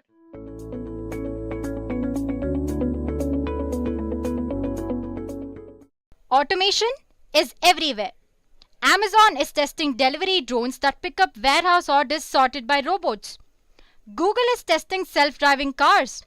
Starbucks is testing cashier-free stores dedicated to mobile ordering and payment. And Facebook is testing a brain-computer interface that may one day translate your thoughts into digital text. Fascinating, right? But why are these companies so hyped up about automating the software testing process? That's because test automation offers a lot of benefits. Manual testing can be mundane, error-prone, time-consuming, and even boring. But test automation enables testers to focus more on challenging and rewarding work, and in turn increases the accuracy of the results. Test automation saves a lot of time and effort. It even offers better test coverage. And increased test coverage leads to testing more features and a higher quality of application. So it provides cross-browser and cross-device testing as well. Test automation makes it possible to execute test cases during off-peak hours and to distribute them in parallel across multiple physical or virtual servers. It also reduces business expenses. I do agree that initial investment may be higher, but return of investment, or ROI as we refer to it, is also high in longer run. Also, test automation reduces manual intervention. And since you are using automation tools, less number of people will be required for a project and they can be utilized for other projects. So guys, these are some advantages of using test automation. Automation testing is absolutely essential today to successfully deliver large-scale products that need execution of repetitive and complex test cases. That sounds good, but it is impossible to automate all testing. So it is important to determine which test cases should be automated first. When it comes to figuring out where to start automating, there are some top candidates that will help you recognize the maximum return on investment. So these are some test cases, guys. Firstly, repetitive tasks are primary candidates. Not only are those tasks boring to you, but they are often the ones where you actually make mistakes. Because when you do a task repeatedly, we as humans often make mistakes. Automate them and do something more fun. Capturing and sharing results is a critical part to a successful test strategy. So rather than manually exporting your data, crunching numbers and making complex graphs, invest in a tool or automation strategy that will do this task for you. You can also automate tests that require multiple data sets. And instead of waiting for on-screen response, automate the task. That way you do not have to waste time staring at the screen and waiting for a response. Another case where you can automate is load testing. Well, think about having to see if your application can handle a load of 10,000 users. Automate this testing so that you do not have to worry about manually spinning up 10,000 users hitting your application all at the same time. You can also automate test cases that run on several different hardware or software platforms and configurations. Because testing software with multiple configurations on different platforms manually takes a lot of time and effort on your part. So guys, these are some cases where you can actually apply test automation. Now once the decision has been made to use test automation, the next issue is, how are we actually going to do this? What's the plan? One of the most common mistakes with automation testing is going for immediate benefits and forgetting about the bigger picture. Many teams abandon their automation efforts after a sprint or two and go back to manual testing. Now, why do you think that happens? Most of the time, most of these companies use automation just because others are using it. They're not sure of the right way to implement the test automation. They do not have the right automated testing methods in place. They do not know when to implement test automation and when not to. They're not aware of the right set of tools that meet their requirements. So what I'm trying to say here is that success in test automation requires careful planning and design work. To achieve high quality software within a short period of time is one of the objectives of every software company, and I'm sure you guys know that. To achieve that, they either can save few days of planning and instead spend weeks testing or programming, or they can spend a little time developing a proper test automation strategy to keep pace with the market. So to build a cost-effective automation testing strategy with a result-oriented approach is always a key to success in automation testing.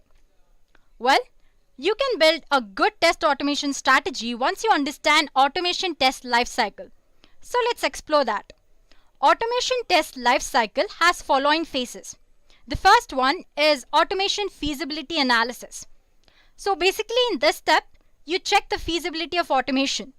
As in, you shortlist the test cases which you want to automate. You select the right tool that fits your requirement and all that. Next step is test strategy. In test strategy, you select the test automation framework. Well, you have multiple options to choose from here. Like you have linear test automation framework, you have data-driven framework, you have keyword-driven framework, modular framework, and hybrid as well. If you guys want to know more about these test automation frameworks, you can actually refer to the previous live session in the playlist listed below in the description. Well, moving on. In this phase, you can create a test place, test plan, and test automation suite in your test management tool. So the next step is environment setup. In this phase, you set up the testing environment and acquire the required hardware and software tools to execute the automated test cases. That's pretty simple. And the next step is script development. In this phase, you start creating the automation test scripts according to your requirements. But make sure that your scripts are reusable, well structured, and well documented. This will help you in long term if you're automating. Obviously, the next step would be case execution. In this phase, you execute your test cases. And finally, we have result generation and analysis. This is the last phase of test automation lifecycle. In this phase, you analyze the output of test cases and share the reports with stakeholders. So now that we are aware of the automation test lifecycle, let's have a look at the building block of test automation strategy. It consists of 8 items for you to consider as you head out on your automation journey. And those would be scope of automation, test automation approach, automation test environment, risk analysis, execution plan, review and failure analysis, automation maturity model. So let's explore each of them a little deeper. Oh guys, before you start, I just wanted to say that these blocks are not listed in any particular order. Okay, let's get started now. So the first thing is scope of automation. Defining a project scope for an automation perspective includes outlining timelines, milestones for each sprint in the project. So the 2 most important things that you do here in the scope of automation is shortlisting the test cases which you want to automate and selecting the right test automation tool. Guys, you can't automate everything. So you should be smart about your priorities if you are focusing on high return of investment. One of the best models that can help you with that task is Mike Cohen's test automation pyramid. Using this, you can decide which test cases to automate. The pyramid shows that in general, you should try to push tests down to the lowest level possible. Unit tests are the quick to write. They have the highest return of investment and should ideally form the backbone of your automation testing strategy. Developers can write unit tests to check the smallest pieces of their code and find bugs on their own. After unit test, we have regression test. It should be our next priority as the return investment after each successful build. Next, you need to check functionality and other quality characteristics such as accessibility and security across large piece of application with functional testing. So what I mean is that after unit testing and regression testing, it's functional testing. Then comes user interface tests. Although pretty common, automating at graphical user interface level is highly impractical. That's because user interface requirements keep changing, which makes automation more complex. And user interface tests are expensive, they require heavy maintenance, and they return high number of false positive or you can say negative cases. So these are how you shortlist the test cases. So no matter how skilled you are in automation, how many Selenium commands you know, or what testing frameworks you use, some things simply cannot be automated. Like user interface test. They have ever-changing requirements and they're difficult to automate. So automation there is not suggested. Similarly, when you have exhaustive document, even then automation is not suggested. And suppose if you have tests that you're going to execute only once, why do you need automation when you can do that using manual testing in short amount of time and without much effort? And you also have tests which are based on visual perception. You have anti-automation features like CAPTCHA, I'm sure you've come across it. And you also have ad hoc and exploratory testing where you can chuck system based on your knowledge of its internal workings and experience. So manual touch is definitely needed there. So automation is not possible in ad hoc and exploratory testing. So this is how you shortlist cases that you want to automate.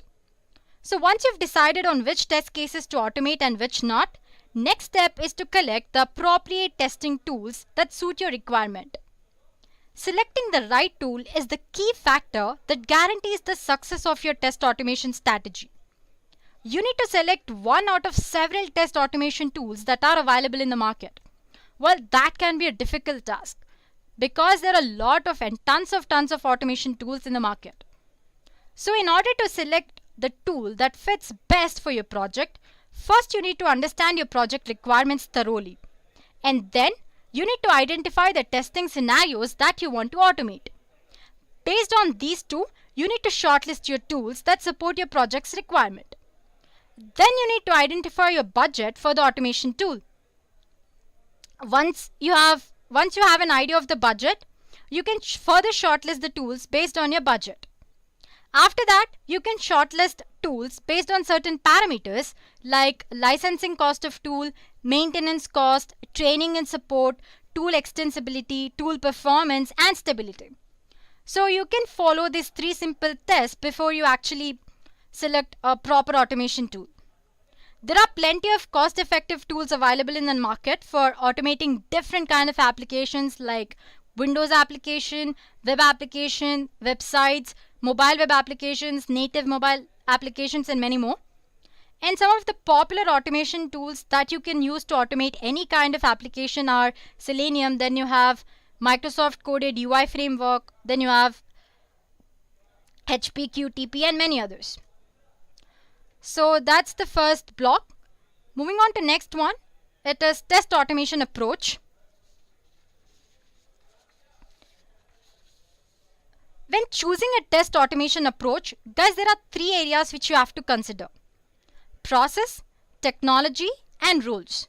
Well, we've already discussed about process and technology in the previous block, which is how to actually shortlist your test cases and how to select a tool and all that.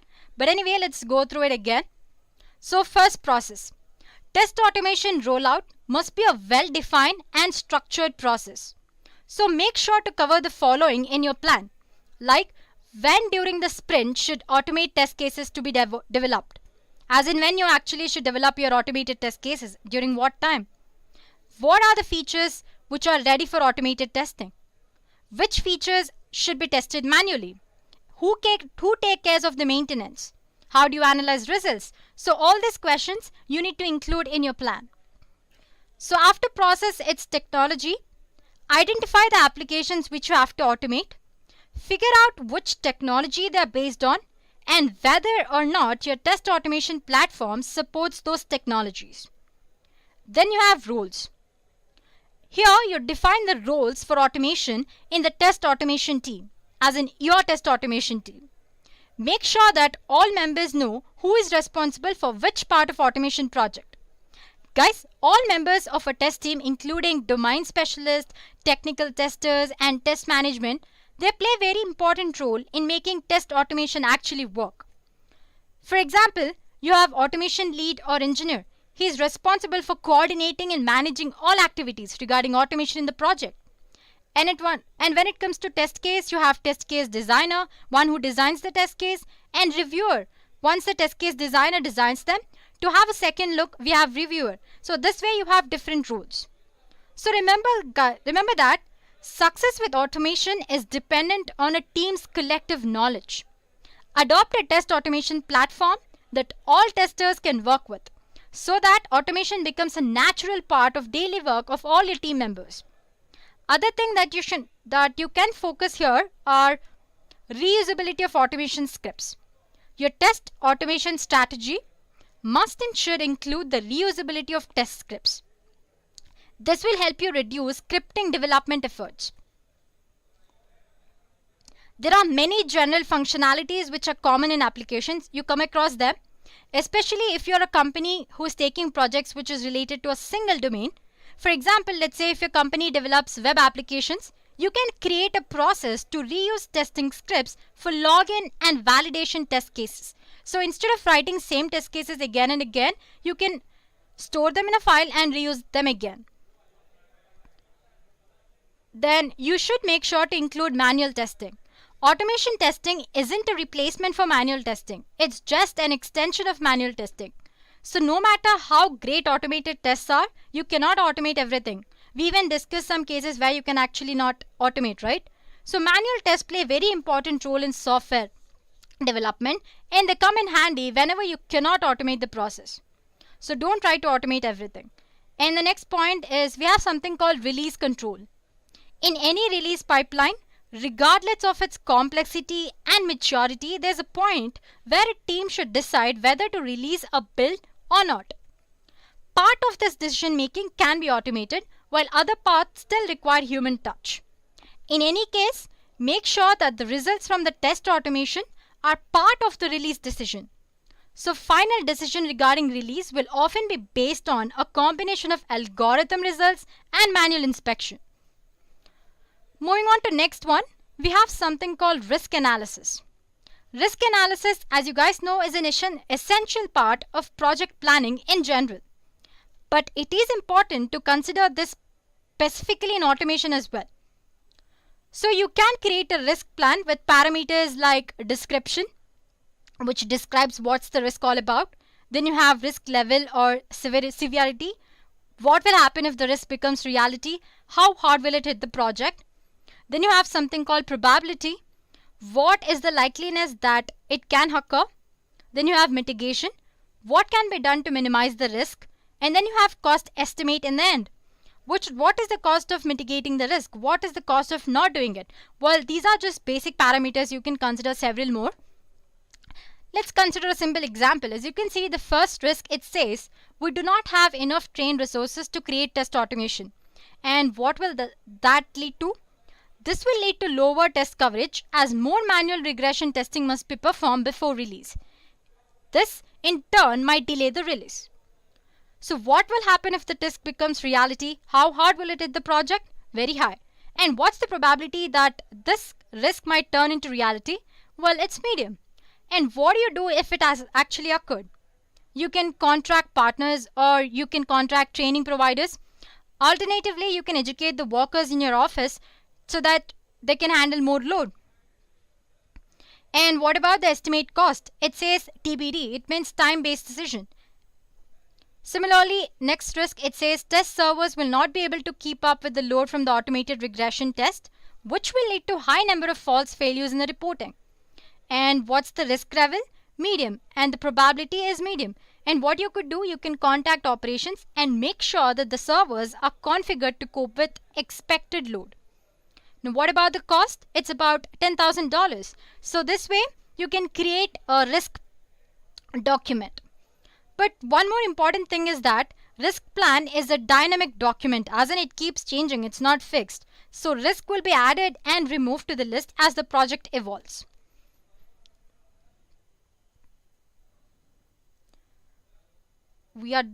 So next one in the test is test automation environment.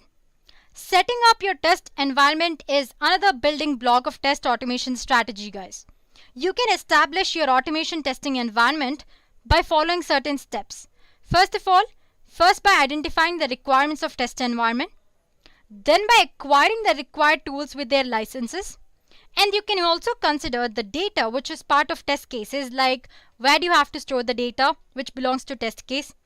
Should the data be masked or not masked? Do we need to have backup for the data? What happens to the data after testing? What should be done with it? So you can ask these questions. You can consider the test data requirements as well.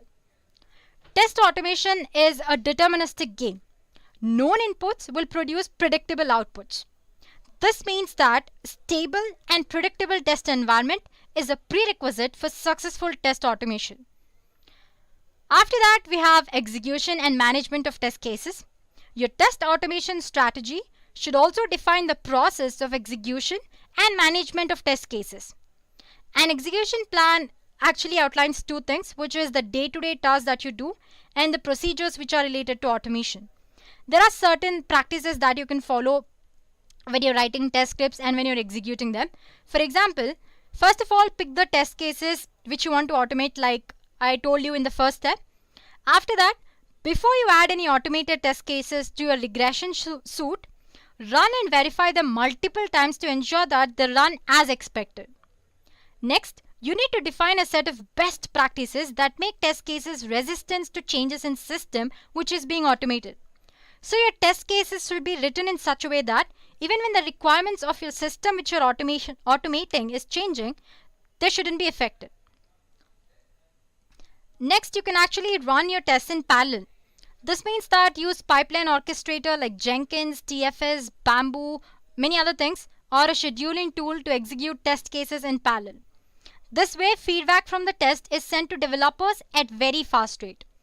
So guys, you can never test too much, and the combination of test automation, reliable test cases, and scheduled or controlled execution will always give you a positive effect at the end of your automation. One more thing, after executing a test case, assign a status, either pass or fail with it. In automated testing, this status is assigned to the test cases automatically according to your success criteria. If it's a fail, you have to perform failure analysis, which is actually our next step. Failure analysis and reporting results. So having a plan for how to actually analyze the failed test cases and how to resolve them is a critical part of test automation strategy. Often, time taken to notify the failure, analyze it, and resolve it is much longer than you actually anticipate. So having a well-defined process for this can save a lot of time and frustration in development team. So what you can do is you can outline how different errors should be handled and by whom. For example, let's say you have some issues related to environment, the test environment. You can raise a ticket with DevOps team. And suppose if you have a bug with automation scripts, you can create a task for testing team. Similarly, if you have a bug in the application on which you're performing automation or you're testing, you can actually flag a bug for development team. This way you can outline different errors, who should handle and how they should. So once your error handling is done, next thing, all the things that you've done till now, including the methods that you adopted to implement automation, test results, pros and cons of the test automation strategy that you have used here should be captured and documented for future reference. Then you need to continuously improve your test automation strategy by learning from those lessons. So the last thing is to revamp your test automation strategy. You can't directly develop a perfect test automation strategy very first time. You make it perfect by improving it every time you find a fault with it. Automation maturity model is a way you can use to revamp automation test strategy. Automation maturity model is divided into multiple phases. For example, you have something called initial phase. So guys, basically before explaining the phases, all you do in this revamp is you actually go through everything that you did in your previous strategy and find the errors and replace them, as in resolve them. So where were we? Initial phase. Here, prerequisites of automation should be completed. Then you have something called manage phase. Automation is achieved without any central infrastructure in this phase, as in there's no dependency. Then you have define phase. Central automated process across the application lifecycle should be built here. Then you have something called measured phase. Your collected and analyzed metrics of automated process should be compared against your business goals here. And finally, you have optimize phase. Here, things like self-service automation or learning about automation by looking at the analysis results, which we call self-learning using analytics, and self-remediation should be addressed here, or actually addressed in this phase. So using automation maturity model, you can revamp your test automation strategy until you find it fit for your organization. So guys, this way you find a strategy that's best for you. It's very much necessary to come up with an intelligent test automation strategy to fully enjoy the benefits of automation testing and achieve the desired level of success. A successful test automation strategy can lead to big things. It's true. A successful testing strategy and framework can positively impact your business and organization in a number of ways. First of all, it provides you more comprehensive testing. The most complex test automation tasks are completed easily when you have a strategy, and your products become more robust as a result. It also promotes the reuse of critical components.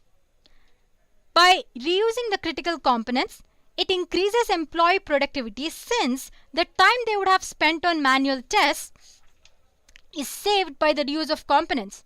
So what I'm trying to say is, instead of them manually doing each thing again and again, they can use the reusability scripts. They can invest their time into other critical areas of their work and business.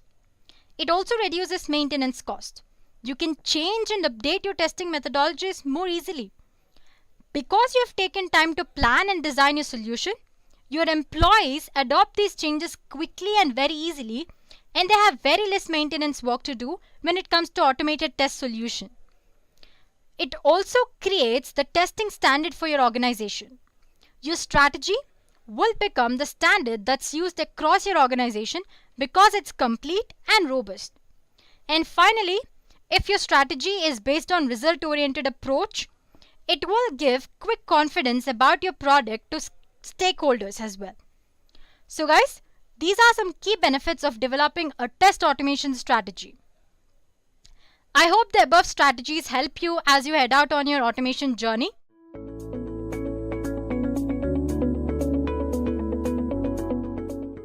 Let's see how to build a data-driven framework using Selenium. So now you might be wondering, why Selenium, right? Demand for web development and testing is literally huge. As of January 2019, there were over 1.3 billion websites on internet serving and 3.8 plus billion internet users worldwide. So as a result, the tooling market is now more competitive than ever. But so far, no one has outshone the Selenium in terms of popularity and adoption. So when it comes to Selenium, the biggest sweet spot of Selenium is that it's open source. In other words, it's completely free to download and use. It provides an API called WebDriver, which enables testers to craft their tests in many programming languages, which includes Java, C#, Python, Ruby, and many other languages. Besides web browsers, you can also automate mobile devices like Android and iOS via APM as well. So that's why I've chosen Selenium in this demo.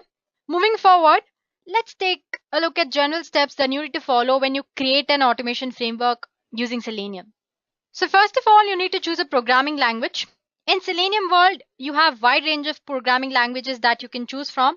Like I said earlier, you have Java, C#, Ruby, Python, and many others. In my opinion, Java is a good choice because it's widely adopted and it's cross-platform. So in this demo, we'll be using Java, no doubt. So once you're done choosing your programming language, next you have to choose a test framework. Now you might be wondering, why do you need a test framework, right? A test framework or a unit test framework helps you to mark a class or a method as part of testing using annotations. You can execute tests in parallel, you can generate logs, you can perform the assertion, verification, and all that. So once you're done choosing your programming language and selecting a unit test framework, you need to design the framework as architecture. So make sure you come up with a sustainable, maintainable, and scalable architecture. So now based on your architecture, you start building your test modules. So next, choose a reporting mechanism.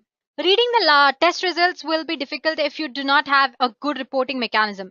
Let's say when you receive a test failure, how do you invest the failed test quickly to determine whether it's what kind of error it is? If it is a AUT bug or it's an intentional functional change or the automation mistake or whatever it is, how do you figure out?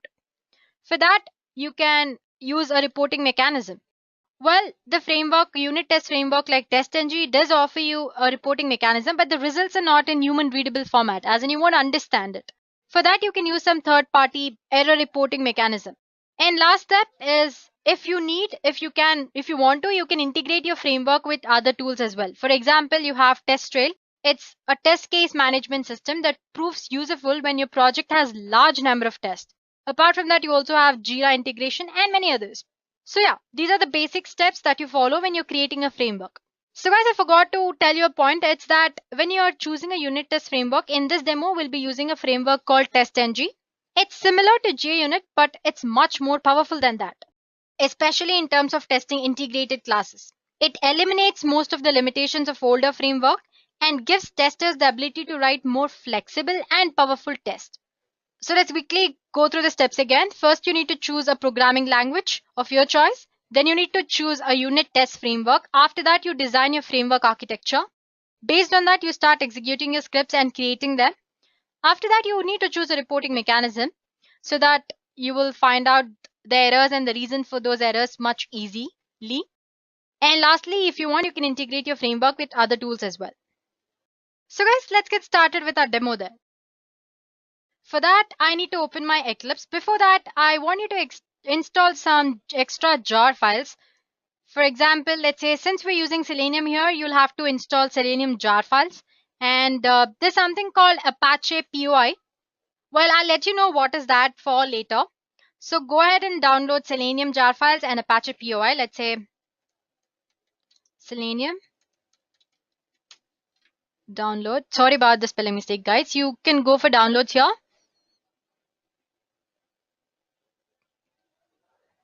And you can download the version here, and you can also download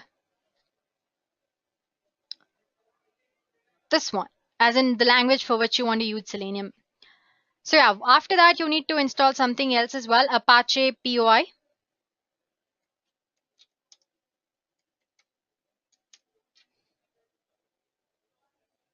Here, there's a link which says download release artifacts. Under that, you have the latest stable release. Click on that. It'll take you for the binary distribution and source distribution. Go ahead and download the zip file. And if you're using Mac and all, you can download the tar file as well. So once you've downloaded all the files, unzip them, extract them, and store all the jar files in separate folder. Well, I have stored them here in my C folder. I have a folder called Selenium, and I have all my executable jar files here. So we're ready to start a demo. So the first step you need to do is download Selenium jar files as well as Apache POI. Don't worry about Apache POI for now. Okay then, let me open my Eclipse. It's on my desktop. Here it is. Sorry about the delay, guys. Give me a minute. It should load up. Launch.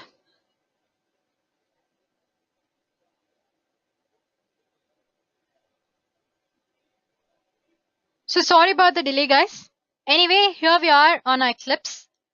Well, on my Eclipse. So I have a project which is named as Framework Demo. So before we actually get in, like I said, we have installed our Selenium jar files as well as Apache POI. Let me tell you what Apache POI is for. So guys, basically just a web driver doesn't directly support reading of Excel files or any kind of external data files. For that, you need to use some sort of third-party device or a program called Apache POI. So we can use Apache POI for reading, writing any Microsoft document into your program here. So we've already downloaded the jar files. I've stored them in a separate file called Selenium under my C folder. All you have to do is go for your source file, right click on it, and there's an option called build path here. Well, I've already added the libraries to my project. For you guys to do, you can go ahead for this build path, and you have an option called configure build path. Click on that. So once the dialog box opens, you have something called libraries here. Go for that and click on add external jars, and go ahead and add all the jar files which you've just downloaded and stored it in the folder. Well, I have done it already, so I'm not doing it again. And click on open, and once they're added, it's cool. You guys are ready to go. But before that, you need to install TestNG plugin as well. It's available in the Eclipse Marketplace. All you have to do is go for help here, and you have Eclipse Marketplace. Okay, it's taking time to load. Well, I've already installed, so let me not waste time here. All you have to do is go for Eclipse Marketplace. Once it's loaded, in the search tab, you can search for TestNG. And as soon as it's done, it'll show you the plugin. Click on that and click on install. It should be done. Once you've done that, all you have to do is go for Windows here and show view, and you can go for others. Okay, Marketplace is open. Since it's open, let me just show you guys.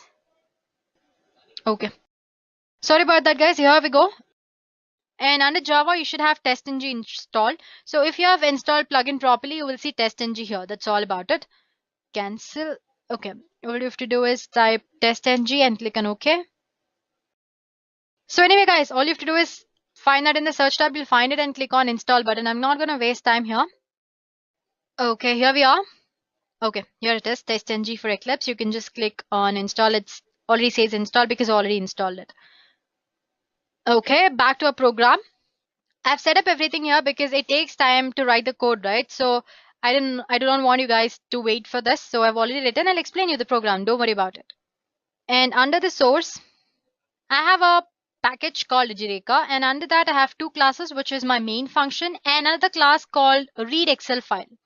So basically, main function, what it does is it checks the login functionality of a flight booking application. So that's my main testing function. And we have another file called read Excel file. And I've written this file so that it can read the data from the external source. And as for the external source that I am using in this demo, it's an Excel sheet. I have an Excel sheet called login credentials. I have that stored in my Selenium folder. It should be in Selenium folder. Let me open the file. Here it goes. I have a file called credentials, and I have two fields in that. One is username and one is password. As you can see, I have username and password and 4 entries. So getting back to Eclipse, two functions. One is my main function, which chunks the functionality of a flight booking application. Another one which reads the data from an external file. So we're good to go. Let's start exploring the functions here. Let's start with the main function. First of all, I've imported a lot of packages here, as in different libraries here. I have Chrome driver, I have annotations, which is after method, data provider, and test. So guys, first of all, annotations are very easy to understand. Annotations in test_ng are basically lines of code that can control how the method below them will be executed. So to use those annotations, you need to import the libraries attached to them. So I have used 3 kind of annotations here. One is after method, data provider, and test. So yeah, the library that's related to annotations is this one. Apart from that, I also have something called assert. As we progress through, we'll get to know what that is. And then there's Chrome driver. So let's get started. This is my main class, the main function. The name of my class is main function. And here I have a Chrome driver object. I've created an object called driver of type Chrome driver. As you can see, I've created it globally because I do not want it to include in the annotations, because all the functions which are written under these annotations will apply to that Chrome driver as well. So I do not want that. So I've written it globally outside my annotations. Anyway, then I have an annotation which says @test, and data provider is the name of the method is equal to test data. Let's move on to the next part of the code, which is demo project. So under this annotation, like I said earlier, an annotation is line of code that can control how the method below it works. So my method here is demo project. So basically to this method, I'm providing a username, password, and login to keep checking. And how am I doing that? I'm using a command called find element. So driver.find element by name username, and the send keys is the username where it accepts the input. Then you have same for the password and login as well. For login, we do not accept anything because it's just a click button, right? So I have a function which says click. Apart from that, I'm also giving a link to the website in which I have to check the login functionality. That's the flight booking website. If you want, I can open it and show it to you guys.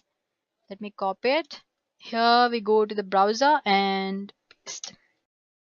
So while it's loading, let's just get back to our Eclipse, as in the program. Apart from giving the link and find element, I also have used something called set property here.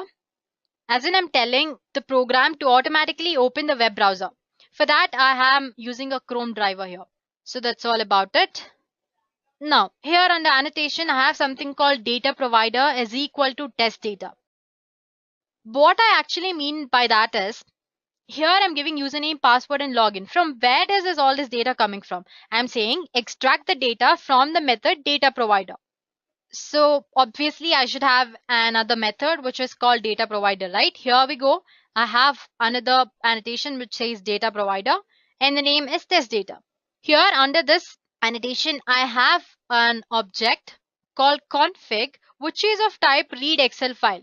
Read Excel file is nothing but another class or another file which I have created to read external data. So like going back to that function, This is where Apache POI comes into picture. Like I said, WebDriver directly cannot read from the external data. For that, I'll be using an Apache POI libraries. One is workbook, another one is sheet. So in this read Excel file class, I have a method. Well, it's not a method, it's a constructor because it starts with the same name as that of method, right? So yeah, it's a constructor.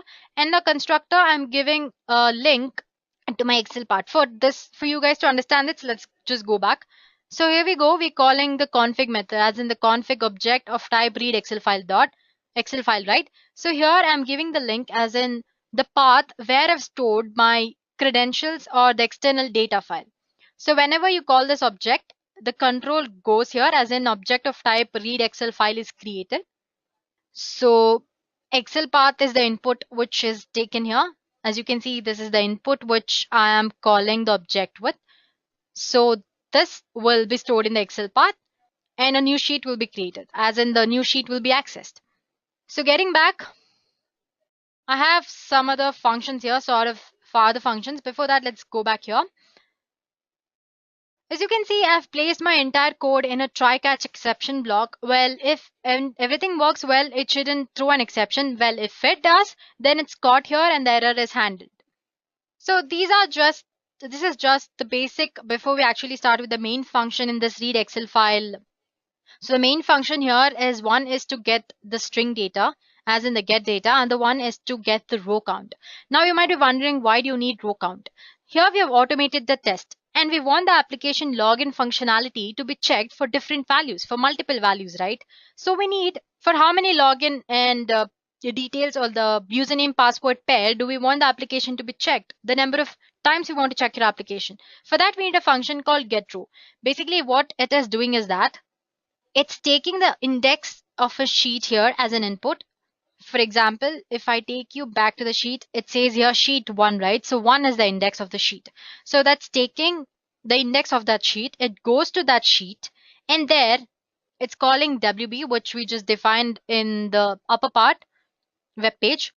This WB already knows the path of where the sheet is. So using the get sheet at, it will receive the sheet and it will get the last row's number. Suppose, for example, in this sheet, I have 4 rows. So the last number should be 3. Because if you remember, the index starts from 0, right? So the value of row becomes 3. But again, 3 is not right value because there are 4 rows for us to understand. So I'm adding 1 more to the row. So it becomes 4. Now the value of row becomes 4. Basically what I'm saying is go to the sheet and count the number of values or the number of username and password pairs that are. So we have counted and the row value is now 4. Now here, other method is get data. So basically what we're doing in this get data is going back to our main function. Here I have a demo project method which is taking data from this data provider, and that data provider is calling for a get function. As you can see here, it's calling the get data function here. So I'm creating an object called credentials which has countable number of rows but 2 columns. As you can see, we have 2 columns which is login username and password, but the number of rows actually depends on how much data there is. As for here, we have 4 rows. So I hope now you understand why we actually counted the number of rows here, right? So here we call the rows and we have called the row count method which will be 4. So this will be 4 and 2. So I've created an object of type array here which we have 2 values, so it's 2-dimensional array. So now to get the data, I'm calling get data method and I'm passing 3 parameters as you can see. The first one is going back to the method. The first is a sheet number. Then you have the row and the column. So as soon as this method gets the parameter, which is sheet number, row and column, first of all, using sheet number, it goes to that particular sheet using WB. And once it is gone to that sheet, it goes to that particular row, particular column, and gets the value and stores that value in the data. And I'm returning this data back to the method which called this method, which will be in my main function. So the value is which is extracted by this method or which is written by this method is stored in this credential. Similarly, here again. So this way we are fetching data.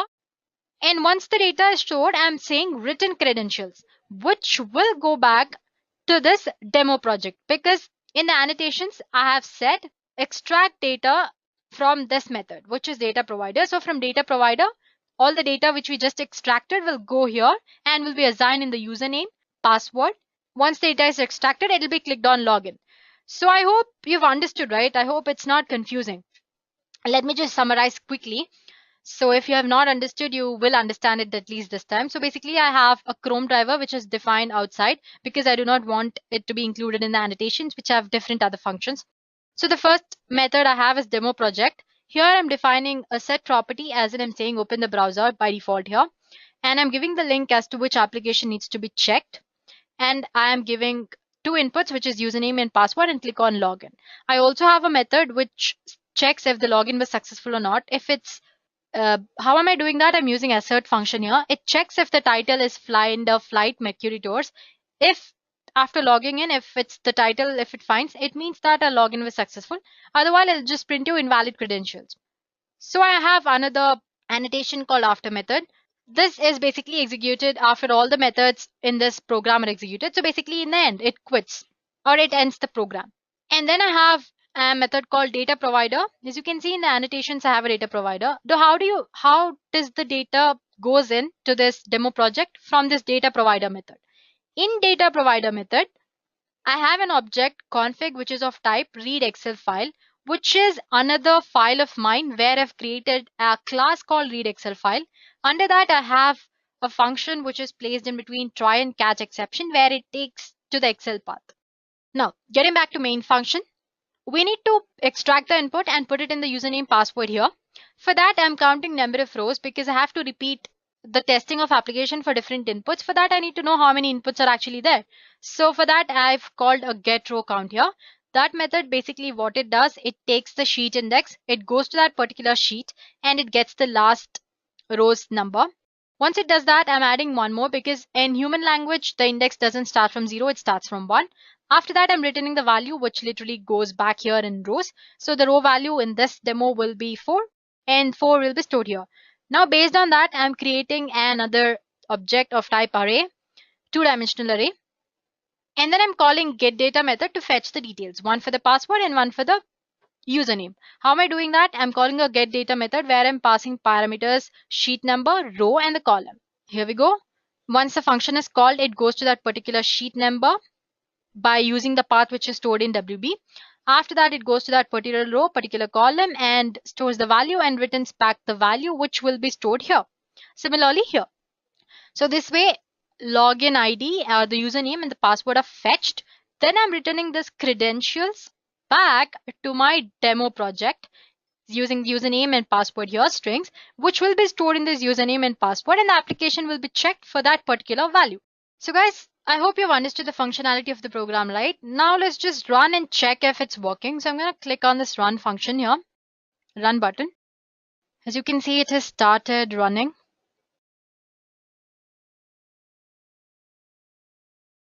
So basically, as you can see, I have 4 values in my Excel sheet, right?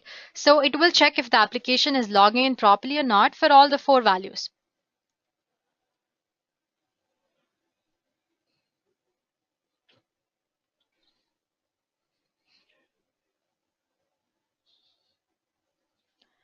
So it has checked for the first value. It says login successful because I created an account for that credentials. And it's checking for the next, which is company, and the password is also company. It's going to take a while.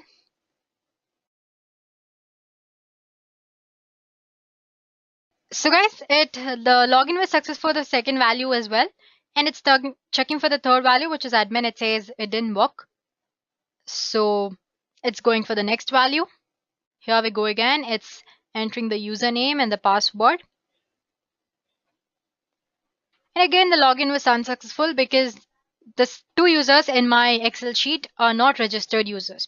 So it says the test was run 4 times and 2 times it failed because only 2 were the actual registered users and it skipped 0 values. So that's how you do it, guys. So now you know how to actually create a data-driven framework using Selenium. Go ahead and explore for other functionalities. Try to create hybrid framework, which is combination of keyword or any other mixture of any other frameworks.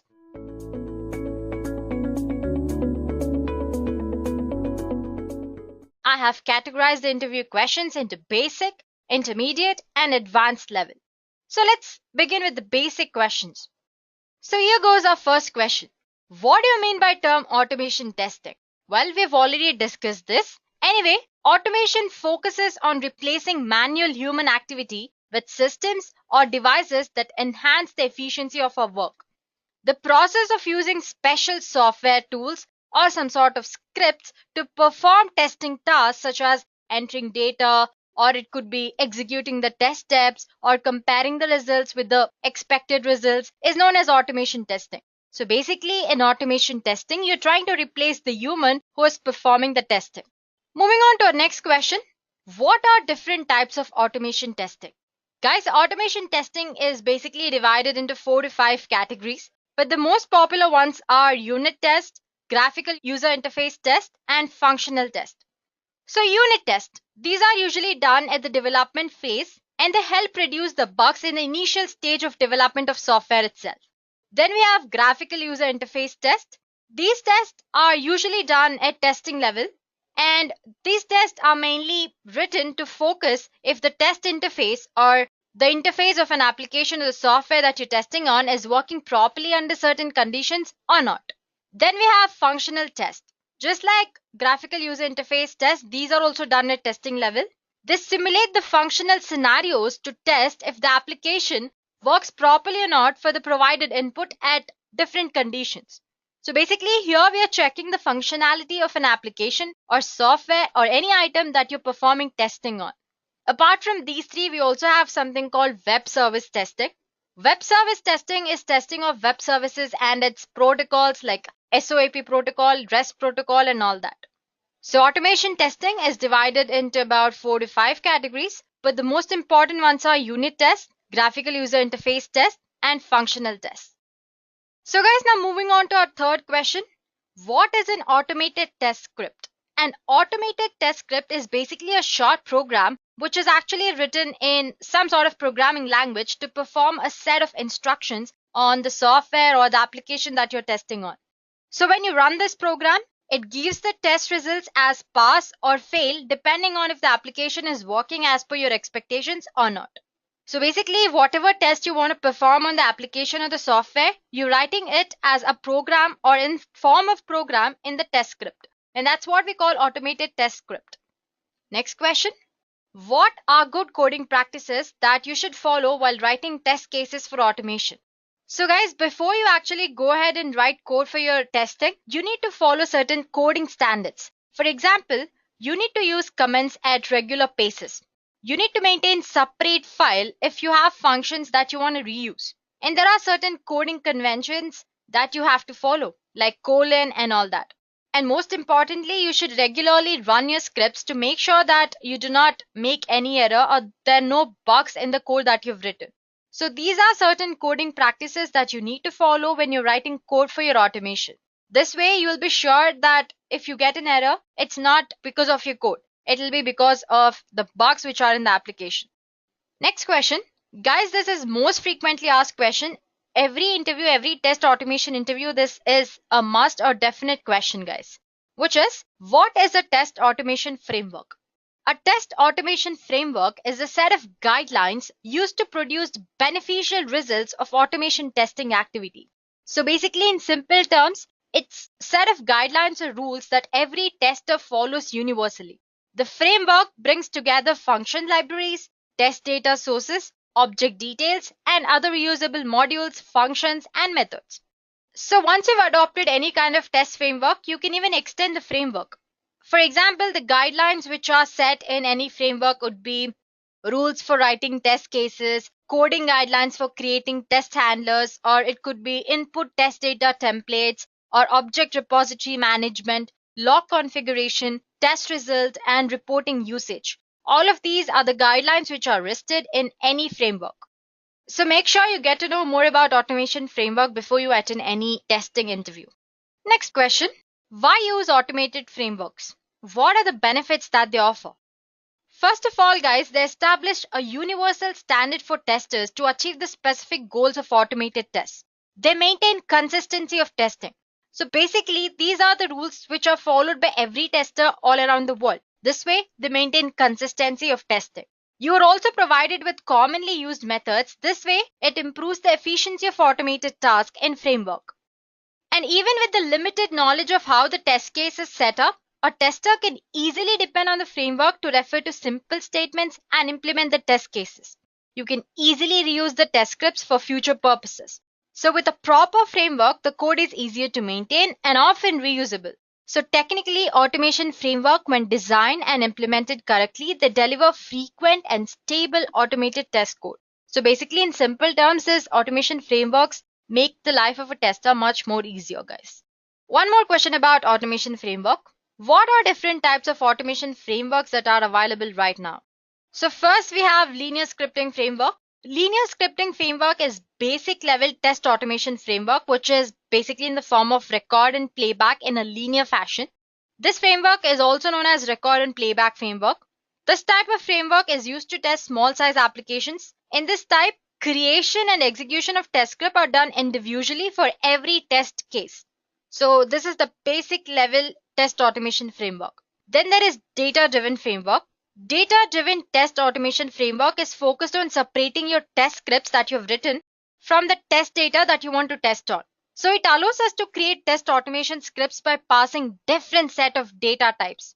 The test data set is kept in external files or resources such as Excel sheets, or it could be access tables or SQL database or XML files, etc. Then you have keyword-driven framework. This keyword-driven framework is also known as table-driven or action word-based testing. In keyword-driven testing, we use a table format to define some sort of keyword or action word for each method that you could execute in your code. Now, based on the keywords or action words which are specified in the Excel sheet, test scripting is done and tests are executed. By using this framework, since we are using keyword and action words, programmer need not know much about the scripting language here. Then we have modular testing framework. Here, tester divides the application into multiple modules and creates test scripts individually for each module. These individual test scripts which are written for each module are then combined to make larger test scripts by using a master script. This master script is used to invoke the individual modules to run end-to-end test scenarios. So basically, you divide applications into multiple modules. Then for each module, you write down a test case and then combine this test case according to your requirements using a master test script. And the last one is hybrid testing framework. Hybrid test automation framework is literally a combination of two or more frameworks that we just discussed. It attempts to leverage the strength and benefit of other framework for particular test environment it can manage. Apart from these five, you also have others, but these five are the most popular ones. Next question. What are prerequisites to start automation testing? So guys, before you actually start automation, you need to be aware of certain things. For example, you should make sure that the build for your framework is stable. You should make sure to filter the test cases which you need to automate. As in, you should be sure as to which test cases you want to automate and which not. You need to separate the functions which you will use repeatedly. And if you have certain functions which you want to use repeatedly, make sure you're storing in separate files. Make sure you have your application modules in such a way that their requirements do not change frequently. In such cases, automation becomes difficult. And the most important one, make sure you have skilled and experienced resources. This makes your automation much more easier. So these are certain points that you should keep in mind before you actually start automation. Moving on to our next question. What are the factors that determine the effectiveness of automation testing?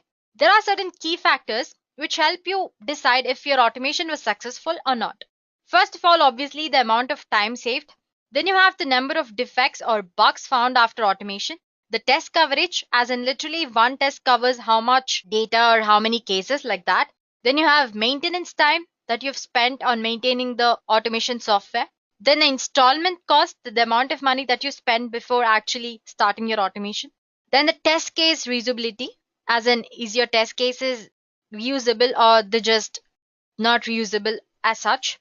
And lastly, the quality of the software that you're actually performing tests on. These determine if your automation was successful or not. And here we go, the most common question. What are the main differences between automation testing and manual testing? So when you begin testing, one of the primary decisions that you'll have to make is when you're going to test manually or use automated testing. So you have to be aware of distinct differences between manual testing and automation testing.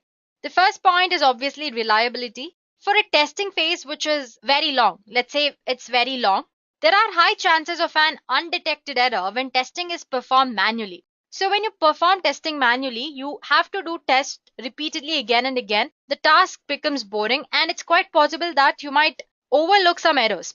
So in such cases, reliability is really less. Whereas in automated testing, you use different kind of tools and scripting to perform the test and find the bugs. So there's no chance of making any errors. So the reliability in automation testing is literally high. And again, in manual testing, it's humans who are performing the testing. And obviously, humans are a little slower when compared to machines, right? So the processing time is more in manual testing while compared to automation testing. And the important point is you cannot use manual testing and automation testing everywhere. There are certain cases where manual testing is suitable, and there are certain cases where automation testing is suitable. For example, manual testing is suitable for one-time task or exploratory or usability and ad hoc testing, whereas automated testing is suited if you want to perform tests repeatedly for long run or for regression testing or performance testing, etc. Apart from that, initial investment cost in manual testing is low, but the return of investment, as in the amount you get as a return after you perform your automation, is also less in manual testing. But when it comes to automation testing, initial investment cost is high and the return of investment is also high in longer run. So these are some basic differences between automation testing and manual testing. Let's move on to our next question. So is it possible to achieve 100% automation? 100% automation is definitely not possible, guys. There are certain test cases that cannot easily be automated. For example, checking the background color of a window or a dialog box. Well, why would you do that, right? It's a very simple task. Why do you need to automate or use machines here to perform the task, right? It's a waste of time and effort. Just like that, while we were discussing the differences, we also discussed certain cases where you actually cannot use automation testing. So 100% automation is definitely not possible. Next question. What are some conditions where we cannot consider automation testing? So just before discussing this question, we discussed a question where I said 100% automation is not a possible thing. It means that there are certain cases where you cannot apply automation. So what are those? So if you have a situation where the requirements of your software or an application keeps changing, in such cases automation becomes difficult because every time requirement change, you need to change your test scripts as well, right? So it becomes difficult. In such cases, it's suggested not to use automation testing. Similarly, if you have exhaustive documentation or if you have a requirement where you can apply only continuous integration or continuous delivery concept, then it's slightly difficult to apply automation testing. The another case is when you have one-time test cases, as in you need to test these test cases only once. So what is the point of using automation? Because it doesn't require much effort to test a test case only once, right? In such cases, manual testing is much more preferred. Apart from that, we also have ad hoc testing, exploratory testing, and user interface testing. So don't worry about them for now. We'll discuss what those three are as we progress. There's another question based on that. So for now, I'm just going to list them and leave them like that. Here we go. Our next question. How many test cases can you actually automate in a day? Guys, it totally depends on test case scenario complexity and the design and the length. So generally speaking, given the standard complexity of test cases, it's usually possible to automate a minimum of 6 test cases in a single day. Well, this is for me. So when I perform testing, I realized that I could test 6 test cases in a day depending on their complexity. But again, it depends on you. It depends on individual. If you are asked this question, you just have to talk based on your experience. And the next question, what are some modern applications of automation testing? So guys, like I said in the beginning, automation is literally everywhere. Every company is implementing automation in one or the other way. For example, Amazon is testing delivery drones that pick up warehouse orders which are sorted by robots. Whereas Google is testing self-driving cars. Then you have Starbucks, which is testing cashier-free stores dedicated to mobile ordering and payment. And Facebook is testing a brain-computer interface that may one day translate your thoughts into digital text. Well, these are some mundane versions of automation technology. Apart from this, there are other innovative ideas that are coming up regarding automation. Fascinating, right? So let's move on to our next question. Is documentation actually necessary in automation testing? Guys, documentation plays a critical role in test automation. So whatever the practices that you follow while automation, should be documented so that they are repeatable, as in you can refer to them later on if they are documented somewhere. Like specifications, designs, configuration, code changes, automation plan, test cases, bug reports, user manuals, all should be documented so that later on you have somewhere where you can refer to if you have forgotten or if you have made any mistake. This way, documentation plays a very important role in automation testing. So here goes one more tricky question that you might be asked, guys. Can automation testing replace manual testing? Well, according to me, automation testing isn't a replacement for manual testing. It's just a continuation of manual testing. So no matter how great automated tests are, you cannot automate everything, right? We even discussed the cases where you cannot apply automation. Manual tests play important role in software development and come in handy whenever you cannot automated test cases. Automated and manual testing, each of them have their strengths and weaknesses. Manual testing helps us understand the entire problem and explore other angles of test with more flexibility when compared to automation. But automation testing helps save time in long run by accomplishing a large number of surface level tests in very short period of time. So what I want to stress here is that automation testing is actually not replacing manual testing. Moving on to our next question. What are some popular automation testing tools that are used worldwide? So in the definition itself, we have automation testing is process where it uses assistance of tools and scripts to perform testing. So obviously there are a whole lot of tools that can be used in automation for different purposes. Some of the most popular ones include Selenium. It's a popular testing framework to perform web application testing across multiple browsers and platforms like Windows, Mac, Linux, you name it. Then you have Water, which is pronounced as water. It's an open source testing tool made up of Ruby libraries to automate web application testing. Well, don't get confused with the spelling, it's WATIR, but still it's pronounced as water. Then you have Ranorex. It is flexible all-in-one GUI testing tool, which you can execute automated tests flawlessly throughout all environments and devices. Then you also have Appium. It's an open source mobile testing automation software. It's free and it supported highly active community of developers and experts. Well, these are just the scrape, or I can say very few of the tools which I've listed here. There are multiple other tools that are popular for different purposes. Our next question, when should you prefer manual testing over automation testing? Well, earlier we discussed when you cannot use automation testing. Now let's discuss when can you actually prefer manual testing over automation testing. First of all, when you have short-term projects, even though automated tests are aimed at saving a lot of time and resources, it still takes a lot of time and resources to design and maintain an automation test case or any such automation.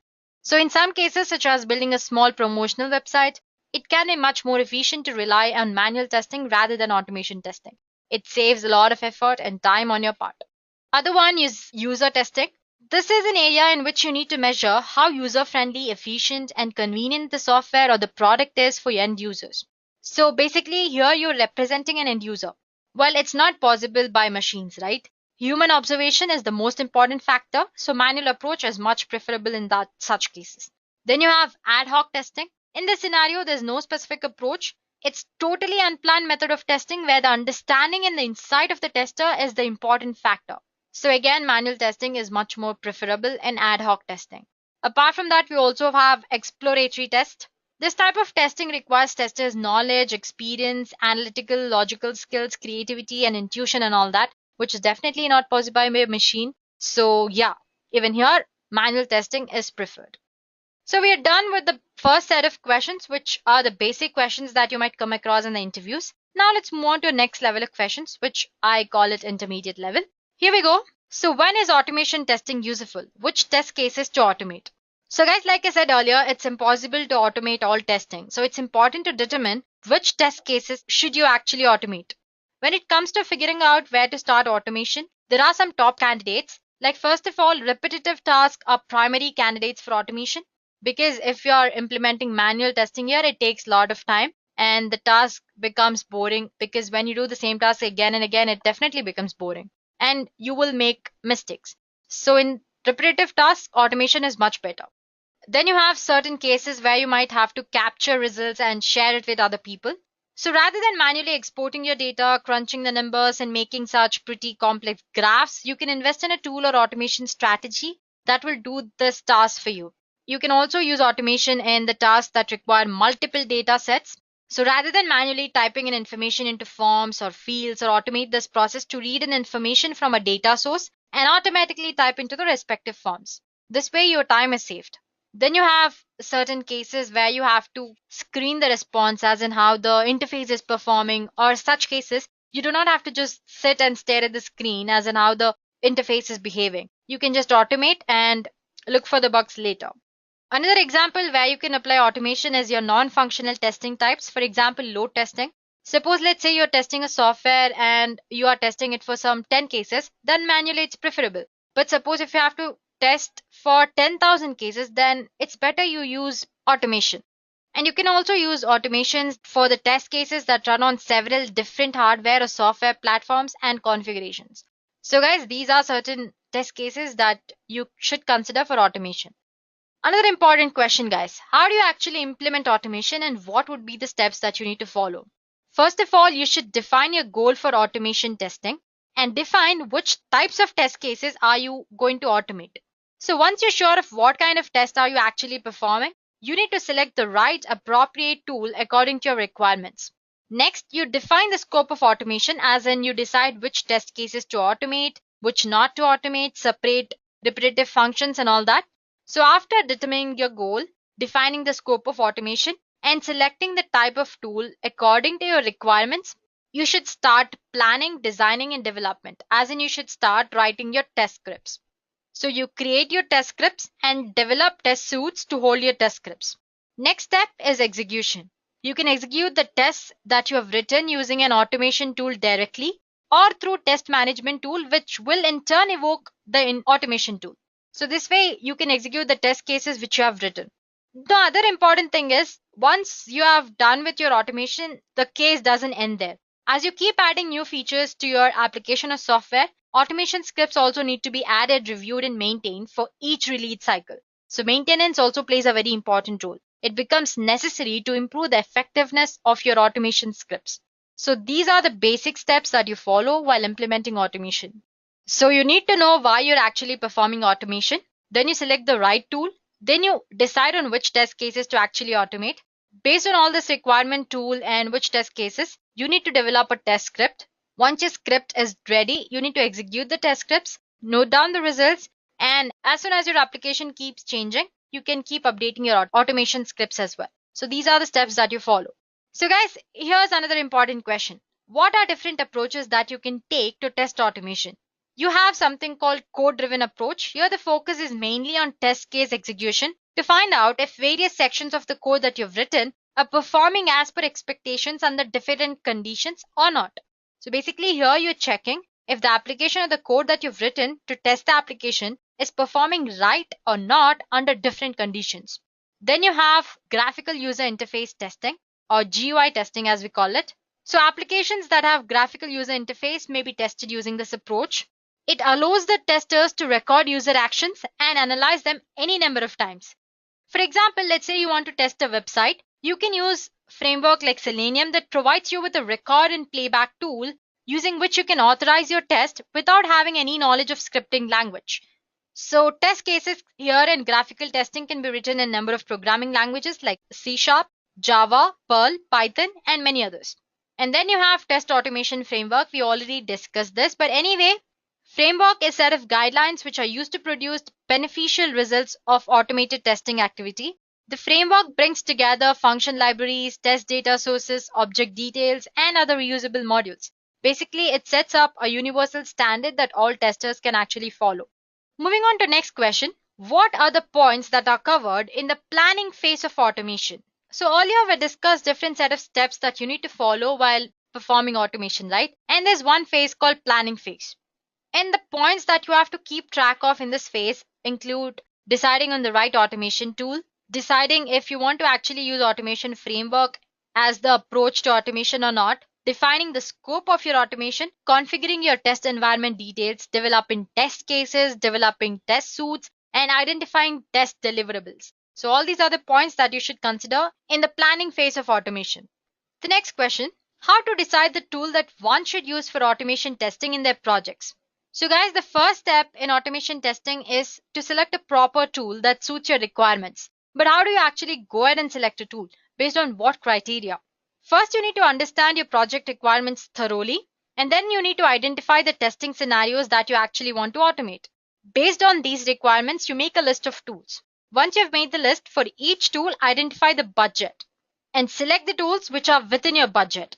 After that, compare the tools which are remaining in the list using some criteria like is it easy to develop and maintain the script for that tool or not? Does it work on platforms like web, mobile, desktop, and other platforms? Is it based on your project requirements? Does the tool have a test reporting functionality? How many different testing types can this tool support? How many other languages does the tool support? So once you've compared different tools based on these criteria, select the tool which is within your budget and supports your project requirements and gives you more advantage based on your key requirements. So that's how actually you select a tool which suits your requirement, guys. Now, what are the primary features of a good automation tool? First thing you need to consider is if or not the tool is easy to use. Because if you choose a tool which is difficult to use, then there's no point in using automation. Automation is implemented to make our task much easy so that we don't spend much effort on our part, right? So you need to select tool which is easy to use and understand. And you need to check if the tool is compatible with platforms and technology that you're using. It should also include features like implementing checkpoints to verify values, databases, or key functionalities of your application at definite points. And also check if the tool does have record and playback support. Apart from these, you can also check if the tool has good debugging facility, robust object identification, object and image testing, and all that. One more point, you can also see if the tool that you're using supports automation framework or not. So these are certain features that very good automation tool has.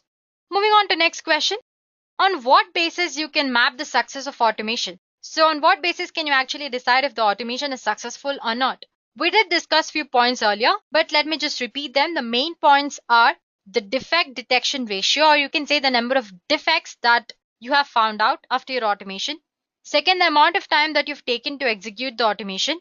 And finally, the amount of reduction in the labor cost. These are the three key points or strategies or criteria that you should consider while evaluating the success of your automation.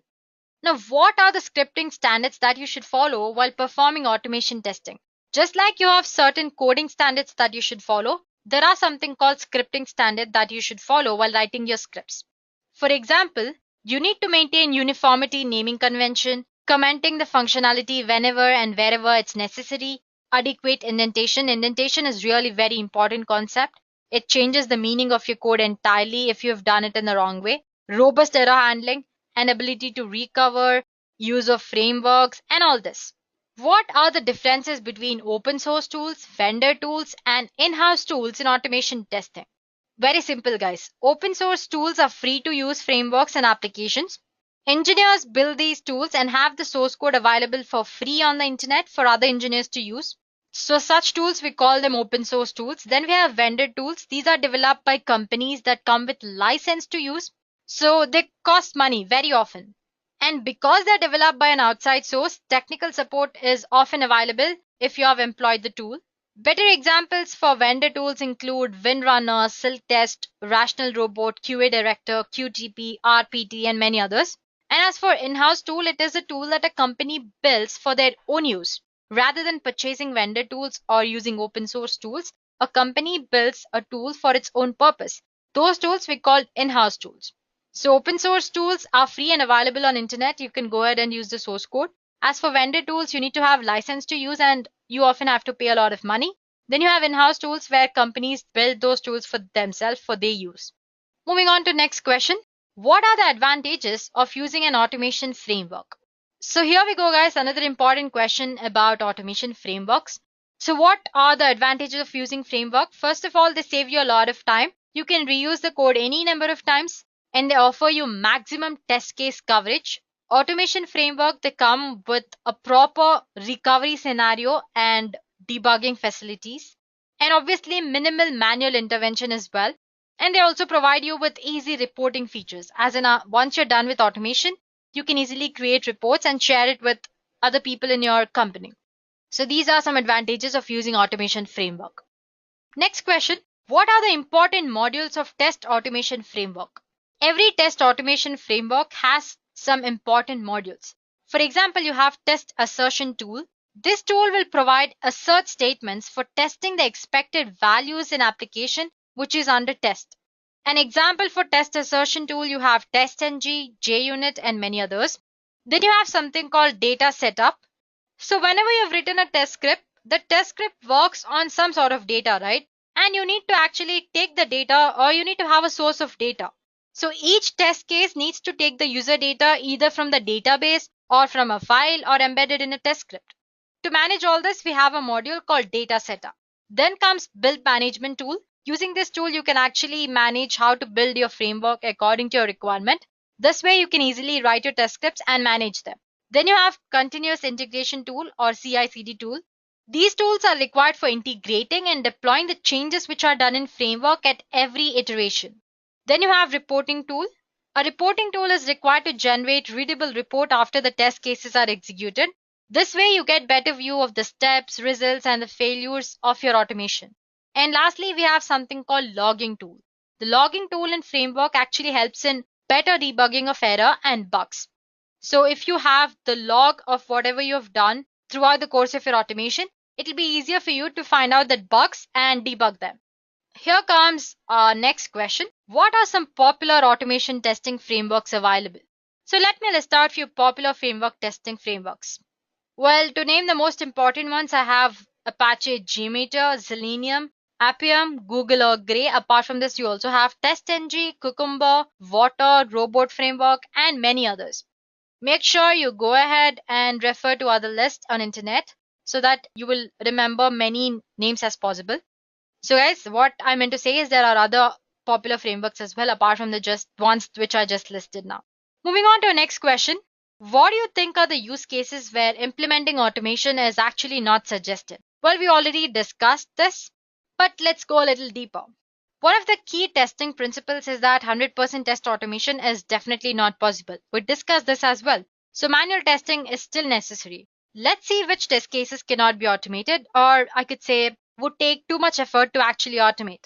We did discuss about test cases which you need to execute only once, when you have exhaustive level of documentation and all that. Apart from this, I listed out 3 other cases if you remember, which is ad hoc, exploratory, and user interface testing. Let me explain these 3 concepts to you guys. So first of all, you have ad hoc testing. Here, testing is done without actual preparation and you do not have any written test cases. So during ad hoc testing, a specialist randomly tests the functionality of system. Basically, his goal or his aim is to be creative and break the system and discover flaws, which might be not possible when you're actually using a machine. I mean, in case of automation. So in such cases, it's better to use manual testing rather than automation testing. Then we have something called exploratory testing. During exploratory testing, a specialist or a tester tests a product like an explorer, as in he relies on his personal experience. After getting the full picture of product's functionality, he designs test cases which he seems right. So in exploratory testing, you have to rely on your personal experience and design test cases. So it's definitely not suggested you to use automation testing here. Then comes user interface testing. One problem with user interfaces is that the requirements for user interface keep changing. Well, like I said earlier, it's not suggested to use automation when the user requirements keep changing because you might have to change your automation script again and again, which will be a hard task. So although we could automate basically everything, manual testing still provides an effective and quality check of bugs and inappropriates in some situations. Now, what are the advantages and disadvantages of using automation testing? Well, after listening so much about automation testing, I'm sure you guys can list it out. So automation tests, they simplify the test case execution. They save a lot of time and money on your part. They improve the accuracy and reliability of your software test. They increase the amount of test coverage, also the speed of test execution as well. They reduce the maintenance cost and they give you high return of invest in case of long run. Talking about disadvantages, maintaining, developing test cases is a little difficult. Initial investment is high. You need to have skilled resources. This way they can actually make proper use of the automation tool that you're implementing. Your environment setup is a little complex while automation. Debugging test scripts is also